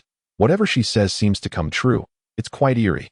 At that moment, the door of another car swung open. Gong Million emerged with a new look, striding confidently. Around its neck was a remarkably large pink bow that swayed with its every step. Uffed. Sumu instantly burst into laughter, adorned in such a flamboyant manner. Are you still a tiger? Roar. Gong Baiwan was struck where it hurt, immediately becoming agitated and lunging forward with fury. Sumu nimbly dodged, evading effortlessly. Curiosity piqued. He circled behind it and mused, Pray tell, are you male or female? Allow me to see.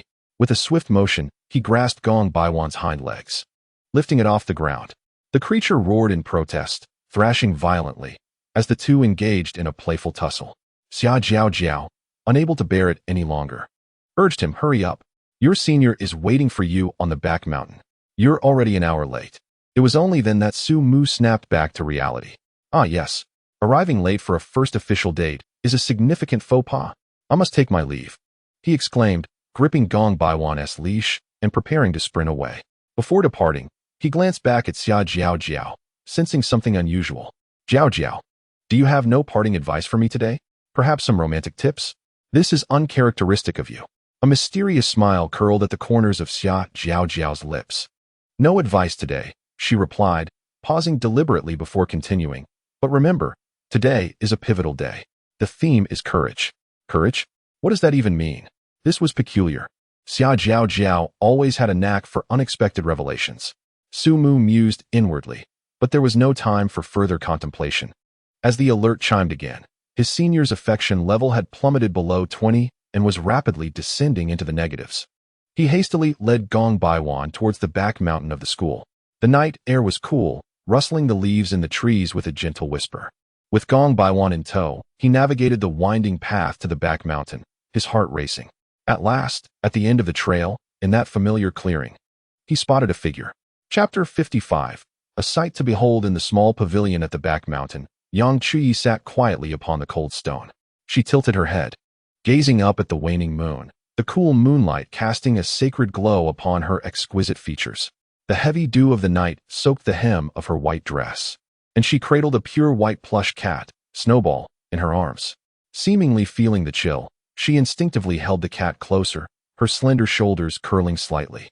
The sight was heart-wrenching. As Sumu beheld this scene, he felt as though something had struck him fiercely in the chest.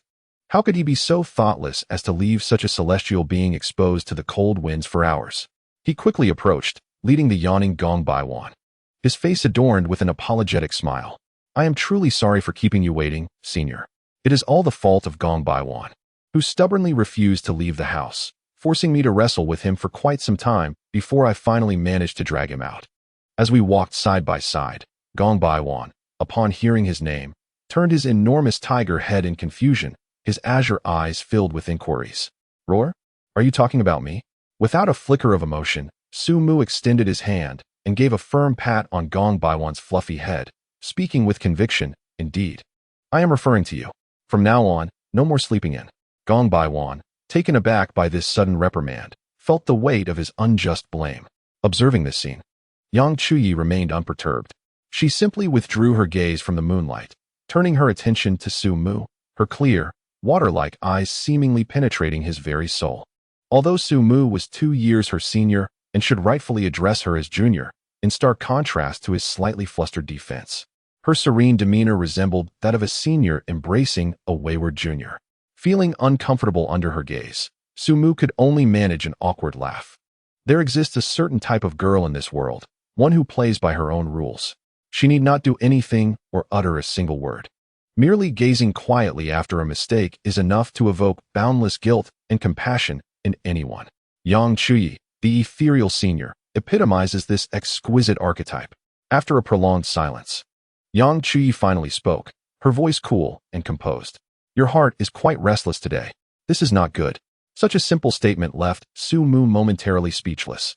The smile on his face vanished, replaced by a serious and solemn expression. I apologize. This heartfelt apology stemmed from deep within. Yang Chuyi was indeed correct.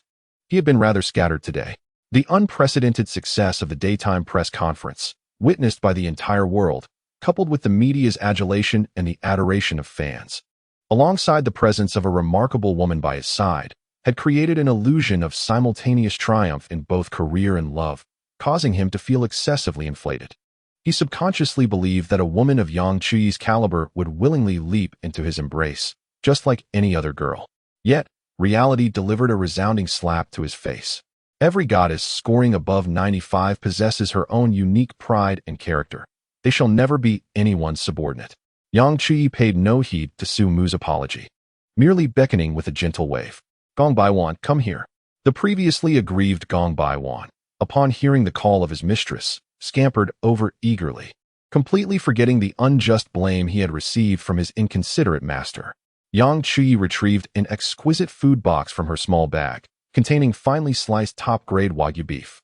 With a silver fork, she fed piece by piece to Gong Baiwan, whose eyes glistened with tears of gratitude as he savored the meal. Nearly moved to the brink of tears, heaven knows how long it has been since at last savored such exquisite beef. That unscrupulous master constantly indulged in gnawing on large bones, rendering himself nearly as carefree as a dog. Su Mu gazed at the visibly irate profile of his senior, his heart weighed down with concern. How on earth could he placate her? Instinctively, he pressed the red help button on the earpiece hidden beneath his collar, hoping for some advice from his love mentor, Xia Jiao Jiao. Strangely, however, the usually prompt Xia Jiao Jiao offered no response today. This was truly bizarre. With no other choice, Su Mu sighed. It seemed he had to rely on himself. To soothe this overly affectionate senior, he would need to start with her favorite animal. He quietly maneuvered behind Gong Baiwan, and while Yang Chuyi was distracted, he stealthily nudged her fluffy rear with his foot. Gong Baiwan, engrossed in its feast, abruptly turned around, its wide eyes glaring. What are you doing? Su Mu fervently signaled with his gaze. All you do is eat. Hurry, help me cheer up your mistress. Otherwise, you'll have nothing to eat in the future. Gong Baiwan disdainfully turned its head away. I'm busy, do not disturb me. Su Mu's expression hardened, his hint now laced with a threat. Fine, you have guts. If you don't charm the senior, don't expect to see her again. I'll feed you nothing but mice every day, and you'll be full. The fur on Gong Baiwan bristled in indignation. Be a decent person. You're truly a dog. Weighing the stark contrast between exquisite beef and dried mice, Gong Baiwan resignedly made its choice. For the sake of future sustenance, it had to first bring joy to its mistress. It promptly ceased its meal, elegantly sauntering over to Yang Chuyi, gently rubbing its large head against her arm, alongside the plush cat named Snowball nestled in her embrace. The sight of the two furry creatures, one large and one small, playfully cuddling and rolling about was utterly heartwarming. Yang Chuyi's frosty countenance finally softened. Unable to resist, she reached out, alternating her caresses between the heads of the majestic tiger and the little cat, a tender smile curving her lips. How adorable, you two little ones. Seeing Yang Chuyi's expression transform from stormy to sunny, Su Mu seized the moment to approach and explain. Senior, I truly did not mean to ignore your messages today. Did you not see the news? Today is the global launch of my company's new product. I've been occupied from morning till now, hardly pausing for breath. And my phone is nearly out of battery. Yang Chuyi's hand paused mid-stroke. I didn't see the news. She had sent Sumu a message earlier. Waited a long time without a reply, and in her frustration, turned off her phone and buried herself in sleep for the afternoon, only waking up in the evening. Upon hearing Sumu's explanation, she realized she had misunderstood him. In an instant, her gaze softened considerably, even tinged with a hint of remorse. Knowing that Sumu was delayed due to legitimate matters rather than deliberately neglecting her, Yang Chuyi lowered her head, filled with remorse. I truly apologize. I have misunderstood you. In fact, I shouldn't dwell on such things. It's my own character that is flawed. This is also my first experience in befriending a boy. Hearing the usually aloof senior sister take the initiative to apologize, Sumu felt a surge of emotions. Truly, she was a goddess of the highest caliber, scoring above 95. If it were an ordinary girl, even if she realized her mistake, it would be a rare occurrence for her to apologize. Moreover, in this situation, the fault initially lay with him. This level of honesty and clarity was exceedingly rare. As the atmosphere grew harmonious, Sumu's restless heart began to stir again. He leaned in slightly, a playful smile gracing his lips as he jested. Really, senior sister? Does that mean I am your first boyfriend? Yang Chuyi, who had just appeared remorseful, couldn't help but roll her eyes playfully at his sudden lightheartedness. You are a bit shameless. With that, she picked up the leash attached to Gong Baiwan, standing up. Let us go, Miss Gong Baiwan. Let us distance ourselves from this bad master. Do not learn his glib ways. Gong Baiwan nodded in agreement, casting Sumu a disdainful glance. Watching the pair retreat, Sumu, unwilling to give up, followed closely behind. Continuing to climb the conversational ladder. Senior sister, you haven't answered me yet. Am I really your first boyfriend? Ahead. Yang Chuyi felt an unmistakable flush creeping up her ears. You are so annoying. Are we still taking a walk or not? Chapter 56. Mischievous Xia Jiao Jiao thus. The trio, 2 humans and 1 tiger, strolled along the tranquil mountain path behind the University of Technology. With Gong Baiwan as their protective guardian, they felt secure venturing into more secluded areas. The paths here were rarely trodden during the day and at night. They were filled only with the sounds of chirping insects and the whispering wind. Yet, the scenery was exquisite, with expansive views and a vast, flat lawn shimmering silver under the moonlight. As the night deepened, the moonlight poured like water onto the serene path. Gong Baiwan strided ahead with an elegant yet imposing gait, embodying the role of a diligent bodyguard, warding off all potential dangers. Yang Chuyi, holding the leash and feeling its warmth in her palm, appeared even more ethereal in the moonlight. She remained silent for a considerable time, seemingly processing her earlier emotional fluctuations. Ultimately, she broke the silence, her clear voice shattering the tranquility. What product was released at your company's new product launch today? Her inquiry seemed casual, yet Sumu could detect the curiosity underlying her words. Upon mentioning this, Sumu's entire demeanor brightened, his face radiating with pride and joy. It is a new phone, named Mu Dami Huawei. Senior sister, I must tell you, it is truly unfortunate that you missed my launch event. When my phone was unveiled, the entire venue erupted. The esteemed figures from the tech industry in attendance were left astounded, their eyes nearly popping out, all kneeling in admiration, proclaiming me a genius. Yang Chuyi was momentarily taken aback. Mu Dami Huawei. What a name that sounds rather counterfeit. However, observing Sumu's exuberance, akin to a boy proudly showcasing a new toy, she found it quite amusing. A rare, gentle smile graced her typically cool cheeks. That sounds truly remarkable. Her reaction was rather subdued. Upon noticing her expression, Sumu realized she was completely unaware of the astonishing value this phone possessed. After all, who would take seriously a name that sounds like it emerged from Huiqiangbai? Suddenly, he recalled that Yang Chuyi was a top scholar in the physics department. Now, there was much to discuss. Sumu's smile took on a mysterious quality as he leaned in closer, lowering his voice. Senior sister, do you know what the most impressive feature of this phone is? Yang Chuyi blinked, playfully asking what? Sumu straightened his posture, articulating each word with conviction. I have developed a solid-state battery and incorporated room-temperature superconducting materials within the phone, achieving true lossless energy transmission. Hence, its battery life can last for 6 months continuously. Yang Chuyi was utterly bewildered. Her beautiful eyes were filled with disbelief. Solid-state battery? Room-temperature superconducting? 6-month battery life? As a physics major, she understood all too well the significance behind these terms. Each one alone could revolutionize the world, while deserving of several Nobel Prizes. Now, Sumu was claiming he had packed all these advancements into a single phone? This was her first deep interaction with a boy. Was it true that they all enjoyed boasting so much?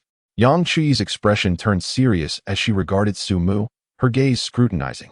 What you are saying pertains directly to my field of study. Sumu had been waiting for her to say that. Precisely. And that is why I wanted to discuss it with you. Senior sister, do you know where the current bottleneck in solid-state battery technology lies? It concerns the ionic conductivity of electrolytes and interface stability issues. He ceased his boasting and began to explain earnestly. From the chemical instability of sulfide electrolytes to the grain boundary resistance of oxide electrolytes, and finally to the low conductivity of polymer electrolytes at room temperature, Sumu elucidated each technical difficulty with clarity and simplicity. Then, he shifted his approach. My solution employs an innovative composite electrolyte structure, utilizing quantum tunneling effects to create stable high ionic conductivity pathways.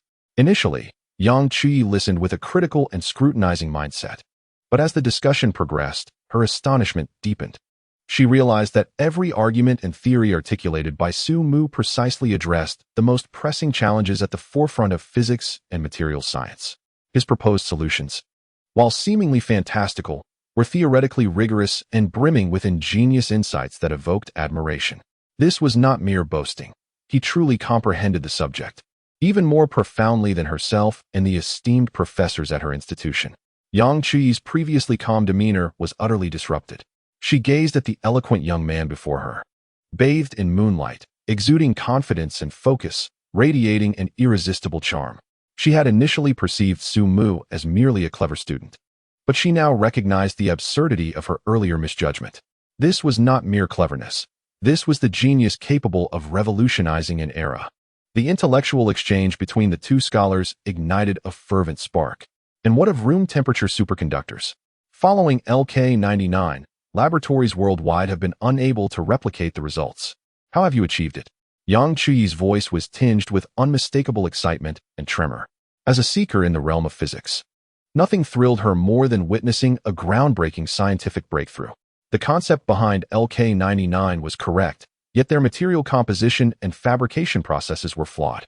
The issue lay in the doping positions of the copper atoms. They had assumed it was a random substitution when, in fact, precise quantum tunneling localization was necessary. The two engaged in increasingly stimulating dialogue, traversing topics from solid-state batteries to room-temperature superconductors, and from condensed matter physics to quantum mechanics. Unbeknownst to them, they had drawn closer together, their heads nearly touching. A faint blush graced Yang Qi's typically pale visage. Her gaze towards Sumu evolved from mere curiosity to genuine admiration. As the night deepened, they remained invigorated, engrossed in their discussion. Meanwhile, at the foot of the mountain behind the university, a luxurious Ben sat quietly in the shadows. Illuminated within, it resembled a high-tech command center.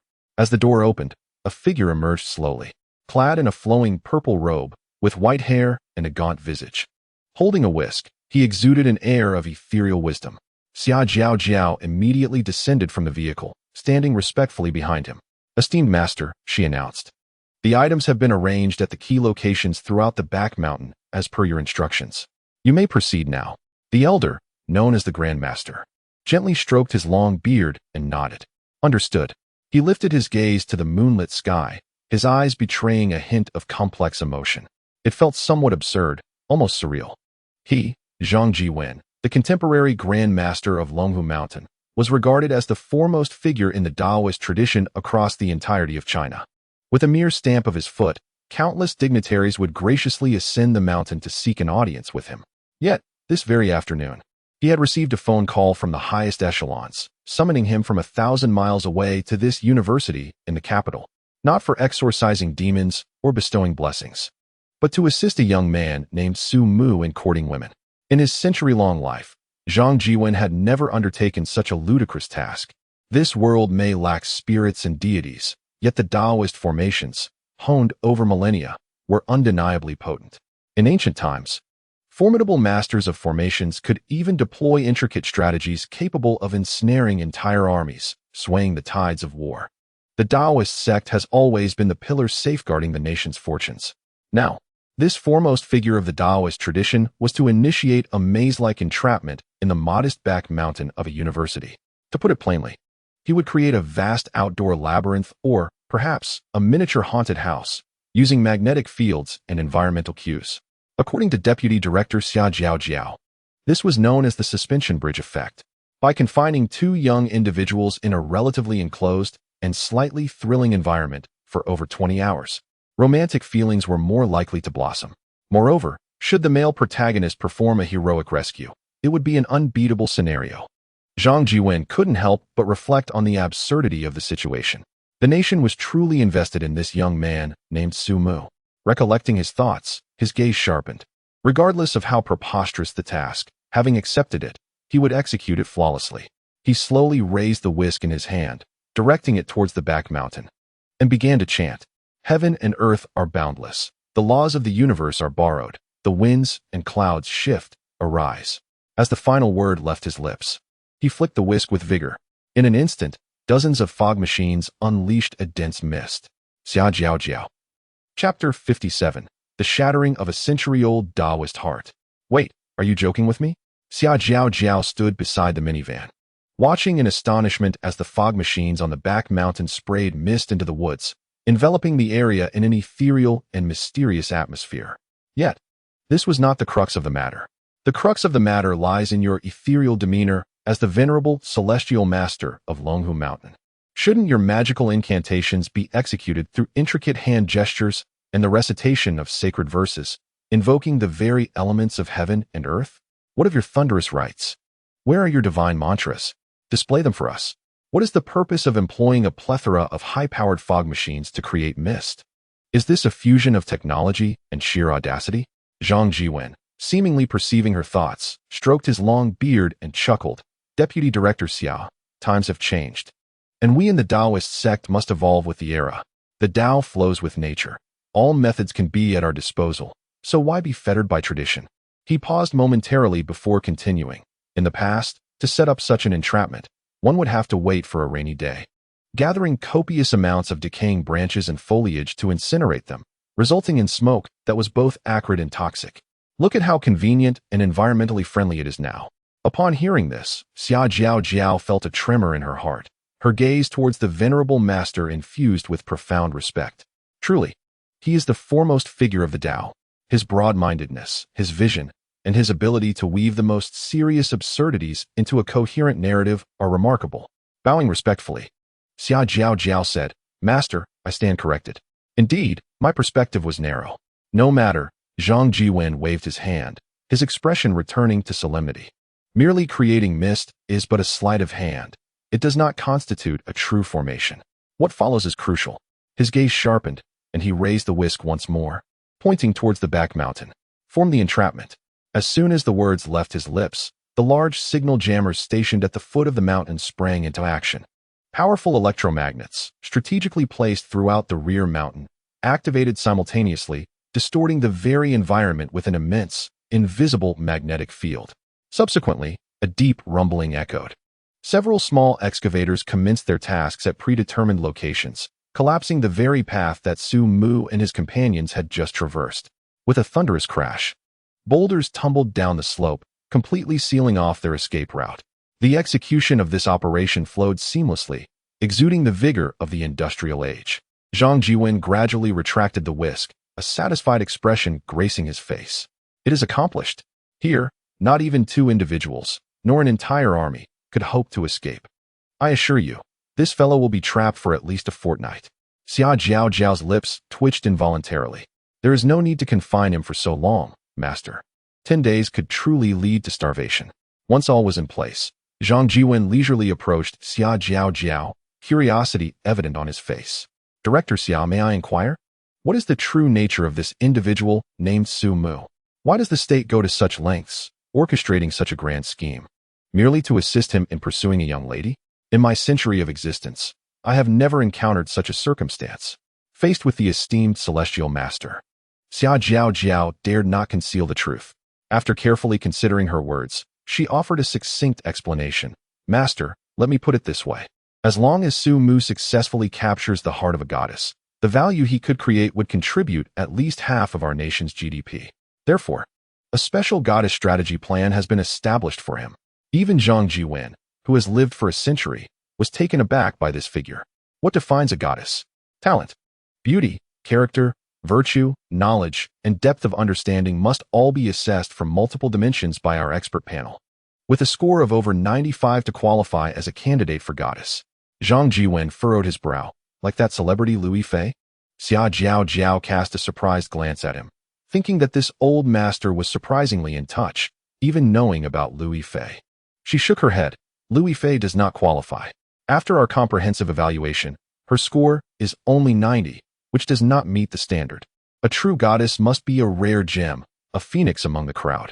To be honest, we have found only a handful of candidates nationwide that meet the criteria. Zhang Jiwen fell into complete silence upon hearing this.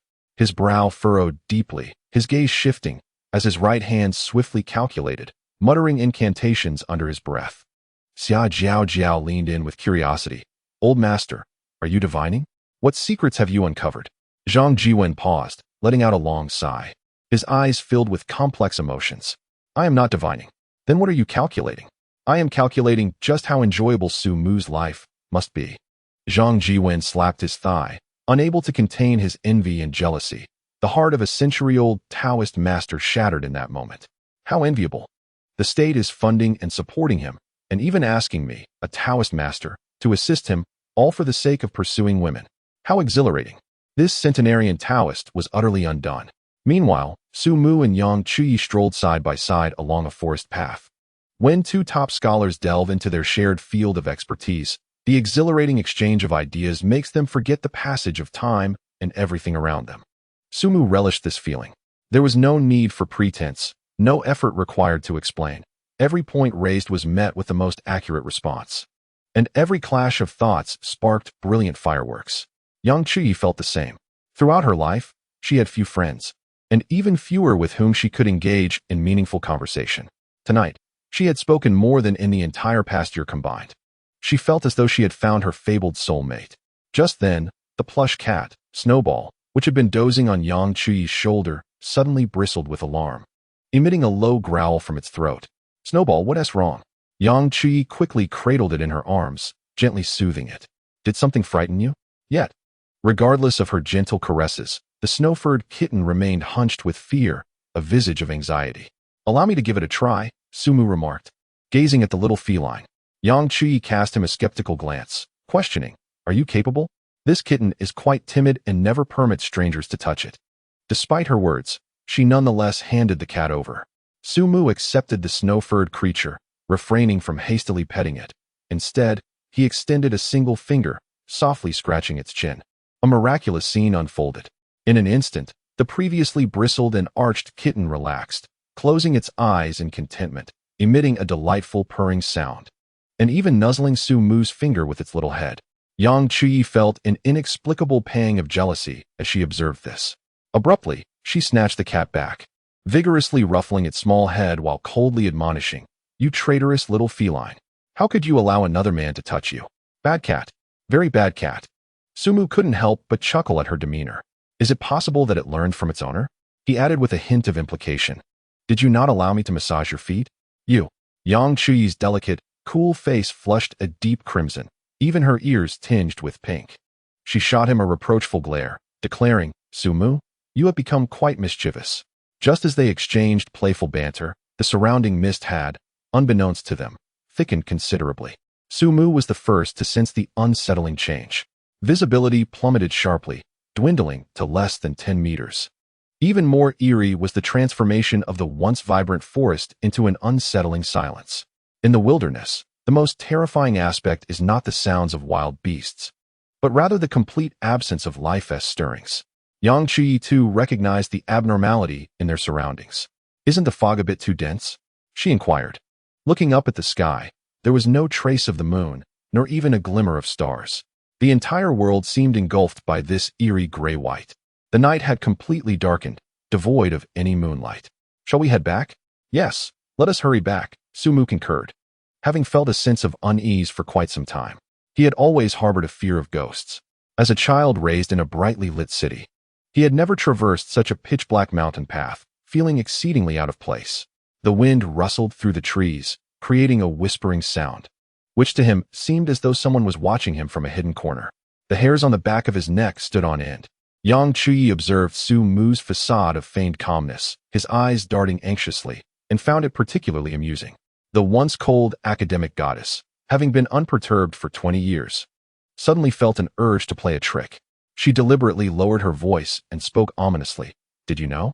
The back mountain of our school used to be a mass grave. It is said that on nights shrouded in thick fog, unclean entities emerge, specifically seeking out those who are lost. They mimic the voices of your closest companions, calling your name. The moment you turn your head, your soul is lost. Su Mu's face turned pale in an instant. Senior, can we refrain from sharing ghost stories at a time like this? His voice trembled slightly with a hint of tears. Observing Su Mu genuinely frightened, Yang Chuyi felt a pang of guilt, yet found his demeanor utterly endearing. Suppressing a smile, she gestured towards Gong Baiwan, who was at her side. What is there to fear? Isn't Gong Baiwan here? He is a white tiger, the king of all beasts. Any malevolent spirit would surely steer clear of him. Gong Baiwan responded with a fierce roar. Su Mu's lips twitched slightly. Do you really think he is reliable? Yang Chuyi could no longer contain her laughter, and the ethereal moonlight seemed to imbue her with a touch of earthly charm. As she gazed at Su Mu, her heart inexplicably softened. She extended her hand, her fair wrist emerging from the thick fog like a piece of exquisite jade. How about you hold my hand as we walk? Su Mu's breath caught for a moment. He stared at the hand reaching out to him, the fingers long and the nails neatly trimmed and rounded. In the midst of this eerie fog, that hand emanated a sense of serenity and gentleness. Almost instinctively, he grasped it. The warmth was soothing, soft as if it had no bones. His mind was flooded with poetic phrases to describe a beautiful hand. I'm not afraid of much, but walking alone at night gives me a bit of anxiety, he admitted, feeling his cheeks flush. Yang Chuyi's voice was soft, yet imbued with a calming strength. I'm afraid too, but when we are together, I feel fearless. Su Mu's heart raced fiercely. Was he being flirted with? A direct approach from the icy senior? Who could withstand such a thing? The two held hands, navigating their way through the dense fog. Let me check the navigation, Su Mu said, pulling out his phone. The moment the screen illuminated, the red X and the no service notification made his heart sink. However, after a moment, the screen flickered, and miraculously, the signal was full. Thank goodness, we have signal. He opened the map application and followed the navigation's instructions. Yet, with every step, Su Mu felt an increasing heaviness in his heart. Why did the navigation seem to lead them to an even more sinister location? They had arrived at a narrow wooden bridge spanning a deep ravine. The bridge appeared aged, and below it lay in impenetrable darkness, with the surrounding fog so thick that visibility was reduced to merely a meter ahead. The glow of the mobile screen appeared particularly pallid and feeble in such an environment. Su Mu halted in his tracks, realizing the navigation was inaccurate. We never traversed this path on our way here. At this moment, both individuals felt a twinge of anxiety. The route they had taken was now obscured, and the path ahead lay shrouded in uncertainty. They seemed to have genuinely lost their way. Amidst this heightened tension, an idea suddenly illuminated Su Mu's mind. I have thought of something. Based on my years of watching horror films, at a time like this, we need to wield magic to vanquish the magic. Let us play a song brimming with positive energy. Any malevolent spirits will surely retreat. He enthusiastically proposed. How about we play Good Fortune Comes? Yang Chuyi nodded in agreement, saying great idea. Su Mu immediately opened the music app and located that national anthem of joy. The exhilarating and festive sound of the Swona instantly shattered the eerie silence. Good fortune comes, bringing joy and love. Good fortune comes. We are blessed with good luck. The melody echoed through the valley, and the two individuals felt their taut nerves begin to relax. However, just as the song reached its midpoint, the music stuttered to a halt. Good fortune comes. Truly good fortune. Ding dong. A crisp electronic sound abruptly resonated. The phone screen automatically switched to a new playback interface. Following this, a childish yet eerie voice, accompanied by the tinkling of a music box, floated from the phone. Ding dong. I have a secret. I'll whisper it to you. Welcome to the gateway of paradise. Ding dong. Who's at the door? Who is outside? Turning mischief into a game. Listen, who is weeping? The song's tone was chilling, its melody unsettling. Each word seemed to exhale a cold breath against their ears. Su Mu and Yang Chui felt their scalps prickle in an instant. A wave of icy dread surged from their souls straight to their crowns. The companion, Gong Baiwan, was terrified, his fur standing on end as he let out a piercing howl. Run. Quickly retreat. Something is amiss here. Su Mu's mind went blank as he grasped Yang Chui's hand and turned to flee. As they reached the middle of the small bridge, their footsteps suddenly halted. At the railing where they had previously crossed, sat a little girl dressed in a white dress, with her head bowed and long black hair obscuring her face. Her small legs swung back and forth in the air. In the thick fog, that diminutive figure appeared both hauntingly vivid and disturbingly surreal. Ah! Yang Chui could no longer contain herself and let out a sharp scream. Without a moment's hesitation, Su Mu seized her hand and dashed toward the other end of the bridge. He disregarded everything else, his mind consumed by a singular thought. Run. Keep your distance from that thing. The two fled desperately, unaware of how long they had been running, until they plunged deeper into the forest. Just as they were on the verge of exhaustion, a solitary wooden cabin appeared before them. The cabin appeared quite dilapidated, yet a faint, warm glow emanated from its window. To there, the two, as if grasping their last lifeline, stumbled forward hastily. The door of the cabin was unlatched and swung open with a mere push. They hurried inside, quickly securing the door from within. Leaning against the icy door, they gasped for breath, their hearts racing as if they might leap from their throats. The interior was rudimentary, featuring only a bed, a table, and a kerosene lamp quietly flickering on the table. The soft, yellow light was the only source of warmth in that moment. Su Mu took a moment to steady his breathing, his gaze falling upon the table. Beside the lamp lay a yellowed envelope. The envelope bore no recipient's name, but was scrawled with a hasty note, to the lost and fated. Su Mu approached and opened the envelope. Inside was a letter, seemingly penned by a forest guardian. The contents of the letter caused Su Mu and Yang Chui's recently eased hearts to leap back into their throats. Dear friend, if you are reading this letter, it means she has set her sights on you. She is a tragic child, cruelly abandoned in these deep mountains many years ago due to her parents' broken relationship, and she starved to death. Thus, she harbors a profound hatred for couples who appear loving but are, in truth, discordant. She will test you in various ways, and should you fail, you will be forever trapped in this mountain. The only path to survival lies in this cabin. At the letter's conclusion, a sentence was written in bold red ink. If you are a couple, immediately, without delay, hide under the covers together and pretend to be deeply in love. Only then will she refrain from attacking you. Remember. Yang Chui gazed incredulously at the letter's contents. Is this for real? Do ghosts truly exist in this world? Su Mu's hand trembled as he held the letter. He was at a loss for how to respond. Reason told him this was nonsense, a mere prank. Yet, how could he explain the bizarre nursery rhyme, the little girl on the bridge, and everything that had just transpired? At that moment, a series of knocks echoed through the cabin. Knock, knock, knock. The sound was neither too loud nor too soft, each knock resonating with the rhythm of their heartbeats. It had come. An alarm rang in Su Mu's mind. They had just sprinted like the wind, completing a 100-meter dash in under 10 seconds. How could a little girl possibly catch up? In this deep, secluded forest, they might truly have encountered something unclean. What should they do? He instinctively tapped the tiny earpiece hidden within the contours of his ear, but still, there was no response from the unreliable Xia Jiao Jiao. Only the desolate sound of a busy signal. Relying on others is often less dependable than relying on oneself. Su Mu's gaze returned to the letter, wherein the guardian had stated that if a couple were to huddle together under the covers, they could evade calamity. However, he and the senior were not a couple. Given her aloof and proud nature, it was likely she would rather perish than acquiesce to such a ludicrous suggestion. Knock, knock, knock. The sound of knocking reverberated once more, this time with greater urgency. Su Mu, feeling a pang of anxiety, turned to discuss strategies with Yang Chui. Senior, what shall we do?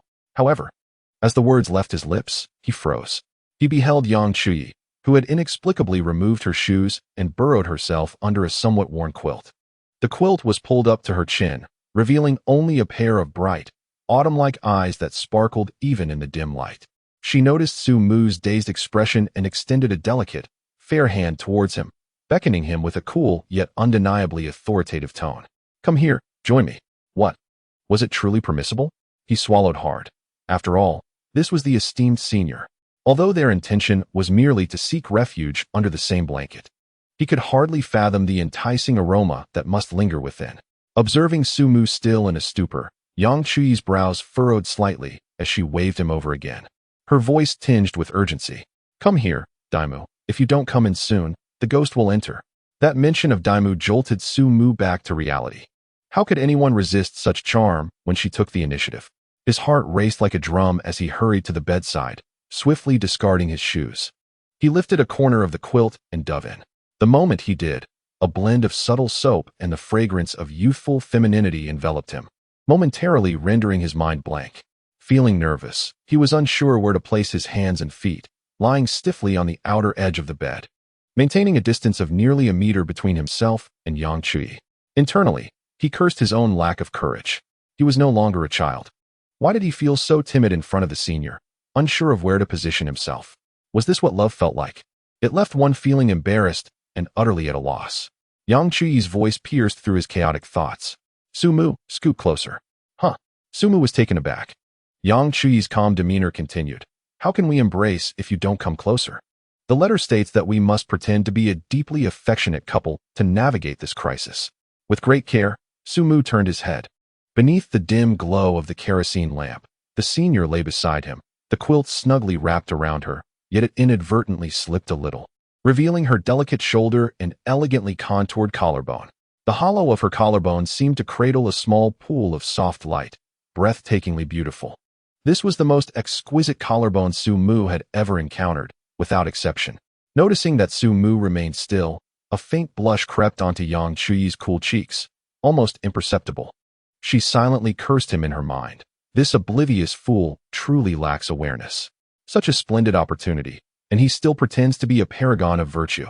From a young age, due to her unique constitution, she was allergic to all males, except for Sumu, who was the sole exception.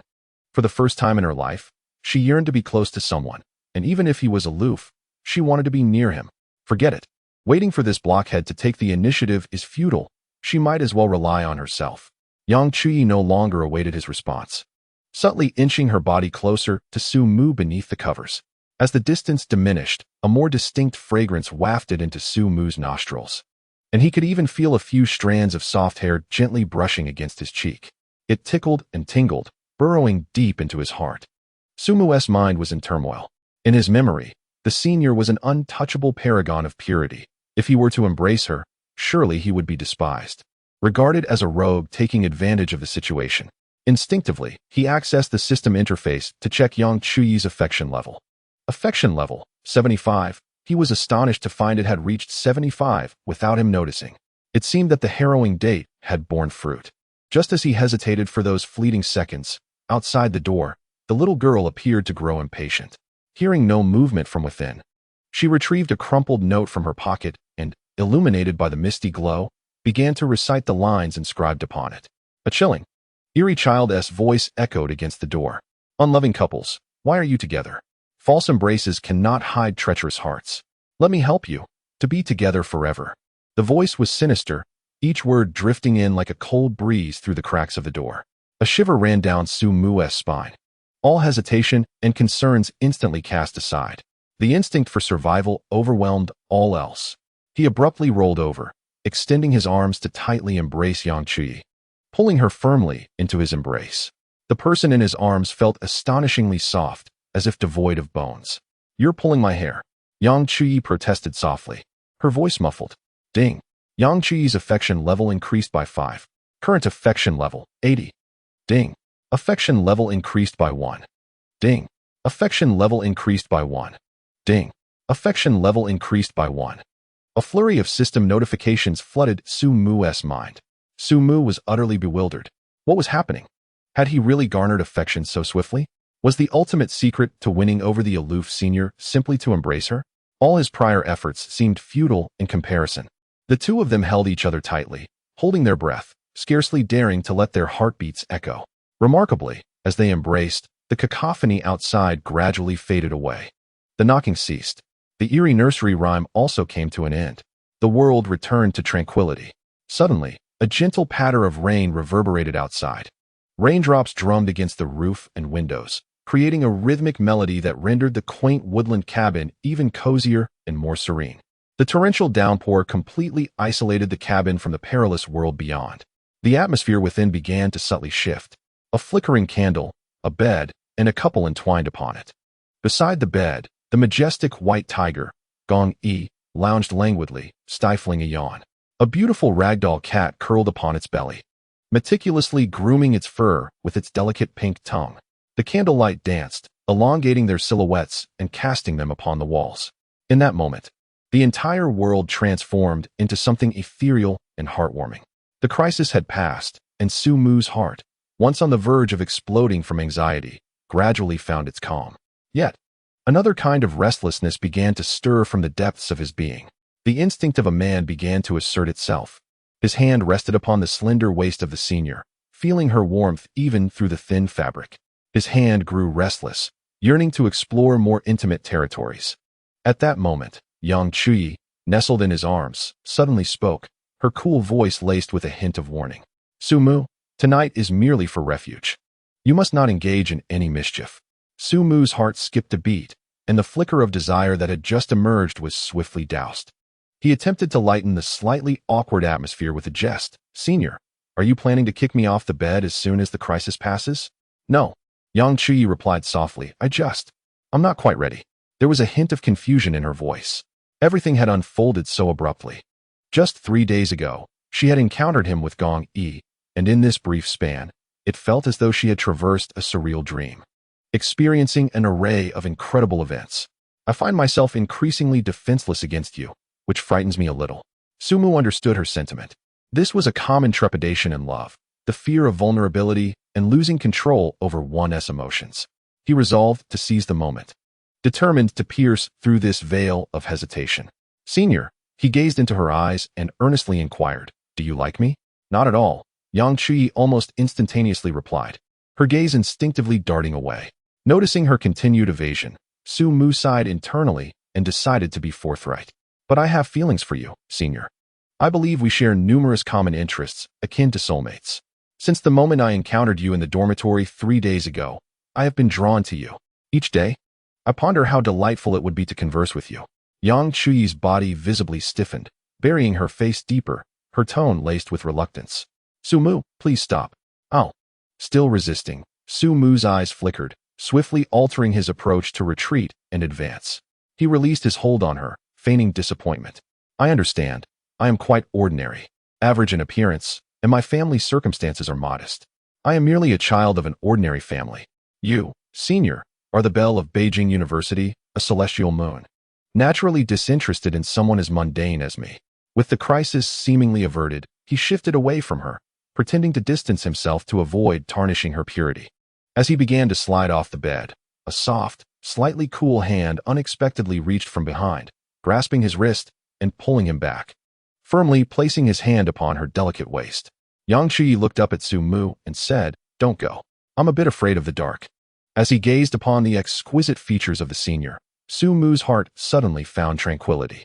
He extended a finger, gently arranging her silky hair that lay scattered across the pillow, softly assuring her, Then I shall remain here, keeping you company tonight. We can rest until morning before we depart. The person in his embrace softly responded, her body relaxing entirely. The two fell silent, listening to the rain outside. Unbeknownst to them, their breathing gradually steadied, leading them into a deep slumber. The following morning, a sliver of dawn light filtered through the window's crevice, illuminating the dust within the room. Yang Chuyi's eyelashes fluttered, and she slowly opened her eyes, gazing dazedly at the unfamiliar ceiling. After a few moments, she realized her surroundings. Her body felt so warm. As she moved slightly, she discovered herself entangled around Su Mu like an octopus, his hand remaining steadfastly on her waist without a hint of movement. Had he truly held her all night, without any impropriety? This man, under such circumstances, was able to exercise restraint. Clearly, his feelings for her were sincere. Yang Chuyi could not help but feel an increase in her affection for Su Mu, completely lowering her defenses. Ding. Affection level 1. Ding. Affection level 1. The incessant beeping nearly disrupted Su Mu, who was feigning sleep. He noticed Yang Chuyi, with her back turned towards him, cautiously inching closer into his embrace, seemingly in search of a more comfortable position. A subtle smile crept onto Su Mu's lips, hidden from Yang Chuyi's view. While I await a significant moment in slumber, what is it that you linger for? Since last night was devoid of mischief, today remains unspoken. The prerogative of explanation belongs solely to me. Sumu executed a clever retort. Yang Chuyi sensed something amiss. Sumu. Meanwhile, not far from the woodland cabin, in a sleek black van, Xia Jiao Jiao abruptly removed her earpiece, exhaling deeply as she slumped into the leather seat. Finally, it worked. If it hadn't, I might have suspected this fellow wasn't a man at all. His patience is remarkable. Beside her, Long Yu elegantly consumed instant noodles with a fork, lifting her gaze slightly to propose. I suggest we have Su Mu consult a traditional Chinese medicine practitioner afterward for some adjustments. Xia Jiao Jiao's lips twitched. You truly are his loyal comrade. Just then, a knock resonated on the car window. Both turned to see the young girl who had masqueraded as a child the previous night, Yun Yao. Hesitantly, she stood outside the vehicle, petite and clad in ill-fitting athletic wear, resembling a middle school student. Xia Jiao Jiao lowered the window, raising an eyebrow. What brings you here? Yun Yao nervously fidgeted with her clothing and spoke. Sister, regarding the extra credits, I inquired with our instructor, who informed me that the Academic Affairs Office requires a stamp, and the Academic Affairs Office stated that the Family Planning Office's seal is necessary for it to be valid. The Family Planning Office?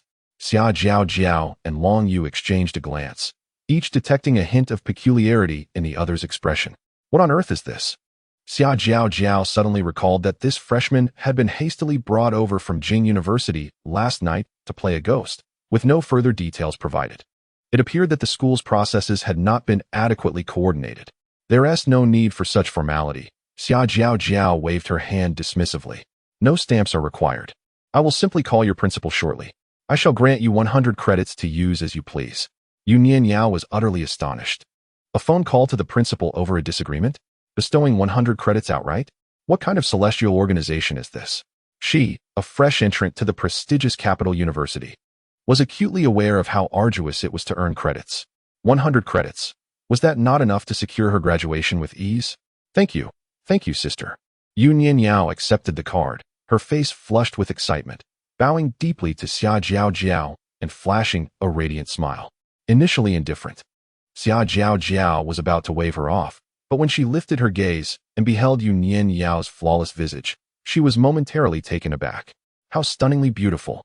Her petite face, no larger than a palm, boasts features so exquisite they resemble those of a porcelain doll, with skin that radiates a luminous glow.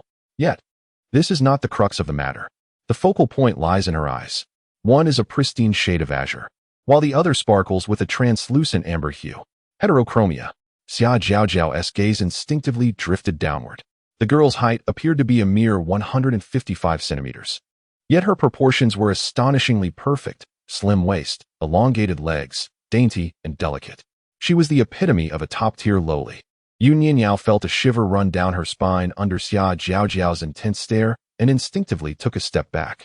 Sister, if there's nothing else, I shall take my leave. Leave? Where do you think you're going? Xia Jiao Jiao grasped her wrist and smiled. Don't be in such a hurry to depart, Junior.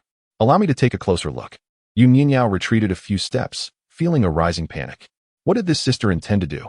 She was merely an ordinary university student, having come only for the promise of extra credits, knowing nothing else.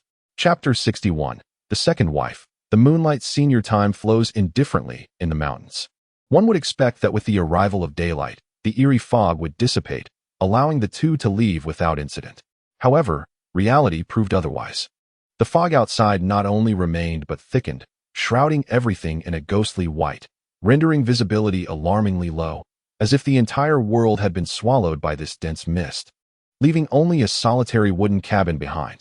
It was impossible to see even a hand's breadth away. Sumu instinctively retrieved her phone, hoping to check the time and confirm the signal. The moment the screen illuminated, it displayed an empty signal bar. In the next instant, the screen flickered twice, seemingly disrupted by a powerful magnetic field, before plunging into darkness, unable to power on again. Sumu shook the brick-like phone in her hand, worrying aloud. This is it. We are completely cut off from the world. Yang Chuyi leaned in for a glance, and, surprisingly, felt relieved, resting her head on Sumu's shoulder. Her voice laced with a lazy satisfaction. Perhaps it's better this way. Now, it's just the two of us. No outside disturbances, no prying eyes, only him and her. In that moment, the small wooden cabin transformed into a secluded paradise, disconnected from the chaos of the world. However, amidst the warmth, the matter of hunger still needed addressing. Fortunately, the cabin was well stocked, with ample food and water, even including imported jerky and specialized cat food for the plush cat. Yet, as Sumu rummaged through a storage cabinet and unearthed a beautifully packaged box of tablets, she read the label aloud. Forest Guardian Professional Folic Acid.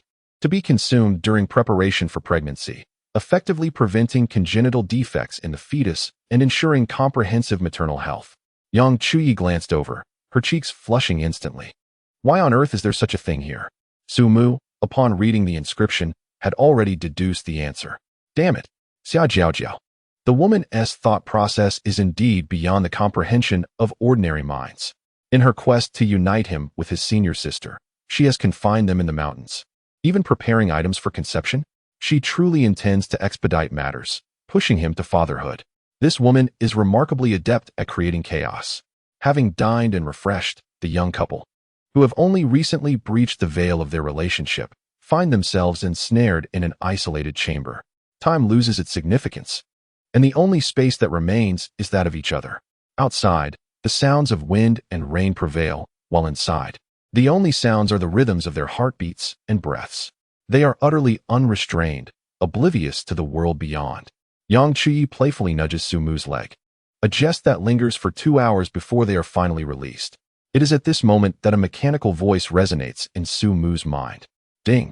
Yang Chuyi has successfully become a mother. The multi-child blessing black technology system has been activated. Rewards are being distributed. Reward 1. Mass-producible quantum communication technology. Utilizing the principles of quantum entanglement to achieve superluminal communication with no delay within a light year, fundamentally altering the existing communication landscape. Reward 2. 5 sets of nanoparticle combat armor, ring form.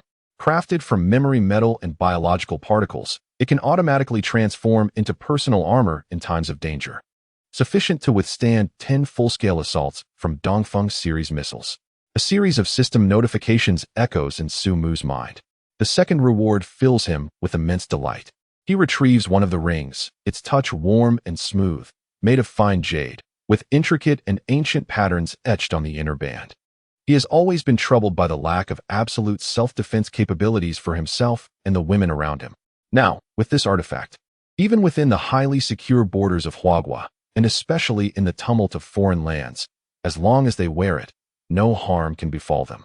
As for the first reward, the quantum communication technology, his current understanding remains rudimentary. He is aware only of the concept of quantum entanglement, 2 or more quantum bits, regardless of the distance between them, instantaneously determine the state of one another upon measurement. Should this technology be realized, the current 4G and 5G communications would appear as primitive as signal fires. However, the specifics of its application will require careful study.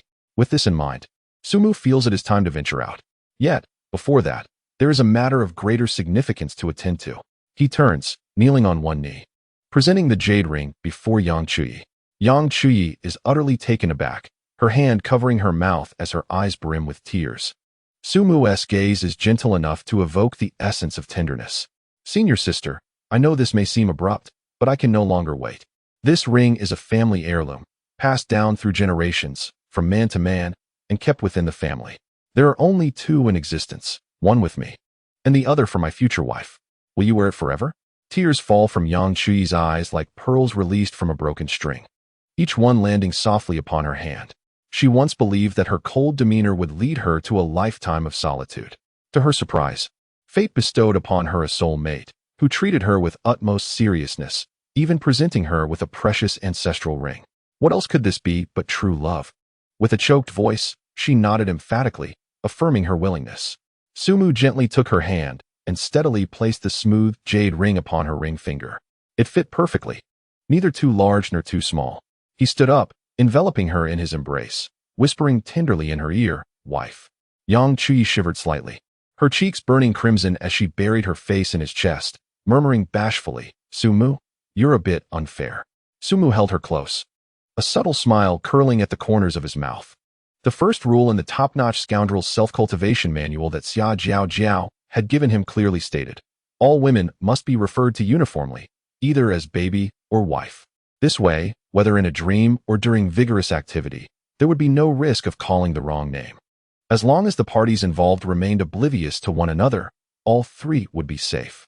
Gently stroking her long hair, Sumu softly said, "Wife, I found a way out. Prepare yourself, we can leave at any moment." In that moment, Yang Chui fully believed Sumu's words. If he said they could leave, then they certainly could. She obediently nodded, beginning to gather the scattered clothing on the floor. As she bent down, her fair, slender fingers grasped the soft fabric. The curves from her waist to her hips and down her straight, delicate calves were nearly perfect. Sumu swallowed hard, contemplating, It seems a bit early to leave now. Shall we wait half a day longer? Another day passed. The tightly shut wooden door of the cabin finally creaked open. Pushed from within, Sumu took Yang Chui's hand and stepped outside with grace. The world beyond remained shrouded in a blanket of white. The thick fog seemed alive, swirling and undulating around them. Instinctively, Yang Chui tightened her grip on Sumu's hand, feeling a bit anxious. Yet, Sumu merely smiled calmly. Releasing her hand and taking 2 steps forward, he raised his right hand, slowly extending his index finger toward the sky. As his lips parted, a single word escaped: disperse. In that instant, it was as though an invisible hand had violently torn apart the white veil enveloping the entire forest. Centered around the cabin, the fog swiftly receded, akin to retreating ocean tides. Sunlight pierced through the clouds, cascading down and bathing the forest in a warm golden hue. Birds chirped melodiously from the branches, and the air was so fresh it invigorated the spirit. The apocalyptic scene from moments before had vanished without a trace. He safely, though incompletely, returned the senior sister to the entrance of the dormitory. Observing Yang Chui's gait, a sense of accomplishment, familiar to all men, surged within Sumu. He stepped into the familiar black chauffeur-driven car and proceeded directly to the graduate dormitory of his technology university, where Zhang Lanlan awaited him. A glance at his phone revealed that it had been a full 3 days since he and the senior sister ventured into the mountains. He had not anticipated that merely accompanying her on a date and engaging in a deeper emotional exchange would consume 3 entire days and nights. Such time management was undeniably a failure. Fortunately, his mentor, Zhong Lishuan, had been considerate enough to provide him with cover. Publicly asserting that Sumu was secluded in the laboratory, tackling a major project with the potential to change the world. Nonetheless, Zhang Lanlan remained unwavering, each day after class. She would dutifully sit on the bench opposite the experimental building, waiting until darkness fell, reluctant to leave until the dormitory was nearly closed. She truly wished to be by his side at every moment. Inside the car, the atmosphere was tranquil. Xia Jiaojiao was the first to shatter the silence. Her alluring peach blossom eyes glancing at Sumu as she inquired with curiosity, "Sumu, what remarkable discovery have you made this time? What is this black technology awarded by the system?" Leaning against the plush seat with closed eyes, Sumu replied nonchalantly, "Quantum communication technology. Its effective communication range is 1 light-year, and it is theoretically impervious to any existing decryption or eavesdropping techniques." He paused briefly before adding, "Jiao, please assist me in contacting the top academicians in the communications field at the Academy of Sciences. I require their expertise to bring this to fruition." Upon hearing this world-shattering revelation, Xia Jiaojiao exhibited no extraordinary reaction. However, sitting in the passenger seat, Long Yu was suddenly taken aback. She gazed at Sumu through the rearview mirror, astonished. 1 light-year? No delay? Impossible to decrypt? Long Yu's voice trembled. She understood better than anyone the implications of these phrases combined. "Sumu, what you have acquired this time is a game-changer for national fortunes." As a former elite soldier, Long Yu possessed an understanding of modern warfare that surpassed the ordinary. What is modern warfare predicated upon? It hinges on information warfare. The side with faster, more secure communication holds the upper hand on the battlefield. Not to mention, quantum communication possesses the extraordinary characteristic of being immune to all electromagnetic interference. What does this signify? Currently, on the battlefield, to prevent enemy electromagnetic suppression, advanced drones must drag a lengthy fiber optic cable, severely limiting their range and maneuverability. However, with this quantum communication technology, the vision is too beautiful to contemplate. Soldiers thousands of miles away could operate drones in real time from a secure command center, executing precise strikes against the enemy as if playing a game. How could one possibly wage war under such circumstances? This is truly a dimensional blow. Yet, Sumu merely opened his eyes and calmly gazed at her, saying, I believe that room temperature superconductivity technology is even more impressive. Long Yu's lips twitched slightly. Did this fellow genuinely not comprehend the significance of what he held, or had he grown so accustomed that his threshold had soared to the heavens? Upon arriving at the dormitory, Sumu pushed the door open, and a rich aroma of delicacies wafted through the air. There, Zhang Lanlan was sprawled over the dining table, clad in a yellow camisole adorned with a small duck pattern, which accentuated her remarkable figure. The table was laden with an array of exquisite dishes, all crafted by the royal chef, steaming with warmth. Yet, she had not touched a single bite. The girl rested her impressive bosom on the table's edge, appearing listless. Much like a forsaken kitten, hearing the door creak, her body jolted, and she abruptly lifted her head. Upon spotting Sumu, her once dull eyes instantly sparkled with brilliance. Oh, darling, you've finally returned. Zhang Lanlan squealed, resembling a small cannonball as she sprang from her chair and leapt into Sumu's embrace. He caught her firmly, twirling her around a couple of times, his brow slightly furrowed. You're lighter. Have you not been eating well lately, my dear wife? Sumu's voice bore a hint of reproach. Zhang Lanlan buried her face in his chest, rubbing against him, her tone thick with grievance and playfulness. Without you by my side, I lack appetite. Even the finest delicacies taste like wax to me.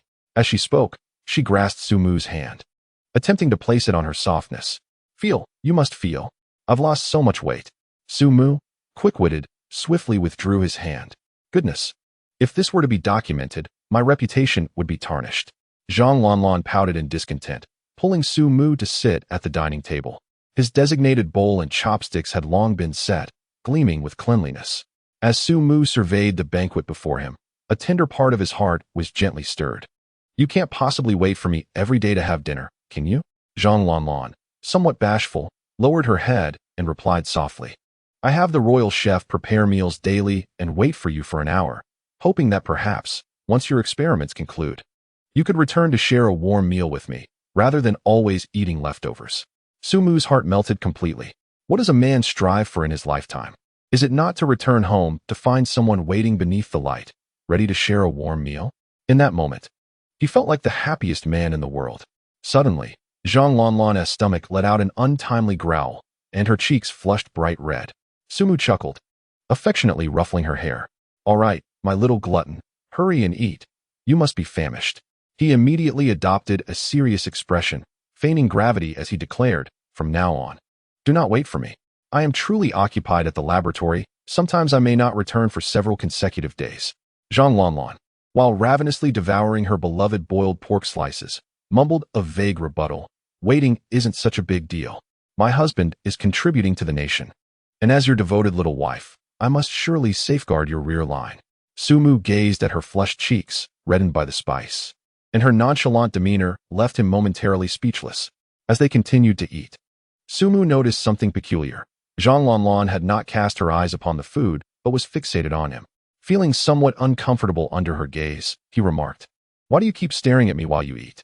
Zhang Lanlan blinked innocently. Isn't it what you said? Looking at you while eating is a sign of respect. Upon hearing this, Sumu's lips twitched.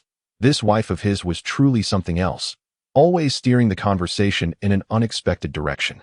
He lightly tapped her smooth forehead with his finger. What on earth fills that little head of yours all day?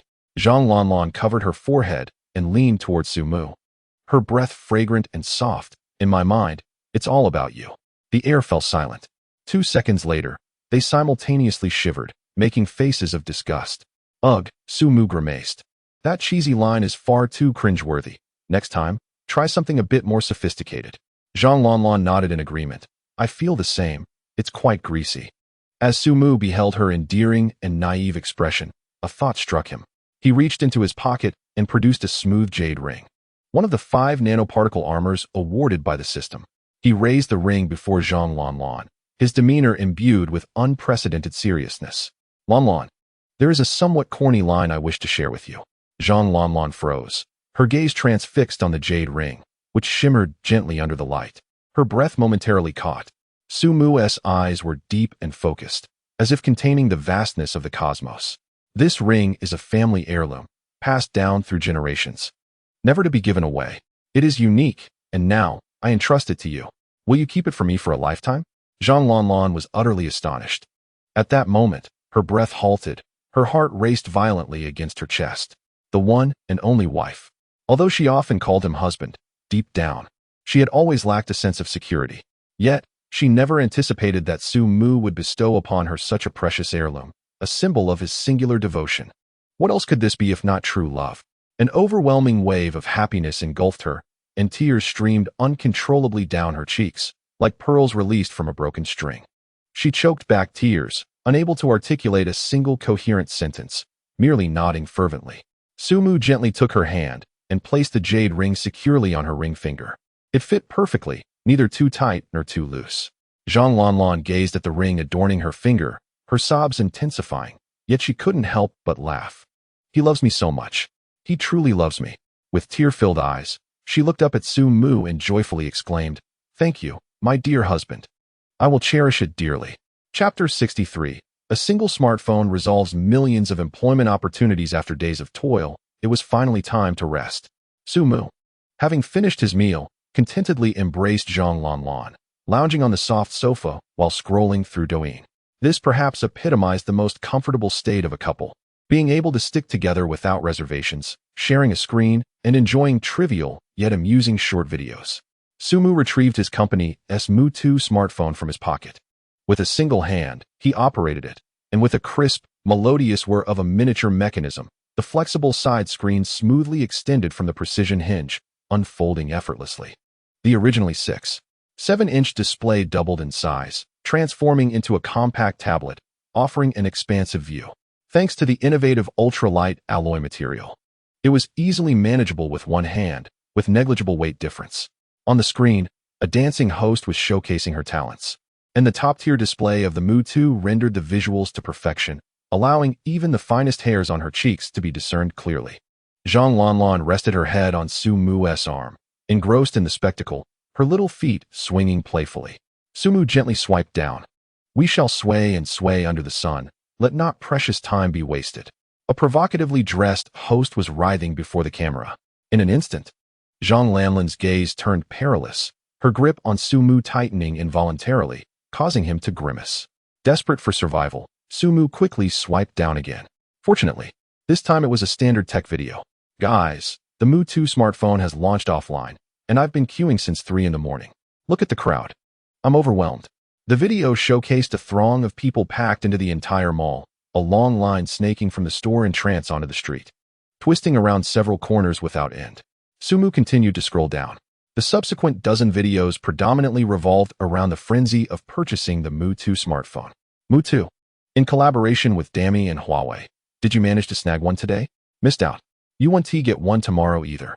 Scalpers have driven the price up to 15,000 per unit, and people are still clamoring for it. This world has gone mad. I declare. The Mu2 is the best financial investment of the year. A friend of mine traveled to Europe and casually brought one along, selling it for 50,000 euros, covering his flight and hotel expenses while making a tidy profit. The frenzy abroad is unreal, due to the utilization of solid-state batteries. This mobile phone can last for a remarkable 2 months on a single charge, and it is priced at merely 3,000 yuan. This single aspect has been sufficient to drive the market into a frenzy. The Mu2 phone has been snatched up with wild enthusiasm. Su Mu, observing these videos, furrowed his brow slightly, feeling a twinge of confusion. This shouldn't be the case. To ensure a steady supply, he had commandeered the entire production lines of Dami and Huawei, with all machines operating around the clock, fully powered for production. How could there still be such a severe shortage? Could it be that General Lei is once again engaging in some form of scarcity marketing? This individual certainly has a history of such tactics. Su Mu swiped open his screen and accessed the internal report of his company. Dami production line, daily output of 200,000 units, capacity utilization rate of 98. Huawei production line, daily output of 300,000 units, capacity utilization rate of 99. A daily production of 500,000 units is already quite formidable. How could it possibly be insufficient? Yet, as Su Mu opened the financial report of the company, the realization struck him instantly. The online presale channels alone had accumulated a staggering 800 million orders, merely from the deposits paid. Sumu silently calculated, beads of sweat forming on his forehead. With 800 million phone orders and a production rate of 500,000 units per day, it would take a full 1,600 days to fulfill the online orders completely. Even the nation's premier production capacity can falter at times. Zhang Lanlan, watching the purchasing frenzy on her phone, pouted in dismay. This is too difficult to acquire. I wanted to buy a few to gift my relatives and close friends. What should I do now? Amused by her troubled expression, Sumu chuckled and playfully pinched her collagen-rich cheeks. Do you not realize your own status? You are the lady boss of Mu Company. Acquiring a few phones is merely a matter of a word. We still have 2 boxes piled in our storage room. Zhang Lanlan paused for a moment, then smacked her forehead in sudden enlightenment. Oh right, I completely forgot. You are truly remarkable, husband. She embraced Su Mu and planted a joyful kiss on his neck. Su Mu, smiling, returned to perusing the report. The document mentioned that, in response to the explosive orders, the company had begun to urgently expand production lines, anticipating an overall salary increase of 50% while urgently recruiting 2 million workers nationwide. Upon reading this, Sumu felt a wave of contentment. He was well aware of the severity of the current employment situation. To resolve the employment of 2 million individuals in one go would likely elevate him to the status of a deity in the eyes of local leaders in any city. Although it appears he has already been elevated to such a status. Sumu closed the report, switched back to Douyin, and continued scrolling through videos. Where there are enthusiastic buyers, there are naturally those who express dissatisfaction. In a certain video, a blogger situated in the vibrant metropolis of Shanghai speaks disdainfully into the camera. Regarding the Mu 2 smartphone, I would advise everyone to maintain their composure. Apart from its rapid charging and impressive display, it is rather unremarkable in other aspects. Does it possess the ecological chain that Apple has cultivated for over a decade? Certainly not. That so-called CEO, Su, appears to be merely a purveyor of gimmicks. Too young and inexperienced, destined to stumble eventually. Upon encountering this critique, Sumu merely smiled faintly and swiped past it. This is quite normal. Different people have different preferences, and there is no need to take offense at every remark. However, his indifference does not imply that Zhang Lanlan shares the same sentiment. Upon witnessing someone dare to malign her husband, her temper flared up instantaneously. She snatched the phone and directly engaged the blogger in a heated exchange in the comments section. Zhang Lanlan exclaimed, "What do you know? The Mu 2 is absolutely fantastic." Within moments, the blogger retorted, dripping with sarcasm. You claim the Mu 2 is superior. Superior in what way? What purpose do those flashy features serve? What is the essence of a smartphone? It is the chipset. Does your Mu 2 not utilize the Snapdragon chipset? That is foreign Qualcomm technology. What is there to boast about? Zhang Lanlan was momentarily at a loss for words. Frustrated, she typed, I don't care. The Mu 2 is 1,000 times better than an iPhone. It can last for 2 months of continuous use, which is unparalleled. The blogger immediately countered. All you can talk about is the battery life. What else can you say? I see you as merely a mindless sycophant of Sumu, so keep on fawning. Sycophant. Zhang Lanlan glanced at Sumu, who wore an innocent expression. It seemed he had a point. Wasn't she constantly praising him? How infuriating. Her cheeks flushed with anger. Yet she was utterly clueless about chip technology and had no means to counter his arguments. She could only beseech Sumu, shaking his arm in desperation. Darling, he insulted me. You must help me retaliate. Sumu could only shake his head in resignation. No matter how perfect the phone was, there would always be traditionalists and mindless detractors. How long could one engage with them? Nevertheless, when his wife was insulted so brazenly, it was imperative to reclaim their honor. Chapter 64, The Assembly of Academicians. Is Su about to unveil his cutting-edge technology again? Sumu picked up his phone and leisurely sent a message to Xia Jiao. There's a user on Douyin named Fruit Fan from Magic City who has insulted my wife. Please help me address this. After sending the message, a playful smile crept across Sumu's lips. The secret of this chipset, which he had kept under wraps for so long, was now due for revelation. In recent days, numerous tech bloggers had been producing teardown videos. When they reached the chipset, everyone was left bewildered. The internal structure of this chipset was entirely unlike anything they had ever encountered. What could this possibly be? How had they never seen it before? Indeed, this so-called Snapdragon chip is, in fact, a wholly domestically produced chip. The nation's 5 nanometers lithography technology has successfully achieved mass production. Although it does not yet rival the finest 1 nanometer chips developed abroad in terms of manufacturing process. The integration of room temperature superconducting technology causes the internal resistance of the chip to approach zero. Consequently, its performance surpasses that of international 1 nanometer chips by a staggering twofold. Sumu opened the executive group chat and sent a message. Effective immediately, the performance of the Mu 2 Phone S chip would be unlocked to its full potential. Simultaneously, he would disclose to the entire internet the truth that the chip was entirely domestically produced. The moment the message was dispatched, within less than a minute, the entire internet erupted in chaos. Countless users of the Mu 2 phone simultaneously experienced a remarkable transformation in their devices. What on earth is happening to my phone? It has suddenly become astonishingly fast. Apps open in an instant. What is this?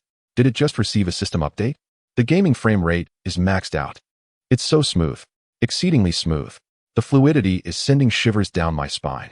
The users were still reeling from this unexpected surge in performance when the official announcement from Mu Technology struck like a colossal boulder into the already turbulent sea of public opinion.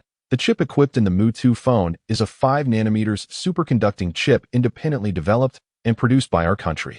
Instantaneously, the entire internet was thrown into an uproar. Meanwhile, in a luxurious apartment in the magical city, a certain Apple enthusiast, who had just been engaged in a heated argument with Zhang Lanlan, was now basking in the glory of his comments being upvoted by countless users. Suddenly, he felt an itch on his chest. Looking down, he noticed dozens of tiny red spots had inexplicably appeared. What is going on? Am I at a rave? Why are there laser lights shining on me? Confused, he scratched at the spots and walked over to the window to check the weather.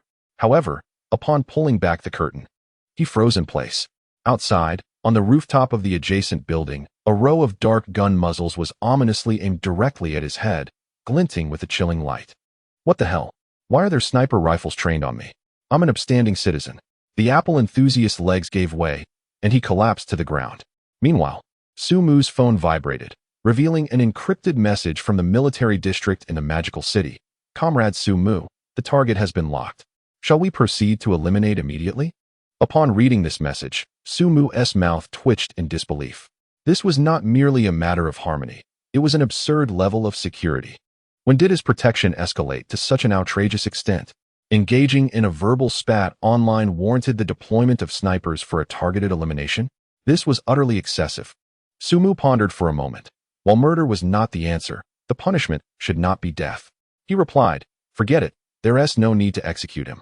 Just publicly disclose the browsing history from his computer and phone across all his social platforms and family groups, and let him face social death." In a distant metropolis, the phone of the Apple enthusiast vibrated incessantly, each notification transforming his countenance into one of despair. "No, please, not this." A piercing wail echoed through the air. Satisfied, Sumu tucked his phone away and turned off the screen. The small confines of the graduate dormitory finally regained a moment of tranquility. He stretched lazily and rose from the sofa. The time for leisure had ended. It was time to head downstairs for a serious meeting. The quantum communication technology he had acquired from the system was ready to be unveiled to the esteemed academicians. Approaching the window, he casually pulled back the curtains. A single glance left him stunned. The security level below had escalated to an astonishing degree. Students with crew cuts were stationed around the campus, while armed security patrolled the premises. Even more astonishing were the military-grade searchlights erected at several vantage points around the dormitory, illuminating the entire area as if it were broad daylight. Curious students passing by inquired of the patrolling security guards, "Hey, what's going on? Why are there searchlights at our school? Are we capturing aliens or something?" The guard, flashing a wide smile, explained cheerfully, "Oh, it's almost our anniversary. So the school is putting on a light show, just a rehearsal." At that moment, a group of elderly gentlemen, their hair a brilliant white, entered the dormitory, surrounded by staff. Each one appeared invigorated, their faces betraying an unmistakable excitement and anticipation. "Oldly, what do you think Comrade Sumu has summoned us for this time? What else could it be? Surely, there is something remarkable in store. Haven't you seen the news? The chip in Mu 2's phone is ours. A superconducting chip. I saw it. It's thrilling. Those old geezers from the Energy and Materials Department have been boasting in front of us every day. Now it's finally our turn in the communications field to take pride. Rumor has it this is a groundbreaking communication technology. Do you think it could be that they've directly developed 6G? An academician, adjusting his reading glasses, boldly speculated, 6G? That's a narrow vision. I believe 8G is within the realm of possibility. 8G? That's outrageous. We haven't even fully rolled out 5G yet. What is impossible for Comrade Sumu? The academicians exchanged animated discussions, their pace quickening as each one eagerly anticipated the wonders this young man would unveil to the world. Chapter 65. Working for the Nation. Suffering a strain, Sumu approached the conference room door once more, peering inside. Wow, what a sight. The team has grown increasingly formidable. Initially comprising merely 20 or so academicians, it has now expanded to over 50, nearly overflowing the conference room. Every single academician related to the field of communications is present. And even those venerable scholars who previously focused on materials and energy have shamelessly joined, each craning their necks as if awaiting a feast. Nowadays, gaining entry into this circle is not merely a matter of academic prestige. One must undergo a rigorous vetting process, ensuring that one's lineage is impeccable and of noble character for 3 generations. As for the secret of Sumu's remarkable technology, it has been classified as a top secret, known only to the earliest cohort of academicians. Should this information reach Zhang Lanlan or her senior, the skies themselves might be upturned by their reactions. Professor Zhong Lishuan stood at the entrance, observing the scene with a sense of nostalgia as he patted Sumu on the shoulder. You, my boy, are gaining quite the stature. Many old friends have sought my help for a ticket to this event, eager to witness your brilliance firsthand. But alas, I possess no authority to grant entry. Sumu flashed a grin and jested, Professor, not all that glitters is gold, is it? Once I step through that door, my life may be scrutinized relentlessly, making it arduous to even leave the country. Zhong Lishuan, however, waved his hand with a grave expression. What does that matter? For us scientific researchers, the ultimate aspiration is to elevate our nation's technological prowess. Even if we were confined to a small room for life, devoted to research, we would do so willingly. Sumu's smile faltered, a swell of respect flooding his heart. The ideological commitment of the older generation of scientists is genuinely profound. Particularly those dedicated academicians in the sciences have undeniably contributed to the nation's technological ascendance.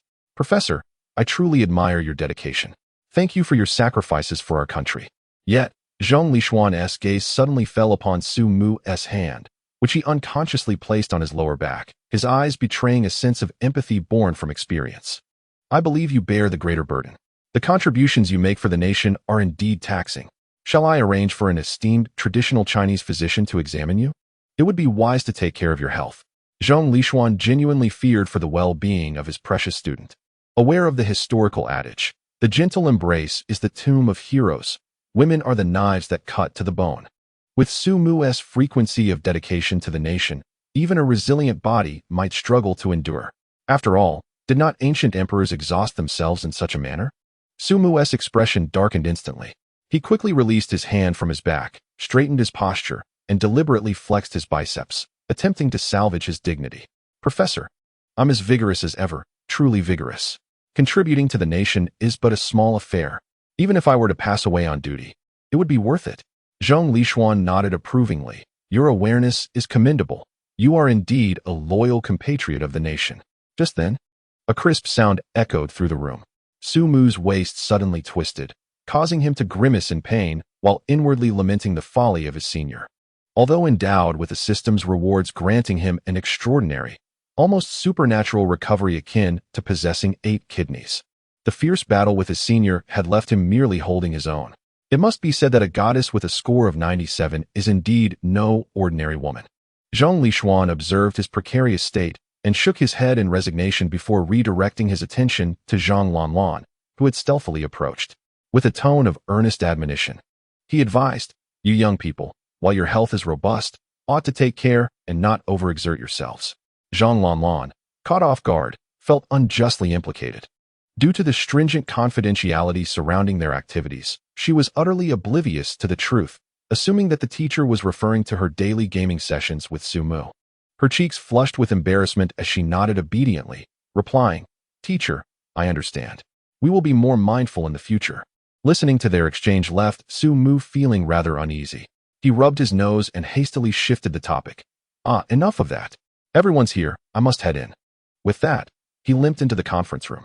Zhang Lanlan also stuck out her tongue, saying, "Then I shall return to my dormitory." Initially, she had intended to sneak in and admire her husband as he lectured the esteemed academicians. However, upon entering the conference room and seeing the rows of elderly scholars, her resolve crumbled. The imposing aura of scholarly authority rendered her breathless. Most importantly, she had always harbored a fear of teachers. The memories of being scolded for dozing off in class, her ears pinched, remained haunting shadows of her childhood. Although she was now in university, that deeply ingrained fear was etched into her very DNA. Moreover, many of the academicians present were the mentors of her own teachers, figures of legendary status. She quietly slipped away. Inside the conference room, Su Mu ascended the podium and cleared his throat. "Good evening, everyone." Instantly, thunderous applause erupted from the audience. Many first-time attendees were flushed with excitement. They had finally heard what insiders referred to as the most expensive opening statement in history. Rumor had it that once Comrade Su Mu uttered these words, it signified the imminent birth of a super project capable of contributing at least half of the nation's GDP. As the foremost figure in the Academy of Sciences Communication Institute, academician Hua Shiyuan was overwhelmed with exhilaration. Previous discussions on room-temperature superconductors and superbatteries had been the domain of those in materials and energy. This conference, however, was focused on breakthroughs in communication technology. At last, it was his turn. Su Mu activated the projector, but the screen remained blank. He smiled enigmatically, deliberately creating suspense. "Esteemed academicians, today I am here to unveil a new technology. This technology, one might say, is quite remarkable, pertaining to an epoch-defining communication innovation." Everyone held their breath, eagerly gazing at him. Su Mu paused momentarily and articulated, word by word, "The technology to be unveiled today is termed 6G communication." A ripple of surprise swept through the conference room as the atmosphere shifted dramatically. The once excited academicians now displayed unmistakable disappointment on their faces. Whispers of discontent began to circulate. 6G? Is that it? I anticipated something groundbreaking. Although the 6G technology has yet to be fully mastered, with our current technological reserves, it is assuredly attainable within a decade. Is this truly epoch-making? Compared to the previous room-temperature superconducting technology, this 6G seems rather underwhelming. Academician Hua Shiyuan's disappointment was palpable. He sighed softly, reclining against the back of his chair. He had hoped to witness a genuine technological marvel, only to gather the nation as communication experts for the mere presentation of 6G technology. However, upon further reflection, he recognized that for someone so young to independently devise a comprehensive 6G technological proposal was indeed a prodigious feat, deserving of encouragement and holding promise for the future. With this thought in mind, the academicians, in a moment of shared understanding, offered a round of supportive applause. In a corner, privy to the underlying circumstances, Xia Jiajiao and Long Yu exchanged glances, exasperatedly resting their foreheads on their hands. Xia Jiajiao muttered softly, "His penchant for mischief seems to be escalating." Long Yu's lips curled into a slight smile. Yet, one cannot deny, it is rather exhilarating. Chapter 66. The Invincible Phantom Fleet, Global Dominance. Su Mu observed the expressions of all present, secretly reveling in their fluctuating reactions akin to a roller coaster ride, taking great pleasure in it. As the applause gradually subsided, Su Mu leisurely resumed speaking, his voice not loud, but resonating throughout the venue. "I understand that many of you may find 6G technology to be unimpressive." However, he shifted his tone. "What if I were to declare that from this day forth, the standards of 6G technology will be defined by me?" Apologies, everyone. Su Mu picked up the remote control and aimed it at the screen. "In the future, there will no longer be traditional communication technologies. From now on, there will be only one communication technology." He pressed the button, and on the screen, for grand characters boldly emerged, "Quantum communication technology." In an instant, the conference room fell into a profound silence, which was soon shattered by an explosive reaction. With a start, academician Hua Shiyuan leapt from his chair, the abruptness of his movement causing the chair beneath him to screech audibly. His face, etched with wrinkles, flushed crimson from overwhelming excitement. His lips quivered as he pointed at the four bold characters on the screen, yet he could utter not a single coherent word. "Quantum, quantum, oh my goodness." An elderly academic, adorned with reading glasses, let his thermos tumble to the ground with a clatter, scalding tea spilling everywhere, yet he remained oblivious. The entire conference room resembled the aftermath of a nuclear explosion, a buzzing cacophony of discussions instantly engulfing every corner. Quantum communication? He dares to label this as 6G? This is far beyond 6G. This ought to be termed 600G. Madness. This fellow has undoubtedly lost his mind. Does he even grasp the magnitude of his claims? The stability and observation of quantum entangled states are globally recognized conundrums. We, as a species, have yet to fully comprehend the intricacies of the microscopic realm. And he boldly asserts the advent of applied technology? If this were true, it wouldn't merely be a technological breakthrough. It would be a miracle. A direct leap for human civilization. The preceding feelings of disappointment, skepticism, and indifference were utterly shattered in this moment, transformed into pure astonishment. 6G technology? Compared to quantum communication, 6G is utterly insignificant. It is akin to the difference between a bicycle and a curvature engine. If 6G is about widening and accelerating the information superhighway, then quantum communication is akin to flipping the table, declaring that roads are no longer necessary. We shall engage in teleportation. Traditional communication technologies, from telegraphy to 5G, fundamentally rely on the transmission of electromagnetic waves. They are constrained by distance, encumbered by delays, susceptible to signal degradation, interference, and eavesdropping. However, quantum communication is distinct. By harnessing the properties of quantum entanglement, it theoretically enables information transmission that disregards distance, boasts zero latency, and guarantees absolute confidentiality. This represents the holy grail of the communication domain. The individuals present are astute minds, perched atop the pinnacle of technological advancement in Huagua. Within a mere second, they grasped the terrifying implications embedded within this technology. Most crucially, it remains impervious to any interference. What does this entail? The deep sea, one of the most enigmatic realms on Earth. Currently, human submersibles can only reach depths of just over 10,000 meters. Beyond that, aside from the crushing water pressure capable of obliterating all, the greatest barrier is communication. Electromagnetic waves diminish severely underwater. Beyond a certain depth, submersibles become blind and deaf, completely cut off. Yet, with quantum communication, one could not only reach 10,000 meters, but even penetrate the Mariana Trench, with signals still at full strength. The cosmos. Humanity has dispatched probes to Mars and beyond the solar system. But what then? Voyager 1 sends back a photograph, yet the signal takes hours to traverse. A Mars rover relays geological data, but one must wait several months. This efficiency is akin to a snail's pace. However, with quantum communication, hosting a live broadcast from Mars is no longer a fantasy, even in military applications. Upon contemplating this, the breaths of several academicians responsible for military projects grew heavy with anticipation. Should quantum communication technology achieve global coverage, the production capacity of Huagua would transform into the most formidable sword in the world. Countless drones and unmanned submarines could lurk like phantoms in any corner of the globe, lying in wait along the coastlines of any nation. Who would dare to voice dissent? In the fleeting moment that such thoughts arise, an accurately guided drone might already be hovering above one's rooftop. This would signify true global hegemony, the ultimate manifestation of an empire. As this notion settled in, the hearts of all present began to race. A pivotal question, the very essence of their concern, surfaced in their minds. What is the effective communication range of this technology? If it can only be realized within a few kilometers in a laboratory, while impressive, its strategic significance would be greatly diminished. However, if it could envelop the entire Earth, Huagua would secure its dominance for the next century. If it could extend to the moon, then an unmanned lunar base, lunar mining, and the strategic occupation of the Earth-Moon space would no longer be mere fantasies. What if it could reach even farther? No one dared to ponder further. That would transcend national competition, representing humankind's true first step into the cosmos. Academician Hua Shiyuan steadied himself against the table, forcing his trembling body to calm. He fixed his gaze upon Su Mu on stage, each word seeming to be extracted with great effort. Comrade Su Mu, I ask you, what is the maximum effective communication range of this quantum communication technology? As his voice resounded, an eerie silence enveloped the venue once more. All discussions ceased.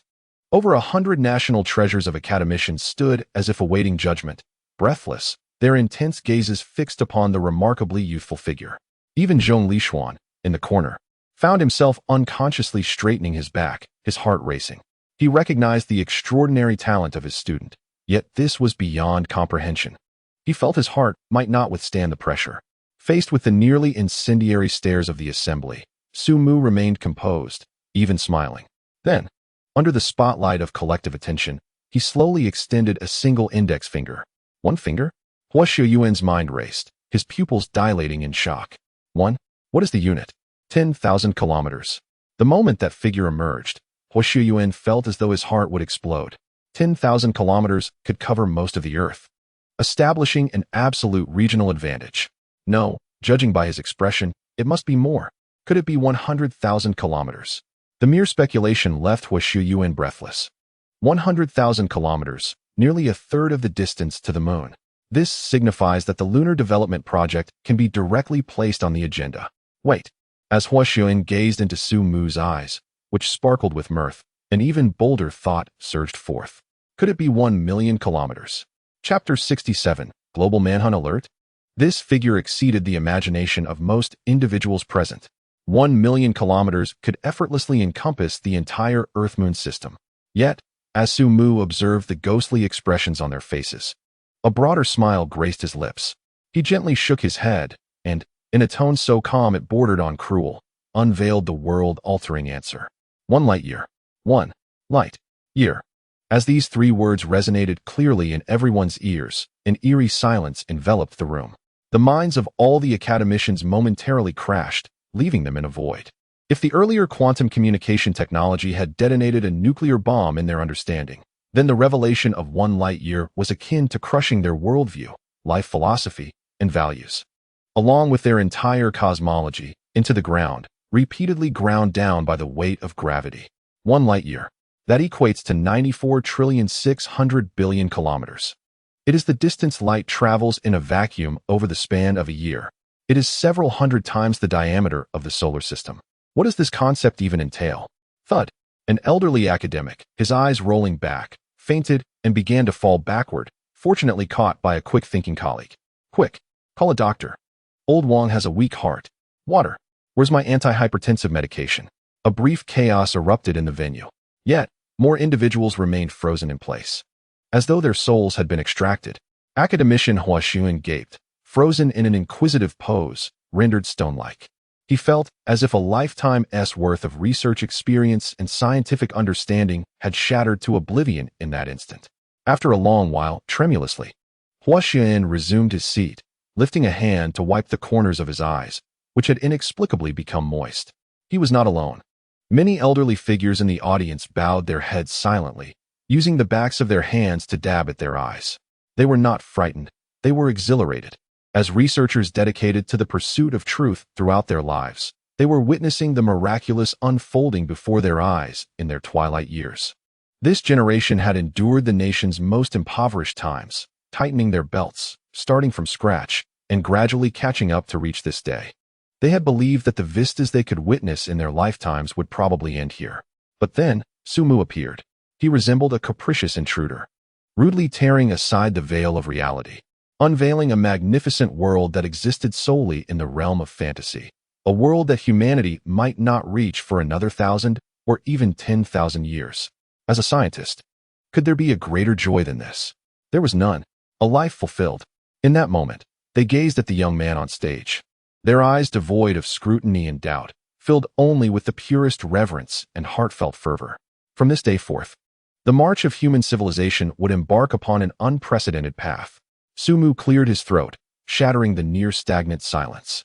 Next, I shall elucidate the underlying logic and manufacturing methods of quantum communication devices. He disregarded the audience's nearly uncontrollable excitement and commenced his exposition. From the stable induction of quantum entanglement to the encoding and decoding of superluminal signals, and the suppression of microscopic interference, an endless stream of astonishing knowledge that completely subverted the existing framework of physics flowed effortlessly from his lips. These concepts, deeply etched in his mind, were as natural to him as breathing. Yet for the academicians in the audience, it was akin to a cataclysmic upheaval of cognition. Each of them was a luminary in their respective fields, But in this moment, they resembled elementary students encountering calculus for the first time. Drenched in cold sweat and dizzy with confusion. It was not that they could not comprehend. Every word was intelligible, yet when woven together, they transformed into an incomprehensible tome. The collapse of entangled states is not random. Rather, it can be directed through specific high-dimensional fields. Signal transmission does not rely on three-dimensional space, but occurs through instantaneous leaps via higher-dimensional wormholes. Below the podium, academician Hua Shiyuan frantically scribbled notes in his notebook. But after just a few lines, he was compelled to pause in anguish. He realized he could not keep pace with Su Mu's thoughts. He could only manage to jot down key parameters and processes regarding device manufacturing.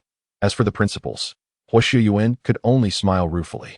Perhaps, if he were to take what he recorded today back and allow the nation's foremost team of physicists to study it for 30 years, they might barely graze the surface. The limitations of humanity were starkly illuminated in that moment. Even if the path had been paved by predecessors, the successors would spend a lifetime merely learning and understanding this knowledge. By the time they truly grasped it, they would be aged and weary, lacking the vigor to explore loftier horizons. This encapsulates the fundamental reason why the advancement of modern technology becomes increasingly arduous. Yet Su Mu, alone, had surmounted this formidable chasm. Fortunately, Su Mu merely needed to articulate the method for fabricating the devices clearly. This frenzied crash course continued from day into the depths of night, and from night until the dawn of the following day.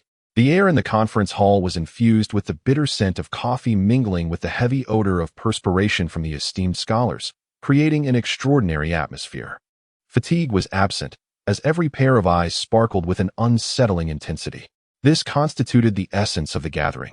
I have meticulously prepared the specific materials for each of you to study at your leisure. As Su Mu uttered his final word and closed his manuscript, the horizon began to blush with the first light of dawn. His visage betrayed no hint of weariness. In stark contrast, the academicians below displayed darkening circles around their eyes. Their spirits elevated to an exhilarating peak. "Rest assured, Comrade Su Mu," exclaimed academician Hua Shiyuan, rising with a voice hoarse from excitement. Yet his eyes blazed with a fervor capable of igniting anything. "In a month, no, in half a month, we pledge to deliver the first prototype. Indeed, we shall fulfill this mission." The academicians rose en masse, solemnly vowing their commitment. Subsequently, they cautiously accepted the hard drives containing the copied materials from the staff and, under the escort of security, hurriedly exited the hall, eager to waste not a single moment. As the clamor of the conference subsided, leaving only a handful of individuals, the atmosphere shifted abruptly. A palpable tension permeated the air. A middle-aged man, adorned in crisp military attire and bearing the insignia of a general, rose with an imposing presence. Beside him stood a woman clad in black combat gear, exuding vigor with her neatly cropped hair, none other than General Long Yu. On the opposite side were Director Wang Manha of the Family Planning Office and her companion, Xia Jiao, who feigned innocence in a white shirt. "Comrade Su Mu," General Long began, his voice steady and resonant, each word striking with authority. "First and foremost, I extend the military's highest respects to you. Next, we must discuss your security concerns." His gaze sharpened significantly. "The technology you have unveiled possesses military value that defies description. You have not merely advanced our technological prowess. You have single-handedly propelled the military strength of our nation into the future. However, there are no secrets that remain hidden in this world. This news may be uncovered by foreign espionage organizations as early as tomorrow or perhaps in a few months." General Long's tone turned frigid. "At that point, the threats you face will not be mere commercial spies, but the most elite assassins and the most relentless killers. Thus, from this moment forward, your security status will be elevated to an unprecedented level." Long Yu nodded in agreement, her charming countenance now imbued with seriousness. The general is correct. Ever since the launch of the Mu 2 mobile phone, shadows of dubious intent have already begun to appear around you. If they were to discover the existence of quantum communication, I shudder to think of the lengths they would go to. Her stress was immense. The task of protecting Su Mu had transformed from a mere security duty into a gamble that could determine the fate of the nation. Chapter 68. This is something I truly desire. Yet, faced with the impending storm of tension, Su Mu merely smiled. "I believe there is no need for all of you to be so anxious. His relaxed tone left everyone present momentarily speechless. This time, upon successfully completing the mission, the system rewarded me with a remarkable item, something tangible that could save my life. Oh, General Long's eyes suddenly sparkled with excitement. Life-saving technology rewarded by the system? Would you be able to demonstrate it? He inquired, his tone laced with urgency. Su Mu's expression instantly became somewhat peculiar and awkward. Is it possible to forego the demonstration? The activation method of his nano-armor had been fine-tuned by his beloved wife. At the time, it seemed amusing. However, in retrospect, it felt exceedingly embarrassing. General Long's tone brooked no dissent. You must demonstrate it. To be frank, for your safety. Our military has already begun discussions regarding the potential deployment of a brigade to the Science and Technology University to provide you with round-the-clock personal protection. A brigade? Su Mu's lips twitched. How many people would that entail? Would the campus be filled with spirited, crew-cut soldiers? Even the most oblivious classmates would surely notice something amiss. This is an overreaction. No, no, no. Su Mu hastily waved his hands. Fine, I shall demonstrate. I shall demonstrate. He sighed, bracing himself for social embarrassment. The life-saving item I possess is, in fact, a set of nano-armor. In the event of danger, it can instantaneously envelop my entire body, theoretically capable of withstanding the impact of 5 Dongfeng missiles. To keep a strategic advantage, he instinctively halved the figures he disclosed. The system had initially indicated it could withstand 10. What? General Long's pupils constricted in shock. 5 Dongfeng missiles. What does that even mean? 1 missile could level a skyscraper. This device can endure 5 hits. Su Mu cleared his throat and, with a sense of resignation, declared, I shall begin now. I must clarify that this activation method was not designed by me. Hurry up, Long Yu urged, her curiosity about this legendary nano-armor reaching its peak. In the next moment, under the astonished gazes of General Long, Long Yu, Wang Manhe, and Xia Jiao Jiao, Su Mu took a deep breath and struck an exceedingly standard, yet dramatically cliched pose reminiscent of a classic Kamen Rider. He placed his right hand upon the silver ring on his left wrist, and, with a voice filled with fervor yet tinged with embarrassment, proclaimed loudly, Once I accept my own weakness, I shall be invincible. Transformation. A captivating electronic sound effect resonated into the air. The silver ring instantaneously liquefied, transforming into countless glimmering streams, akin to a living liquid metal, swiftly enveloping his entire being from his wrist. Simultaneously, a mortifying chant echoed throughout the conference room. Release yourself. Walk my path. Kamen Rider Mu. Mu. Mu. Su Mu. Ah. The entire venue descended into an excruciating silence. General Long's lips twitched uncontrollably, his facial muscles quivering as if he were desperately suppressing something. Long Yu stood in a daze, her mouth agape, struggling to articulate a thought. Does transforming really have to be this humiliating? Meanwhile, Director Wang Manhe from the Family Planning Office silently picked up a document to shield her face, yet her shoulders trembled, betraying her struggle to contain laughter. Xia Jiao Jiao, with no reservations, burst into a fit of giggles, her laughter ringing like silver bells. Ha ha, Su Mu, you seem a bit peculiar. At this moment, Su Mu was entirely encased in a suit of silver armor that shimmered with metallic luster. The nanomaterial faceplate even managed to replicate his current expression of utter despair. I told you not to laugh. Hurry up and conduct the tests. His voice emerged from beneath the armor, tinged with a hint of muffled grievance. The military personnel, however, remained professional. One guard was the first to react, drawing his sidearm and firing a shot at Su Mu's arm. Bang! The bullet struck the silver armor, leaving no mark whatsoever, merely ricocheting off. Another guard brandished a sharp military dagger, thrusting it with all his might towards Su Mu's chest. Clang! Sparks flew. The dagger's tip curled upon impact. Yet the armor bore not even a single scratch. Gasping, General Long inhaled sharply, his eyes filled with astonishment. The armor may have appeared unappealing, but its defensive capabilities were indeed invincible. As a soldier, he found himself utterly powerless against such individual equipment. Comrade Su Mu, is there only one set of this armor? He couldn't help but inquire. Su Mu removed the headpiece, revealing his handsome yet helpless visage. There are several, but they are meant for my wife. Upon hearing this, General Long's face expressed deep regret as he sighed.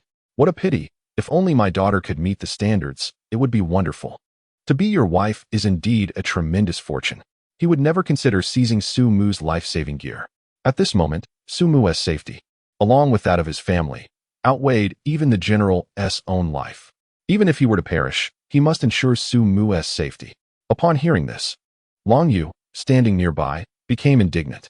She placed her hands on her hips, glaring at her father. "Dad, are you really willing to sell me out just for a set of nano armor? Besides, this armor is hideous, devoid of any aesthetic appeal. Who would even want it?" Long Yu possesses an exceedingly high standard for aesthetics, and to her discerning eye, Su Mu's current appearance resembles that of a lackluster Ultraman devoid of shark fins, utterly unimpressive. Upon overhearing their conversation, Su Mu felt a flicker of surprise. It turns out Long Yu hails from a prestigious lineage. Indeed, she is worthy of her status as a goddess with a score of 94. Alas, it is regrettable that this young lady is rather plain. However, being ridiculed by Long Yu for his looks ignited a spark of youthful pride within Su Mu. The corners of his mouth curved upward slightly. Who dares to claim he is unattractive? What he wears is, after all, nano armor. Given its nanotechnology, the design can be effortlessly transformed. As these thoughts crossed his mind, Su Mu closed his eyes and began to envision. The silver armor, which Long Yu had disparaged, saw its surface nanoparticles begin to writhe and reorganize. The silver hue faded away, replaced by a pure and sacred white, akin to the first snow blanketing the armor's base. Following this, elaborate and majestic golden patterns emerged, spreading from the chest plate to envelop his entire form.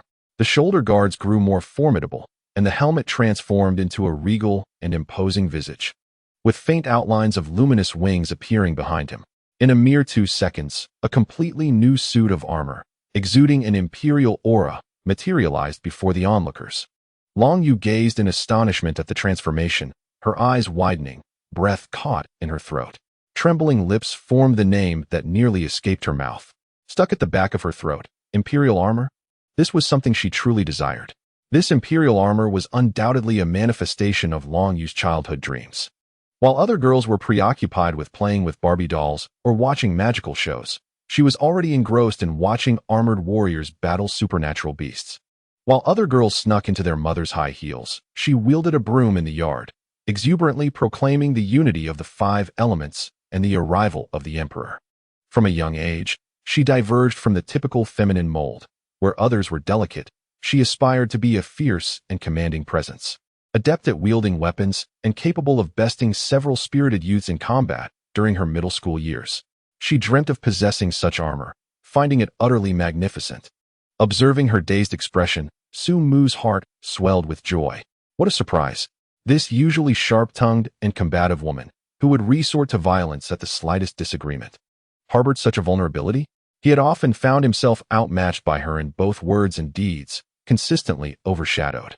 Yet now, he saw an opportunity to seize the upper hand. However, with General Long still present, Su Mu refrained from becoming overly audacious, recognizing the gravity of the situation. With a flicker of thought, he reverted the armor back to its original form. The magnificent imperial armor disassembled into countless nanoparticles, converging once more into a nondescript silver ring upon his wrist. Long Yu, come here, and see what this is. Su Mu, with a playful smile, extended his finger and beckoned. He gently waved the ring before Long Yu's eyes, akin to teasing a kitten that has spotted a ball of yarn. As anticipated, Long Yu's gaze fixated on the ring, her throat involuntarily bobbing. Do you desire it? Su Mu's voice dripped with temptation. Instinctively, Long Yu nodded vigorously, producing muffled sounds of agreement. Su Mu's eyes inadvertently swept downward, landing on Long Yu's black combat attire. The form-fitting outfit accentuated her athletic and powerful physique, particularly her long legs, which were straight and slender, exuding a palpable sense of dynamism and allure. Just as he was about to utter a playful remark, Long Yu suddenly became alert, her expression shifting to one of icy detachment as she stepped back. Refrain from harboring such impure thoughts. Absolutely not. I will never become your wife for this trinket. Su Mu's expression morphed into one of bewilderment. He had yet to utter a word. Yet Long Yu continued, wearing an expression that suggested she had unraveled all his schemes. Nor will I comply with any other demands. You are undoubtedly contemplating using this to coerce me into donning bizarre outfits and striking various embarrassing poses. Su Mu was utterly speechless. This girl's imagination was truly boundless. Was her paranoia not a tad excessive? While you do look rather striking in that black combat suit, your father is present. What could I possibly do? Dare I do anything? He smirked, resolved to counterattack. To be frank, you are overthinking this. A hint of disdain flickered in Su Mu's gaze. Your A-level standards are beyond my reach.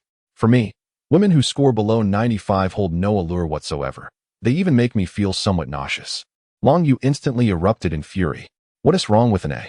Hasn't A taken your family as rice? She detested when others commented on her physique. Men. Truly, they are shallow creatures driven by their baser instincts, only drooling over those with ample bosoms.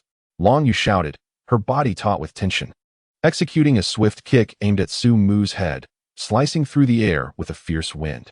However, just as her foot was about to connect with its target, a familiar electronic sound echoed, ding. The silver nano armor enveloped Su Mu in an instant. Bang! Long Yu felt as if she had kicked a vibranium shield. The tremendous recoil numbed her entire leg. Su Mu stood firm, unmoved, his voice beneath the armor tinged with a teasing triumph. 0 damage, neither painful nor itchy. You. Long Yu gritted her teeth in frustration, yet felt utterly powerless. At this moment, she genuinely found herself at a loss against Su Mu. With that nano armor in place, not even a rocket launcher could inflict a scratch upon him. Her once proud combat skills had become a mere jest in the face of absolute defense. General Long, standing nearby, not only refrained from intervening, but instead watched the two young ones spar with a smile. A little playfulness is delightful. What one truly fears is that they might not ignite any spark, behaving as if they were strangers. In the days of yore, when he pursued Long Yu's mother, she initially paid him no heed. Yet, during a playful scuffle, he accidentally fractured the hand of his future wife. As a result, he devotedly cared for her in the hospital for 100 days, and upon her discharge, they promptly obtained their marriage license. Of course, such unconventional methods of courtship are not to be emulated. They can lead one astray. Observing his daughter struggle, General Long found himself holding Su Mu in higher regard. A man capable of taming his little tigress is indeed a rarity. In the arena, the combat between Su Mu and Long Yu persisted, or rather, it was a one-sided assault from Long Yu. Ultimately, it concluded with Long Yu utterly exhausted and narrowly defeated. She had delivered over 100 fierce kicks to Su Mu's lower region, leaving herself breathless and drenched in fragrant sweat. Yet, Su Mu had sustained no harm. Instead, he curiously narrowed his eyes at her. Completely spent, Long Yu leaned against the table, gasping for air. Su Mu removed his armor, grinning as he regarded her. Do you truly desire this? Long Yu turned her head defiantly, replying stubbornly, who cares? I don't want it. She, Long Yu, would never bow to another. She was the foremost female soldier of Huaxia. The path of the dual-eyed is invincible. Why should she rely on the bones of others? A mere set of armor is of no consequence. Seeing her proud demeanor, Su Mu shook his head. I initially intended to offer it to you for a time. After all, you are responsible for my safety, and my circumstances may soon become perilous. With this armor, your protection would be assured. Alone? Long Yu's heart fluttered at once, her ears perked up. Who cares about invincibility? More armor means more avenues. She eyed Su Mu warily. Speak, what are your conditions? A mischievous smile played at the corners of Su Mu's lips. This was precisely the reaction he sought. As a competent warrior of armor, I must assess your proficiency in transformation lines. Come now, recite the transformation lines I just delivered, word for word. If I am satisfied, I shall consider lending it to you. Recite the transformation lines. Long Yu's face flushed crimson. To utter those utterly embarrassing lines in front of so many people? This was too much. Yet, it was the Imperial armor. Caught in a dilemma, she wrestled with her pride. Ultimately, her yearning for the armor triumphed over her embarrassment. Here I go. Let them all mock me. For the sake of the Imperial armor, I shall risk it all. Let them come. Mock me all you want. For the Emperor's armor. Chapter 70. The embarrassing scene of Long Yue. Resolute, Long Yue clenched her teeth. All right, I will recite it. Taking a deep breath, her cheeks flushed crimson. She mimicked Su Mu's earlier stance, executing an exceedingly standard yet utterly humiliating transformation pose of a Cayman rider. Under the astonished gazes of General Long, Wang Manha, and Xia Jiao Jiao, she proclaimed in a tone that echoed defiance. Once I accept my own weakness, I become invincible. Her voice quivered slightly. Transform. Yet, as she attempted to continue with the subsequent lines, she found herself faltering. After all, She was in her 20s, the esteemed first female soldier of Huagua, the champion of the military competition. Now, she was to recite such lines here. Just kill me. Su Mu, reveling in the spectacle, encouraged her from the side. Come on. Say it loudly. What are you releasing? What path are you taking? Long Yue, utterly despairing, shut her eyes and summoned all her strength to roar, release the self. Walk my path. Kamen Rider Moon. Moon. Moon. Long Yue. Ha ha ha. Su Mu and Xia Jiao Jiao could no longer contain themselves, collapsing in laughter upon the table. Tears streamed down Xia Jiao Jiao's face as she pounded the table, exclaiming, "Oh dear, I can't take it anymore." Long Yue, you have your day too. Director Wang Manha of the Family Planning Office silently raised her documents to shield her face. Yet the muffled laughter and her trembling shoulders betrayed the struggle to contain her amusement. Even the usually stern General Long wore a broad smile, his lips stretching to his ears. This was the first time he witnessed his typically serious daughter in such a state of embarrassment. This girl truly had a talent for the dramatic. Bang! Enraged and humiliated, Long Yue punched through the solid wooden conference table, creating a gaping hole. Gasping for breath, she glared fiercely at Su Mu. Now, can I have it? Suppressing his laughter, Su Mu wiped away the tears of mirth from his eyes and cleared his throat with utmost seriousness. Well, what I meant earlier was that I was considering lending it to you. He paused, observing the eager anticipation in Long Yue's eyes, and slowly delivered the latter part of his sentence. Now, I have finished my consideration. I will not lend it. You've got to be kidding me. The atmosphere in the conference room instantly froze. Long Yue's eyes widened gradually, blood vessels creeping onto the whites of her eyes, a terrifying aura of menace erupting from her. Su Mu, you, go, die. In a fit of rage, she brandished her 191 automatic rifle, angrily declaring, "Let me try your nano armor again." Ha ha ha, it's all a misunderstanding. Su Mu observed how thoroughly he had flustered Long Yue and felt it was about time to ease the tension. If this continued, it might genuinely lead to calamity. With a smile, he stepped forward, removing the ring from his hand and presenting it to Long Yue. All right, I'm not teasing you anymore. This ring shall be temporarily entrusted to you for 1 month. Remember, it is merely a loan. He placed the ring into Long Yu's hand, leaning closer to her ear, whispering in a tone audible only to the two of them. Of course, if you fail to return it after a month, it shall be considered a betrothal gift, and you would have to regard me as your husband. Long Yu stiffened, her cheeks flushing a deep crimson. She snatched the ring and clutched it tightly in her palm, though her words remained defiantly proud. How absurd. To be your wife? That shall never happen in this lifetime. The enchanting atmosphere in the conference room dissipated instantly with a light cough from General Long Yu, her face still aflame, clutched the imperial armor ring tightly and retreated silently to a corner. General Long cast a glance at his daughter before regaining his stern demeanor and turning towards Su Mu. Well, now that Comrade Su Mu possesses the ability for self-protection, we can appropriately adjust our original security plan. From this day forth, the level of close protection for Comrade Su Mu can be lowered. Our primary focus must now shift to safeguarding those, yet to be members of Comrade Su Mu's family. Su Mu exhaled a sigh of relief, finally liberated. Otherwise, being followed everywhere by a multitude of bodyguards, even if they were as beautiful as Long Yu, was undeniably inconvenient. If his classmates at school were to witness this, they would undoubtedly concoct a story titled The Bodyguard of the Campus Heartthrob. Speaking of the goddess to be protected, Director Wang Manha from the Family Planning Office, who had been observing quietly, finally seized the opportunity to interject.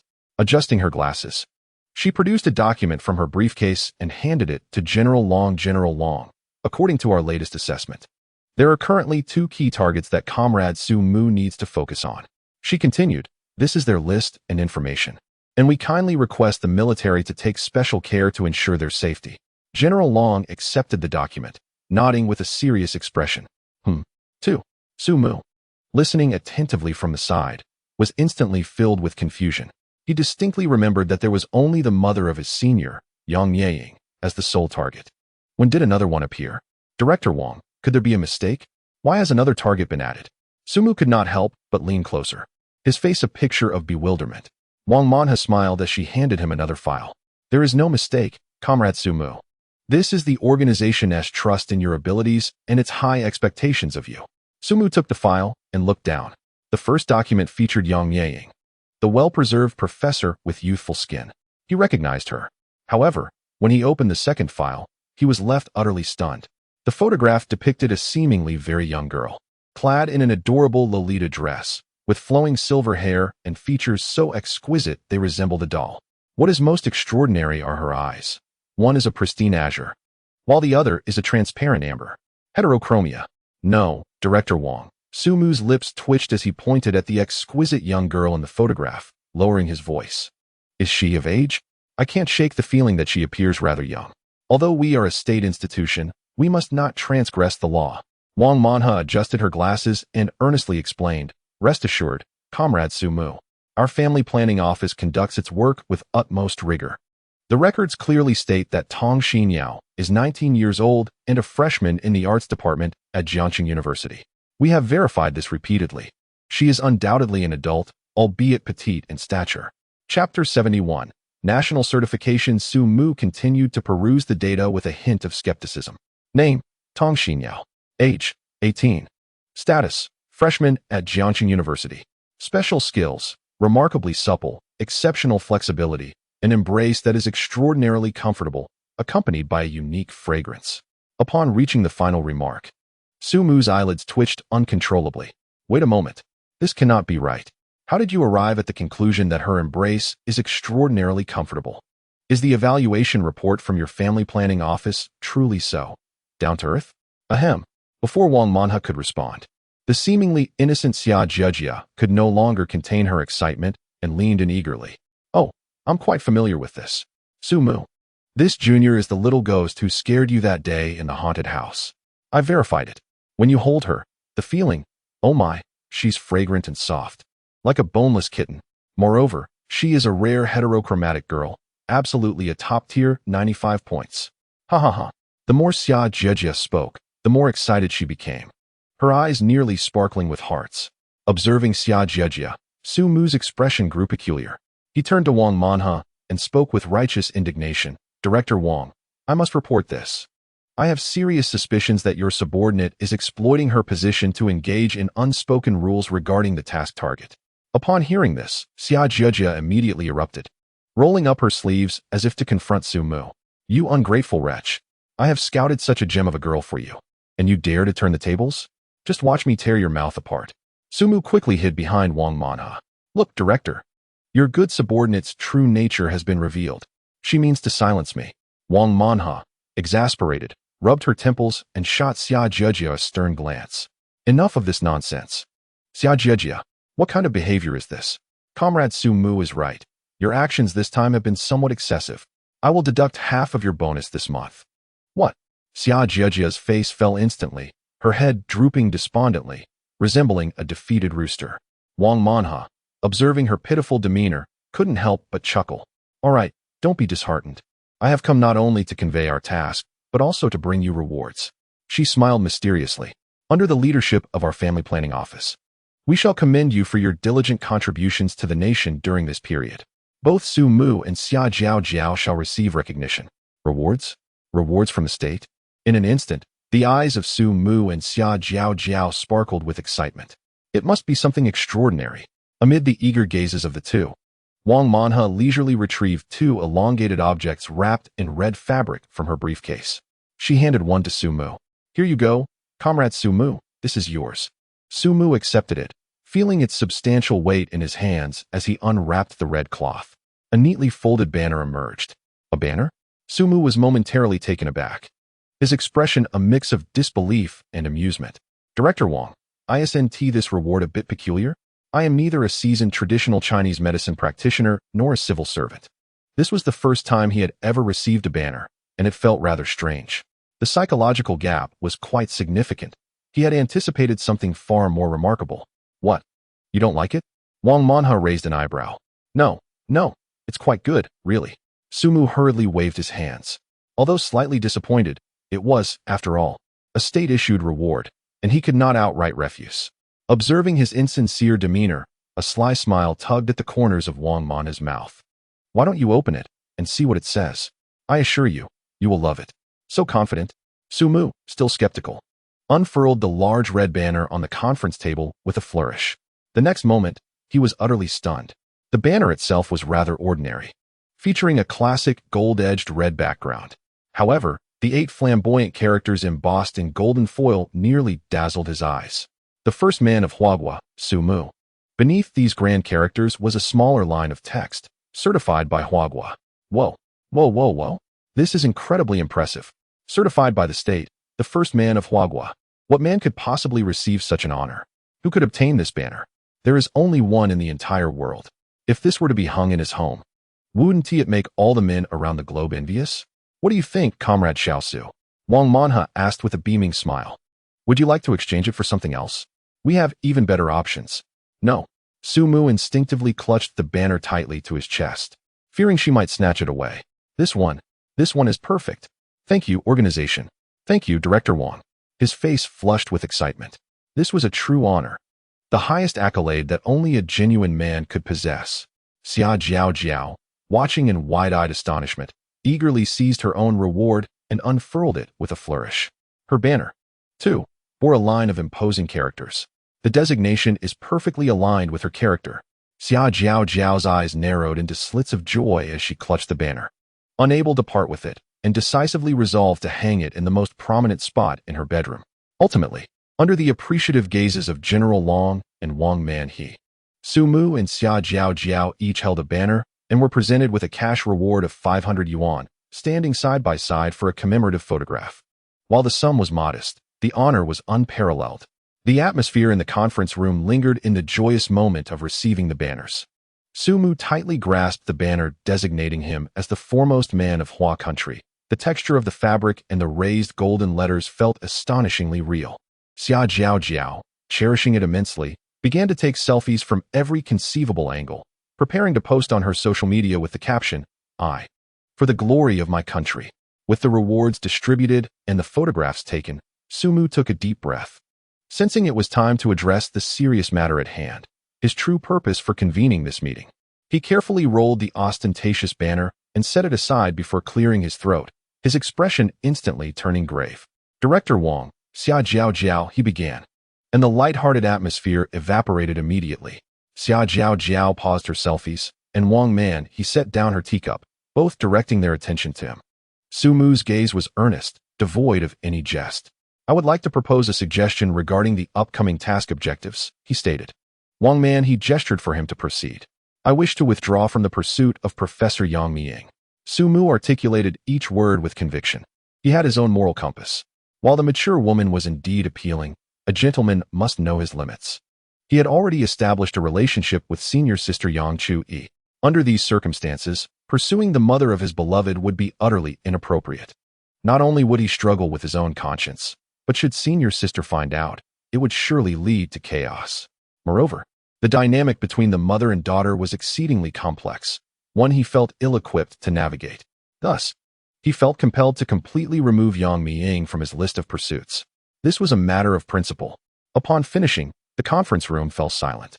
Sumu braced himself for the impending barrage from Wang Man, he, and Xia Jiao Jiao. Given their personalities, especially Xia Jiao Jiao's penchant for creating turmoil, she would undoubtedly accuse him of squandering national resources. Wang Man, he would likely engage in a moral lecture from the standpoint of national duty. However, to his astonishment, Xia Jiao Jiao and Wang Man, he exchanged glances, and rather than displaying any signs of difficulty, their expressions reflected a knowing agreement. The script seems incorrect. Sumu pondered anxiously, tentatively inquiring, have you all agreed? Xia Jiao Jiao placed her phone on the table, crossed her arms, and chuckled softly. It's a sort of agreement, yet not entirely. She tantalizingly gestured towards Wang Manha. This matter must be addressed by the director. My words carry no weight. Sumu's gaze immediately shifted to Wang Manha. Adjusting her gold-rimmed glasses, Wang Manha's eyes, behind the lenses, appeared profound and professional. With a calm and measured tone, she began, Comrade Sumu, prior to your request, our family planning office conducted a more thorough background investigation into Professor Yang Miying's personal circumstances. During this process, we uncovered several significant pieces of information that had previously been overlooked. Here it comes. Sumu felt a chill run down his spine, sensing that the main act was about to commence. He knew the family planning office would not easily relinquish a top-tier goddess, scoring a remarkable 95 points. Wang Manha, in a matter-of-fact tone, dropped a bombshell. Yang Chuyi is not the biological daughter of Professor Yang Mieying. What? Su Mu's pupils constricted sharply, and he was rendered momentarily speechless. Not biological? How could this be possible? Wang Manha paid no heed to his astonishment and continued. Yang Chuyi's biological parents were both distinguished military personnel. When she was 10 years old, her parents sacrificed their lives during a covert mission at the border, protecting vital national intelligence, and were posthumously awarded first-class honors. Since Yang Chuyi had no other direct relatives, the local organization sought to care for the offspring of these heroes by reaching out to her parents' close family friends. The Yang family. However, the Yang family was also a single-parent household, which did not comply with the adoption procedures. Just as Yang Chuyi was about to be sent to an orphanage, Yang Mieying stepped forward. Wang Manha's gaze fell upon Su Mu's face, her tone tinged with nostalgia. That year, the prodigious young woman, Yang Mieying, had just been accepted into graduate school at the tender age of 20. In order to adopt the 10-year-old Yang Chuyi legally, she made a remarkable decision. She utilized family connections to alter her identity card age from 20 to 22, and then arranged a sham marriage to facilitate the adoption process. From that day forth, she became Yang Chuyi's mother.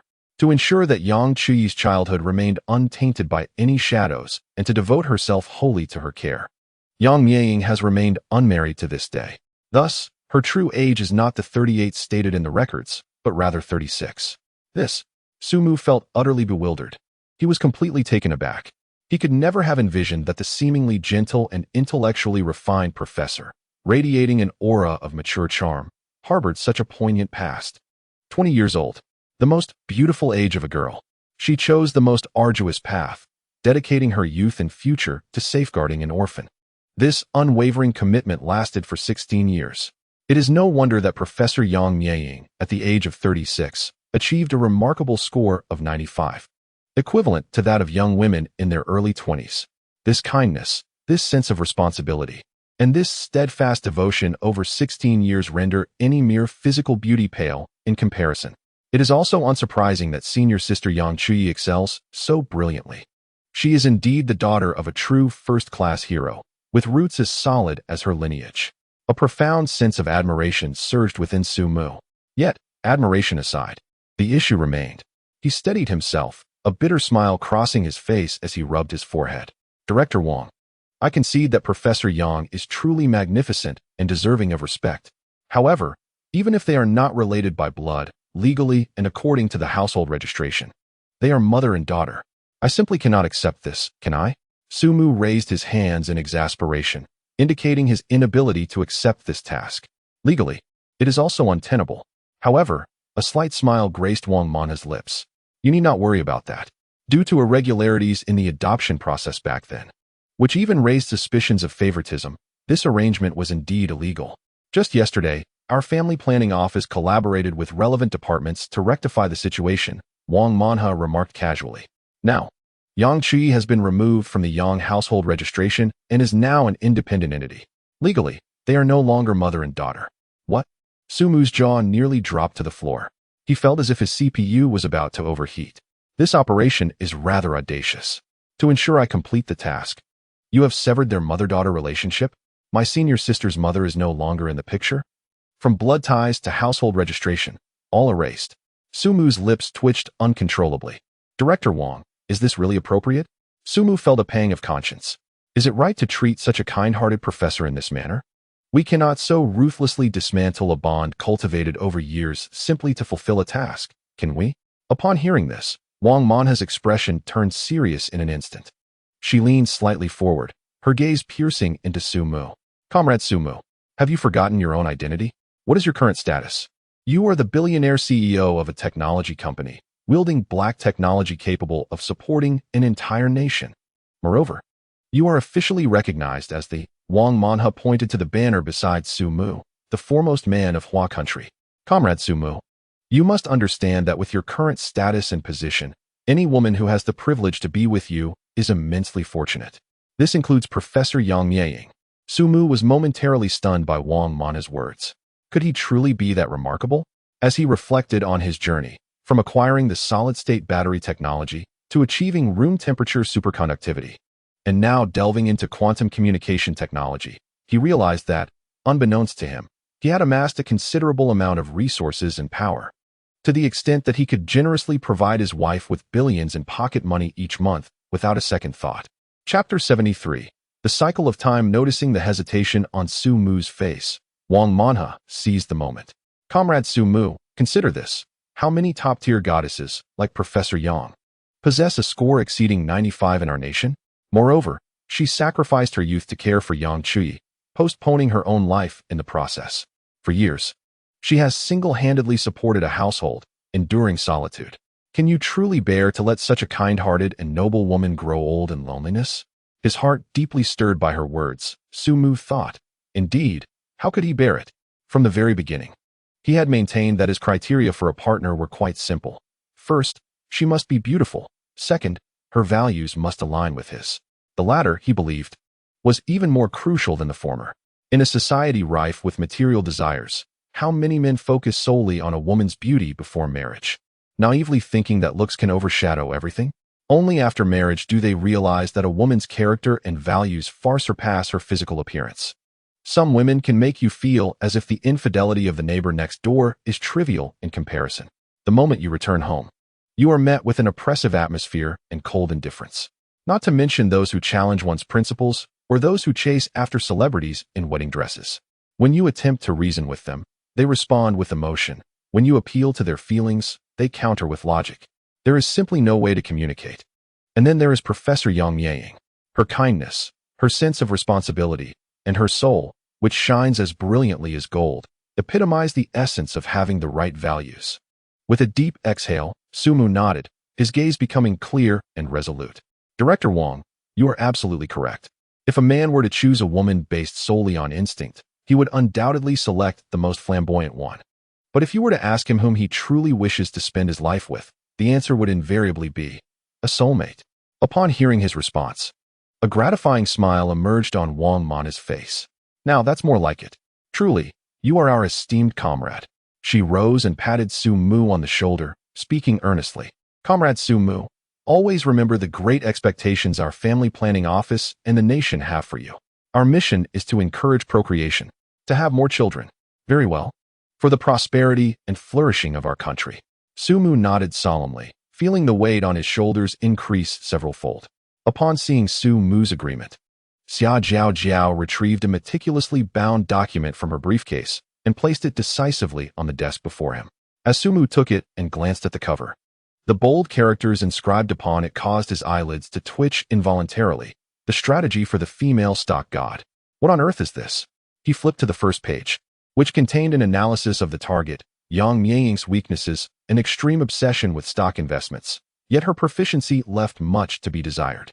The second page unveiled the core action plan, to recreate a vanished retail stock trading hall within the campus of Jingxing University, allowing Su Mu to descend upon it under the guise of a mysterious stock deity, employing his extraordinary trading skills to utterly captivate Professor Yang Yang's heart, which yearned for a resurgence in the stock market.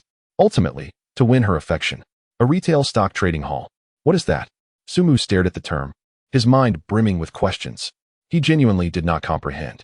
In the trajectory of his life, apart from studies, he had been immersed in research. The realm of stocks was a blind spot for him.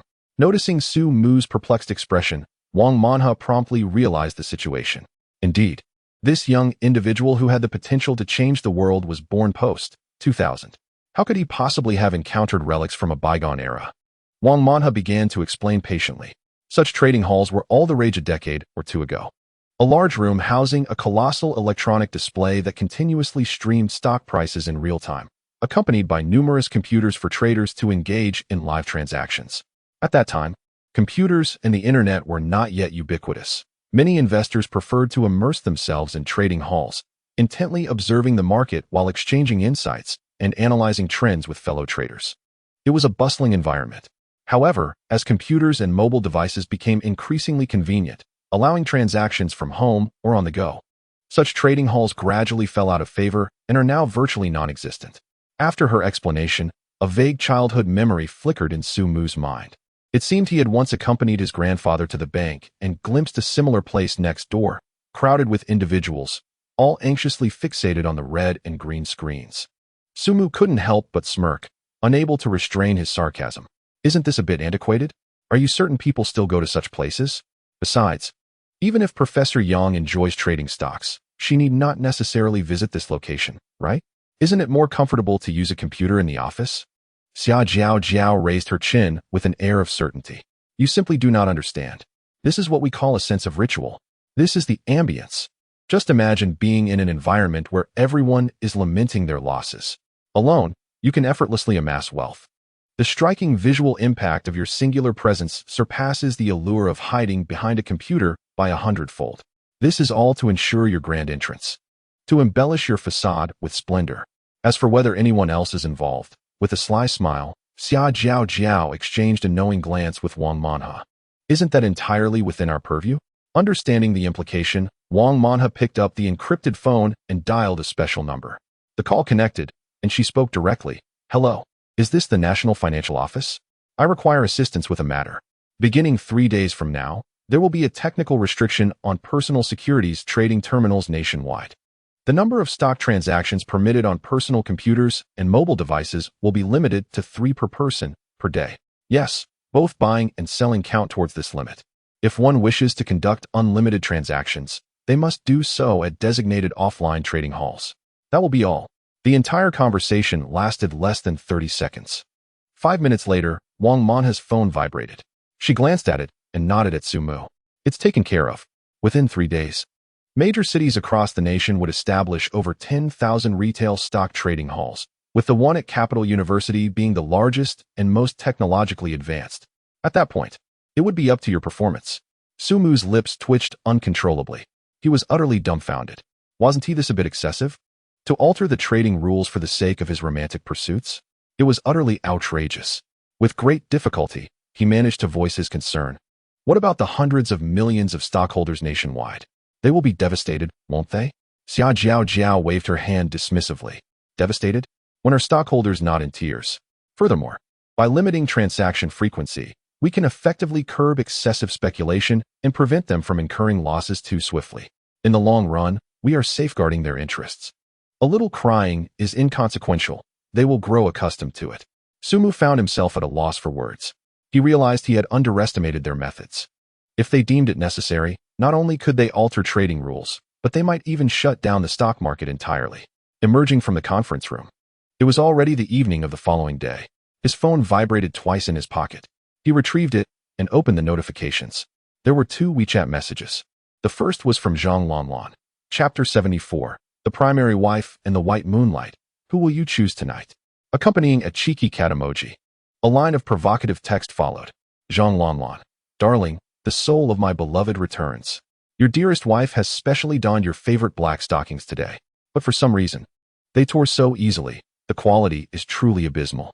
Below the text, she included a photograph. Sumu opened the image in full view. The composition of the photograph is meticulously crafted. The face is absent, and the lens is focused on a pair of elongated, perfectly straight legs. Delicate ankles, rounded calves, and smoothly contoured thighs ascend gracefully, vanishing into the shadows of a minuscule skirt. The black stockings cling tightly to the skin, exquisitely outlining the contours of the legs. Notably, at the midpoint of the thigh, a small tear in the stockings reveals the fair, delicate skin beneath. Any ordinary man who gazes upon this photograph would likely find their pulse racing in an instant. However, Sumu merely observed it silently for a few seconds before extending a finger to leisurely type a response, a negative review. You have utterly failed to showcase your core advantage. This leg photo leans towards emphasizing the shortcoming while neglecting the essence. I suggest a reshoot. Having sent this, Sumu exited the chat interface. He then opened a second WeChat message. The profile picture belonged to Gong Million. It was from the ethereal senior, Yang Chui. Her message was characteristically cool and succinct. Sumu, I wish to take Gong Million for a walk. It has been a long time since I last saw it. There were no inquiries about his availability, nor did she ask if he was free. It was simply a statement, or rather, a notification. The ethereal senior had appeared punctually in the evening. Oh no, this is troublesome, Sumu thought. Has he swiftly arrived at a crossroads requiring a decision? On one side stands the fiery, alluring enchantress in black stockings, Zhang Lanlan.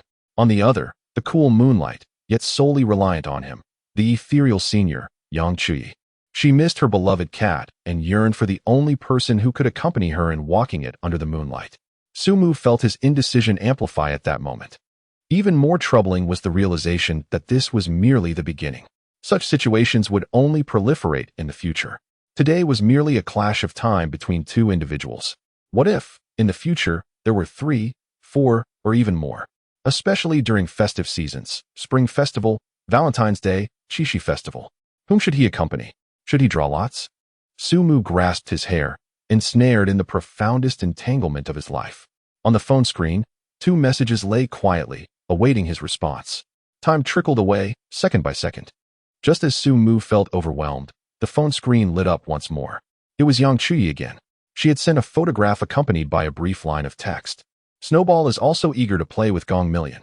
Sumu's fingers instinctively tapped to open the image. The perspective of the photograph was intriguing, taken from above. There were no faces in the frame, only a pair of pristine, flawless legs brought together. The legs were adorned in a simple white skirt, the hem barely concealing the most enigmatic area. A pristine white ragdoll cat, affectionately referred to as a snowball, lay languidly upon its owner's smooth, jade-like thigh, its azure eyes curiously gazing at the camera. This feline represents the pinnacle of its breed, boasting a fluffy coat and an elegant posture. Yet, at this moment, it has entirely succumbed to the role of a mere backdrop. All attention is instantly captivated by those legs. Unlike the powerful and irresistibly alluring contours of Zhang Lamlin's legs, the senior's limbs embody a different kind of perfection. They are proportionate, straight, and radiate a luminous whiteness, casting a delicate porcelain-like sheen under the light. There is not a trace of excess fat, nor any exaggerated muscular definition. They resemble the most exquisite work of art, where an excess would be excessive and a deficiency would be meager. Sumu's heart skipped a beat. Without a moment's hesitation, he made his choice. He first opened the chat window with Zhang Lanlan, his fingers flying across the keyboard. Ahem, Lanlan, I might not be able to return tonight. You know Professor Zhang, right? He has summoned me again to assist in the lab, an all-nighter this time. The message dispatched, he received an almost instantaneous reply. Zhang Lanlan. Cat crying JPG Zhang Lanlan, huh? Another all-nighter? All right, my dear, you must take care of yourself. Zhang Lanlan. Although Professor Zhang is quite nice, I find myself slightly annoyed with him right now. Humph. Sumu read this message, a subtle smile gracing his lips. He responded with a playful emoji, then promptly messaged Yang Chuyi. Senior, bring your snowball. I shall wait for you beneath your dormitory. Gong Baiwan misses it too. As night deepened, the area beneath the girls' dormitory of Jingqing University remained bustling. Sumu sat in the spacious back seat of a luxury van, lowering the window, his gaze directed toward a figure not far away. Yang Chuyi stood quietly beneath the streetlight, evidently having made an effort to adorn herself for the evening. She wore a pure white off-shoulder dress, her delicate collarbone forming an exquisite curve in the glow of the light. Her raven locks cascaded over her shoulders, exuding warmth that contrasted with her usual cool demeanor. She cradled the snowball in her arms, her silhouette graceful and her aura ethereal, as if she had stepped out from the moonlight. Almost every passing boy slowed his pace upon catching sight of Yang Chuyi, their expressions filled with awe. A few self-proclaimed bold lads were nudging each other, seemingly deliberating who would be the first to approach for her contact information. The campus's reigning beauty had indeed made her appearance, living up to her reputation. Wow, she is 1,000 times more stunning in person than in photos. That aura is simply captivating. I can't hold back any longer. Brothers, cheer me on, for today I shall win her heart. Listening to their hushed whispers, a slight smile curled upon Sumu's lips. He pushed the window wider and gently waved toward Yang Chuyi. Yang Chuyi caught sight of him, a flicker of amusement glimmering in her cool eyes as she approached, cradling a cat. She reached the side of the car, but did not immediately enter. Instead, she bent down to gaze at Sumu inside. Leaning out, her voice was soft and delicate. What are you doing? Sumu, somewhat perplexed, obediently leaned his head out. In the next moment, Yang Chuyi suddenly leaned forward.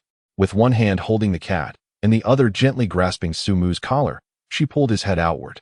Then, amidst the astonished gazes of onlookers, she slightly rose onto her toes, her soft, cool lips precisely meeting Sumu's in a fleeting kiss, like a dragonfly skimming the water's surface before parting again. Chapter 75. The distance between us wavers. The air around them instantly thickened. The boys who had been preparing to approach were left dumbfounded. No way. Did I just witness that? A kiss? The most beautiful girl at Capital University is taken. A chorus of heartbroken lamentations drifted through the night breeze. Yet, the instigator, Yang Chuyi, seemed unfazed as she released Su Mu, gracefully opened the car door, and settled inside.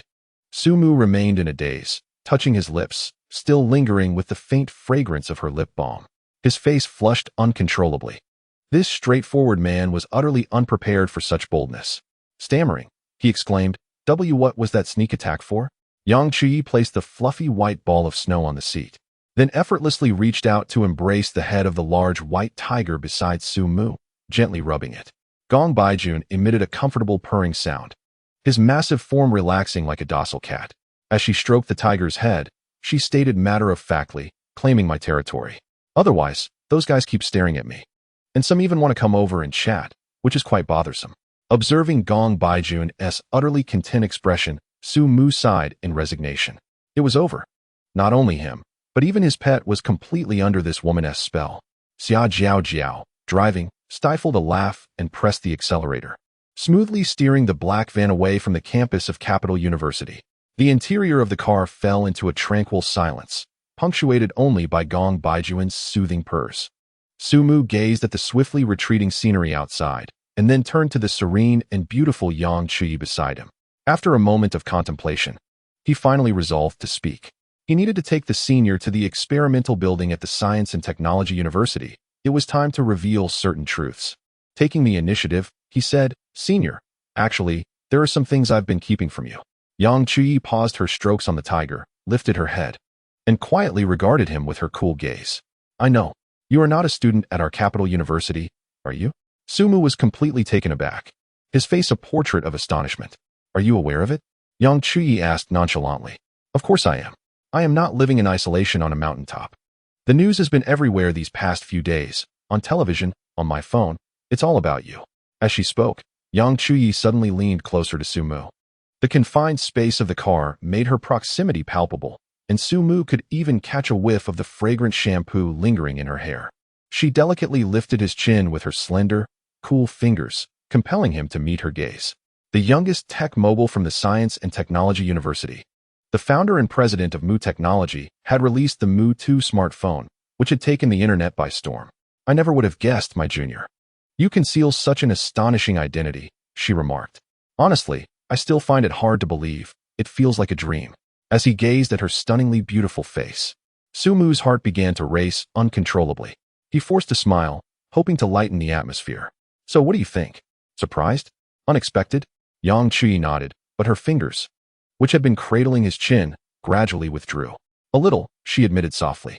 "Beyond the surprise, I feel more apprehensive. It seems the distance between us has suddenly widened. I know nothing of your true school, your past. I even find myself doubting if your name, Su Mu, is real. To me, you are like a veil of fog." In that moment, the typically aloof and proud Yang Chuyi revealed a hint of vulnerability and sensitivity in her tone. When she truly began to care for someone, she also became susceptible to weaknesses. She found herself plagued by uncertainty, which made her quite uncomfortable. Beep. Detecting significant emotional fluctuations in target individual Yang Chuyi. Favorability level, 2. Current favorability level, 85. The system's notification echoed in Su Mu's mind, causing his smile to falter. He sighed, realizing the gravity of the situation was more serious than he had anticipated. He had indeed concealed too much from her. With her astute mind, she was not the type to overlook the secrets he had intentionally hidden. Her favorability had even decreased. What should he do? How could he reassure her? Just as Su Mu was racking his brain for a solution, a sharp screech of tires shattered the tranquility of the car. The driver, Xia Jiao Jiao, suddenly slammed on the brakes, bringing the vehicle to a steady halt by the roadside. She then bent over the steering wheel, her shoulders trembling as she suppressed her sobs. "Mrs. Yang, please do not misunderstand Comrade Su," Xia Jiao Jiao exclaimed, whipping around, her face marked by 2 distinct tear streaks, her expression filled with anguish. Yang Chuyi was momentarily taken aback by the sudden outburst. "Mrs. Yang? Comrade Su." Chapter 76. The senior sister wept in empathy. Su Mu was equally stunned. "Mrs. Yang? Comrade Su? What on earth is this?" However, Xia Jiao Jiao was wholly immersed in her own emotions, oblivious to the reactions of the two. She leaned over the steering wheel, her shoulders shaking violently as she sobbed, as if bearing an immense grievance. Mrs. Yang, you have truly misunderstood Comrade Su. He did not intend to keep secrets from you. He is bound by circumstances beyond his control. As Xia Jiaojiao cried, she stealthily observed Yang Chuyi's expression in the rearview mirror. Upon seeing the evident stir of emotions on the other's face, she felt a surge of confidence and cried even harder. You only know he is the president of Mu Technology, the tech giant behind the release of the Mu 2 phone. But do you have any idea of the blood and tears he has shed behind the scenes? Are you aware of his true, undisclosed identity? Xia Jiaojiao's voice, laced with sorrow, struck at Yang Chuyi's heart with every word. True identity? Yang Chuyi instinctively held her breath, her cold eyes reflecting a deep tension. Sumu was equally dumbfounded. This script was all wrong. What was up with Xia Jiaojiao today? Just as he was about to interrupt this bewildering performance, Xia Jiaojiao abruptly cut him off, her tone filled with indignation and resolve. I know you adhere to discipline, and I understand the consequences of revealing these secrets. Yet today, I simply cannot hold back. I cannot bear to see Mrs. Yang misjudge you, nor can I allow the precious bond between you to fracture. Even if it meant facing a military tribunal, even if it meant being confined for life, I would accept it. After declaring this, she cast a dramatic glance at Su Mu, conveying a brotherly assurance that everything would be fine and that he should simply enjoy the moment. Su Mu, he had completely given up on resisting. Fine, you perform, and I shall see what you can conjure. With the mention of a military tribunal, the atmosphere in the vehicle thickened with tension, leaving only Xia Jiaojiao's emotionally charged voice resonating. Mrs. Yang, do you think you know where Comrade Su has been all these years? He has not been attending some ordinary university. He has been carrying the weight for our country in unseen corners. Xia Jiaojiao wiped her face hastily with her sleeve, her voice trembling with fervor. The Gobi Desert. Do you know what that is? It is a place where one might travel hundreds of miles without encountering a soul, where the wind fills your mouth with sand. And the only companions at night are the stars and the moon. Our comrade Su has been in that desolate place, like a silent poplar, enduring for years. He is isolated from the world, having relinquished all the amusements and joys that youth typically embraces. Each day, he is confronted solely by vast expanses of yellow sand and the maddening monotony of experimental data. The suffering he endures is beyond the comprehension of those of us who live under the sun. Upon hearing this, Yang Chuyi's body trembled slightly. The Gobi Desert? Eating sand? Her gaze towards Sumu shifted dramatically. The unease in her cool eyes swiftly dissipated, replaced by shock and compassion. Sumu felt a chill run down his spine under her penetrating gaze. No, Senior, please don't believe that. With my delicate skin and tender flesh, how could I possibly resemble someone who has eaten sand in the Gobi Desert? Yet, Xia Jiajiao's performance continued, escalating to a crescendo. Why does he endure such hardships? It is for the advancement of our scientific endeavors in Huaxia, to liberate us from foreign technological constraints, to enable us to stand tall. Do you know, Comrade Su? With his remarkable achievements, he has become the youngest academician in the history of Huaxia. Academician. The mere mention of this title rendered Yang Chuyi momentarily paralyzed. Academician? The pinnacle of honor in the realm of scientific research in Huagua? How old is Sumu? This is simply inconceivable. It surpassed her understanding entirely. Observing Yang Chuyi's incredulity, Xia Jiajiao retrieved a heavy velvet box from the compartment beside the driver's seat. With a click, the box opened to reveal an ancient-style badge, quietly resting within. The emblem and ears of wheat engraved upon it glimmered softly. Madam Yang, I know you are well versed in many matters. Please take a look at this. Xia Jiajiao extended the box toward her. The moment Yang Chuyi's gaze met the badge, her breath hitched. As a student of the capital's university, how could she not recognize this? It represented the highest sanctuary of the Huagua Academy of Sciences, a symbol of the status of academicians from both academies. She murmured to herself, her voice barely audible. It truly is an academician. She was aware of her partner's genius in technology. Yet she never imagined he would be the youngest academician in the nation. Observing Yang Chuyi's dazed expression, Xia Jiajiao sensed the moment was ripe and slowed her speech, adopting a somber tone for her concluding remarks. His identity, his past, all constitute the highest level of national secrecy. To safeguard talents like him, the state has concealed his name and all related information, severing all external disturbances. It is not that he does not wish to tell you, but he cannot. It is against the discipline. The voice of the Oscar-winning actress Jia Jiao resonated with a poignant gravity. Now the project he leads has achieved groundbreaking success, establishing an unparalleled legacy for the nation, which has finally permitted him to step into the limelight and return to a normal life. The first woman who captivated his heart upon emerging from that place is none other than you, Mrs. Yang. His feelings for you are as discernible as the heavens and the earth, as evident as the sun and the moon. After Xia Jiao's heartfelt declaration, the entire carriage fell into a prolonged silence. Su Mu had wholly relinquished any pretense of emotional restraint. All he desired was to find a crevice to hide in, truly. It was excruciatingly awkward. His toes had already excavated an imaginary 3-bedroom apartment. The youngest academician? Enduring the sands of the Gobi for the nation? And a top national secret? Who penned this script? While a part of it was indeed true, he was engaged in scientific research and his identity was indeed shrouded in confidentiality. Xia Jiao's embellishments rendered it utterly exaggerated. He surreptitiously glanced at Yang Chu-yi beside him, only to find her staring intently in his direction. Her gaze was profoundly complex, a mixture of shock and realization, but predominantly filled with an overwhelming sense of compassion and guilt. Suddenly, she reached out, her fingertips gently caressing Su Mu's cheek. So that was it. Her voice was soft, laced with an almost imperceptible tremor. So you have endured so much hardship. Su Mu. Wait, senior sister, you actually believe it? He opened his mouth, about to clarify something. Ding. Detected significant emotional fluctuation in target character Yang Chu-yi. Affection level 10, current affection level, 95. Ding. Affection level surpasses 90, initiating deep binding mode. Ding. Affection level exceeds 95. Target character develops a strong sense of protectiveness and possessiveness towards the host. A series of system notifications echoed wildly in Su Mu's mind. The words he intended to explain instantly caught in his throat. Affection level skyrocketed to 95? What was this deep binding mode? A strong sense of protectiveness and possessiveness?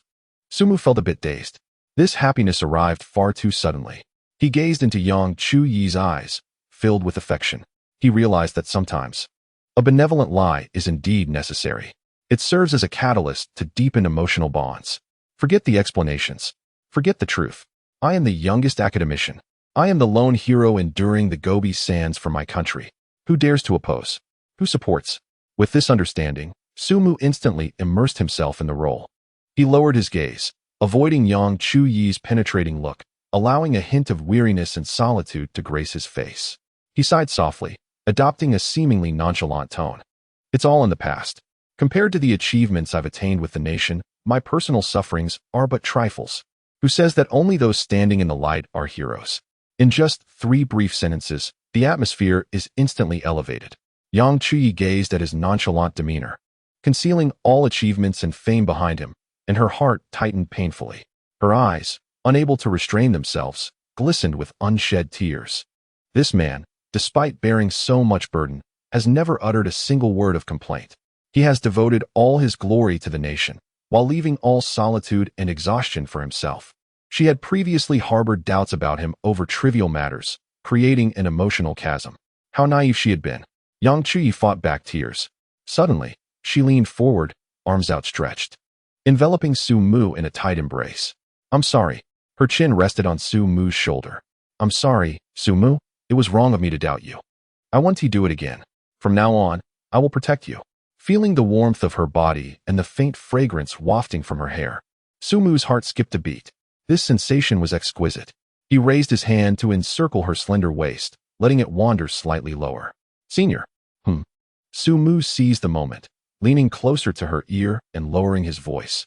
Then could you call me husband? Yang Chu-yi's grip on his arm stiffened abruptly. In the next instant, she released him, sat up straight, and resumed her cool, aloof demeanor, though the telltale blush on her ears betrayed her inner turmoil. I won't. Oh. Still the same stubbornly aloof senior. The sleek black car finally came to a halt before a heavily guarded experimental building at Huaxia University of Science and Technology. Following behind, another vehicle came to a stop, and several female bodyguards in dark attire swiftly disembarked, assuming vigilant positions around the vicinity. As the car door swung open, the station guard, upon seeing Su Mu emerge, immediately stood at attention, raising his hand in a formal salute, his eyes brimming with reverence. "Welcome back, Academician Su." The resounding voice echoed clearly in the stillness of the night, solidifying all of Xia Jiao's previous claims. Following Su Mu out of the car, Yang Chuyi witnessed this scene and heard the title. A wave of indescribable pride and honor surged through her. This feeling was more intense than any award she had ever received. Her man was a pillar of the nation, a vital asset. Sensing the fiery gaze of the woman beside him, Su Mu felt an inner thrill, yet maintained his tranquil exterior. He naturally took Yang Chuyi's hand, their fingers entwined. Her hand was slightly cool, yet soft. Su Mu squeezed it gently, offering her a tender smile. "Come, my dear wife. Let me show you my laboratory." Chapter 77. The realization of magnetic levitation. As he held Yang Chuyi's hand and stepped into the experimental building, Su Mu was momentarily taken aback. When did this place transform into such a state? It is not merely the introduction of new devices, nor the transformation of the decor that captivates one's attention. Rather, it is the phenomenon of levitation. Indeed, levitation. Everywhere one gazes, objects float gracefully in the air. A photon panel, recording intricate data, hovers silently in the atmosphere, while a researcher deftly gestures above it, causing the data to flow. Not far away, a glass of water remains suspended, its surface smooth as a mirror, devoid of any ripples. Even several technologically advanced remote-controlled trains glide effortlessly through the air, soundlessly traversing their path. The entire hall exudes an atmosphere of tranquility, efficiency, and an almost surreal sense of science fiction. This scene surpasses the most extravagant visuals of special effects cinema. Su Mu quickly grasped the situation, the Meissner effect, a complete state of diamagnetism. This represents one of the most intuitive applications of room-temperature superconducting materials, magnetic levitation. He couldn't help but marvel at the remarkable pace of development by these esteemed academicians. How could it be that he had only been away for a short while, and they had already advanced the technology to this extent? At that moment, Yang Chuyi's voice resonated beside him, tinged with unmistakable astonishment. Her once cool gaze was now filled with incredulity, and she instinctively tightened her grip on Su Mu's hand. It was then that he recalled the significance of the successful development of room-temperature superconductors, a matter still classified at the highest levels of the state. The outside world remained blissfully unaware. Although solid-state batteries utilizing some of this technology had begun to appear on the market, the implications behind them remained a mystery. Observing Yang Chuyi's astonished demeanor, a playful thought flickered in his mind. He turned to her, a mischievous smile dancing on his lips. "Senior, are you not a distinguished student from the Department of Physics at Jingxing University? Dare to venture a guess as to the underlying principle here?" Yang Chuyi's gaze swiftly scanned the entire hall, her mind racing. As a top scholar in the field of physics, her knowledge far surpassed that of the average individual. The silent levitation, the repulsion of all magnetic fields, complete diamagnetism is the Meissner effect of superconductors. She murmured to herself, only to promptly contradict her own thoughts. No, superconductors require extremely low temperatures. How could this be achieved at room temperature? Her voice trailed off abruptly.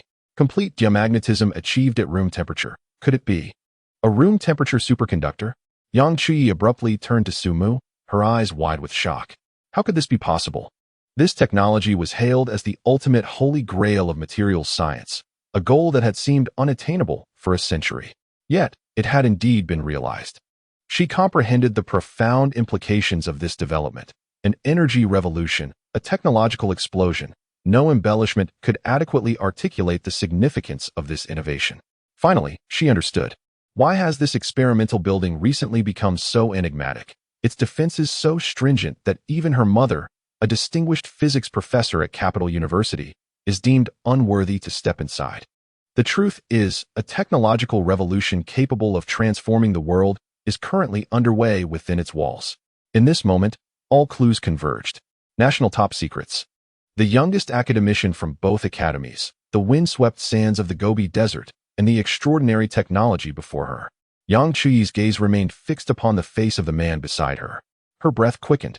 Could it be that you two are involved in this research? Surely your contributions must be significant. Otherwise, you could not have attained the status of an academician at such a young age.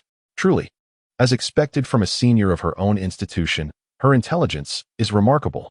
Her logical reasoning is extraordinarily formidable.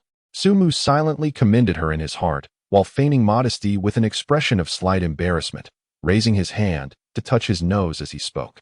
Well, it's somewhat accurate. I've made a trivial contribution.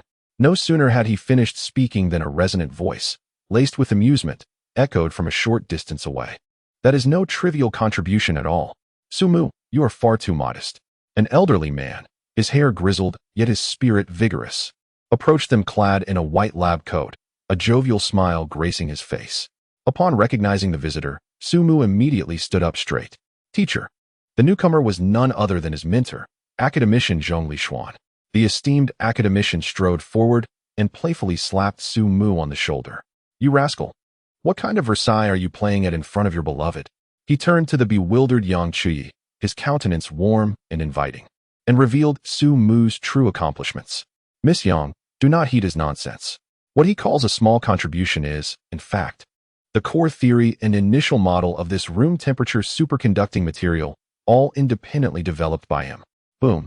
Academician Zhong's words detonated in Yang Chuyi's mind like a nuclear bomb. She froze in place. Independently developed by one person?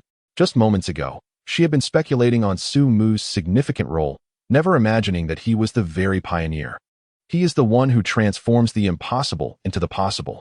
Feeling somewhat embarrassed after being exposed by his teacher, Sumu scratched his head awkwardly. Teacher, you flatter me excessively. I merely provided some theoretical materials. It is you and the other academicians who tirelessly conducted the experiments to turn theory into reality. Academician Zhong puffed up his cheeks and glared. Don't start with that. We old folks merely walked the final 1% of the journey on the 99% of the map you laid out. Without you, we wouldn't even know which direction to take. Zhong Lishuan gazed at his proud protege, a sense of contentment illuminating his eyes. With Sumu's current accomplishments and status, any other young individual would likely have been swept away by arrogance. Yet, he remained steadfast in his humility and sincerity. Such a pure heart is invaluable. Perhaps the very reason the system chose him. Soon, Zhong Lishuan's gaze shifted to Yang Chuyi, who stood beside Sumu. Even at nearly 70, having weathered countless storms, he found himself momentarily entranced by her presence. What a captivating young woman she is, as ethereal as the moon, strikingly beautiful and untainted by worldly concerns. His student possesses remarkable talents. Indeed, his prowess in choosing a life partner is unparalleled. Noticing his teacher's gaze lingering on Yang Chuyi, Sumu stepped forward, a hint of pride in his voice as he introduced her. Teacher, allow me to present my wife, Yang Chuyi. Zhong Lishuan returned to his senses. Fully aware of Yang Chuyi's background, he offered a warmer smile. Miss Yang, it is a pleasure to meet you. For Sumu to win your heart is truly a fortune he has earned through lifetimes. At that moment, Yang Chuyi was still reeling from the shock of meeting such a distinguished figure. Upon hearing academician Zhong's words, she quickly composed herself, slightly bowing. Academician Zhong, thank you for your kind words. Her gaze turned to Sumu, shimmering with unprecedented tenderness and pride. To have encountered him is my great fortune. Haha. Sumu felt a surge of joy, wrapping his arm around Yang Chuyi's waist and playfully winking at Zhong Lishuan. All right, teacher. Let us put an end to this mutual flattery. You should attend to your work. I'll take my senior sister for a casual stroll.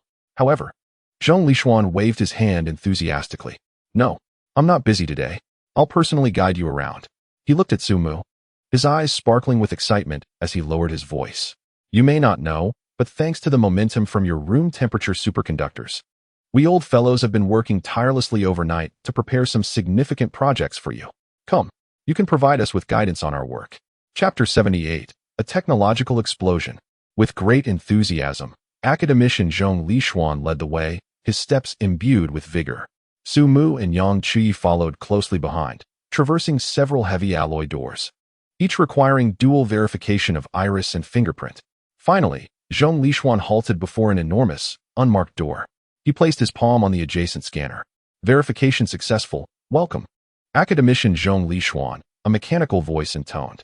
The formidable metal door silently slid open, revealing an immense, pristine white space. This was the finished product room. At the very center of the space, a colossal object lay quietly, draped with a massive black velvet cloth, revealing only a vague, fluid silhouette. Is that a car? Sumu gazed at the familiar outline, uncertainly voicing his thought. Correct. Academician Zhong Lishuan erupted into hearty laughter, approaching the enormous object and seizing a corner of the velvet cloth. Sumu, my boy, this is a gift from us old-timers to you, the chief designer. Prepare yourself to embrace your era. With that, he abruptly yanked the cloth away. The black velvet cascaded down like a tide, unveiling a sleek, all-black sports car. Its design strikingly futuristic and unparalleled. Its contours were impossibly smooth, exuding a sense of muscularity and a vision of the future, as if sculpted from a single block of obsidian, radiating a deep and enchanting luster. Most captivating was the car's front, adorned with a simplistic yet artistically striking emblem, a character for Mu, elegantly outlined in silver metal, dancing across the surface. Heavens!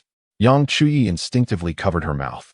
As a top student in the physics department, she instantly recognized that the design philosophy of this vehicle had entirely transcended the realm of aerodynamics. This design was not intended for mere terrestrial travel. Teacher, Sumu's heart raced with excitement. Indeed, this is the first generation of our aerospace concept vehicle, developed based on your solid-state battery technology and superconductivity theory. Zhong Lishuan patted the cold car body, his pride unmistakable. We have equipped it with the latest model of solid-state batteries, and after testing, under standard conditions, a full charge can achieve a range of 10,000 kilometers. Come, take a look and see if there are areas for improvement. 10,000 kilometers. This was no mere range. It was an outrageous endurance. The finest electric vehicles on the market paled in comparison. Sumu stepped closer, his fingers gliding gently over the icy surface of the car. The solid-state battery technology has truly allowed you seasoned veterans to create something remarkable, he marveled. Even if I were to design it myself, I doubt I could reach this level. Zhong Lishuan opened the car door. But that is not all. Come, take a seat. Sumu complied, settling into the driver's seat. The interior was equally infused with a sense of futurism. Traditional dashboards and central control screens were conspicuously absent, replaced by a seamless, wraparound display. At that moment, Zhong Lishuan discreetly pressed a red button on an unobtrusive control panel outside. A barely perceptible hum resonated. Sumu felt a sudden lightness beneath him, as the massive sports car silently and gradually lifted off the ground. 1 meter. It hovered steadily, suspended 1 meter above the earth. On both sides of the vehicle, 2 exquisitely crafted wings gracefully extended, illuminated by a soft blue glow. At that moment, even Sumu was utterly astonished. Ha ha ha. Did you see that, kid? Zhong Lishuan exclaimed, his face flushed with excitement as he pointed at the hovering sports car, his voice trembling with enthusiasm. After countless sleepless nights and collaborative efforts from our team of academicians, based on your room temperature superconducting materials, we have finally miniaturized magnetic levitation technology and successfully applied it to this car. It now hovers in the air, requiring merely a minuscule thrust to instantly reach speeds of 300 kilometers per hour, comparable to high-speed rail. A fervent light sparkled in Zhong Lishuan's eyes. Just imagine. In the future, we will only need to lay a layer of magnetic levitation tracks across all the highways in the nation, and the efficiency of our transportation will at least triple. His voice grew increasingly fervent as he paced back and forth, brimming with excitement. With smooth transport comes economic prosperity. The capacity for transportation is the lifeblood of a nation's development. Remember why the country spared no expense to construct the dark blue railway? It was all for the sake of transportation capacity. It is a matter of national strategy. Seated in the hovering car, Sumu experienced a wondrous sensation of weightlessness. His heart equally tumultuous. He held immense admiration for this group of venerable academicians. He had merely provided a spark for theoretical breakthroughs. Yet they had ignited a vast fire of innovation in such a short time, producing numerous beneficial outcomes for the nation and its people. Building magnetic levitation tracks nationwide. Sumu murmured, a sudden thought emerging in his mind. The scale of this project is akin to reconstructing the entire highway network of the country. It seems the dawn of a new era for civil engineering is upon us. He couldn't help but reminisce about the golden age of civil engineering. During that time, students in the field hardly needed to attend job fairs to submit resumes. Before graduation, HR representatives from major state-owned enterprises would rush to dormitories to recruit them. Those who could drink, navigate social situations, and possess a little emotional intelligence could drive a Porsche within 2 years. How different it is now, where a single position attracts 1,000 resumes, and HR selects merely the 2 most appealing, relegating the remaining 998 to the recycling bin of talent pools, never to be resurrected. Zhong Lishuan waved his hand, interrupting Su Mu's musings. It's not just a dawn. The light of opportunity is not limited to civil engineering. He pointed toward another corner not far away. The nation is set to construct not only magnetic levitation tracks, but also accompanying energy infrastructure and power grid systems that require modernization.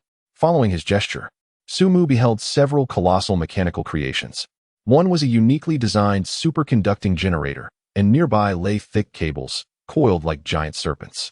Zhong Lishuan's gaze fell upon those cables. Do you see? The lossless transmission cables. They are already in mass production. I recall that you pursued your undergraduate studies in electrical engineering, did you not? This time, the students of electrical engineering are poised to recreate the splendor of yesteryears. Here, take this and experience it. He strode over briskly, retrieved a small segment from the shelf, and presented it to Su Mu. It was a cable approximately 30 centimeters in length, adorned with a black insulating layer, yet it possessed a uniquely warm and smooth texture. Far from cold, Su Mu's eyes sparkled with intrigue as he solemnly accepted it. Has this reached mass production?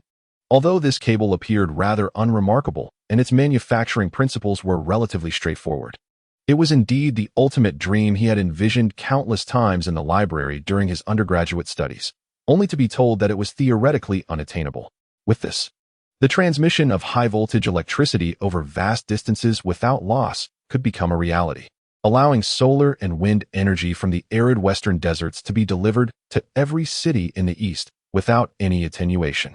He first weighed it in his hand, then meticulously ran his fingers over the surface of the cable, savoring its distinctive material and texture. In the next moment, Su Mu pressed it tightly against his heart. He closed his eyes, a look of reverence and satisfaction gracing his face. The sensation of this object is truly exquisite. Chapter 79. My Junior, the Unparalleled Talent.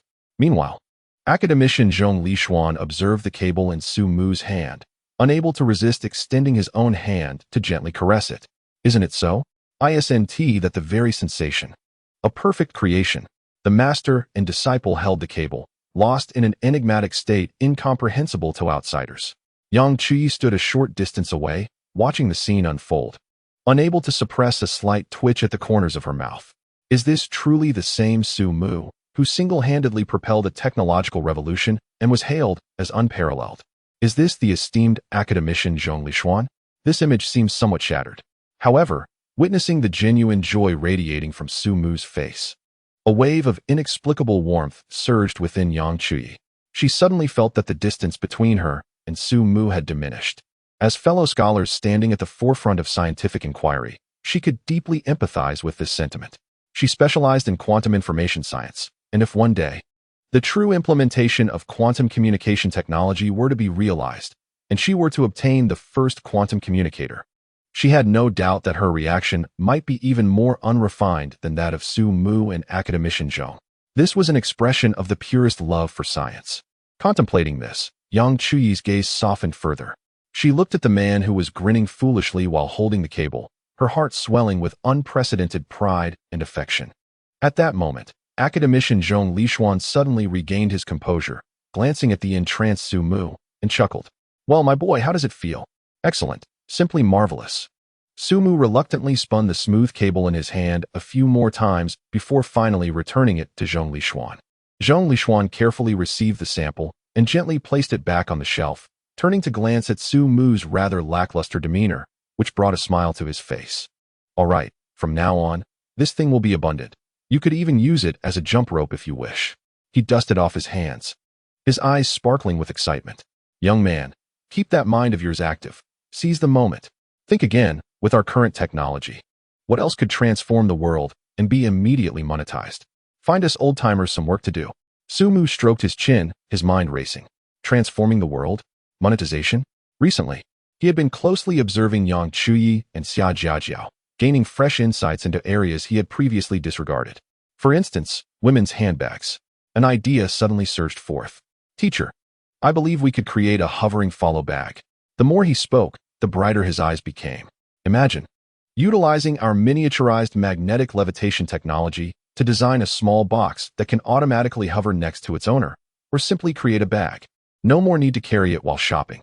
How convenient would that be if we managed to produce this? Just think of all the affluent women around the world clamoring for it. Sumu had recently come to a realization regarding luxury brands like Chanel, Gucci, and Hermes. They were overtly capitalizing on consumers. A handbag that costs no more than 1,000 yuan could be branded, limited in quantity, and resold for millions. The profit margins are swifter than a money-printing machine. His voice carried a hint of indignation as he remarked. The luxury goods industry is currently monopolized by a handful of foreign brands, siphoning off countless sums from us each year. If we create this hovering bag, it would be a game changer. Technology is the ultimate luxury. Zhong Lishuan slapped his thigh in agreement. Indeed, this idea is brilliant. Once the concept of the hovering follow bag is unleashed, we could also develop a hovering follow robot, a personal assistant that can fetch items, navigate autonomously, and even serve as a mobile power bank. This represents a trillion-dollar industry. You're truly a genius. He could hardly contain his excitement, eager to turn this idea into reality. I must take my leave.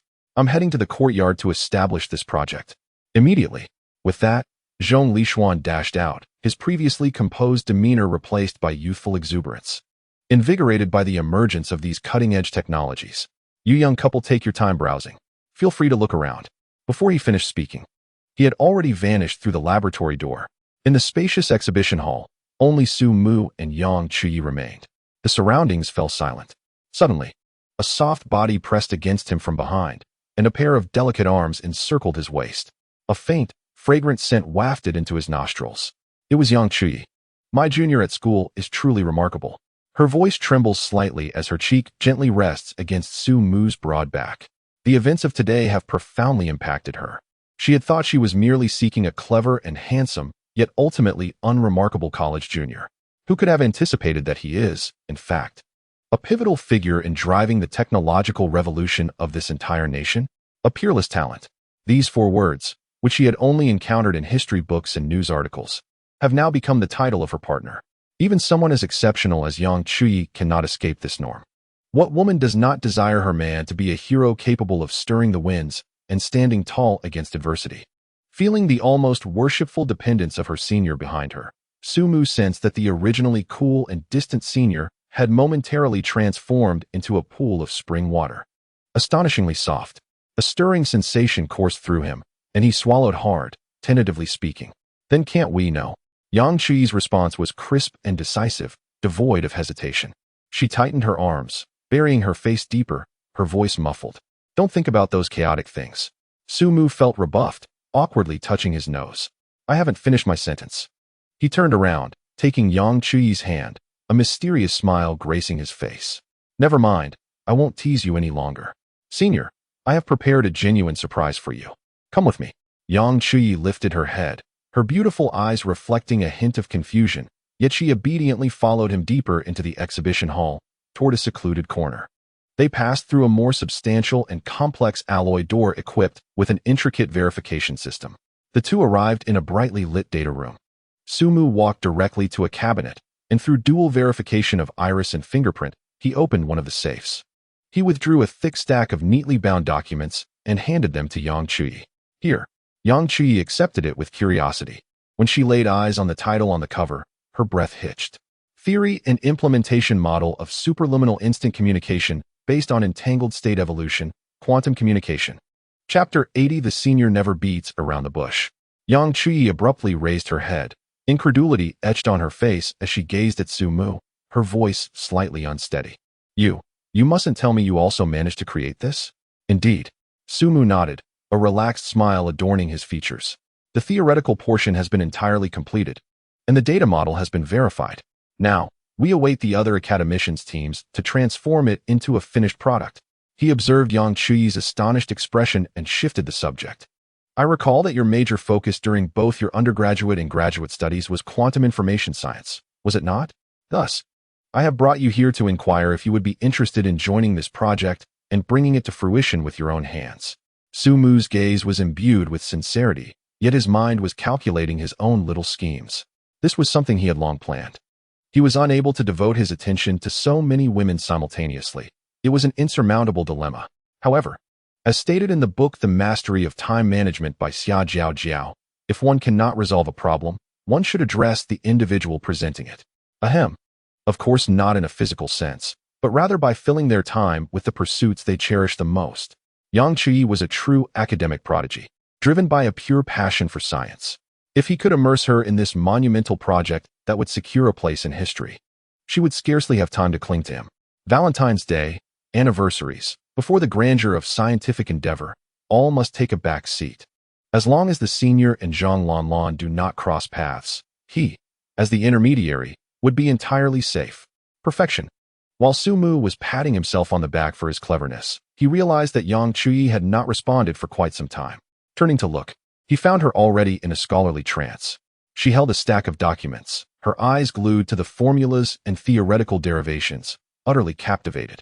The moonlight filtered through the porthole of the study room, casting a serene glow upon her. Clad in a simple white off-shoulder dress, she unconsciously tucked a stray lock of hair behind her ear. Her focused and enchanted expression rendered breathtaking under the cool moonlight. For a moment, Su Mu was entranced. She was truly beautiful. Unable to resist, he leaned closer, close enough to catch a whiff of her fragrant hair. Yang Qi seemed to sense his gaze. Momentarily breaking free from the ocean of documents, her cheeks tinged with a faint blush as she shot him a glance. What else with that look? It's a bit strange. I wish for you to read it to me, Su Mu said softly. Yang Qi paused, then smiled helplessly. I really can't deal with you. She glanced at the profound content in the documents, then back at Su Mu. Fine, but there are parts one might not understand. So you'll have to teach me. Seizing the opportunity, Su Mu grinned mischievously. No problem. But if I teach you, there must be a reward. For every question I answer correctly, you must kiss me. What do you say? Yang Qi shot him an exaggerated eye roll. How shameless. Yet, the corners of her mouth involuntarily lifted, her eyes shimmering as she suddenly asked, what is 1 + 1? Su Mu paused, too. No sooner had the words left his lips than a soft, warm kiss was gently pressed against his cheek. Like a dragonfly skimming the water, it was brief and fleeting. The senior never lingered unnecessarily in her actions. Yang Qi's cheeks were adorned with a lovely blush. Clearing her throat, she redirected her gaze towards the materials in her hands and began to softly recite in her clear and melodious voice. Quantum entanglement refers to the phenomenon wherein, after interaction among several particles, the characteristics of each particle become an inseparable whole, rendering individual descriptions impossible. Su Mu closed his eyes, choosing not to engage with the profound theories. He simply leaned against her, allowing her enchanting voice to resonate in his ears. Feeling the warmth of her body and the delicate fragrance that wafted from her. How wonderful it is to have such a senior sister as a wife. 3 days later, in Huagua, at the Financial Management Office, an unprecedented order was disseminated at light speed to all provinces and cities across the nation. Shortly thereafter, in the core districts of major cities, those stock trading halls long deemed obsolete and lost to the annals of history astonishingly reopened overnight. Brand new LED screens, gleaming counters, and staff clad in uniform exuded a sense of nostalgia. No one knew the government's intentions, and this bizarre maneuver plunged the entire financial market into a state of confusion and speculation. Stock investors were utterly bewildered. What is happening? Have I traveled through time? Why are the trading halls opening again? The crux of the matter lay in the subsequent restrictions. Private trading on mobile phones and computers was limited to 3 transactions per day. How inconvenient. I cannot function without executing dozens of trades daily. How can I engage in T0 trading? This obstructs my financial avenues. On Douyin, the financial influencer Wang Xiaoyu, boasting millions of followers, appeared before the camera with 2 prominent dark circles under her eyes, emitting a desperate quack. Family, who understands? I just received news and heavily invested in the Mu2 mobile industry chain stocks, intending to ride the coattails of the national team. I just went all in. Now, with this news, the stocks have flatlined. They are not rising. What is the intention here? Are they playing with me? The ramifications of this news were monumental. Typically, such a policy restricting trading freedom would be deemed catastrophic, with 1,000 stocks plummeting to their limits being no exaggeration. Yet, paradoxically, following the release of solid-state batteries and the Mu2 mobile phone, the entire market had surged to an unprecedented high of 4,500 points. Market sentiment was exceedingly euphoric. On one side, there were overwhelming favorable conditions, while on the other, an enigmatic downturn. The bulls and bears clashed fiercely at this elevated level, ultimately achieving a delicate equilibrium. neither rising nor falling. The entire A-share market transformed into a stagnant pool of water, much to the distress of those who had missed the opportunity and watched enviously as others profited, only recently resolving to chase the rising tide. Yang Mieying was one such individual. Chapter 81. The beautiful professor faces losses in stock trading. As a physics professor at Capital University, Yang Mieying possessed exceptional mathematical skills and, naturally, harbored absolute confidence in her professional capabilities. Yet once one enters the stock market, it is as deep as the sea, and from that moment, one's wallet becomes akin to that of a mere passerby. She watched helplessly as the few stocks related to mobile phones, which she had meticulously selected, multiplied several times over in just half a month, shattering her composure completely. Reason told her not to chase after high prices. Yet her emotions clamored fervently. If she did not seize the opportunity now, she would grow old. Ultimately, after a fierce internal struggle, she gritted her teeth and plunged her years of savings into a stock named Huaxuan Communications. The moment she made her purchase, the market stagnated. Her stock even plummeted by 85. It drove me to the brink of madness. In the office of Capital University, Yang Mai gazed at the glaring green on her phone screen, her chest heaving with indignation, her already alluring figure now more stunning than ever. What kind of absurd policy is this? Limiting the number of trades. What right do they have? Is this reasonable? Whose policy is this? I cursed the one responsible to suffer daily losses. She could not help but murmur in frustration, completely oblivious to the man seated beside her, who was fixated on her with greedy eyes. Hua Siyuan, a star professor in the finance department at Capital University, renowned as the stock god of Jingda. His favorite boast was achieving an annualized profit of 80 even in a bear market, with an annual income reaching 35 million, in a university teeming with theoretical scholars. His practical prowess undoubtedly set him apart. He had long been enamored by the voluptuous physicist who occupied the office next to his. Yang Mai's beauty was of the mature and alluring kind, with every glance and smile exuding an enticing charm. Particularly captivating was the perfect curve of her waist and hips accentuated by her fitted skirt, embodying the ultimate fantasy of any man. At that moment, upon hearing Yang Mai's tearful complaints, Hua Siyuan felt that his chance to make a move had arrived. Clearing his throat, he adopted the demeanor of a seasoned minter and spoke leisurely. Professor Yang, have you suffered another loss in your investments? He swiveled his chair closer to Yang Mai, his tone laced with a subtle air of superiority. I have long advised you not to chase high prices. The money in the market is inexhaustible, but risk must always come first. Yang Mai lifted her gaze, revealing a breathtakingly beautiful face capable of quickening any man's heart, though at that moment, her enchanting peach blossom eyes were filled with regret. Professor Hua, I had already chosen this stock. I just lacked the courage to buy it. Who would have known it would quintuple in half a month? I simply could not resist, and I never expected my luck to be so poor. This is not merely a matter of luck. It is a question of perception, Hua Siyuan replied, shaking his finger, his eyes gleaming with the light of insight behind his glasses. Chasing high prices is the most common and deadly mistake made by retail investors. You only saw it rise fivefold, yet failed to recognize the multitude of risks accumulated behind that ascent. He paused, lowering his voice to a conspiratorial whisper. Moreover, do you truly believe that this policy was conceived on a whim? Yang Mieying was momentarily stunned, instinctively asking, isn't it? Of course not. Hua Siyuan replied with a cryptic smile. You are still too young, unaware of the depths of this situation. He gestured toward the ceiling, implying something significant. The recent actions above were akin to a precise surgical strike, targeting those who exploit high-frequency trading with advanced technology, attempting to reap profits from our market. Limiting trading frequency and reopening the trading hall serve to decelerate the market's rhythm, rendering quantitative funds and algorithmic trading utterly ineffective. This is a grand strategy, one that ordinary people cannot comprehend. The more he spoke, the more exhilarated he became, as if he were the mastermind orchestrating the game. Yang Mieying, captivated by his words, instinctively inquired, then, Professor Hua, what will happen to the market next? Is there hope for my stock? Hua Siyuan relished this effect. He thrived on the exhilaration of overpowering a top beauty with his knowledge and foresight. Glancing at the news on Yang Mieying's phone, a hint of disdain curled at the corners of his mouth. Communication stocks? Once the good news is fully priced in, it becomes bad news. They are merely speculative trash. Such stocks serve as bait for retail investors like you. devoid of any intrinsic value. Now that the environment has changed, the speculators flee faster than anyone. You are merely the person standing atop the mountain, feeling the wind. I advise you to cut your losses and exit immediately, regardless of how much you lose. Otherwise, there are at least 10 more limit downs awaiting you. His tone was resolute, leaving no room for doubt. 10 limit downs. Yang Mianying's face drained of color. She had invested all her savings.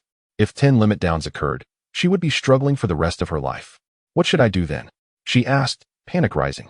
Don't rush. Hua Siyuan leaned in closer, almost able to catch a whiff of Yang Mianying's subtle fragrance. Lowering his voice, he coaxed her gently. Professor Yang, if you trust me, sell that worthless stock. I am currently positioning myself in an entirely new sector, an absolute value play, the most benefiting sector from this policy adjustment. I will give you a code. Simply follow my lead and invest. Consider it a friendship. As he spoke, his gaze was intensely fixed on Yang Mianying, making her feel quite uneasy. She felt an impulse to slap him, yet she restrained herself. Despite his lecherous demeanor, he was indeed skilled in the stock market. She had to engage him, especially since she wanted to earn money to buy a house for her daughter in the city center. After all, her daughter was nearing the age for marriage.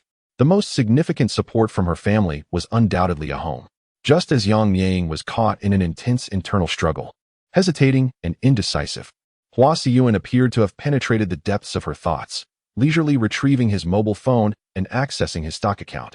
He uttered no words, merely displaying the screen before her with an air of casual indifference. On the screen, a long string of glaring red digits formed a perfect upward curve.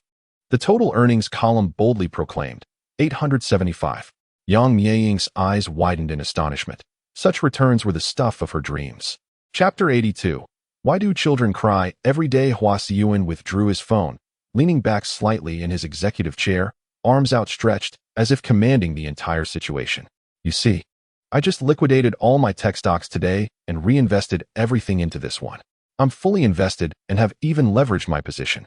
Professor Yang, one must possess a broad perspective when trading stocks. Always remember, aligning with national policies is the key to prosperity. Upon hearing this, Yang Mianying nodded in agreement. Indeed, aligning with the nation. If even the stock god of Kyoto University was fully invested with leverage, what was she hesitating for? Who cries daily? Which stockholder suffers losses every day? Dare to risk it, and a bicycle might transform into a motorcycle. She no longer hesitated, seizing her phone. Sell. Confirm. As she watched Huashuan Communications vanish from her holdings, a pang of sorrow gripped her heart. She then located the stock code Hua Siyuan had provided and accessed her entire funds. Buy. Confirm. When the transaction success notification appeared, Yang Mianying exhaled a sigh of relief. Feeling utterly drained in her chair, cold sweat had already soaked her back. This is the way. Seeing her complete the transaction, Hua Siyuan let out a hearty laugh, gliding his chair closer. His voice lowered, imbued with a sense of intimacy, as if sharing a secret. Professor Yang, I have never taken anyone along for stock trading. You are the first. To celebrate our newfound consensus, might I have the honor of treating you to a meal today? We can delve deeper into our market strategies. This. Yang Mianying's beautifully shaped brows furrowed instantly. She was inclined to refuse without a second thought, but the words caught in her throat. After all, he had just offered her guidance. It seemed rather discourteous to turn him away now. Yet, the look in his eyes was decidedly off-putting. How annoying, she cursed inwardly. I'm sorry, Professor Hua, but I have an appointment to meet my daughter. Yang Mianying found what she believed was an unrefusable excuse. To her surprise, Hua Siyuan's eyes brightened at her words. Meeting your daughter? How fortuitous. Let us go together. I'll drive you both. What do men cherish most? The thrill of conquering a magnificent woman accompanied by her daughter. That sense of accomplishment far surpasses merely winning over one woman. The more Hua Siyuan contemplated this, the more exhilarated he became. Yang Mianying discerned his intentions and inwardly cursed. What nonsense are you thinking? Just then, a sudden, frantic vibration emanated from Hua Siyuan's pocket, the incessant buzzing of his mobile phone. Annoyed, he furrowed his brow and extracted the device, intending to silence it. However, upon glimpsing the notifications on the screen, the smile on his face abruptly froze. The national policy infrastructure you hold has hit the limit down, current price. Warning. Your account's margin ratio has fallen below the liquidation line. Please replenish your margin immediately. Warning. Your account has been forcibly liquidated. Each notification sent a wave of dizziness through him. No, it cannot be. Huasi Yuan's pupils dilated in shock as he hurriedly accessed his stock account. The next moment, he nearly gasped in disbelief, almost losing consciousness. On the screen, the proud red curve representing an 875 return had vanished, replaced by a shocking, straight green line plummeting downward. The total asset column displayed a series of negative numbers, dark as coal. It had been liquidated. His leveraged 30 million had disintegrated within mere minutes. How is this possible? How could this happen? Huasi Yuan felt as though his worldview had been shattered, his gaze fixated on the stock's name, his mind a blank slate. Such a stock, devoid of any adverse news, with the national team backing it. How could it possibly hit the limit down? How could it? He could neither comprehend nor accept this reality. Beside him, Yang Mijing, witnessing his disoriented state, felt her heart plummet. Professor Hua, you've been liquidated? Then mine must also. Her voice trembled as she stiffly turned to her computer screen. The stock she had just purchased was similarly charting a perfect free fall. The words limit down appeared in an unsettling green. In the fluctuating profit and loss section, it read 502, 450, 500,000. Just like that, it was gone. Yang Mijing's mind buzzed. She had scrimped and saved, only allowing herself a 10-yuan pork trotter meal at noon, even hesitating to add an egg. How many days of pork trotter meals could she have enjoyed with that 500,000? That sum could have lasted her at least 2 weeks of frugality. Yet now, following this so-called stock god from Peking University, in just 5 minutes, everything had evaporated. Seething with anger, Yang Mijing glanced at the pale-faced man before her, still murmuring in disbelief. Huasi Yuan, she enunciated slowly. I truly must thank you. If I had traded on my own, that 500,000 could have lasted me 2 weeks. But with you, it vanished in 5 minutes. I could just smash you to bits. Before her words could fully resonate, Yang Mai abruptly raised her hand and struck the sturdy wooden desk beside her with a powerful punch. Bang! A resounding crash echoed through the room as the 5-centimeter thick wooden surface bore a distinct and visible dent from her strike. Wood splinters flew in all directions. Huasi Yuan was startled by the immense noise and the scene before him. The formidable female professor had returned. He had heard tales of her. This seemingly alluring and seductive physics professor, who once valiantly defended herself by single-handedly overpowering 3 knife-wielding assailants, leaving one severely injured, a record of sheer ferocity. The pang of concern for his finances was swiftly overshadowed by the instinct for survival. I'm sorry, Professor Yang, please remain calm. Huasi Yuan scrambled to his feet, stammering incoherently. I just remembered my dad is pregnant. I need to pick up my grandmother from school. I'm leaving now, goodbye. With that, he dashed out of the office at a sprinting pace, not daring to look back, convinced that staying any longer might lead to his demise. Meanwhile, atop an inconspicuous office building across from the Capital University, a tall woman slowly lowered her high-powered telescope. It was Xia Jiao. Behind her lay an enormous room filled with hundreds of computers, each manned by a focused trader. They were the legendary national team, wielding not mere funds, but vast streams of capital from various state-owned banks. In the face of such overwhelming power, any technical analysis or market prediction appeared utterly futile. In the realm of the A-shares, they were the arbiters, they were gods. Not even the esteemed stock god from Capital University, Huasi Yuan, stood a chance. Even if Warren Buffett were to face them, he would surely be crushed, leaving him with nothing but the tattered remnants of his investments and barely enough for a ticket home. Chapter 83. Youngster, do you dare covet my fortune? At 9 o'clock, half an hour before the stock market opened, Sumu was already seated in the newly opened stock trading hall at Capital University. The atmosphere was electric. The hall the size of a football field was bustling with activity. Today, with the assistance of the nationally renowned makeup artist Xiao Mei, he had made subtle alterations to his appearance. Rather than enhancing his handsomeness, he intentionally darkened his complexion several shades, giving him a sun-kissed wheat tone that complemented his naturally athletic physique, exuding youthful vitality. At this moment, he resembled a simple, wholesome youth fresh from the mountains.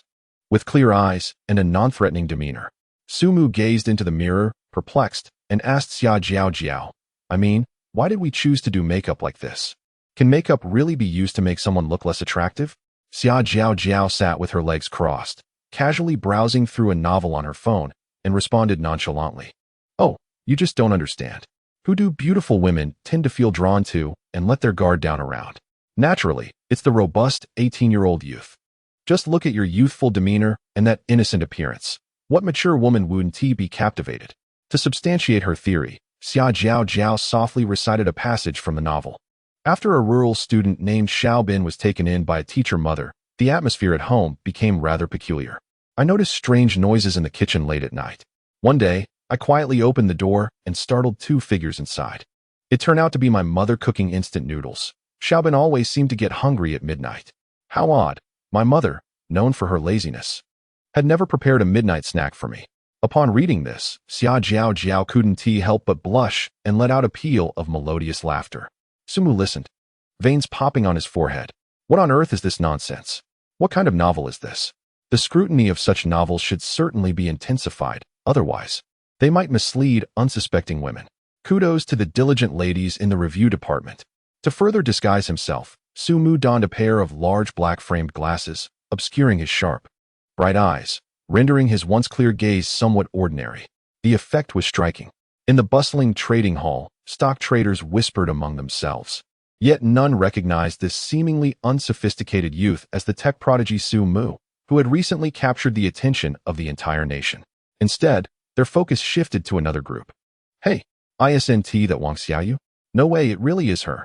The stock market's fortune teller with 1 million followers on Douyin. A girl clad in a JK uniform, adorned with exquisite makeup, stood at the center of a crowd, none other than the internet sensation Wang Xiaoyu, renowned as the contrarian indicator in the stock market. Her most infamous move was her announcement to heavily invest in U.S. stocks, only for the market to experience its largest single-day drop in years that very day, leading to a trading halt. She was dubbed the goddess of national defense in the stock market. Stocks she invested in were bound to plummet, and sectors she favored would inevitably turn red the following day. Alongside her were several stock analysis gurus, such as the internet celebrity De Zhengzi, who were also present, surrounded by fans eager for photos. This was an unavoidable occurrence, with the stock market now restricting trading on personal computers and mobile apps. Everyone was compelled to operate in the officially designated trading hall. With the attention of the crowd diverted by those flamboyant internet personalities, Sumu relished the tranquility. He leisurely took a bite of a meat bun, gazing vaguely at the colorful candlestick charts before him, feigning deep concentration as if studying them earnestly. In truth, he comprehended nothing at all. He merely recognized the two buttons for buying and selling. Sumu lowered his voice and, using a concealed earpiece, inquired of Xia Jiao Jiao. I say, Xia Jiao Jiao, I truly don't understand anything. Can I really become a stock god? Why do I feel a bit uncertain? The earpiece relayed Xia Jiao Jiao's confident voice. What is there to fear? With the national team supporting you from behind, you can rest easy. Moreover, trading stocks is quite simple. All it takes is having hands. Just the other day, I randomly purchased stocks with my eyes closed and made a profit of 30. Xia Jiao Jiao's tone bore a hint of pride, evidently buoyed by a recent small success in her stock research. And surely, there can't be anyone actually losing money in stocks, right? Ha! She laughed with unabashed delight. Sumu's lips twitched slightly. Your tone is rather infuriating. Enough with the self-satisfaction. Quickly check why Yang Mi-ing has yet to arrive. Pull up the surveillance. Understood. Just as Xia Jiao Jiao was about to switch the monitoring screen, Sumu suddenly interjected, No need, she is already here. At the entrance of the trading hall appeared a striking figure, a stunning woman with an exquisite physique, clad in a light blue bodycon dress that accentuated her breathtaking curves. A delicate brooch adorned her chest, adding a touch of intellectual elegance. Most captivating was her voluptuous and pert backside, swaying with a graceful allure that exuded the charm of a mature woman. Such a woman, if found in the countryside, would undoubtedly be considered the ideal daughter-in-law by all mothers-in-law, who would go to great lengths to secure her as a bride for their sons, regardless of the dowry. It was indeed Yang Mi-ing. Yet, at this moment, she exhibited none of the composure expected of a stunning beauty. Something beneath her feet had caused her to tense up, as if facing a formidable adversary. She scanned her surroundings nervously, her eyes filled with vigilance and unease. Noticing the greasy men nearby were all focused on a social media sensation, thankfully not paying her any mind. Only in one corner sat a dark-skinned, simple-minded youth, staring at her in a daze. Yang Mi-ing immediately shot him a glare, her eyes fierce. What are you staring at, youngster? Do you dare covet my fortune? The simple-minded boy, startled by her piercing gaze, quickly lowered his head, too intimidated to look again. Satisfied, Yang Miying returned her gaze, a smile of delight gracing her exquisite features. Cautiously, she lifted her flat shoe, bent down, and swiftly picked up a banknote that she had stepped on. Oh, 10 yuan. A brand new 10 yuan note. Yang Miying clasped the money in her palm, her breathtaking face illuminating with genuine joy. Wonderful. I now have funds for lunch. In the corner, Sumu observed her ecstatic reaction to the 10 yuan, his lips twitching in exasperation. The information indicates that Yang Miying is exceedingly materialistic. Is it truly such a form of materialism? 10 yuan even? 10 yuan that, if dropped on the ground, would not warrant a second thought from Sumu, who would be too lazy to bend down and pick it up. This world is becoming increasingly incomprehensible. Chapter 84. The beautiful woman sheds tears while she sells her flesh, and the young man accurately capitalizes. Yang Miying stood hesitantly at the entrance of the stock trading hall, pondering whether to enter or not. A dilemma indeed. Just the night before, she had sworn an oath beneath the ceiling that she would sever her hand if she ever touched stocks again. On that fateful day, she had suffered a loss of 500,000. 500,000. While it may not seem substantial, it represented her painstakingly saved funds intended for purchasing a home for her daughter. And what was the result? In a mere 5 minutes, she lost the equivalent of a restroom. Although she had grown accustomed to losses, this time it was her daughter's hopes that were dashed, leaving her heart heavy with distress. The stock market is akin to gambling. It is to be avoided at all costs.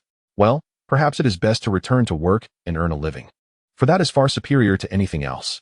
With a sigh, Yang Miying prepared to turn away. Just then, a staff member at the entrance of the trading hall leisurely hung up a sign, as a gesture of appreciation to the vast community of investors. A complimentary lunch will be provided today at noon on the second-floor cafeteria, 3 dishes and a soup. All are welcome to partake. A free lunch? In an instant, Yang Miying's eyes sparkled with interest. Her finances were largely tied up in the stock market, and in recent days she had been economizing by dining on meager 10 yuan meals, reluctant to add even an extra piece of meat. At this rate, this recognized curvaceous beauty might soon resemble a plate of dry stir-fried green beans. Her feet halted involuntarily as 2 inner voices began to clash violently within her. One insisted, "You must not go. You made a vow. Do you not cherish your hands?" The other countered, "Go. Why not? It's a free lunch. I will simply take a look and perhaps enjoy a meal. I assure you, I will merely observe and not engage." After an intense internal struggle, Yang Miying straightened her posture and confidently stepped into the trading hall. "Yes, I have come solely for the meal." Inside, the trading hall was teeming with people. Yet due to the smoking ban, the air was thick with a pungent odor of cigarette smoke. Numerous middle-aged men with crew cuts sat puffing on cigarettes, filling the entire hall with a haze. Yang Miying's finely shaped brows immediately furrowed as she instinctively waved her hand in front of her nose. How utterly irritating.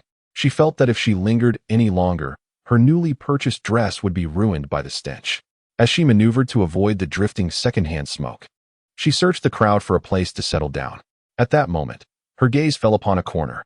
A youthful lad with sun-kissed skin sat there quietly, exuding a sense of cleanliness and freshness that starkly contrasted with the surrounding greasy men. Yang Miying's fondness for the youth grew significantly in that instant. Over the past few days, she had endured countless advances from lecherous middle-aged men, each leering at her delicate figure with a gaze so crude it made her nauseous. However, upon encountering this young man, she felt a refreshing ease wash over her, both in her eyes and spirit. Without further thought, she approached and took a seat beside him. A remarkable scene unfolded. As she settled down, several bald men who had been smoking nearby exchanged glances and, in unison, extinguished their cigarettes. Sitting next to Sumu, Yang Miying felt as if the air around her had transformed into something invigorating. The two remained silent, each absorbed in their respective screens. In Sumu's concealed earpiece, Xia Zhao's instructions came through clearly. "Remember, stay calm. Do not initiate conversation." With a goddess of Yang Miying's caliber, encountering advances daily was a norm, and she had long since built an immunity.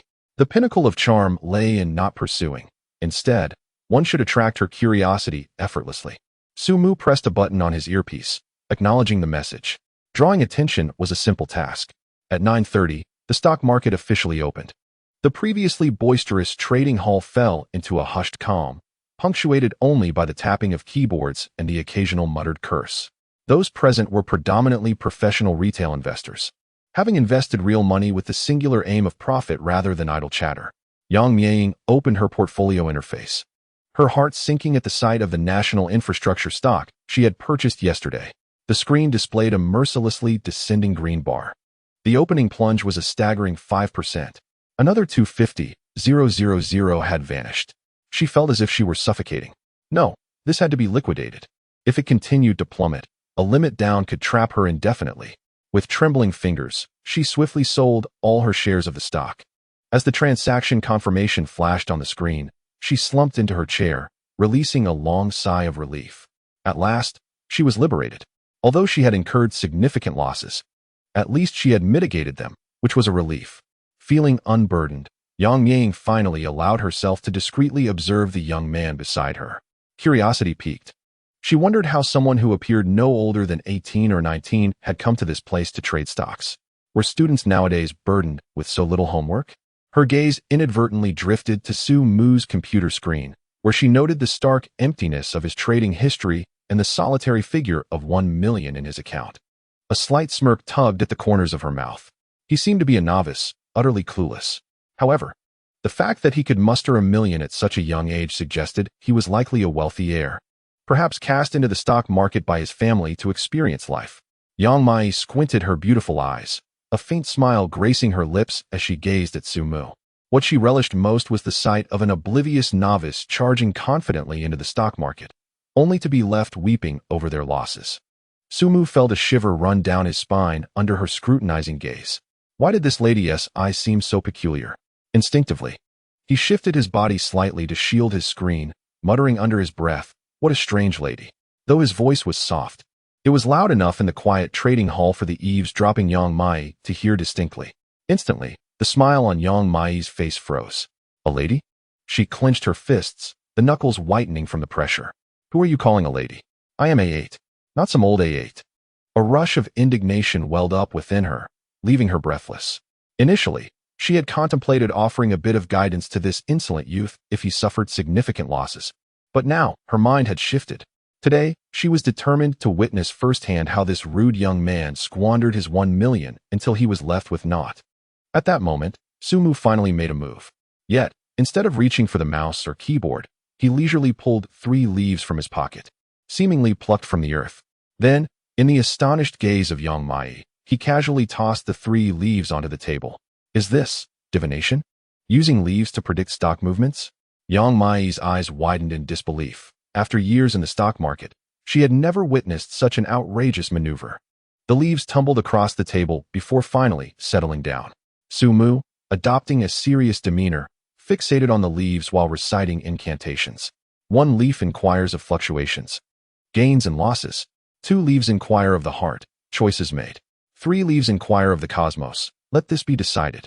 He gestured in the air before suddenly pointing decisively at the table. The divination revealed prosperity and infrastructure. Excellent. This is the one. Su Mu raised his head, his gaze intense as he focused on his computer screen, then adeptly clicked to purchase a stock. All in. National policy infrastructure. The moment the words left his mouth, Yang Mai was left utterly petrified. National policy infrastructure. Wasn't he that the very stock she had just painfully sold at a loss of hundreds of thousands? Had this boy lost his mind? This stock had been in the red for 2 consecutive days, and today it had plunged dramatically, breaking below the 5-day moving average. With no signs of halting its downward trajectory, all indicators pointed to one conclusion: decline. Such a worthless stock, even a dog wouldn't touch it. To dive in now was akin to willingly leaping off a cliff. Did he truly dare to take the plunge? Is it still a full investment? Are you worried about having too much money to burn? However, under the gaze of Yang Mai, who seemed to be watching a fool on the verge of financial ruin, Su Mu gently clicked the mouse. Buy 1 million in funds, instantly depleted. A prompt confirming the successful transaction appeared. Did he truly purchase? Indeed, he did. With 1 million. He bought a stock that everyone was selling. Yang Mai felt her worldview being profoundly shaken. She had encountered gamblers before, but never one who played like this. It was akin to lighting a cigarette with money. At that moment, her curiosity about Su Mu reached a fever pitch. She could no longer maintain her composure. Instinctively leaning closer to him, her alluring peach blossom eyes fixated on his screen. A strand of her hair, faintly scented with jasmine, slipped from her smooth forehead, brushing lightly against Su Mu's hand. It was a tantalizing sensation. Su Mu could distinctly perceive the mature and enticing fragrance emanating from her. This aroma was intoxicating. Aware of the beautiful woman's proximity, Su Mu did not lift his eyelids. Is she trying to peek at my bottom fishing? He naturally raised his elbow, adopting a posture reminiscent of a schoolboy guarding his test answers from a nosy classmate, effectively blocking his computer screen. Yang Mai, stretching her neck to catch a glimpse, was suddenly met with an outstretched arm, her view instantly obscured. She was taken aback. Then, a mix of amusement and exasperation surged within her. Who is he guarding against? It's just a measly 1 million account. Does he really think he needs to protect it from me? My account holds more than that. She silently cursed him for being ungrateful. What had begun as mere curiosity now ignited into a fervent desire, as if her interest had been doused with fuel. Flaring up intensely, the more he tried to shield his screen, the more determined she became to look. Yang Mai boldly leaned in closer. The distance between them diminished, and though there was no tangible contact, it appeared rather intimate from afar. A voluptuous and captivating beauty snuggled against a youth. Nearby, several older gentlemen watched this scene, their eyes nearly popping out in envy, forgetting to smoke their cigarettes. Goodness, you can have such a beautiful companion while trading stocks? What is the price point? Just as Yang Mai tilted her head, attempting to peek through the gap between Su Mu's arm and the screen, the national team made its move. The green K-line representing national policy infrastructure abruptly halted its descent, sending a shiver of anticipation. Then, in the next moment, a flurry of enormous buy orders came crashing in. The line representing the stock price on the screen surged upward at an almost 90-degree angle, as if injected with adrenaline. 1, 3, 5. The entire process unfolded with such rapidity that it left one utterly bewildered. Yang Yang found herself in a state of shock. The surge was utterly irrational, devoid of any favorable news, lacking any technical support, and even absent a semblance of a rebound signal. Yet it ascended so abruptly? It reached its limit without warning. Witnessing this scene, Yang Yang instinctively shifted closer to Su Mu, an enchanting fragrance wafting towards him. Her voice, melodious and imbued with a hint of familiarity, addressed him. Classmate, judging by your demeanor, you seem quite composed.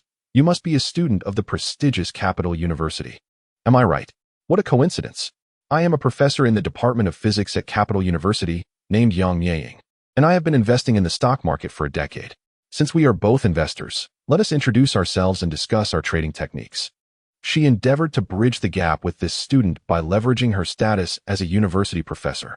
At her words, Su Mu finally lifted his gaze to behold the strikingly beautiful woman beside him, a bashful smile illuminating his youthful face. Auntie, you are a professor at Capital University? That is impressive. My name is Su Lanlan, and I am also from Capital University, a fresh first-year student this year.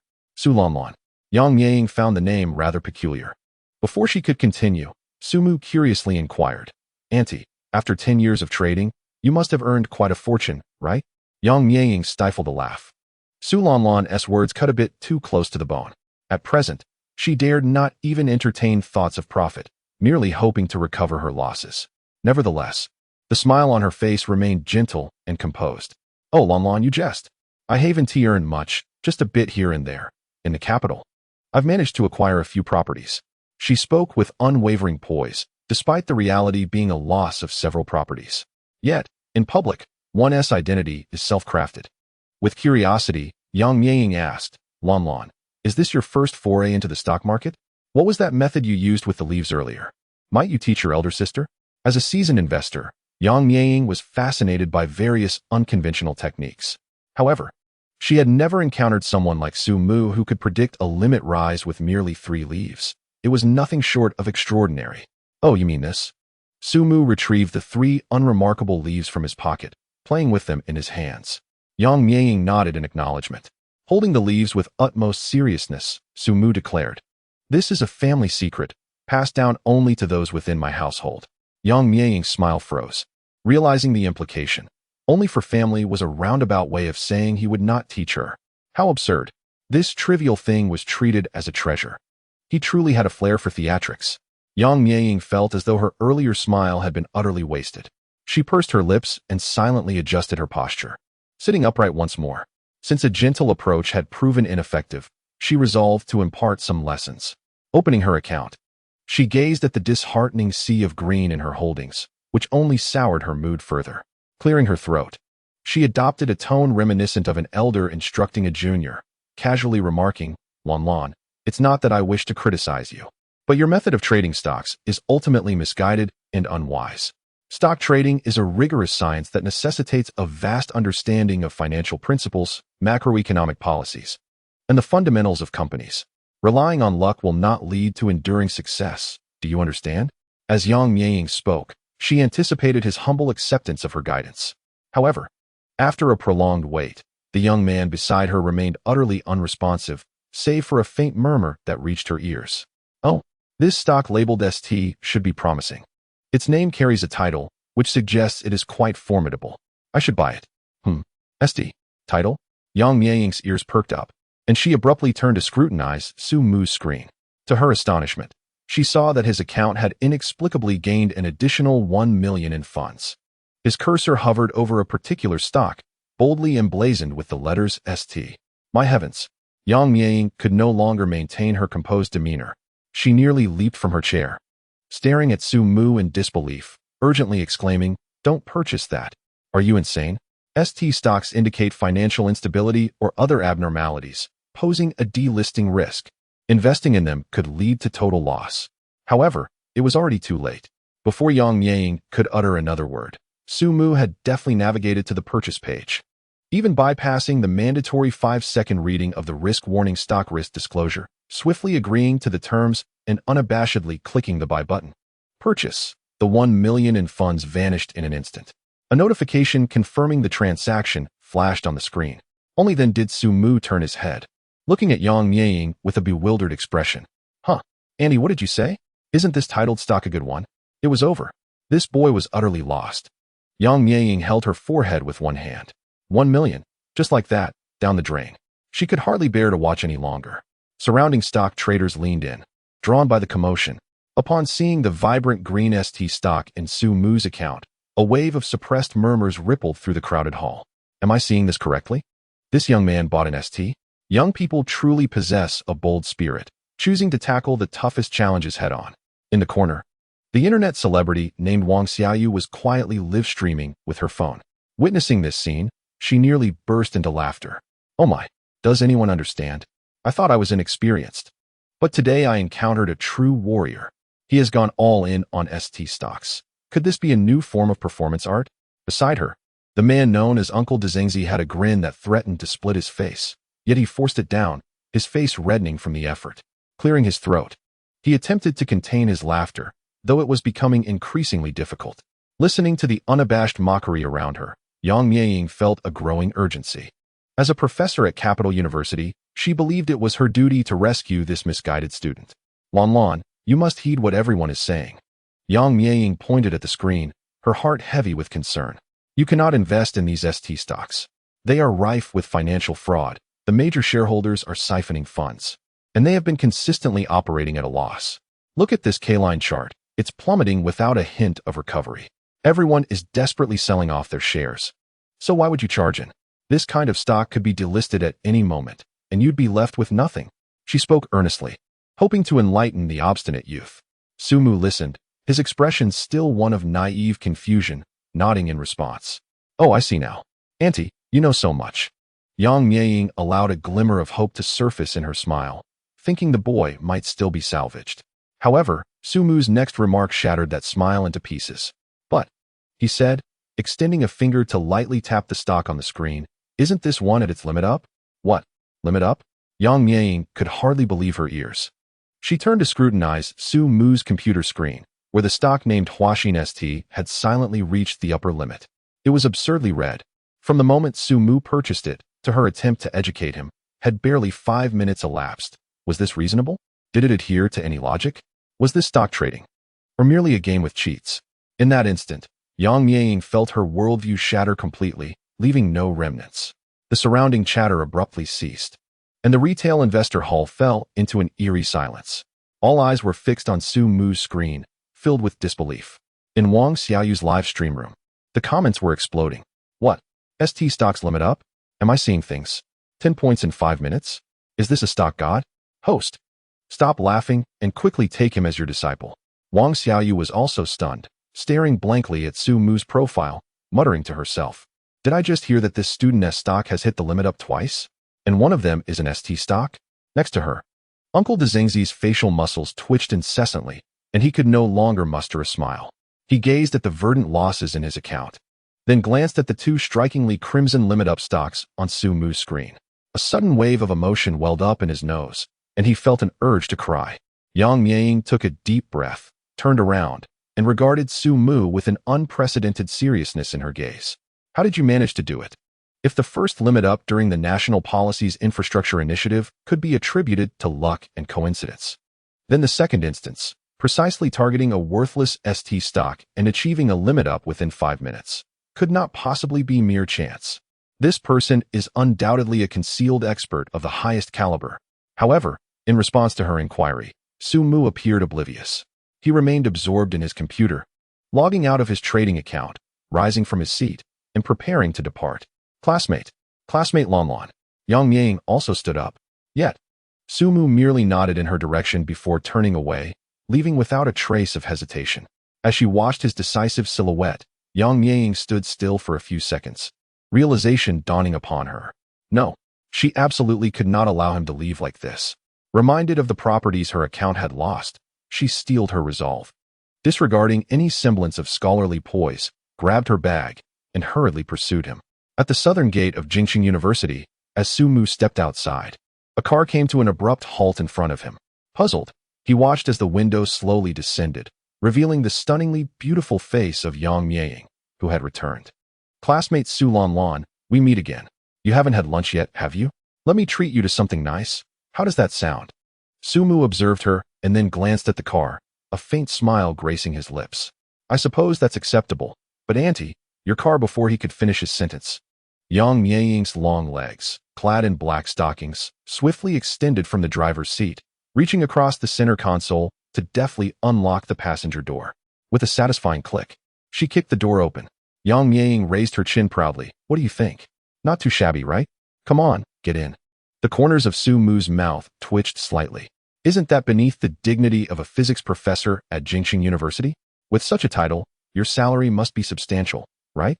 Even if you're not driving a Ferrari or a Porsche, surely a Mercedes or BMW would suffice to maintain appearances.